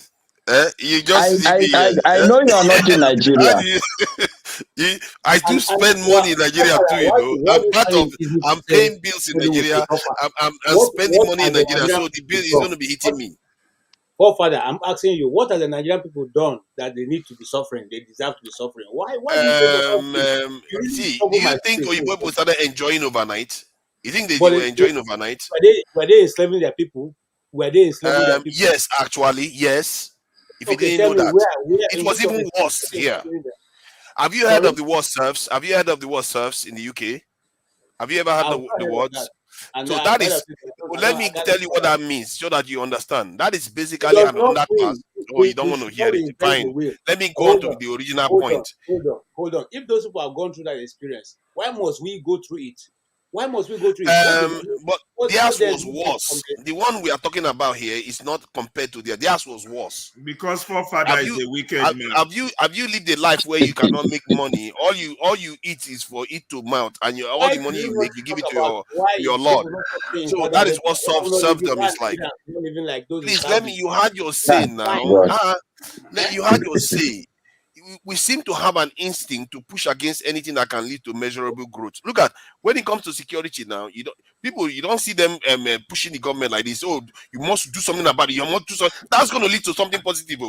They don't push them strongly about it. Hold on now. Because you're supporting. Ferrari, don't make me put you backstage again.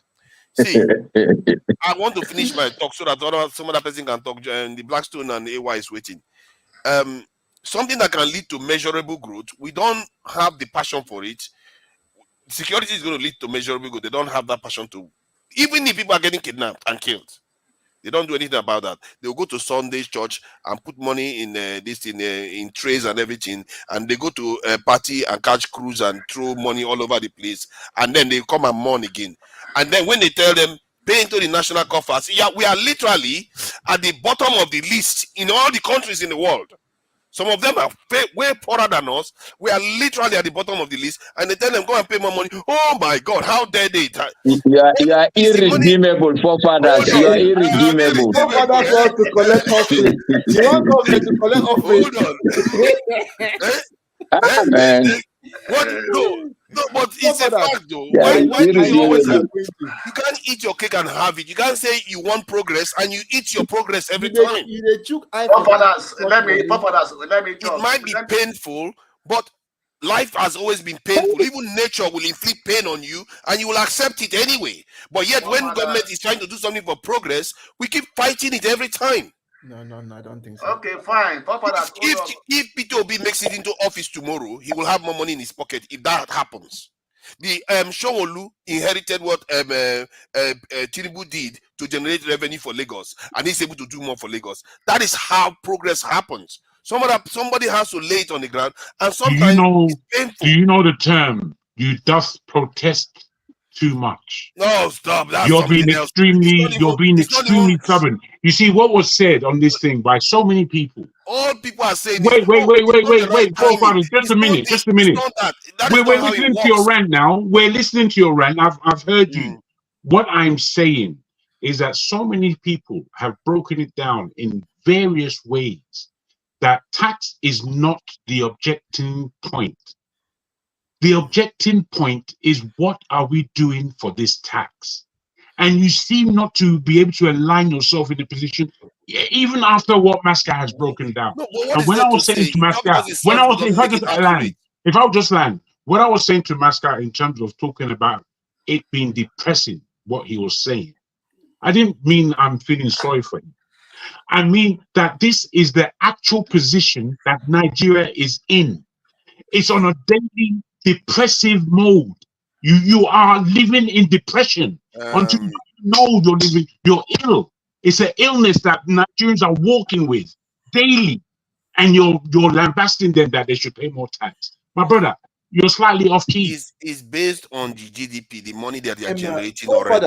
Why is it that it's good for other nations but not good for us? Why is it that because other nations are using the tax for good things. I've told you, how many Google nations? Togo is using it for good thing. Benin Republic, Zimbabwe, Mozambique. I can tell you, listen, I can tell you with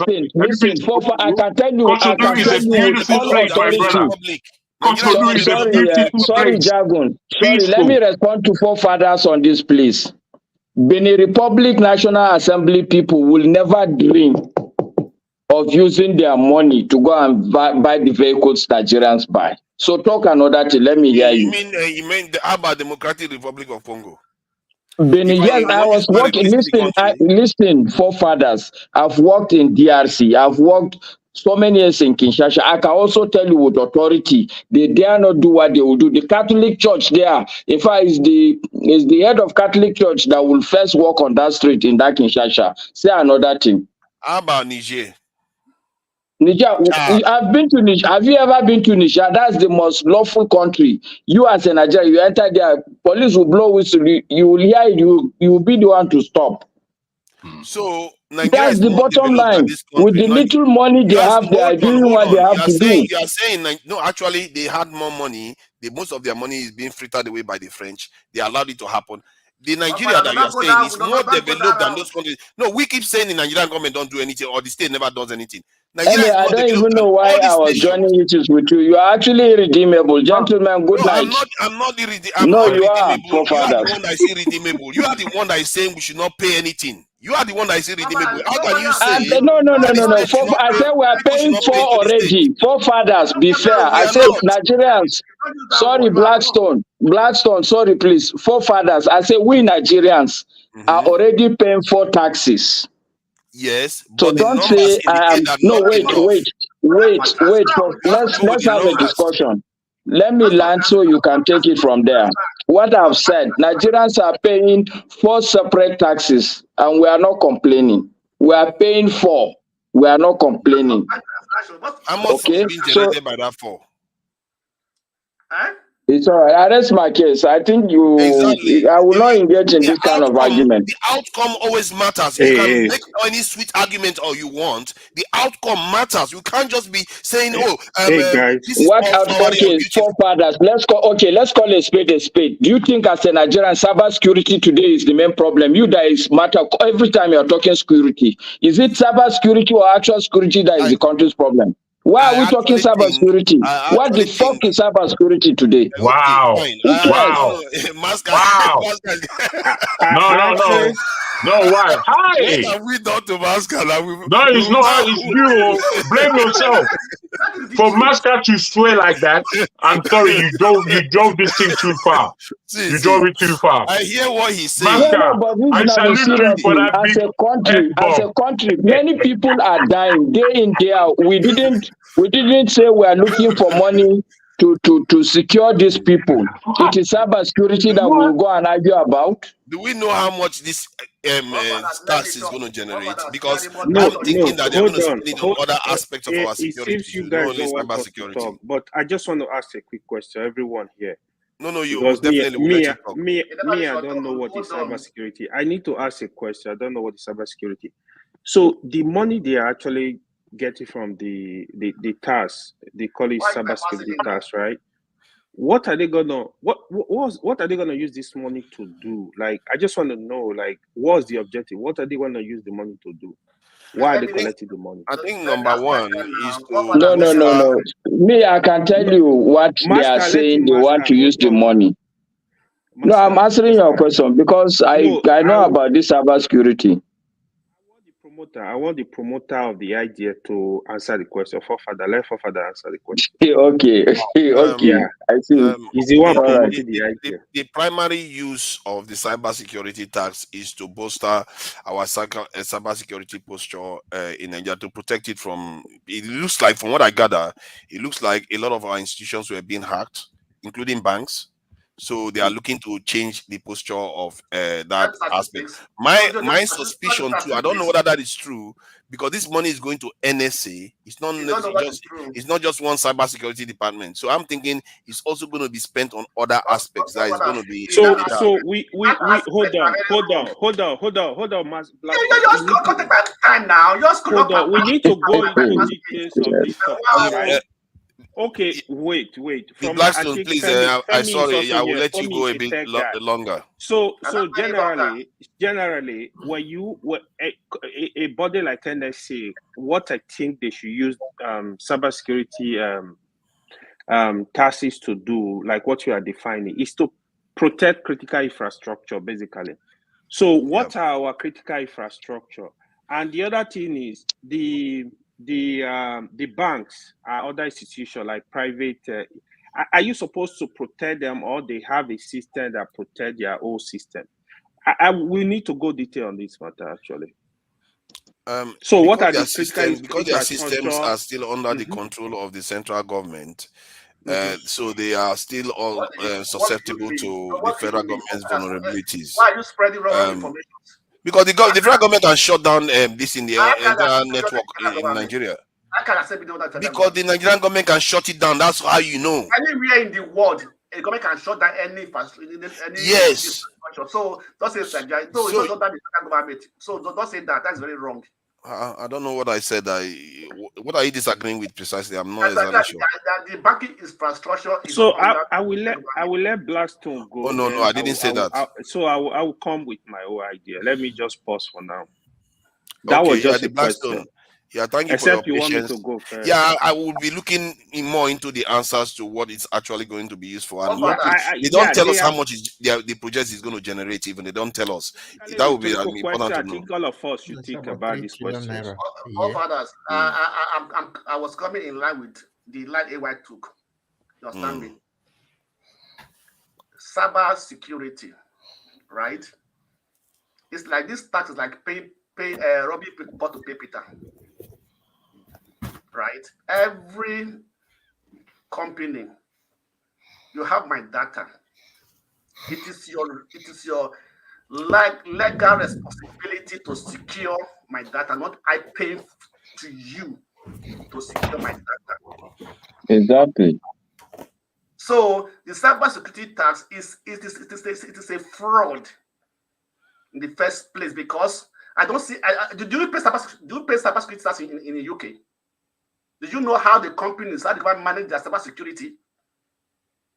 The citizen pays for it. So let's not them come out with a word, use one word, one big word to deceive the citizens, because they have to collect money from the people. Give and then collect the money. I give you my data. I'm working with you. I give my data. So it's just to secure it for me. Just last week, their contract was breached. They'll be in problem. They're going to be fined. If you take my data illegally, you that is holding, there's what they call compliance. The right to hold my data and to protect it. It is a law. So why must I pay for it? You are transferring money. Where does it go through? The NSA know the process by which the data transfer takes place. The infrastructure goes through. I don't want to secure these infrastructures. I'd rather than put that infrastructure in place for the banks. They're not collecting money due to NNSA. Then they will get to they share to themselves. So let them remove those taxes. This is robbing Peter to pay Paul. Everybody's been saying here today that you can't begin to tax people where people that doesn't have disposable income. People that live on 10,000. Stealing people with information you are putting money to. Because people will remove their money from the bank. I tell you. People begin to do that also on cash. They are saying cashless society. That they're not imposing taxes on them to use that cashless society. How much do you pay for your bank services in a month in the UK? How many? In a month. Whereby the bank are taking more than 5 or 6 paying more than they are taking for your transaction in a month, maybe about 134 naira or 140 naira in a month. So let's look at this things critically. Let's not begin to just say that we need money. Nigeria has money. It's mismanagement. The country is not bleeding because of because it's short of resources or short of money. Because it's bleeding because of corruption, mismanagement. Good night, everybody. Well done. Good night. Good night. Master, take time off. A lot of people think you are very correct in all your assessment, but I disagree on the terms that stubbornly. Stuff, disagree every time. It's not stubborn. It's not stubborn. It's just stubborn, right. bro. Stubborn. You can't always be right like that, forefathers. That's not how rightness. That's not how rightness works. Rightness doesn't work because you say so. Right, that's not how rightness. I mean, how can you justify yourself? Okay, Jago, let me ask you. Are you God? Are you God? No, of course I'm not God. It's just the data. You go with data. No, but the data and statistics do not prove life. Data and statistics do not verify life. They're just a guide. They're simply a guide. Oh my God, you justify yourself poorly. I mean, I don't know how you do it. I don't know how you do it, man. You can't get away with it on this platform. Oh, the Blackstone is talking one at a time. Let one person. Me too, I'm talking. With you. Oh, no, Jago, give me Nigerian statistics. The Nigerian statistics shows that we 3.something% is being taken out of tax, while some of the most developed countries we are talking about 50. All tax. What was the 3.something? 3.something%. Father, stop insulting our intelligence. We're smarter than all this rubbish. So is that a lie or what does that even mean? Okay, listen, you can't just say stuff. Wait. VAT is 7.5%. How can VAT be 7.5%? I say all tax is 3.5%. In terms of the government revenue compared to the GDP. We are not talking about government. We are talking individual. We are talking about the effect. This tax we have on the citizens, not the government. The effect. The effect on the people. I don't know how you can measure the effect on the people when you tax. Okay. But you can measure the number. VAT tax. You understand me? Bank charges. You understand me? Other charges come around everything. We know all that, but we know the total of it all. If you put all of them together from taxes in Nigeria, you generate about 3.something% of GDP. Father, go back to those that said you tell them that you try to insult our intelligence, it didn't work. Okay, I'm lying now. So the whole world is lying. The whole world is lying. Everybody else is lying. It's only people that are telling the truth. And that's why your country is doing very well. Look at where we are today. But why in reality, more people agree with me than agree with you. Wake up. It's people like you that will let that country grow. I don't know, man. One simple question for others. What is the duty of the government? What is the responsibility of the government to the citizens? Tell me. To protect and provide for the citizens in terms of financing, security, and all the rest of it. And one of the things that they need to do is to collect tax. There is no civilization without tax. Wait now, hold on. Are they providing for Nigeria? Taxation without representation. They are providing some things from Nigerians. If you go to Nigeria, you don't start working on Poto Road. You still see road there. All this stuff.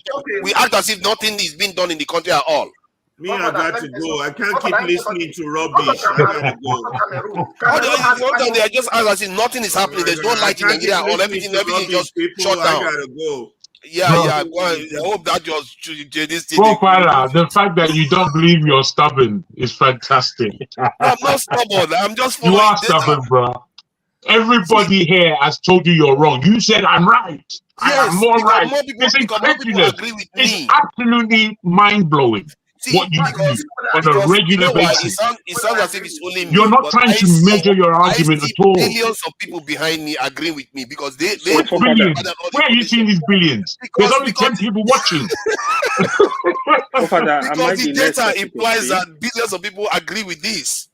Forefather, is it my turn now? Forefather is Yes, exhibiting the arrogance of the Tinubu government. That's Yeah, why he know. thinks he it's knows just better knowledge. than every one of us. It's just He logical thinks he knowledge. knows better than every one of us. So if you tell me 1 + 1 is 5, I should believe it because majority of the panel agrees with it. You don't forget forefathers. I don't know. Are you high today?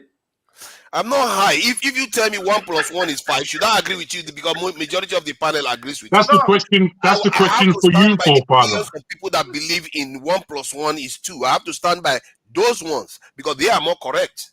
So please go ahead, AY. Yeah. This one, nice discussion. Hi, everyone. You see, AY, you better correct your friend, though. Make a correct him. To be honest, Correct your friend, though.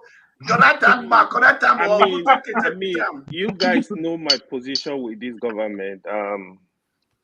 The truth is, I don't know. I don't know what's wrong with us, to be honest. The government, the way I see this government, like there is no plan. They are not ready to work, to be honest. I feel they just do things to more like gaslight the country. They play on the intelligence of Nigeria. This is the way I see them. Look, when they start working, I don't have anything against them. I would praise them here. I don't care what anybody say. That's just my whole person. I have actually criticized all the policies. There are a lot of things. Tinubu can't be making all this kind of mistake because with his experience as a governor, for example, the first blunder I still think about today is removing fuel subsidy day one without understanding the implication. So also as the Naira. Now, if you check a lot of Nigeria roads now, you will weep. Like they are so bad in the bad situation that, I mean, the taxes people are paying, use the taxes to work for them. So basically, like, I don't think we need these tax. It's just nonsense. I just feel the government, I just see on seriousness. Jago, I was watching it today when the NYPP gubernatorial candidate was here. I actually sent a question he could not answer. These are my concerns. I mean, the guy is vibrant. I want to digress a little. His vibrant is good, but you see, we need to understand the problem. We need to understand. See, even if you want to, even if you, Augusta is still a researcher, even if you're a researcher, if you've not defined a problem, you're going nowhere. You have to understand the problem for you to solve it. What I see with Nigeria government, both the state and the federal, majority of them, they don't understand the problem they are coming to even solve. How are you going to solve it? It is a problem. So, Oga Tinubu are a crew. Okay, now people are crying already that there is poverty in the land. A lot of people can't even feed. A lot of people can't even buy basic stuff. The poverty is increasing. You are coming with another taxes. Look, if they are serious in terms of, okay, let me give Nigeria electricity. Let me give Nigeria good roads. Let me give Nigeria just basic amenities. Like they are serious in giving this thing to the people. If you bring this kind of task, I would say, you know what, they're going to work with the money. Let them do it. I don't know if any of you listened to Senator Dume was it this morning or yesterday? Well, I listened to it this morning. I was shocked the kind of stuff a senator was saying. Shehu asked him, they passed a bill for against drug dealers, you know, like capital punishment for drug dealers, which I don't have problem with. What that surprises me was she will ask him, but the senators are doing the same thing. The Nigerian politicians that are stealing people money. He said, "Oh, that is a smaller offense." Oh, like he was playing with this stuff. Like these are people. Look, somebody is giving money to build hospital that will save people's life. You will take the money away, and you are saying that it's different from drug dealer. No, you are not different from drug dealer. You cannot put capital punishment on drug dealers. You are looking at people that are committed, that are involved in this high-level corruption. You want them to go free. People are supposed to build roads. They are not doing it. People are dying every day from accident. You are asking people, oh, you know what? That one is a smaller offense. Oh, you know what? But for drug dealer, the offense is worse than terrorists. But that is the number one terrorist. The politicians, the criminal cabal, they are the number one terrorists we have in the country. Because the money that are supposed to use to work for the people, the money are not working for the people. And now you will come with different taxes. To be honest, I think I don't know. Nigeria need to move to the street, man, to be honest. They need to protest this thing very seriously. Because if you allow this to go, he will come with another one. He's going to keep coming. If this were going, like you see, like there is improvement in the country, like they are really using the money to work for the people. To be honest, I will not have any problem with the taxes. But it should not be a topic, actually. It's nonsense. Like, people are suffering already. Some master was just discussing here. No schools, secondary school, primary school, government schools are all garbage. And you keep coming with all this stuff. You want people, do you want to kill the people? Kill all of them? Like, it's too much. Like, they should have mercy on the people. They should have, on a more serious note, they should have mercy on the people. I don't see them doing it. Let me ask now, in terms of strategically, or let me not even call it that, in terms of actual damaging the economy, which of the policies the government have pursued is the most damaging? And would you say, if you are rating 3 of them, or just 2 or 1 even, that you would say is the most damaging? So my problem is not removing, it's not the policy, it's the implementation of the policy. Because they are not clear. You need to be clear of, for example, removing fuel subsidy. If you come with a clear plan, a clear strategy, and speak to the nation and say, listen, we got to get this done. But did you see the plan? There is no plan. You just pull the subsidy out. The country was almost going. Even today, even the way he announced it was perilous. You just knew it was going to come to a crash. Terrible. Even today, as we speak, to be honest, subsidy is still there. They've not completely removed it because you can't. Because the truth is, if you want to really remove subsidy, the poor price of petroleum is going to be changing every week. It shows to you like they've not. Another government will come, will tell you, okay, El-Rufai just said a couple of weeks ago. But why do you think subsidy is there now, though? Because that's why I asked you the question. Why do you think it is there now? Let me explain to you. This is actually common sense. If you follow this history of subsidy thing, it has gone on like this is how they will remove the subsidy. Do you know how many times they've said they remove subsidy? Okay, now let me explain to you. I mean this last time they removed it, that they were supposed to have removed it. Why did it return again? Let me explain you why it's still there. Because let me explain to you. The price, all over the world, the poor price of petroleum is determined by price in the international market. Except few countries that were able to fix the poor price of petroleum. In that way, government will fully be pumping money for the subsidy.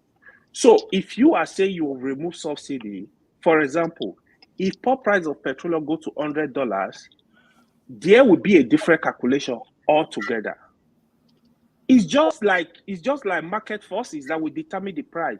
What you still have now is not market forces. Government are telling you we fix the price at 650. Who does that? How do you do that? So now when crude price of crude oil goes to $20, you still telling Nigeria to be buying pump price at 650? No. But originally when they removed the subsidy, the price went to market rate. Originally, why did it now require subsidy again? Because it needs to keep moving. So that difference is who is paying the money. So you buy crude oil, marketer buy crude oil, right? Sorry, let me give an example.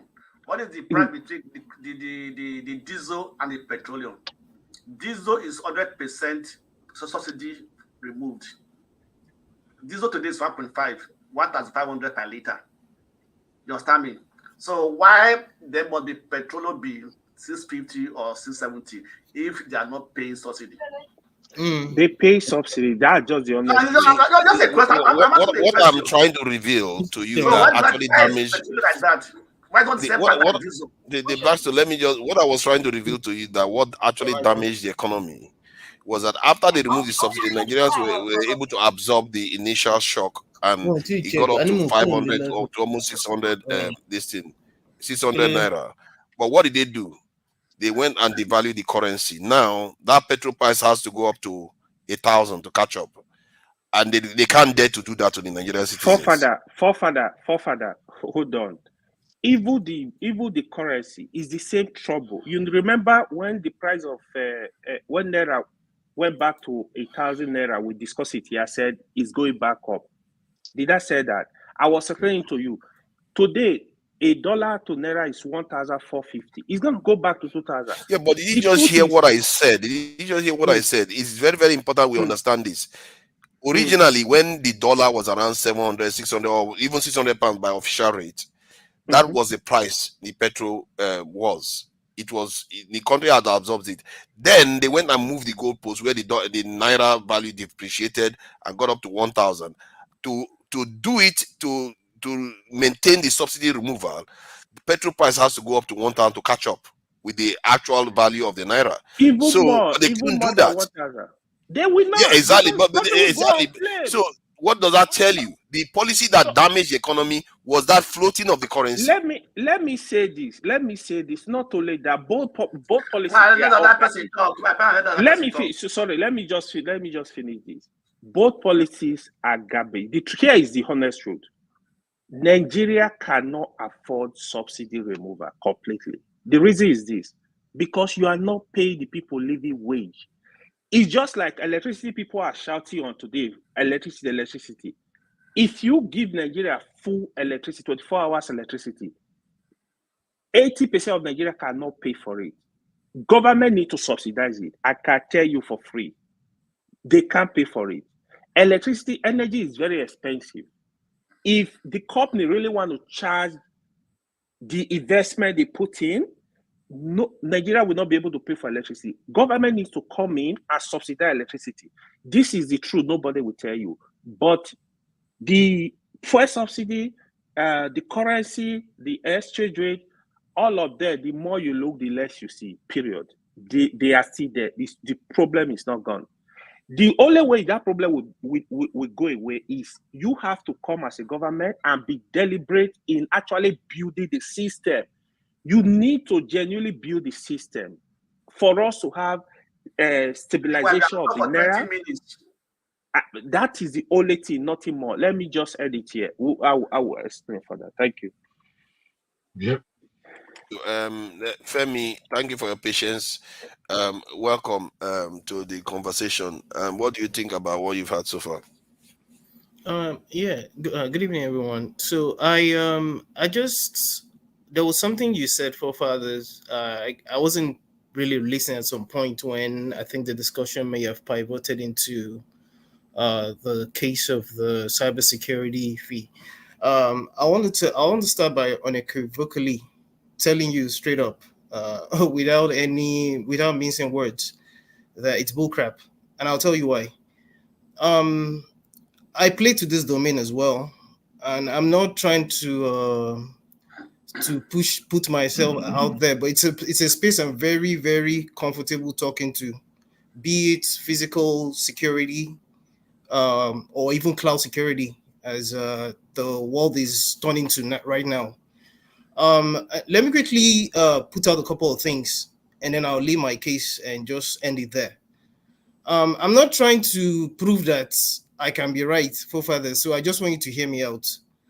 When it comes to even the way the architecture is structured in Nigeria, first of all, it's crap. I'll tell you that. One, because I know people that have worked in that space before they left Nigeria and then after they left, I know people that still work there. And this is one of the reasons why I'm particularly still glad, no matter what anybody says, that Bosu Tijani is the Minister of Communication, is having a torrid time. I can also tell you this, trying to change, because it's very difficult. It's easy. See, they say talk is cheap. It's very difficult to change the mindsets of a people, especially of when you have a set of people who do not even understand what they're dealing with and who have a propensity to want to think everybody is just as shallow as they are.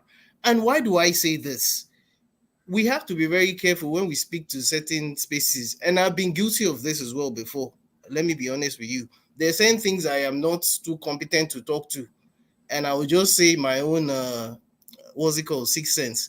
Now, let me, I think it was Ike that mentioned something, and he really blew my mind when he mentioned that thing.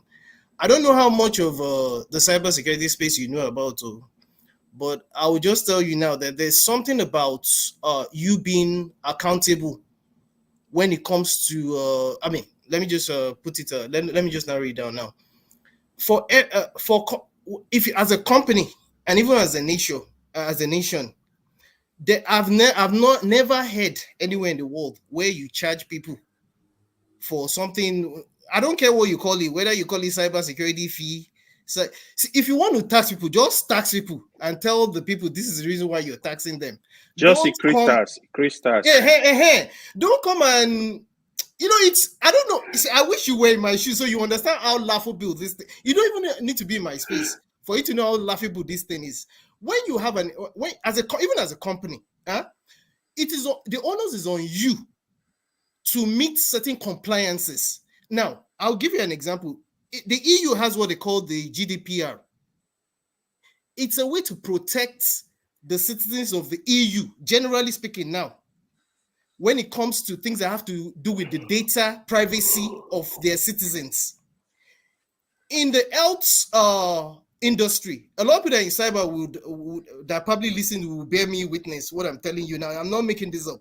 There's something called IPA that has to do with the protection of the health and information of the people that live within, that are domiciled within your area as well. There's something called PCI DSS as well that deals with the security of the cards, our payment systems. It doesn't matter where you are in the world. There's something called the, I think it's Sarbanes-Oxley Act that was put in 2002 in America that protects even the reporting of, I mean, it's still considered one of the things, compliance that has to do with cyber. It has to do with the things that are reported by financial institutions. The veracity of information that is reported by financial institutions is started in the US. I think it's also used in other parts of the world as well. The reason why I go this route is because there is nowhere in the world where you haven't paid. You don't realize there's a couple. First of all, there's a couple of taxes that are being, I mean, deductions that are made by. First, I'll take my money to Nigerian bank. There's some things that are taken, deductions that are made that we don't even understand why they are making those deductions already. Such that I think someone put it even much more appropriately yesterday when I was listening to, I think it was on Arise. This guy said, imagine you putting in 1 million naira in your bank account, as an example, in January. And by December, when you go back to take it, the money is like, it's almost like less than half of what you put in there. And when you question these things, they'll tell you it's for this tax, it's for that tax. You're not even including the ones that do you actually realize that even the for every transaction you make as well, even the what do you call it? The MTNs of this world, they also take their own out of you. We're not even adding this to the whole conversation. At the end of the day, I'm just letting you know that it doesn't make sense at all. If you want to tax people, tax them. Don't bring in some book rap and call it one. It does not make any sense at all. So I take it that your argument is the medium and the way they want to tax people. They are coming in a sneaky way. You don't tax people to protect the cybersecurity infrastructure. Make you rest. Why you are enemies of progress? You see, yes, the problem with people like this. You say I'm the enemy of progress in Nigeria. It makes the government look dumb. Hold on, AY. These infrastructures will not protect themselves. These infrastructures are infrastructures that are globally manufactured. They're not even manufactured in Nigeria. So the component and the cost that it takes to protect them is they on have the global level. Hold on. Forefather, NIA, they have budget. That budget, that budget covered all this stuff you're talking about. That is what they do. You know what the budget is now. You know what the budget is. A budget is a projection of how much they're going to spend that year. The source of the income is not necessarily known yet. They don't necessarily ascertain it. It doesn't mean that they've got the source of the income already established. Anyway, please. I'm sorry. I'm sorry. Let me just. Good night. Ike. Let me just say. Ike, please. Yeah. Thank you. This is the Black Soul. I'm annoying you. I'm not. That's not the intention. Why is Blow showing up around AY? What's going on with you? What is all that balloon showing up in AY's? I saw it too. I'm not even sure. Fathers, please let me just add one more thing, please. I'm sorry. Let me just add something real quick. If you get a chance, I want you to do me a favor. Go to the website of the Ministry of Communications and is it Information Technology? It's called now, and look at all the parastatals underneath them. I just want it to be an education for all of us, and then just juxtapose it. Make this make sense to me. If I told you, let's even assume for the sake of argument that this even makes sense. Why is it going to the NSC when you have the Ministry of I'm just saying, let's even have it make sense rather than the Ministry of Information and Communications Technology, where the data of Nigerians generally with respect to the way they're trying to harmonize everything now to make it a single, rather than FRC having one and the other affiliate agencies of government having different databases, where they're trying to singularize everything now. Why is all of that going to NSA versus the Ministry of Information and Communications Technology, where NITDA is actually domiciled? Make that make sense. Let's even assume it makes sense. Because the NSA is the pinnacle organization for Nigerian security, so that they can redistribute it from there accordingly. I think that's you know what I like about your criticism. You're not criticizing what the idea. Of this money are you getting? The way you let me hold on. Let me see this. Because I think we underestimate the value of these things. You are not criticizing the idea of securing national data institutions and stuff like that. You are not criticizing the idea that the funds are needed too. Your criticism is the way they are doing in terms of the medium that they are using and the way they are channeling the money too, which is a fair criticism. No. Forefathers, I'm criticizing the fact that the money is not needed because as Tech Nigeria as an institution, again, that's why I kind of broke it down to you the way this thing operates. There is nowhere in the world where there is anything called cybersecurity fee, especially with respect to banks. Yeah, but all countries have different systems. No, but let me explain to you. So let me update, guys. The federal government has suspended the money. Thank you. Of course, they are going to suspend it because this is enemies of progress in Nigeria. They don't want hate law to be made. They don't want tax to be collected. They don't want anything to be done. See, let me say this. Let me just say this. Sooner or later, what is going to force us to do the right thing in that country is going to be something very, very tragic. Because when it wants to happen peacefully, what is that noise? Your pontification is reverbing. No, it's from the listen. Yeah, sorry. Just also hold on. We do this every time. I watch progress wants to happen in Nigeria when they wanted to pass hate speech law, and it's always most of the people that come out and shout. You, my brother. I know. I've got a question let for me you, finish my forefather. point. Let me list them now. Then let me list them. When they wanted to pass the hate speech law in Nigeria, it was the diaspora and all of them shouting on Twitter, "No way, you are going to silence us." This is it. And they pulled back on that. And during the election, people died because they were discriminated against people in this Lagos. And when they want to pursue security, they will say, it's Fulanis and all the rest of it, and nothing is going to get done because they are busy twiddling their thumb there. Now, we don't have money in Nigeria to pay our institutions. We don't have to build any strong state. I need when to they say they ask should you pay the tax question. for it, they'll say, no, don't pay tax for it.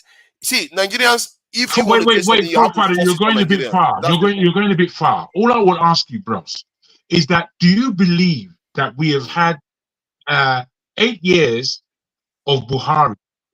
Yes. Prior to that, we had what, 4 years of Goodluck, and now we're 1.5 years with Tinubu. In that space of time, my brother, as far as taxes being taken in Nigeria, readiness for continued acceptance of tax into the coffers of the hands where there was money, where there was hard money in our account. Wait. I need to put this to you, bro, because it seems that you will learn. It seems that you're not looking at the topography of our landscape. It seems that you've just landed from space and said we must pay tax. Yeah, of course. Well, my brother, you can't do that. Look at the country. If you're using any level of common sense, you can't do that. What I'm putting to you is that if Nigeria paid the same amount of individual tax that Britain does, and there was infrastructure in that country, which means that there will be a willingness for people to pay tax, within 5 years, by tax, Nigeria would outspin UK. Oh, God. Nobody is talking about the fact that tax is not important. What you are pontificating about so wrongly and continuing to stand in the ground of mud, sinking that you are in, is that you do not try to stipulate the productivity. If the tax is being paid now to you, forefather, in Nigerian terms, and what you know of Nigeria, do you believe that the tax being paid is going to be positioned in the right circumstances? Or do you think it's entering into a man's pocket? Just be honest. Don't be stupid and confunctionary. Be honest, so that we understand where your heart sits. If your heart sits on the pontification of your own voice, I ask you to fuck off. If your heart sits somewhere that is principled to human existence, please continue. Wow. Yeah, man. That's what I'm coming with. Let me say this. We really make a lot of effort not to do anything. After Chim said, I was just looking online now. They said you got nothing to say, forefather. Tinubu asked CBN to suspend the DC. So even the CBN, they are even involved. And who has just been proven correct again? Hold on. Let me finish something. Let me finish something now. Oh, please let me talk. AY, let me talk. See, who has also been proven correct again? That the Nigerian government listens to the people. But when you guys, you don't even know your country. For some reason, I don't even understand you guys at all. I don't even understand the people. Father, why are you doing this? Hold on. I don't care about listening to people. I care about what is right. That's what you said. Hold on. What should I care about listening to people? Most of them are wrong. Don't be frustrated. Most of them are wrong. Do you know how many times they've been abusing me here? They will check the data and I'm actually correct. They are mostly wrong. Most of them, they don't even know what statecraft involved. They just I go with their feelings all the time. It's not about feeling. This world is made of pain. Let me finish my point now. You Who won't are let you me talking? talk. Who are you talking You about? want to have your turn, you can have your turn to When speak. you shout But and let me speak dominate, to it have my doesn't own make say. sense. See, I have to have my own say. If I feel strongly about something that you people are getting wrong all the time, No, but you find it one doesn't help. Some other people should share their own view too. If you want to share your view, you can say you want to share your view. Yeah, You I don't want have to to share stop my me from view. talking. Okay, good. I would let you talk the moment I finish what I'm saying. Who has been proven correct again? When I say that the Nigerian government listens to the people, people say, oh, no, they wouldn't. Even when you give them examples, this is one of them again now. But do you see these people saying, we want security? Do you see these people? They have so much energy to talk about this tax. So, do you see them be this united and say, we want electricity? Press this government on the neck to give them electricity. You won't see them do that because they are going to be united on this type of stuff that in reality it will be painful, but it will actually lead to progress. Because if a good government gets into office, that good government will have access to a lot of more money that the government will have today. But we always, anything that leads to progress, we kick against it, whether it makes sense or not, just because of the pain the pain we are going to feel immediately. It's not as simple I can as that, assure you, man. like It's that, not keep dodging it. It's going to come in. No. Forefather, I still put a question to you that you're varying from. You're not answering my question. What will be done with the tax collected, in your estimation, given the way forward, given what we have to do responsibly? What is done right now? Wait. Understand the question. And the people that are presently in power, what are they going to do with hardcore tax earnings that is going to really forward your point of your position that you have now? Do you know the worst they can do with it? What is happening now? That's the worst they can do with it. And you know why I think that they cannot Sorry, do I don't understand that. Sorry, can you I will clarify it. Do you know why I think they can't even do that worse with what they are doing right now? Because when people pay money into a system, they tend to hold the people that they are paying into directly more accountable for it. So they are not even going to do worse than what they are doing now with all the oil money and all the money they are stealing from natural resources. Let's say they are stealing money now. I was spending some time with CM here calculating how much the federal government actually spends, that you can't dodge, that nobody can dodge that they are not spending it because they are paying staff, they are paying pensions, they are paying all kinds of different things. If you do that calculation, if you do that calculation, you're going to find that at most maybe 10-20% of the resources is there to be stolen that we know of, except there are other ones we don't know of that they are stealing. 10 to 20% of the resources is being let him land. Because they are paying people money, salaries, they are paying for roads, they are paying for a lot of different things. They invested. It's your money that was invested. But the point is that money that was invested, we wanted to calculate it every year from the money that they get, how much they are actually spending, and how much they are actually stealing. And if you look at it from that point of view, they are making money from your pension. See, I really wish we got. See, the problem I have with that calculation I was doing with CM, was that the government on their website is so complicated the way they put the money together. So it's very hard to collate all the information and know why do you think that is? Why do you think that is? I think it's not. I think it is clear. Try to bamboozle people like you who want to follow the government's idiotic point of view. You can argue that, but the information is clear. If anybody does a meticulous job, they will be able to get it. You can't do it in one session. It's something that you have to be organized to do it. I think they should simplify it so that it will be easier for people to digest what is going on. But can I have my say? But the money that is going to be stolen from this tax is not going to be as high as the one that is being stolen from elsewhere, because people will hold your government accountable because they are paying a lot of money into it. And also, Nigeria is not without anything. Sometimes they make it like Nigeria is zero. Nigeria is not zero. Nigeria is more developed than many African countries. Please go ahead, Augustine. Yeah, thank you, Forefather. I came into this plot. I came to listen to you when you were you sometimes you address Nigerians as people you should just be flogging for them to hear you and listen to you. There are things that when you say them, I begin to wonder, where are you comparing from? You live in the UK. Augustine lives in the US. Ask him how much he pays as tax every 2 weeks. So you cannot be talking about tax without production. You cannot be talking about tax when you are paying people below. 35 naira. You're supposed to 35,000 a month, not a week, not a day. Are you supposed to be charging tax? Somebody you're paying 35,000 a day. Sorry, Ogofi, for interrupting you. Did you see that list that I shared earlier on this issue, that compared to other countries, African countries, how much Nigeria pays in tax? Did you see that list? Compared to other African countries, do you know the production that goes on there? Do you know manufacturing that goes on in those countries? Democratic Republic of Congo, Benin Republic, Cameroon, all this, Niger Republic, Burkina Faso. Check the quantity of container that goes into Benin Republic in a day. That is how about Burkina Faso? Check how much they clear container. Check how much they clear one container in Burkina Faso. Nigeria literally gets free 30 billion every year from oil compared to them.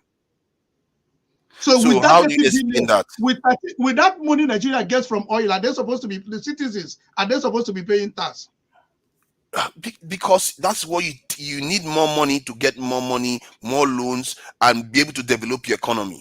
So see, these loans we are talking about, what is it used for, which we are even talking about? See, if you cannot get finance to finance your project, you can't build valuable things in your country. Forefathers say, when computer know they work well, you start by deleting the small files so that you can get enough RAM to delete the large ones. The money we presently have can be used to do a lot of things. It's not. I disagree. It's not. I don't know what you guys. I don't understand. We really need to look at data. We need to look at data. Wait. Nigeria is not a rich country. It's not a rich country. The money that comes from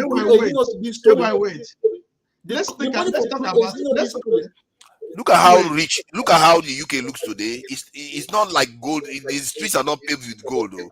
But they spend $1.4 trillion on it every year. I understand. It's true. Okay, so how much of this?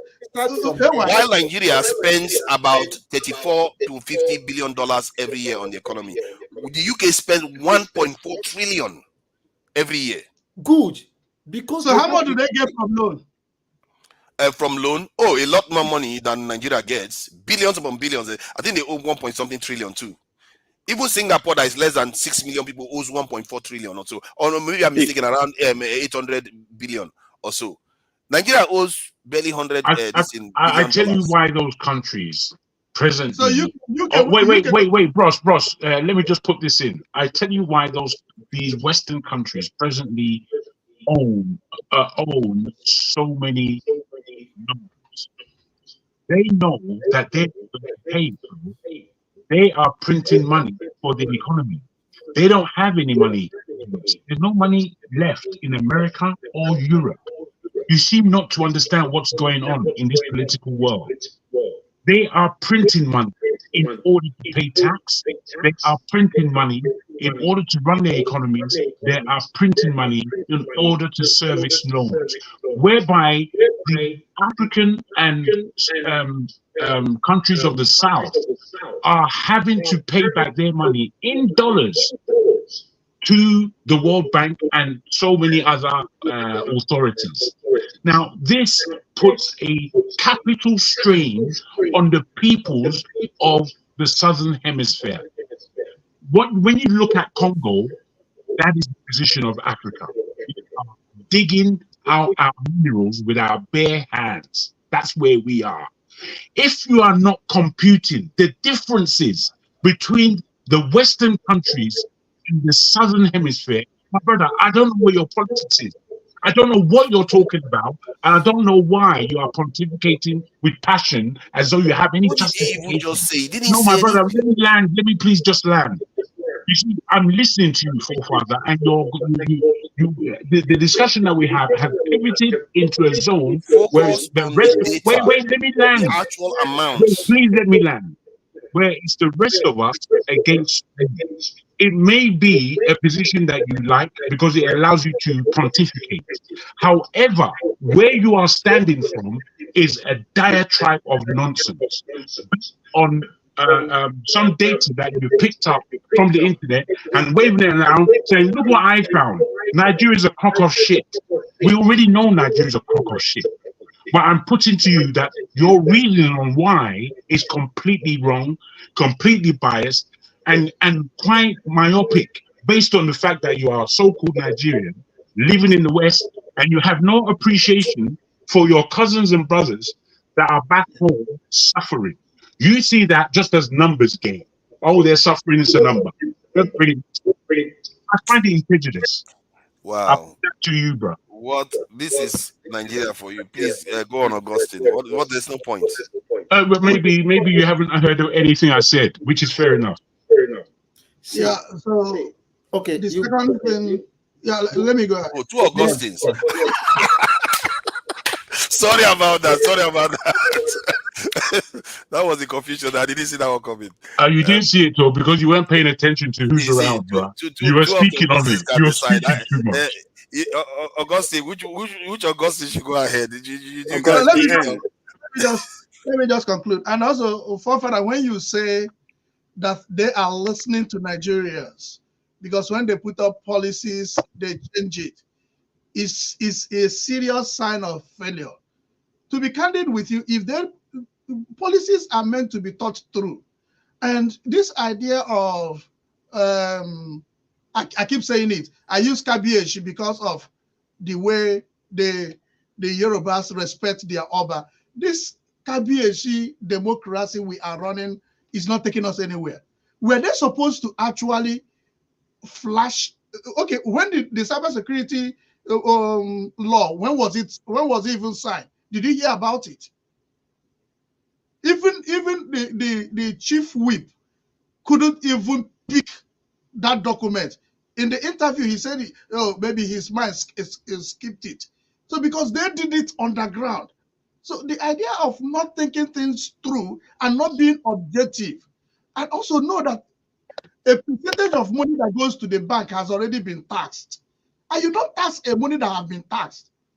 Before I make any transaction in America, you call your bank. My bank have never told me bank maintenance, SMS. They've never charged me here for calling them or for them calling me or for sending me 20 messages to authenticate my own transaction. But we pay all these things in Nigeria.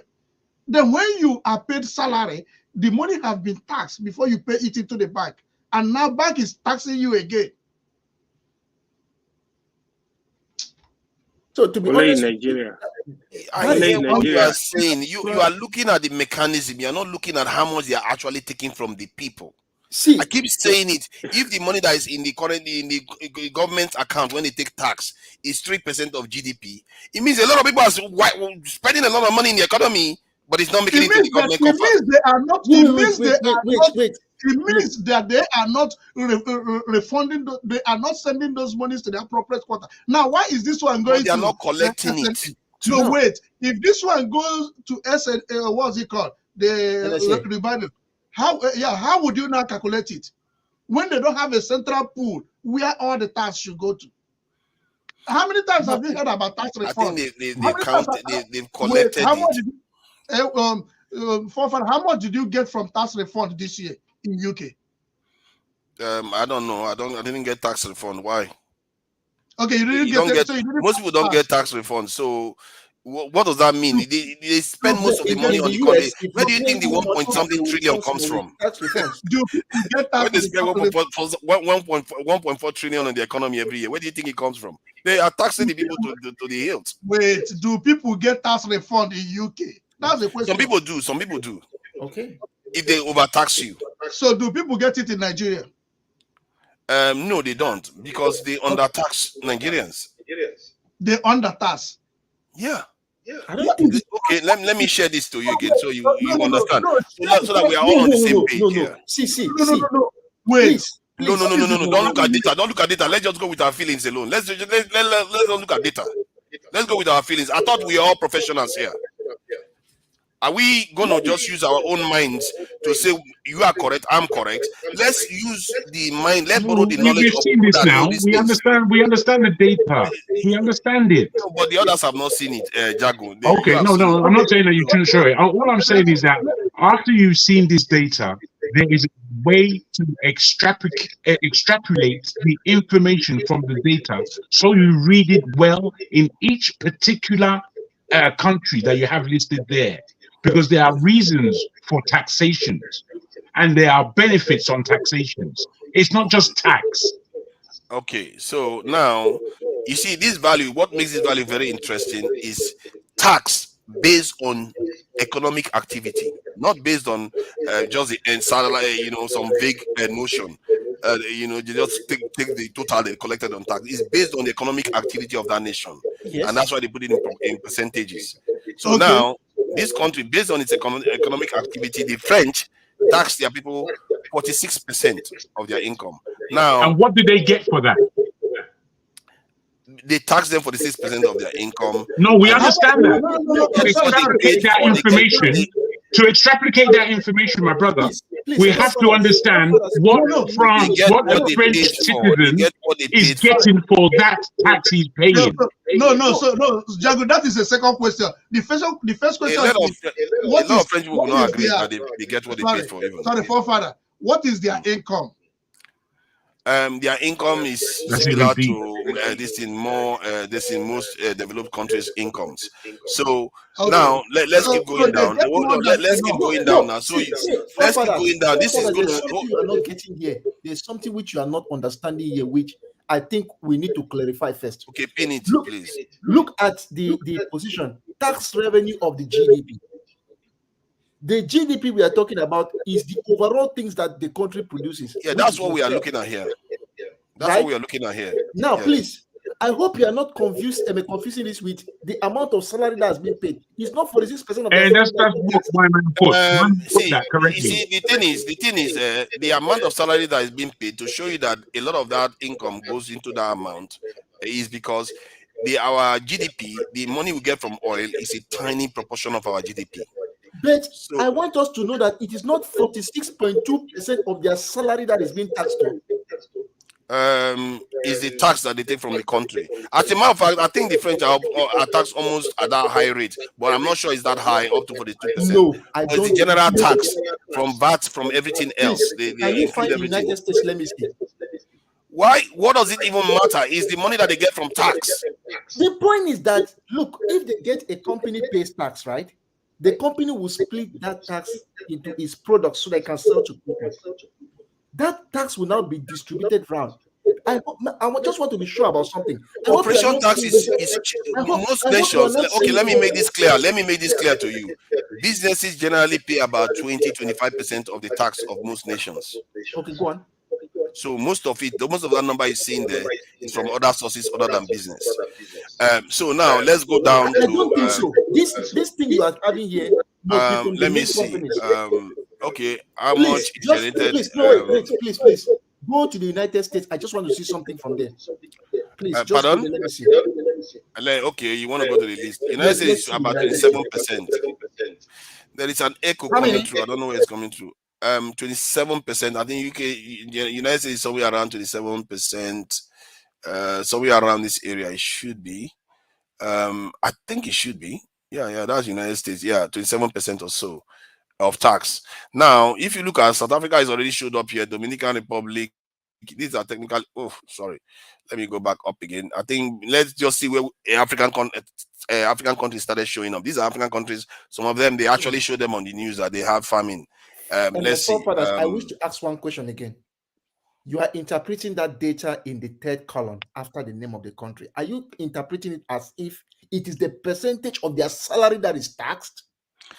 I'm interpreting it as a percentage of the economic activity going on in the nation. That means the local goods and services, right?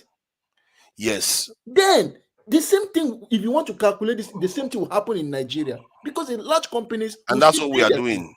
That's what we are doing. And 25% of companies pay tax, and generally the Nigerian tax rate is quite low. Even our VAT is lower than most countries. The companies pay tax. That is very true. But this one they are talking about is taxing the head of the individual. Yes, and most of this tax you are seeing here is coming from people in many of these countries. The point is that this tax on the head of the individual has already been deducted from their monthly salaries that was paid by the government. But the other countries, they charge VAT too, even if they've taken tax from their. In the UK, they have what they call NI tax. They have income tax. So they have different taxes. Yes, their income tax. That's what I want us to talk about. their income tax is there, whereas they are paying you, they cut some money from source as your taxes. It has been paid income tax. If I go to buy mulch or I buy something, I'll pay VAT for it as well. This VAT you are talking about is not even included in what you have been talking all through. Yeah. So my point is that this 46% we are talking for France now, it is from the goods and services that the country offers. If you want to go and buy something, there's also always an excess of tax. Even when I go to the grocery to buy, you buy 1, 2, 3, 4, 5, 6. They will say, okay, this is excess of tax. If you buy on Amazon, there is tax. Can you also consider this, forefather? What is the taxable population of Nigeria in comparison to these countries listed? Thank you. Do you know what that is? Thank you. That's another thing we need to talk about. Say that again. The taxable What population of Nigeria. What is the taxable population of Nigeria? How many people are actually able to pay taxes? Then this charge is not going to affect them, is it? And that is one. And yes. No, that's not my question. That's not my question. I'm asking you directly. In Nigeria, what is the taxable population against the taxable population of the people on that of the countries on that list? I think from the Nigerian workforce, if you compare the workforce that is actually active working, it's probably larger than the population of the UK. But because of the size of the general population, if you look at the population that is under, they are not counting in the black market. This is where the data becomes. This is where the data becomes. Now. Let me explain it. You're not saying any facts. In the end, the questions you are asking are what I would like to describe as a lower hierarchy problem or downstream issue. The top layer is still about the overall revenue generated. It doesn't belong to data gathering. I'm listening to your commentary, and I'm coming back slightly. We can't be talking over each other. People are listening. No, we're just having I'm trying to respond now. The top layer issue still remains that the revenue generated from a sizable economic activity is not sufficient. Other people have similar issues and they still are able to generate income from all that economic activity. I take what you're saying on board, sir. I put to you again that you have not answered my questions with fact.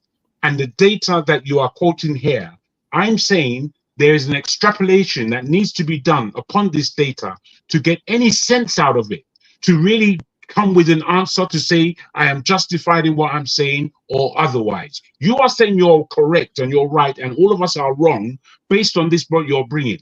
And as we begin to ask you pertinent questions, you belittle them. Can you go to them? You belittle them, saying that these are downstream arguments. I'm saying to you, sir, the Nigeria that I know, where most people do not pay tax, and they don't pay tax based on simply their ignorance of the tax. They don't pay tax because they can't afford the tax. The tax that is not taken out directly from wages in Nigeria, most of that tax is left unpaid, guaranteed. So when you're looking at these numbers, in the UK that they cannot afford. A lot of people come out and say they cannot even afford tax in the UK. We don't need to mix things here. Paying tax is not like going to church and putting 100 naira as offerings. No, it is not. You don't just go to the government and put 1,000 naira as tax. No, that's not what we are saying. You pay that tax through goods and services. Yeah, but okay, you are talking about the mechanism now that the tax is collected. Yes. You can make that argument. You can make that argument, and I think that is a fair argument to make. If you are saying that you don't like the way the tax is being collected, people will say that if you don't buy with your credit card, you may skip some of the taxes. You may even skip some of the taxes that the state collects. I really feel bad for this country if this is the attitude we take. No, we don't. The truth is, you are not so different from people on the ground. I've seen people on the ground make short-termism decisions all the time. No, the point is that, forefathers, please, it's not that paying tax is bad.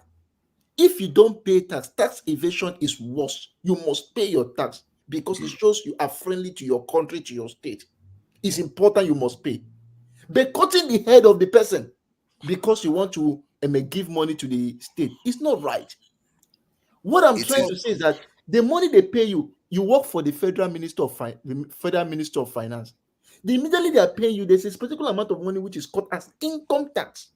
When the money reaches your hand now, you may now pay your rent, pay this, pay that. Even with those rents you are paying to your landlord, with the small amount of money that your landlord pays to the government as maybe. Why do we act as if we are the only ones suffering in this world? Why do we do that? You're not understanding me.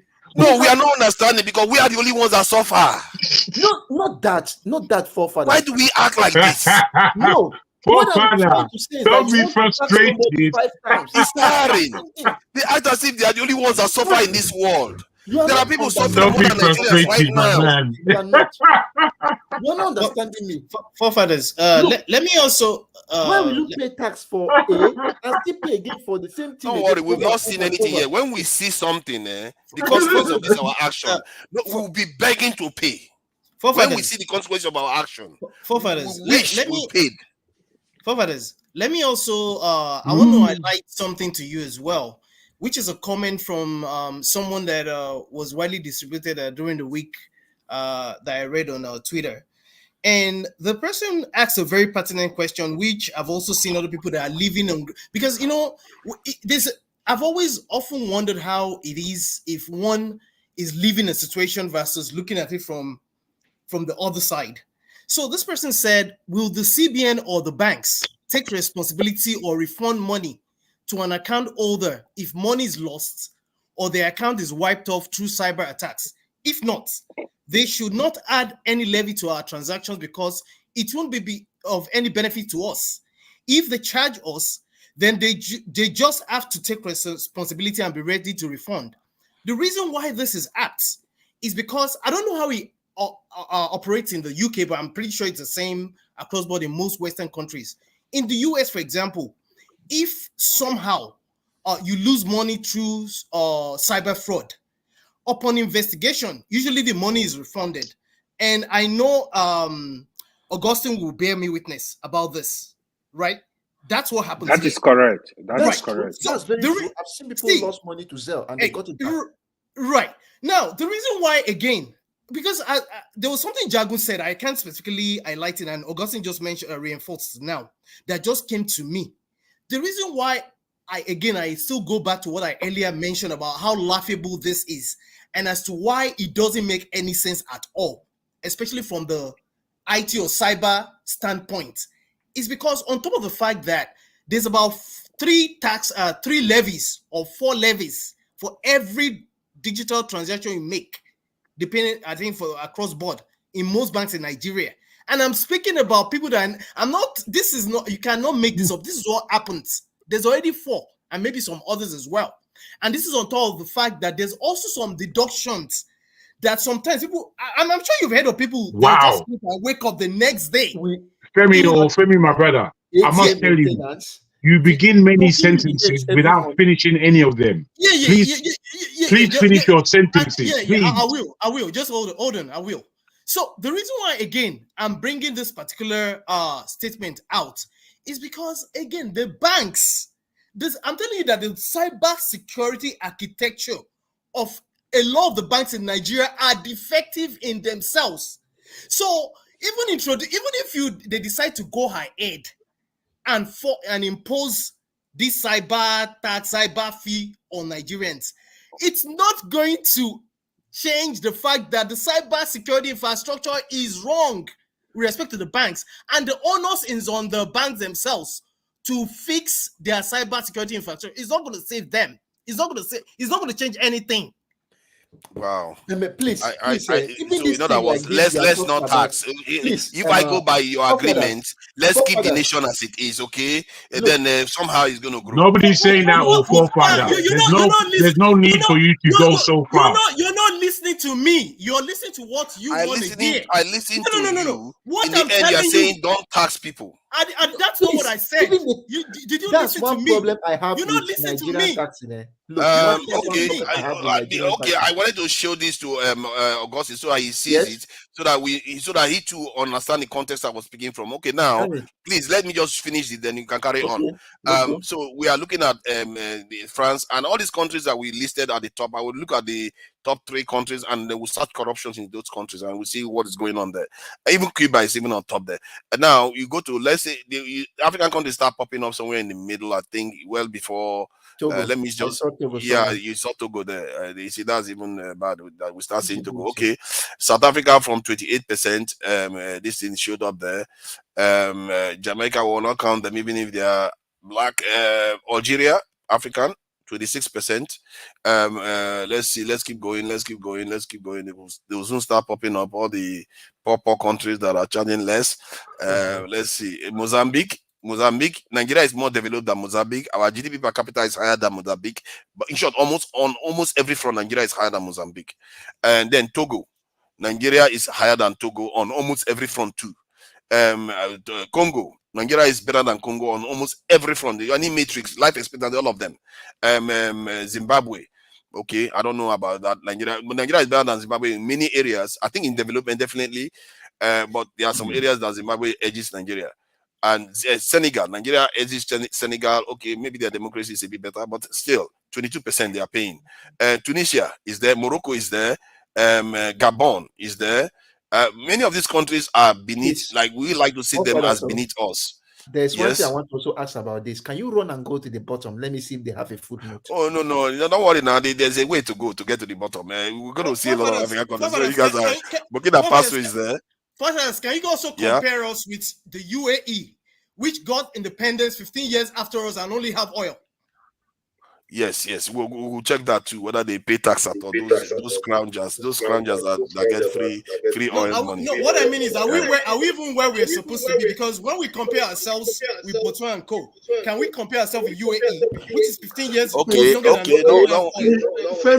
coming to that. I will address that. There's echo. The answer is even far. What is data collection in Nigeria like? Okay, now let's go to Ghana. Ghana next door to us. That is also francophone. Pays 17% of their GDP. Anglophone of GDP. Ghana 17%. China 17% or so. Ivory Coast 17% or so. That's francophone too. Rwanda, Kagame, that evil guy, 17%. Gambia 17% of their GDP is going to their taxation. Mali 16%. Mali, oh my God, that desert environment, they don't even have water. Why are they paying tax? It's ridiculous. Okay, let's keep going. They have gold. They are hungry people. We should be way better than them. Why they even pay tax at all? So they are hungry people, That's how Cameroon, look at all these plantain eaters. In Cameroon, they are even paying 40%. They don't even have oil like Nigeria. They are still paying. Niger Republic, one of the poorest countries. Hold on now.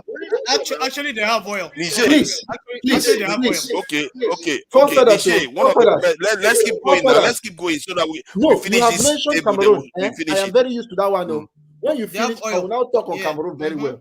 Okay, good. If you want to have Cameroon, this is Niger, one of the poorest countries in the world, not just in Africa, 14%. Let's keep going. Uranium and gold. Singapore, one of the richest, 14%. Singapore is so rich, I don't even know why they are bothering to pay tax at all, but they still charge 14%. Botswana, 14%. What? On what? Is it on cybersecurity? Tax. See, on what? Of money generated from tax. Yeah, money generated from cybersecurity. Is it on cybersecurity? General tax environment. This data. You are misunderstanding this data. Okay, let's finish the table. It's misunderstanding the whole argument. Let's finish the table, then I will show you how the misunderstanding could occur. Father, I also want you to define what GDP is. That's the point.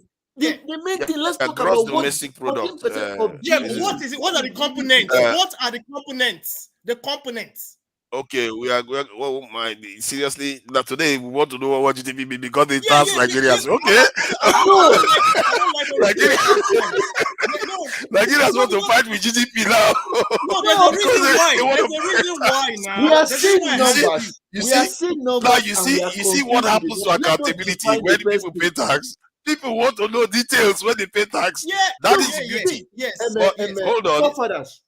The reason Let's why keep going Nigeria's tax per GDP here is low, which is about 3.something%, it's just a reflection of the businesses we have. Yes. The money is not taxed on the head of the salary. And we don't produce anything. Hold on, I'm coming. You're gonna make that point now. You're gonna make that point. Benin Republic 13%, Haiti 13%. Haiti is even is in hell. Where is Nigeria? Guinea. Let's go to Nigeria. Let's go. Okay, don't worry now. So that you guys will see how far Nigeria falls. Now, so that you 12.4%. Keep going. Yeah, that's not Nigeria, I can assure you. Oh my God, Liberia is Ethiopia. Okay, now you're beginning to get it. Now. So many African countries. Oh, we are still going. Sudan is even at war. They are paying 8%. Let's keep going. Where's Nigeria? Oh, Nigeria is nowhere to be seen. Yeah, look at them. Enemies of progress. They don't want to do anything. How much is that? This is 3.6%. Saudi Arabia does 3.4%. Iraq 2%. Kuwait 1.4%, North Korea negligible, Libya negligible, Liechtenstein, Syria. Please go down. Let's see that. No, go down. Just go down, please. There's something I've seen there. Let's read that footnote. Which one? Yes, okay, wait. Tax of GDP. Yeah. Which one? This one is only India. Their definition. Let's go down. Tax to GDP. Okay, that one. We'll have the definition at the top now. It should be at the top. This article lists countries alphabetically with total tax revenue. Tax revenue as a percentage of gross domestic product. Excellent. For the list of countries, yes. They said the tax percentage of each country listed in the source has been added to the chart. Okay, so yeah, go ahead. What now make the point you wanted to make, so we'll find information about it. Percentage as a list of the gross domestic product. That means we take the amount that is collected as tax, divide it by the gross domestic product of that country, and the rest are expressed as a percentage. Most of these things also come from businesses. It comes from the business. I feel that what we are misunderstanding here is that we should tax the income that is being paid as salary. That's what maybe I think we are misunderstanding. Are you looking at the world? Yes.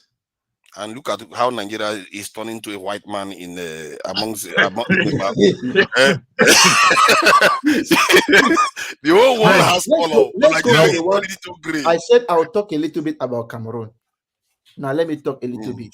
When I worked in Cameroon, now when they pay you, they cut a little bit of money. I think I was paid at that time 25,000 francs. They cut a little bit of money from that 25,000 francs, which was not even up to 1,000 francs. Now, besides that one don't pass. But see where I'll use one sector where they get their money. In Cameroon, I don't know, people will always say they measure electricity in the kilowatt hour. Those who use less than 150 kilowatt hour, their 1 kilowatt hour is sold at 65 francs. Then in 2006, 2007. But if you use more than 150 kilowatt hour, they assume that you are a rich person.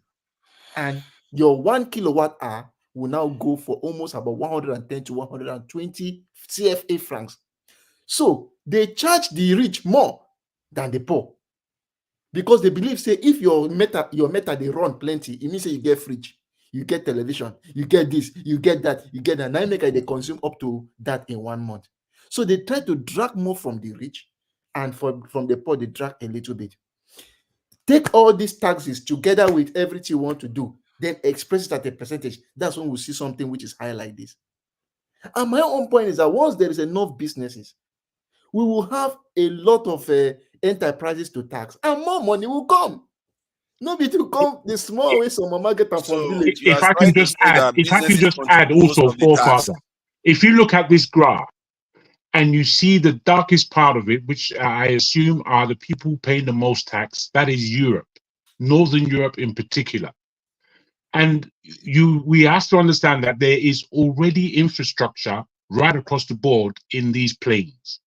which is to say that they are paying their tax under maintenance of their infrastructure and everything that they have in that country. Compare it to the rest of the world now, where tax is being paid at the least. Look at India. India, by the color there, is paying a lot less tax than Europe as a whole. India has far more people in it and has industrious and does a lot of exports of what it creates. Why is it paying so much less tax than Europe? You see, this is where the thing becomes more complicated than what you are putting forward. These things are based on average, and these averages are based on what is contained within each country in order to gather the tax. Once you understand where this tax is actually coming from, then you understand and indeed can make a better extrapolation of what your argument is on that issue in itself. It cannot just be seen. Are you looking at this now? Let's look at this. Okay. Because now it goes into what you're not taking the argument. You know, I'm taking it on board. Okay. If you look at the business tax, are you looking at corporate tax here? Okay. Corporate tax is less than what most of the other heavy tax like income tax, national insurance tax, and VAT. So corporate tax, that the businesses you are talking about, they are not where most of the money is coming from. In what terms? In Nigeria? In terms of tax revenue generated in the UK. In the UK, okay. So it's coming mostly from the people buying stuff, contributing to national insurance and contributing to income tax. Now, the point is that a lot of people what is the supermarket like in England compared to the supermarket in Nigeria? We can get our hands on anything, even if it's coming from Nigeria. We can put our hands on it more easily than those in Nigeria. So when we are paying for these things, tax is coming out and that's going into the government. Whereas what is there to buy in Nigeria? Look at the graph here, it's clear. So the point I'm making is that you know what we are doing, even the ones we are refusing to contribute a lot on any of these areas. Maybe businesses are contributing. As a matter of fact, businesses pay most of the tax. Let me just agree with you. Let me just agree with you, forefather, that by the percentage rate that has been showed, 3% I would agree with you that Nigeria is not paying enough tax for itself. But I put forward that as a bigger argument that Nigeria doesn't have enough to pay tax upon. And I'm very strong on that. We have a $1.5 trillion GDP economy, so it's not zero. But we are paying 3% of that into the national coffers. The GDP of Nigeria is 500 billion. That's half a trillion. That's half a trillion. Forefathers, can I it's half a trillion, but it's 500 billion. Let's not confuse it. That is no money. But the problem is that we take 3% of that into the national coffers when other nations are taking 20, 30, and 15 or so. And that's all some of the stuff. That's why I tend to support things that are putting us in a stronger position strategically. But do you have another smaller topic arguments to stop it? Don't worry, this is your expertise. Change topic. So if you have anything else to add, no, the argument is clear, and I don't understand. You know, I'm sure I do understand. We don't like the pain of anything, and that is anytime Nigerians have embraced something painful. So the point is this: on that list, you have income tax as the highest. And to be honest with you, the average number, now they gave that number in billions of dollars. The number of people who work for the government, which the government pays them directly to their bank accounts in those parts of the world, is high. So it therefore means that pardon? Yes, that's true. But yet, if Nigerian government wants to employ people, like, how dare they employ people? You want them to go and steal all the money? No, apart from that, no. Let's get something clear. We have people work for the government and people work for private individuals. I'll take, for example, the US. You work for private organization. Somehow, the private organization still remit some part of your income tax to the government. It's very true. I know that, but No, the no. Nigerian state has been cut to the bone, and people still argue to today that they should cut it even more. No, my point is, I'm trying to say that even in Nigeria now, we lack data because some small businesses are not reporting to the government. They just pay their salaries of their workers directly without paying tax from them. Yes, that's true. But the point is that for government taxes, at least they have cut some amount of money from them. That's the first thing. And if you want to look at it, also in Nigeria, income tax will be high because of the people who are working. But it's not as much as I think we could have worked if we could have made it in such a way that every business, how do I call it, where we data is centralized in such a way that we know who is working where and at which position. But you see, the thing is, Nigerians will dribble the system, but the one they can't dribble is this money. Because whenever they transfer money, but if you tell companies to pay tax, they'll forge it. If you tell them, but if you follow their money, they will not. That's why they are complaining. They will never be able to dodge that one. So my own point is that, as I said, a person will no pay tax. It's good to beat them because you are not being fair to your country. You are supposed to pay tax to your country. But my point, I say, when you don't tax the money one time, it's not need to tax again the second time. I want to add something real quick as well. There was a drive towards financial inclusion, which was also engendered by the drive towards which also gave rise to all these fintechs that we have in Nigeria, and you also have a thriving IT industry generally. But you see, things like this would automatically make people start reconsidering putting their monies in bank, because after all, if I hide my money in a sewer or either under my bed, at least I will know that my 5,000, they won't come again tomorrow, because this is not the first time they're doing this. Almost every year, you wake up with another extra Menini transaction fee again. For how long do you want to continue? And even speaking to this person, let me just finish, please. I'm sorry. Because my major problem, they can tax anything they want to, but you see this cybersecurity thing, I will not agree. You know why? In the end, you have to look at the whole. No, there's no whole picture. There's no. You have to see the bigger picture. There's no bigger picture. Let me tell you why. Nigeria now. The bigger picture is not going to go away because you ignore it. There's no bigger picture for this cybersecurity fee. Let me also add why, because Augustine just pricked my thoughts again. You see, data, we don't have data privacy, first of all. There is no easy way to even hack than what they refer to in cybersecurity terms as insider threats. We have a major problem when it comes to data collection. First, there's no harmonization of data, just as Jaguar. And then why do you oppose them doing something about it? No, I'll tell you why. If you let me finish, just let me finish. Let me explain to you properly how it's supposed to work. First of all, you're supposed to harmonize the data so that you don't have data domiciles. First of all, FRC will come. They'll tell us to come and line up for that one. Lagos State will come. They'll say we should come and line up for ID.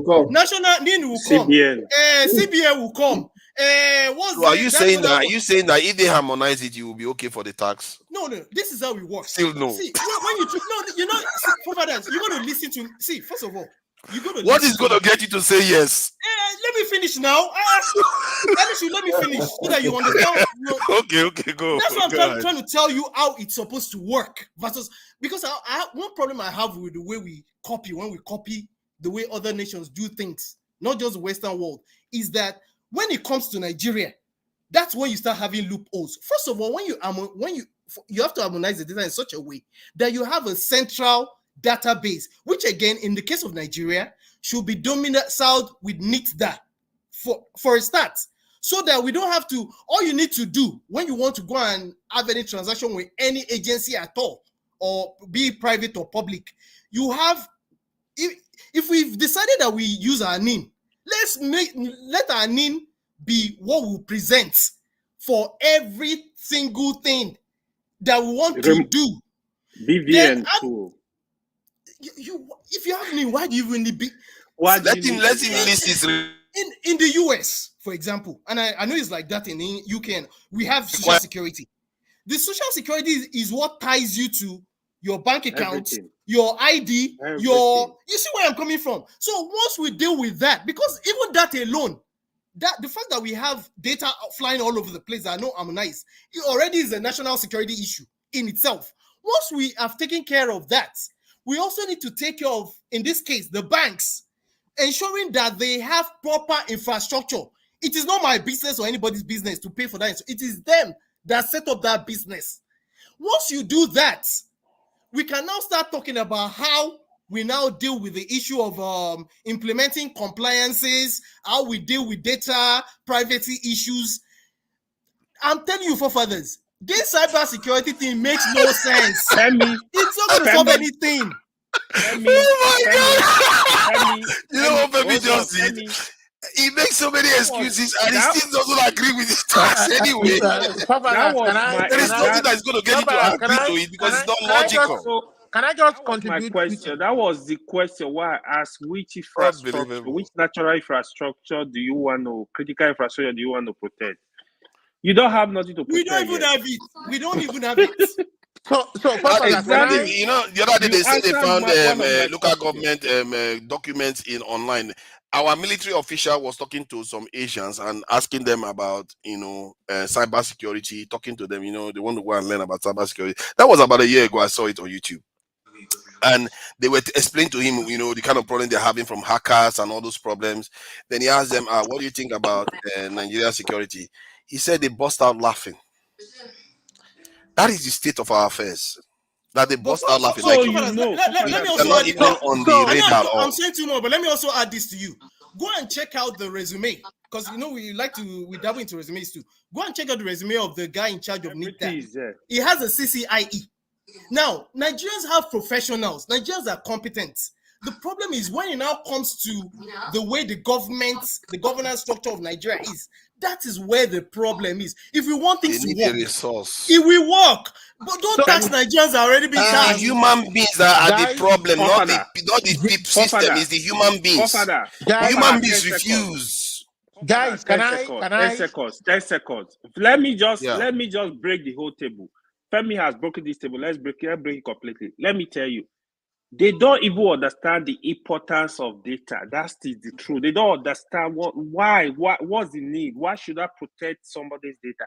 They don't understand the importance. So just to break the table. Forefathers, I kind of appreciate everybody's contribution. I've been listening at the background for a while. You never sleep. And I thought I've been sleeping and I've been listening and I thought I just chip in.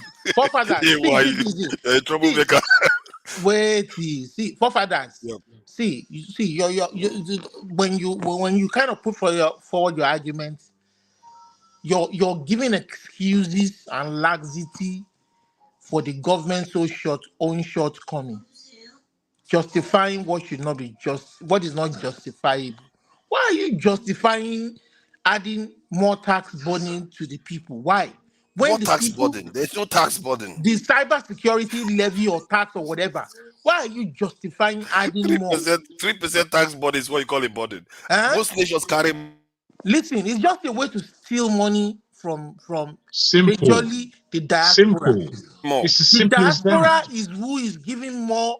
See, it's just a way to steal money through the back door. Somebody has thought this through, and see, it is unfair on a true federalism that should be operated. It is unfair when majority of those who contribute this money is from the south, and I can bet you if they do a data collection of how many comes from the north, I'm sure it will be insignificant to what will come the thing from is, the south. right, with that data of 3.8%, I can almost guarantee you that's what is showable in the taxes they've actually collected.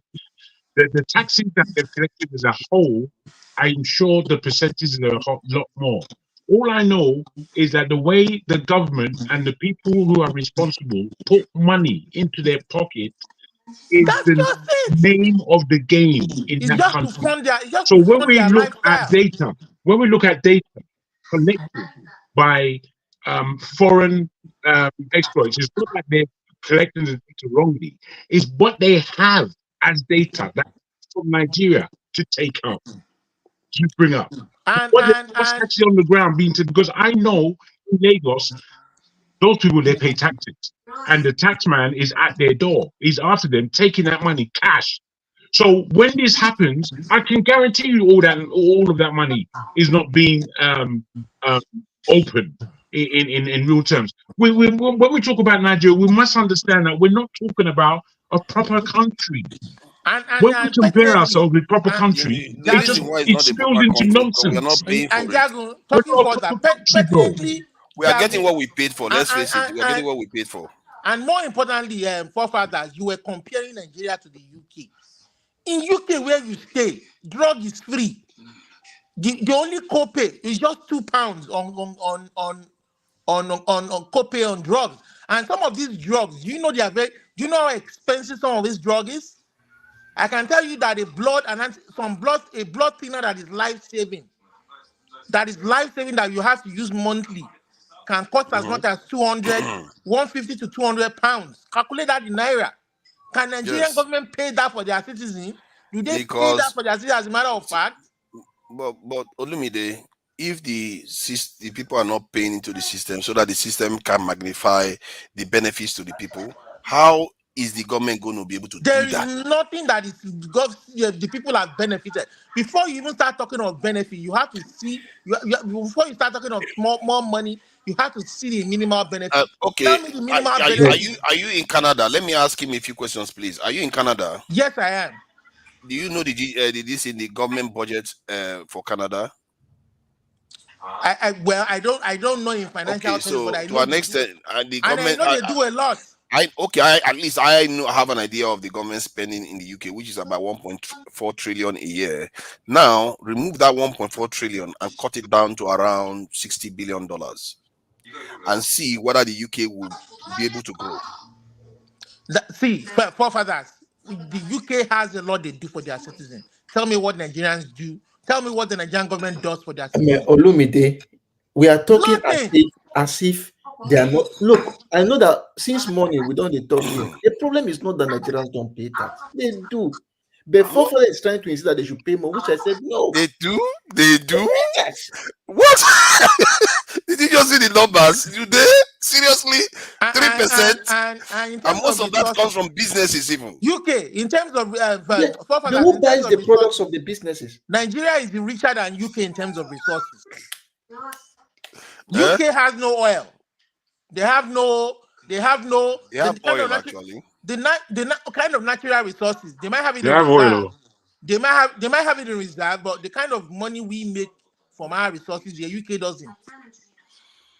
Yeah, no, actually, they actually make more because they actually exploit a lot of their stuff, and they do a lot of exports and all the rest. But the point is, the way they do most of all these things is that when they get revenue, they are able to use that revenue to go and get more money from the market and invest in the economy to expand. So why is Nigeria's own difference? Because our scope is so small. Because anybody that wants to lend you money, what do they check? Your income. And if the income is not high for Nigeria, they are not going to give you the money. The truth of the matter is, forefathers, see, majority of this money is stolen. They go to borrow the money, they steal the money, they want to feed fat on it, they want to feed fat on the people, and that's why they are increasing. Then one day all this will come to an end. They also want to buy cars from abroad for senators and what have you. We're all against that. You know that. See, I criticize this government more than most of you. You know that. If I see something good happening, I have to embrace it because I look at the nation as an entity. Anything that benefits the nation to be stronger, I will go for it. It doesn't matter who is doing it. Okay, what does it matter? Forefathers, what do you know as a matter of fact that they want to do with that money? Cybersecurity. And I also suspect that. That's a lie. See, I suspect that they're going to use it for other security. Because that's a lot of money. What other uses? Okay, if they don't use it, don't think that Nigerians will rip them apart? You think Nigerians paying that kind of money, they're not going to ask questions? Look at how many questions you all are asking today. Because they ask you to pay. Look at how many questions you all are asking today. Let's put him on record. Forefathers, cybersecurity. What else? Cybersecurity, I suspect they're going to use it on other security like infrastructures too, like data centers. Are they going to protect the lives of the Plateau people, the Benue people? Olumide, sorry, let me add to what you said, because it might even go there. It depends on how much. When you say data centers, can you expand? Because I'm gonna catch you right here now. Okay, expand catch on me. that. Okay, don't worry. I'm about to jump into your time. What do you mean by data centers? No, please. What do you mean by data centers? I meant data centers that are controlled by the Nigerian state. Data centers in Nigeria. Which ones? Please, let us give chance to other people just came to speak as well. Data centers. I'm sorry, Augustine. Forefathers, that's why I'm warning you. It does not work like that. Hello. Good evening, guys. I don't know what the point you're making. Are you saying our data center should be in America? What father can you hear me? To be in Nigeria? See, if at all there be data centers. Oh, I'm there. Steph, where you been, man? I don't know. Steph is there trying to make Steph talk. Myself. Steph, why are you hiding? I've been listening to you guys every time, and today I've been listening too. And forefathers as usual have been on top of his game.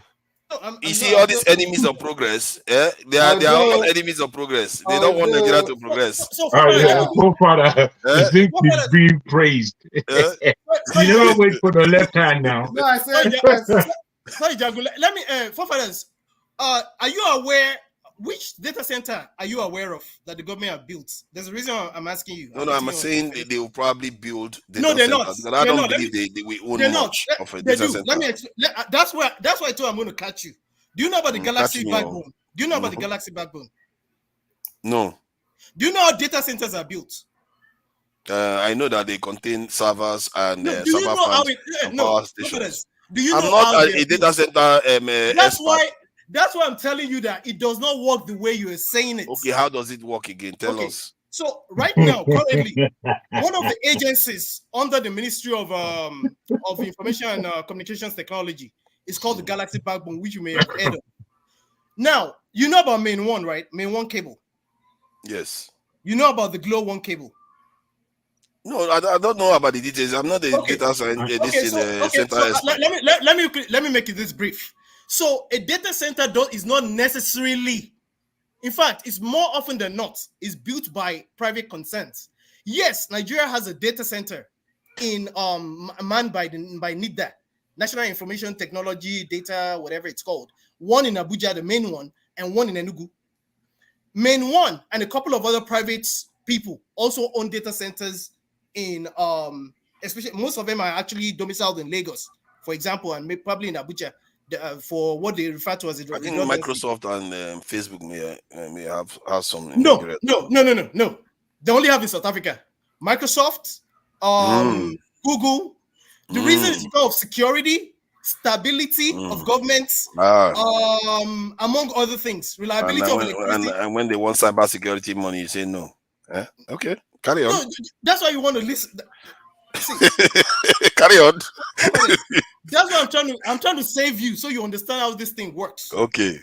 Now, the reason why what you're saying is wrong is because at no point did they even mention data center. Plus, again, like I said, when data center, most private when it comes to data centers, it's usually domiciled with private companies. The only time government comes in is when it has to do with the data of maybe like when it comes to data with respect to, say, for example, the NIN and what have you, because the US government, for example, and even China, Russia, and what have you, they have specific data centers that are domiciled under the government. In the US, they have a couple in Virginia, especially. It's called data sovereignty. Yeah, I know. Fathers, are you telling me what I should be telling you? But use the key terms now so that we are all. No. You see, let's just talk regular. So again, that cybersecurity money is not used for any data center. Don't even bother yourself. Go and read it. How do you know? Are you the one spending it? Are you the bad dude? Let the bad dude get the money first before you start telling him how to spend. Remember, we've been told all governments lie. This government has been lying. Okay. I hear what you are saying. I hear the skepticism, but I always err on the side of caution on anything that is going to move Nigeria forward. No, and I really not with think the that we Nigerian need to be government. thinking like that. No, I will err not, on the not side with of this caution. one. This one is a lie. They don't even know what they're talking about. And you see how Nigerians are exercised by this. That you know what that would Let's mean. move the subject on if we can. Let me Move the subject true. on, man. If Nigerians pay for this, they are going to be more demanding of the government. They are going to be more. Father, you're the only one that's on your own on this one. So I think I'm very familiar with being lonely with my opinions, even if I tend to be correct. One of these days I will list all the things most people got wrong and what I got right. But it's okay. You will find out that it's 100 mil. It's 100 mil against you, my keep brother. Saying that, keep saying that. If I'm the one that is wrong, I'll bring it out. If I'm the one that is correct, I'll bring it out. If not now, can you see the name? The name is clearly telling you. If not now, when Nigerians? When are we going to do anything? If not now, welcome, Steph. What do you think about what you've had so far? Yeah, thank you for giving me the opportunity finally. I think forefathers, in as much as I share your sentiments, which I've once, been an advocate of, but I think that timing is everything. I'm with you on one side that I don't believe that Nigerians are paying enough tax. You understand what I'm saying? That will make them to hold government responsible, as in have ownership, have that sense of ownership, as in this mentality that people in power are eating government money. Not that they're eating my money. There is always this notion they are eating government money. Do you understand? Okay, let them eat the money now and should be not their money. The reason is because the majority of the government income, people are not feeling it as this is my money. So, and that has to do with taxation. So I understand that, the sentiment, and I've always shared that sentiment. But timing is everything, especially for a government that have impoverished the people within a short period of time. Do you understand? So you cannot have it all. Assuming that when Tinubu came in, his priority is what maybe to increase the tax net, increase the tax base at the same time, both the amount and the base itself. Maybe by now, he would have been able to, in 1 year time, maybe added to about 20 or 25%, or even 30% to internally generated revenue in Nigeria. You understand? But your first priority was to implement two key policies that have made an average Nigerian worse off, maybe about 40 or 50% worse off than he was before you came in. Do you understand? And at the same time, they've not seen anything that made them to say, okay, because you told them that it's for your own interest. They've not seen anything to show that this is actually for my own interest. Rather, their life is getting worse by the day. And on top of it, to add insult to injury, you now want to tax them on top of the poverty. It's not fair now. It's not fair. That's the issue. So I'm not quarreling about whether there's need to pay more. There may be need to increase tax or to impose new tax or stuff like that. But from that point of view, that is a no-no. That is number one. Then number two, if we are talking about the substance of the tax itself, that one is another, do I say wayo? You understand? And we know how this government work. If you have need to implement any policy that has to do with cybersecurity, there is a lot that you can do before even the money aspect. They know we live in a country where governments always look for money want to spend money on because they have interest in embezzling the money? Have you set up the right framework to govern the cybersecurity architecture of the country to start with?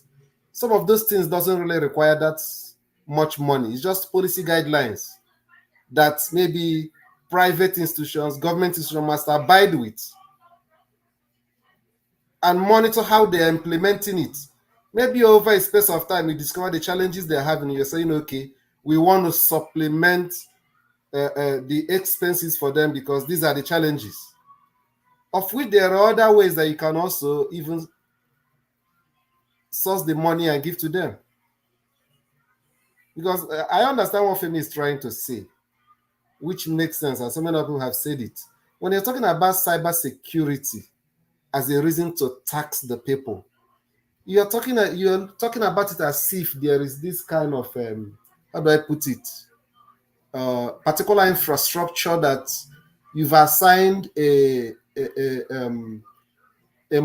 monetary value to that you want to procure. It's mainly a matter of policy issue. It's more of policy issue than the whole thing is shrouded in a kind of ambiguity. In the first instance, they've not said, okay, this is how much you want to raise from this tax. And this is the specific thing we want to do when it comes to cybersecurity. So that is the problem from my own perspective. I agree with the point that this government don't communicate the purpose of what they are going to do with this. And I guess security is a little bit shady.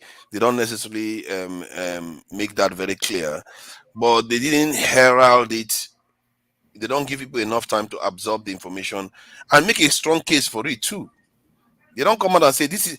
I don't even remember any government spokesman that really came out and made a strong case that this is what we really need to do. This is why we really. They did show up later. I think just last week. This type of big stuff, you are supposed to give it a month, 2-3 months. Let me ask you, for instance, do you remember the time? Sorry, Femi. Do you remember the time that Europe made it a law that you can't warehouse any data that has to do with their citizens? Outside, you can't warehouse it outside of Europe. Yeah. Mm-hmm. Does he need a budgetary provision? No, it doesn't. No. Those are but to protect it, to protect it, and infrastructure you need in your country to do those things. Nigeria, they will map out. No. Forefathers, you don't need money. That's where compliance. That's compliance. That's what GDPR is for you, EU. Now, no, I'm talking about government ones. If you want, they don't need to task any. They don't need any money. So if they don't need any money, why is UK spending 1.4 trillion on its economy again? Okay, let me tell you something. You said economy. Let me tell you something. Let me ask you a question real quick. Ribadu is the national security advisor, right? Why is it not Bosu Tijani that actually understands this thing, that's even coming out to explain the specifics? Why are they just giving us ambiguity? Just telling us for one type of... Sometimes, for me, sometimes the way you talk, I really wonder, because I am here in the UK when COVID-19 happened and they wanted to develop an app. They spent billions on it. An app just to alert people that COVID is on. I think Revolution, I think it was in the UK. Jagun is aware of this. Right. Or just an app cost the UK billions to do. And the app wasn't even that successful at doing what it does.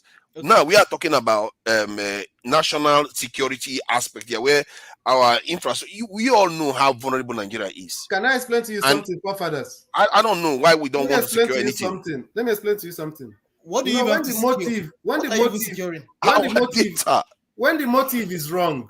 Even our election is on Amazon Web Services. Can I explain something to you, forefathers? There are laws that government, that's what you don't want to understand. There are a lot that government can do without necessarily spending money. Take, for instance, have government passed out a policy that inhibits any of its government officials using a private email to conduct government business? Those are cybersecurity issues that doesn't need money. Oh, they done compliance. Oh no, that is one aspect, but you have to protect the national infrastructure from hackers. The one aspect is the basics. But how is hackers? No, these are forefathers. One thing I need to remind you is even before for you to protect something that is already vulnerable, even if infrastructure is not even there, what are you protecting? What you don't have? Those are the building blocks, forefathers. But that is part of where the money is going to come from. Now, if you take that money, you need to buy the infrastructure. Forefather, if you have your private business, I don't think you understand the way this thing. I'm telling you, if you own a bank, and you don't spend money, which some companies do here and even in the US, and they've actually been fined for it. If you don't protect your infrastructure and you get hacked, is it on me to pay a fine to supplement what you did not do yourself? Does it make sense to you? Let me show this because I'm tired of words. This is how much the US spends on cybersecurity. China, 11 billion. This budget is bigger than the Nigerian national budget. But is it coming from cybersecurity tax? See, it's still coming from their tax. Yeah, but they're not plucking it from the air. Look at the area you are getting into. It's still a tax. You are worried about the name. It's still a tax to solve the problem. Yeah. Do you know that every year, maybe you can check this year's budget to tell us the figure. Every year, Rock budget billions on computer infrastructure, computers and stuff like that, and softwares, billions yearly. Like that is millions. That's millions in the eyes of Americans, by the way. I'm coming. They replace their now. Let's talk about judicious use of money every year. You understand? So what Femi is trying to explain to you, which other people are saying, this provision for cybersecurity America spends, which is every year they do, is part of national budget. There's no special tax that was going to be housed with somebody where they're going to steal money. God bless All you. this thing is about 2027 election, if you don't know. Let me be open with you. Yeah, I'm trying to find out Nigeria's cybersecurity project budget. Forefather, why you're trying to find out? It's all about this news now. Let me also correct something you said, because we're in the public domain. The reason why we use AWS, for example, we could have chosen Azure or Google Cloud or Alibaba, it doesn't matter. It's the same reason why a lot of countries that don't have data centers, AWS data centers in this case, domiciled with them. And even at that, it is you that decided to use AWS cloud. They didn't beg you. You might as well use your physical servers that are domiciled in Nigeria. So I just want to correct that. Yes, they said Nigeria thriving e-payment sector worth 600 trillion naira. That's about 600 billion this in dollars. And that is where they are looking to get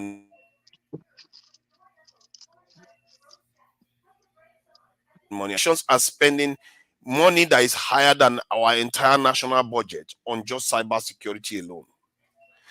We are living in the same world, though. They are not living in another planet. And we have to compete with these people. And most of the tools required are things we don't manufacture. We have to buy them. The expertise, we have to get training for them. We have to ask ourselves some critical questions. What are you competing now? Exactly. What I'm saying is that if those hackers that they require $70 billion to protect their assets from are operating in the world, and we don't even spend even like hundreds of what they spend, what have we got? Forefather, let me quick push back on that. Let me tell you something you also do not know. And if you like, Google this. When I first did dive a bit into cyber side of things, I was surprised when I was taking my first certification when I realized that even what we think is the number one vulnerability is not even an hacker sitting down in Bulgaria or somewhere in Nigeria. It's actually, again, what they refer to as insider threats. Insider threat, my God bless you. So don't even fool yourself. Let me tell you now, if you've never heard before, go and Google it. Number two, I still go back to what I told you earlier. What are you protecting? Is it the infrastructure that you already have loopholes in that you don't even have that you're protecting? Number two. Number three, for every company, for every concern, because don't forget, most of the things that you think you're trying to protect belong to private consent. And it is upon them to actually add in their cybersecurity infrastructure. Okay, I'll give a quick example. Where I work at presently, and where Why do you keep saying that? I just showed you a budget of and the American government spent on cybersecurity. I'm not arguing with you, but what they're saying is that is respect to financial institutions. They're not talking about the national. I think it involves all of them. No, but what they specifically mentioned, it was specific. They were very specific when they mentioned. You seriously think that Nigerian government would charge people 0.5% on every transaction? Forefathers, have you listened to what they said? What they said. I've listened to what they said. What they said, they were very specific. They said the amount of money that was lost within financial institutions was I think it was about 90 billion. That the reason why they said the reason why they're introducing the tax it was boldly said that the major reason had to do with the hacking within the financial space. Yeah, I'm not saying that they were not also referring to cybersecurity architecture of the country, but again, it still brings me back to what you said. But earlier. hold on. Do you see the threat from there? Do you perceive the threat, or you just ignored it? I didn't ignore it. That's why I told. That's why I told you that. Okay, let me spell out the threat so that the viewers hear it. Okay. If they are hacking your systems and they are getting stronger by the day, they could crash your economy any moment. Okay, how does that solve insider threat? Which again, like I told you, you'll be surprised. The insider threat is one of them, but you have to stop the ones coming from outside. Okay, too. And then you leave the number one well-known all over the world threat when it comes to cybersecurity. The insider threat ones are not existential, but your enemies want to destroy you. Okay, there's a difference. And then on top of that, what do you do to the infrastructure? Is it me that will go and pay for infrastructure for the banks? No, it's the government that pays for this infrastructure that the banks sit for on. The banks. No, the banks have their own, but the government sits at the top of it. Yeah, but all these food chains. You still forget that I'm telling you that the banks are vulnerable because they lack proper infrastructure. So what are you protecting? Then see, you are protecting this infrastructure, and if they lack the infrastructure, as a matter of fact, the government can step in. When you are in a country where the government build up a lot of companies, but it's fine for them. I'll give you an assignment for us. When we finish, go and Google guys, this. You are not getting anywhere. There's something called defense in depth.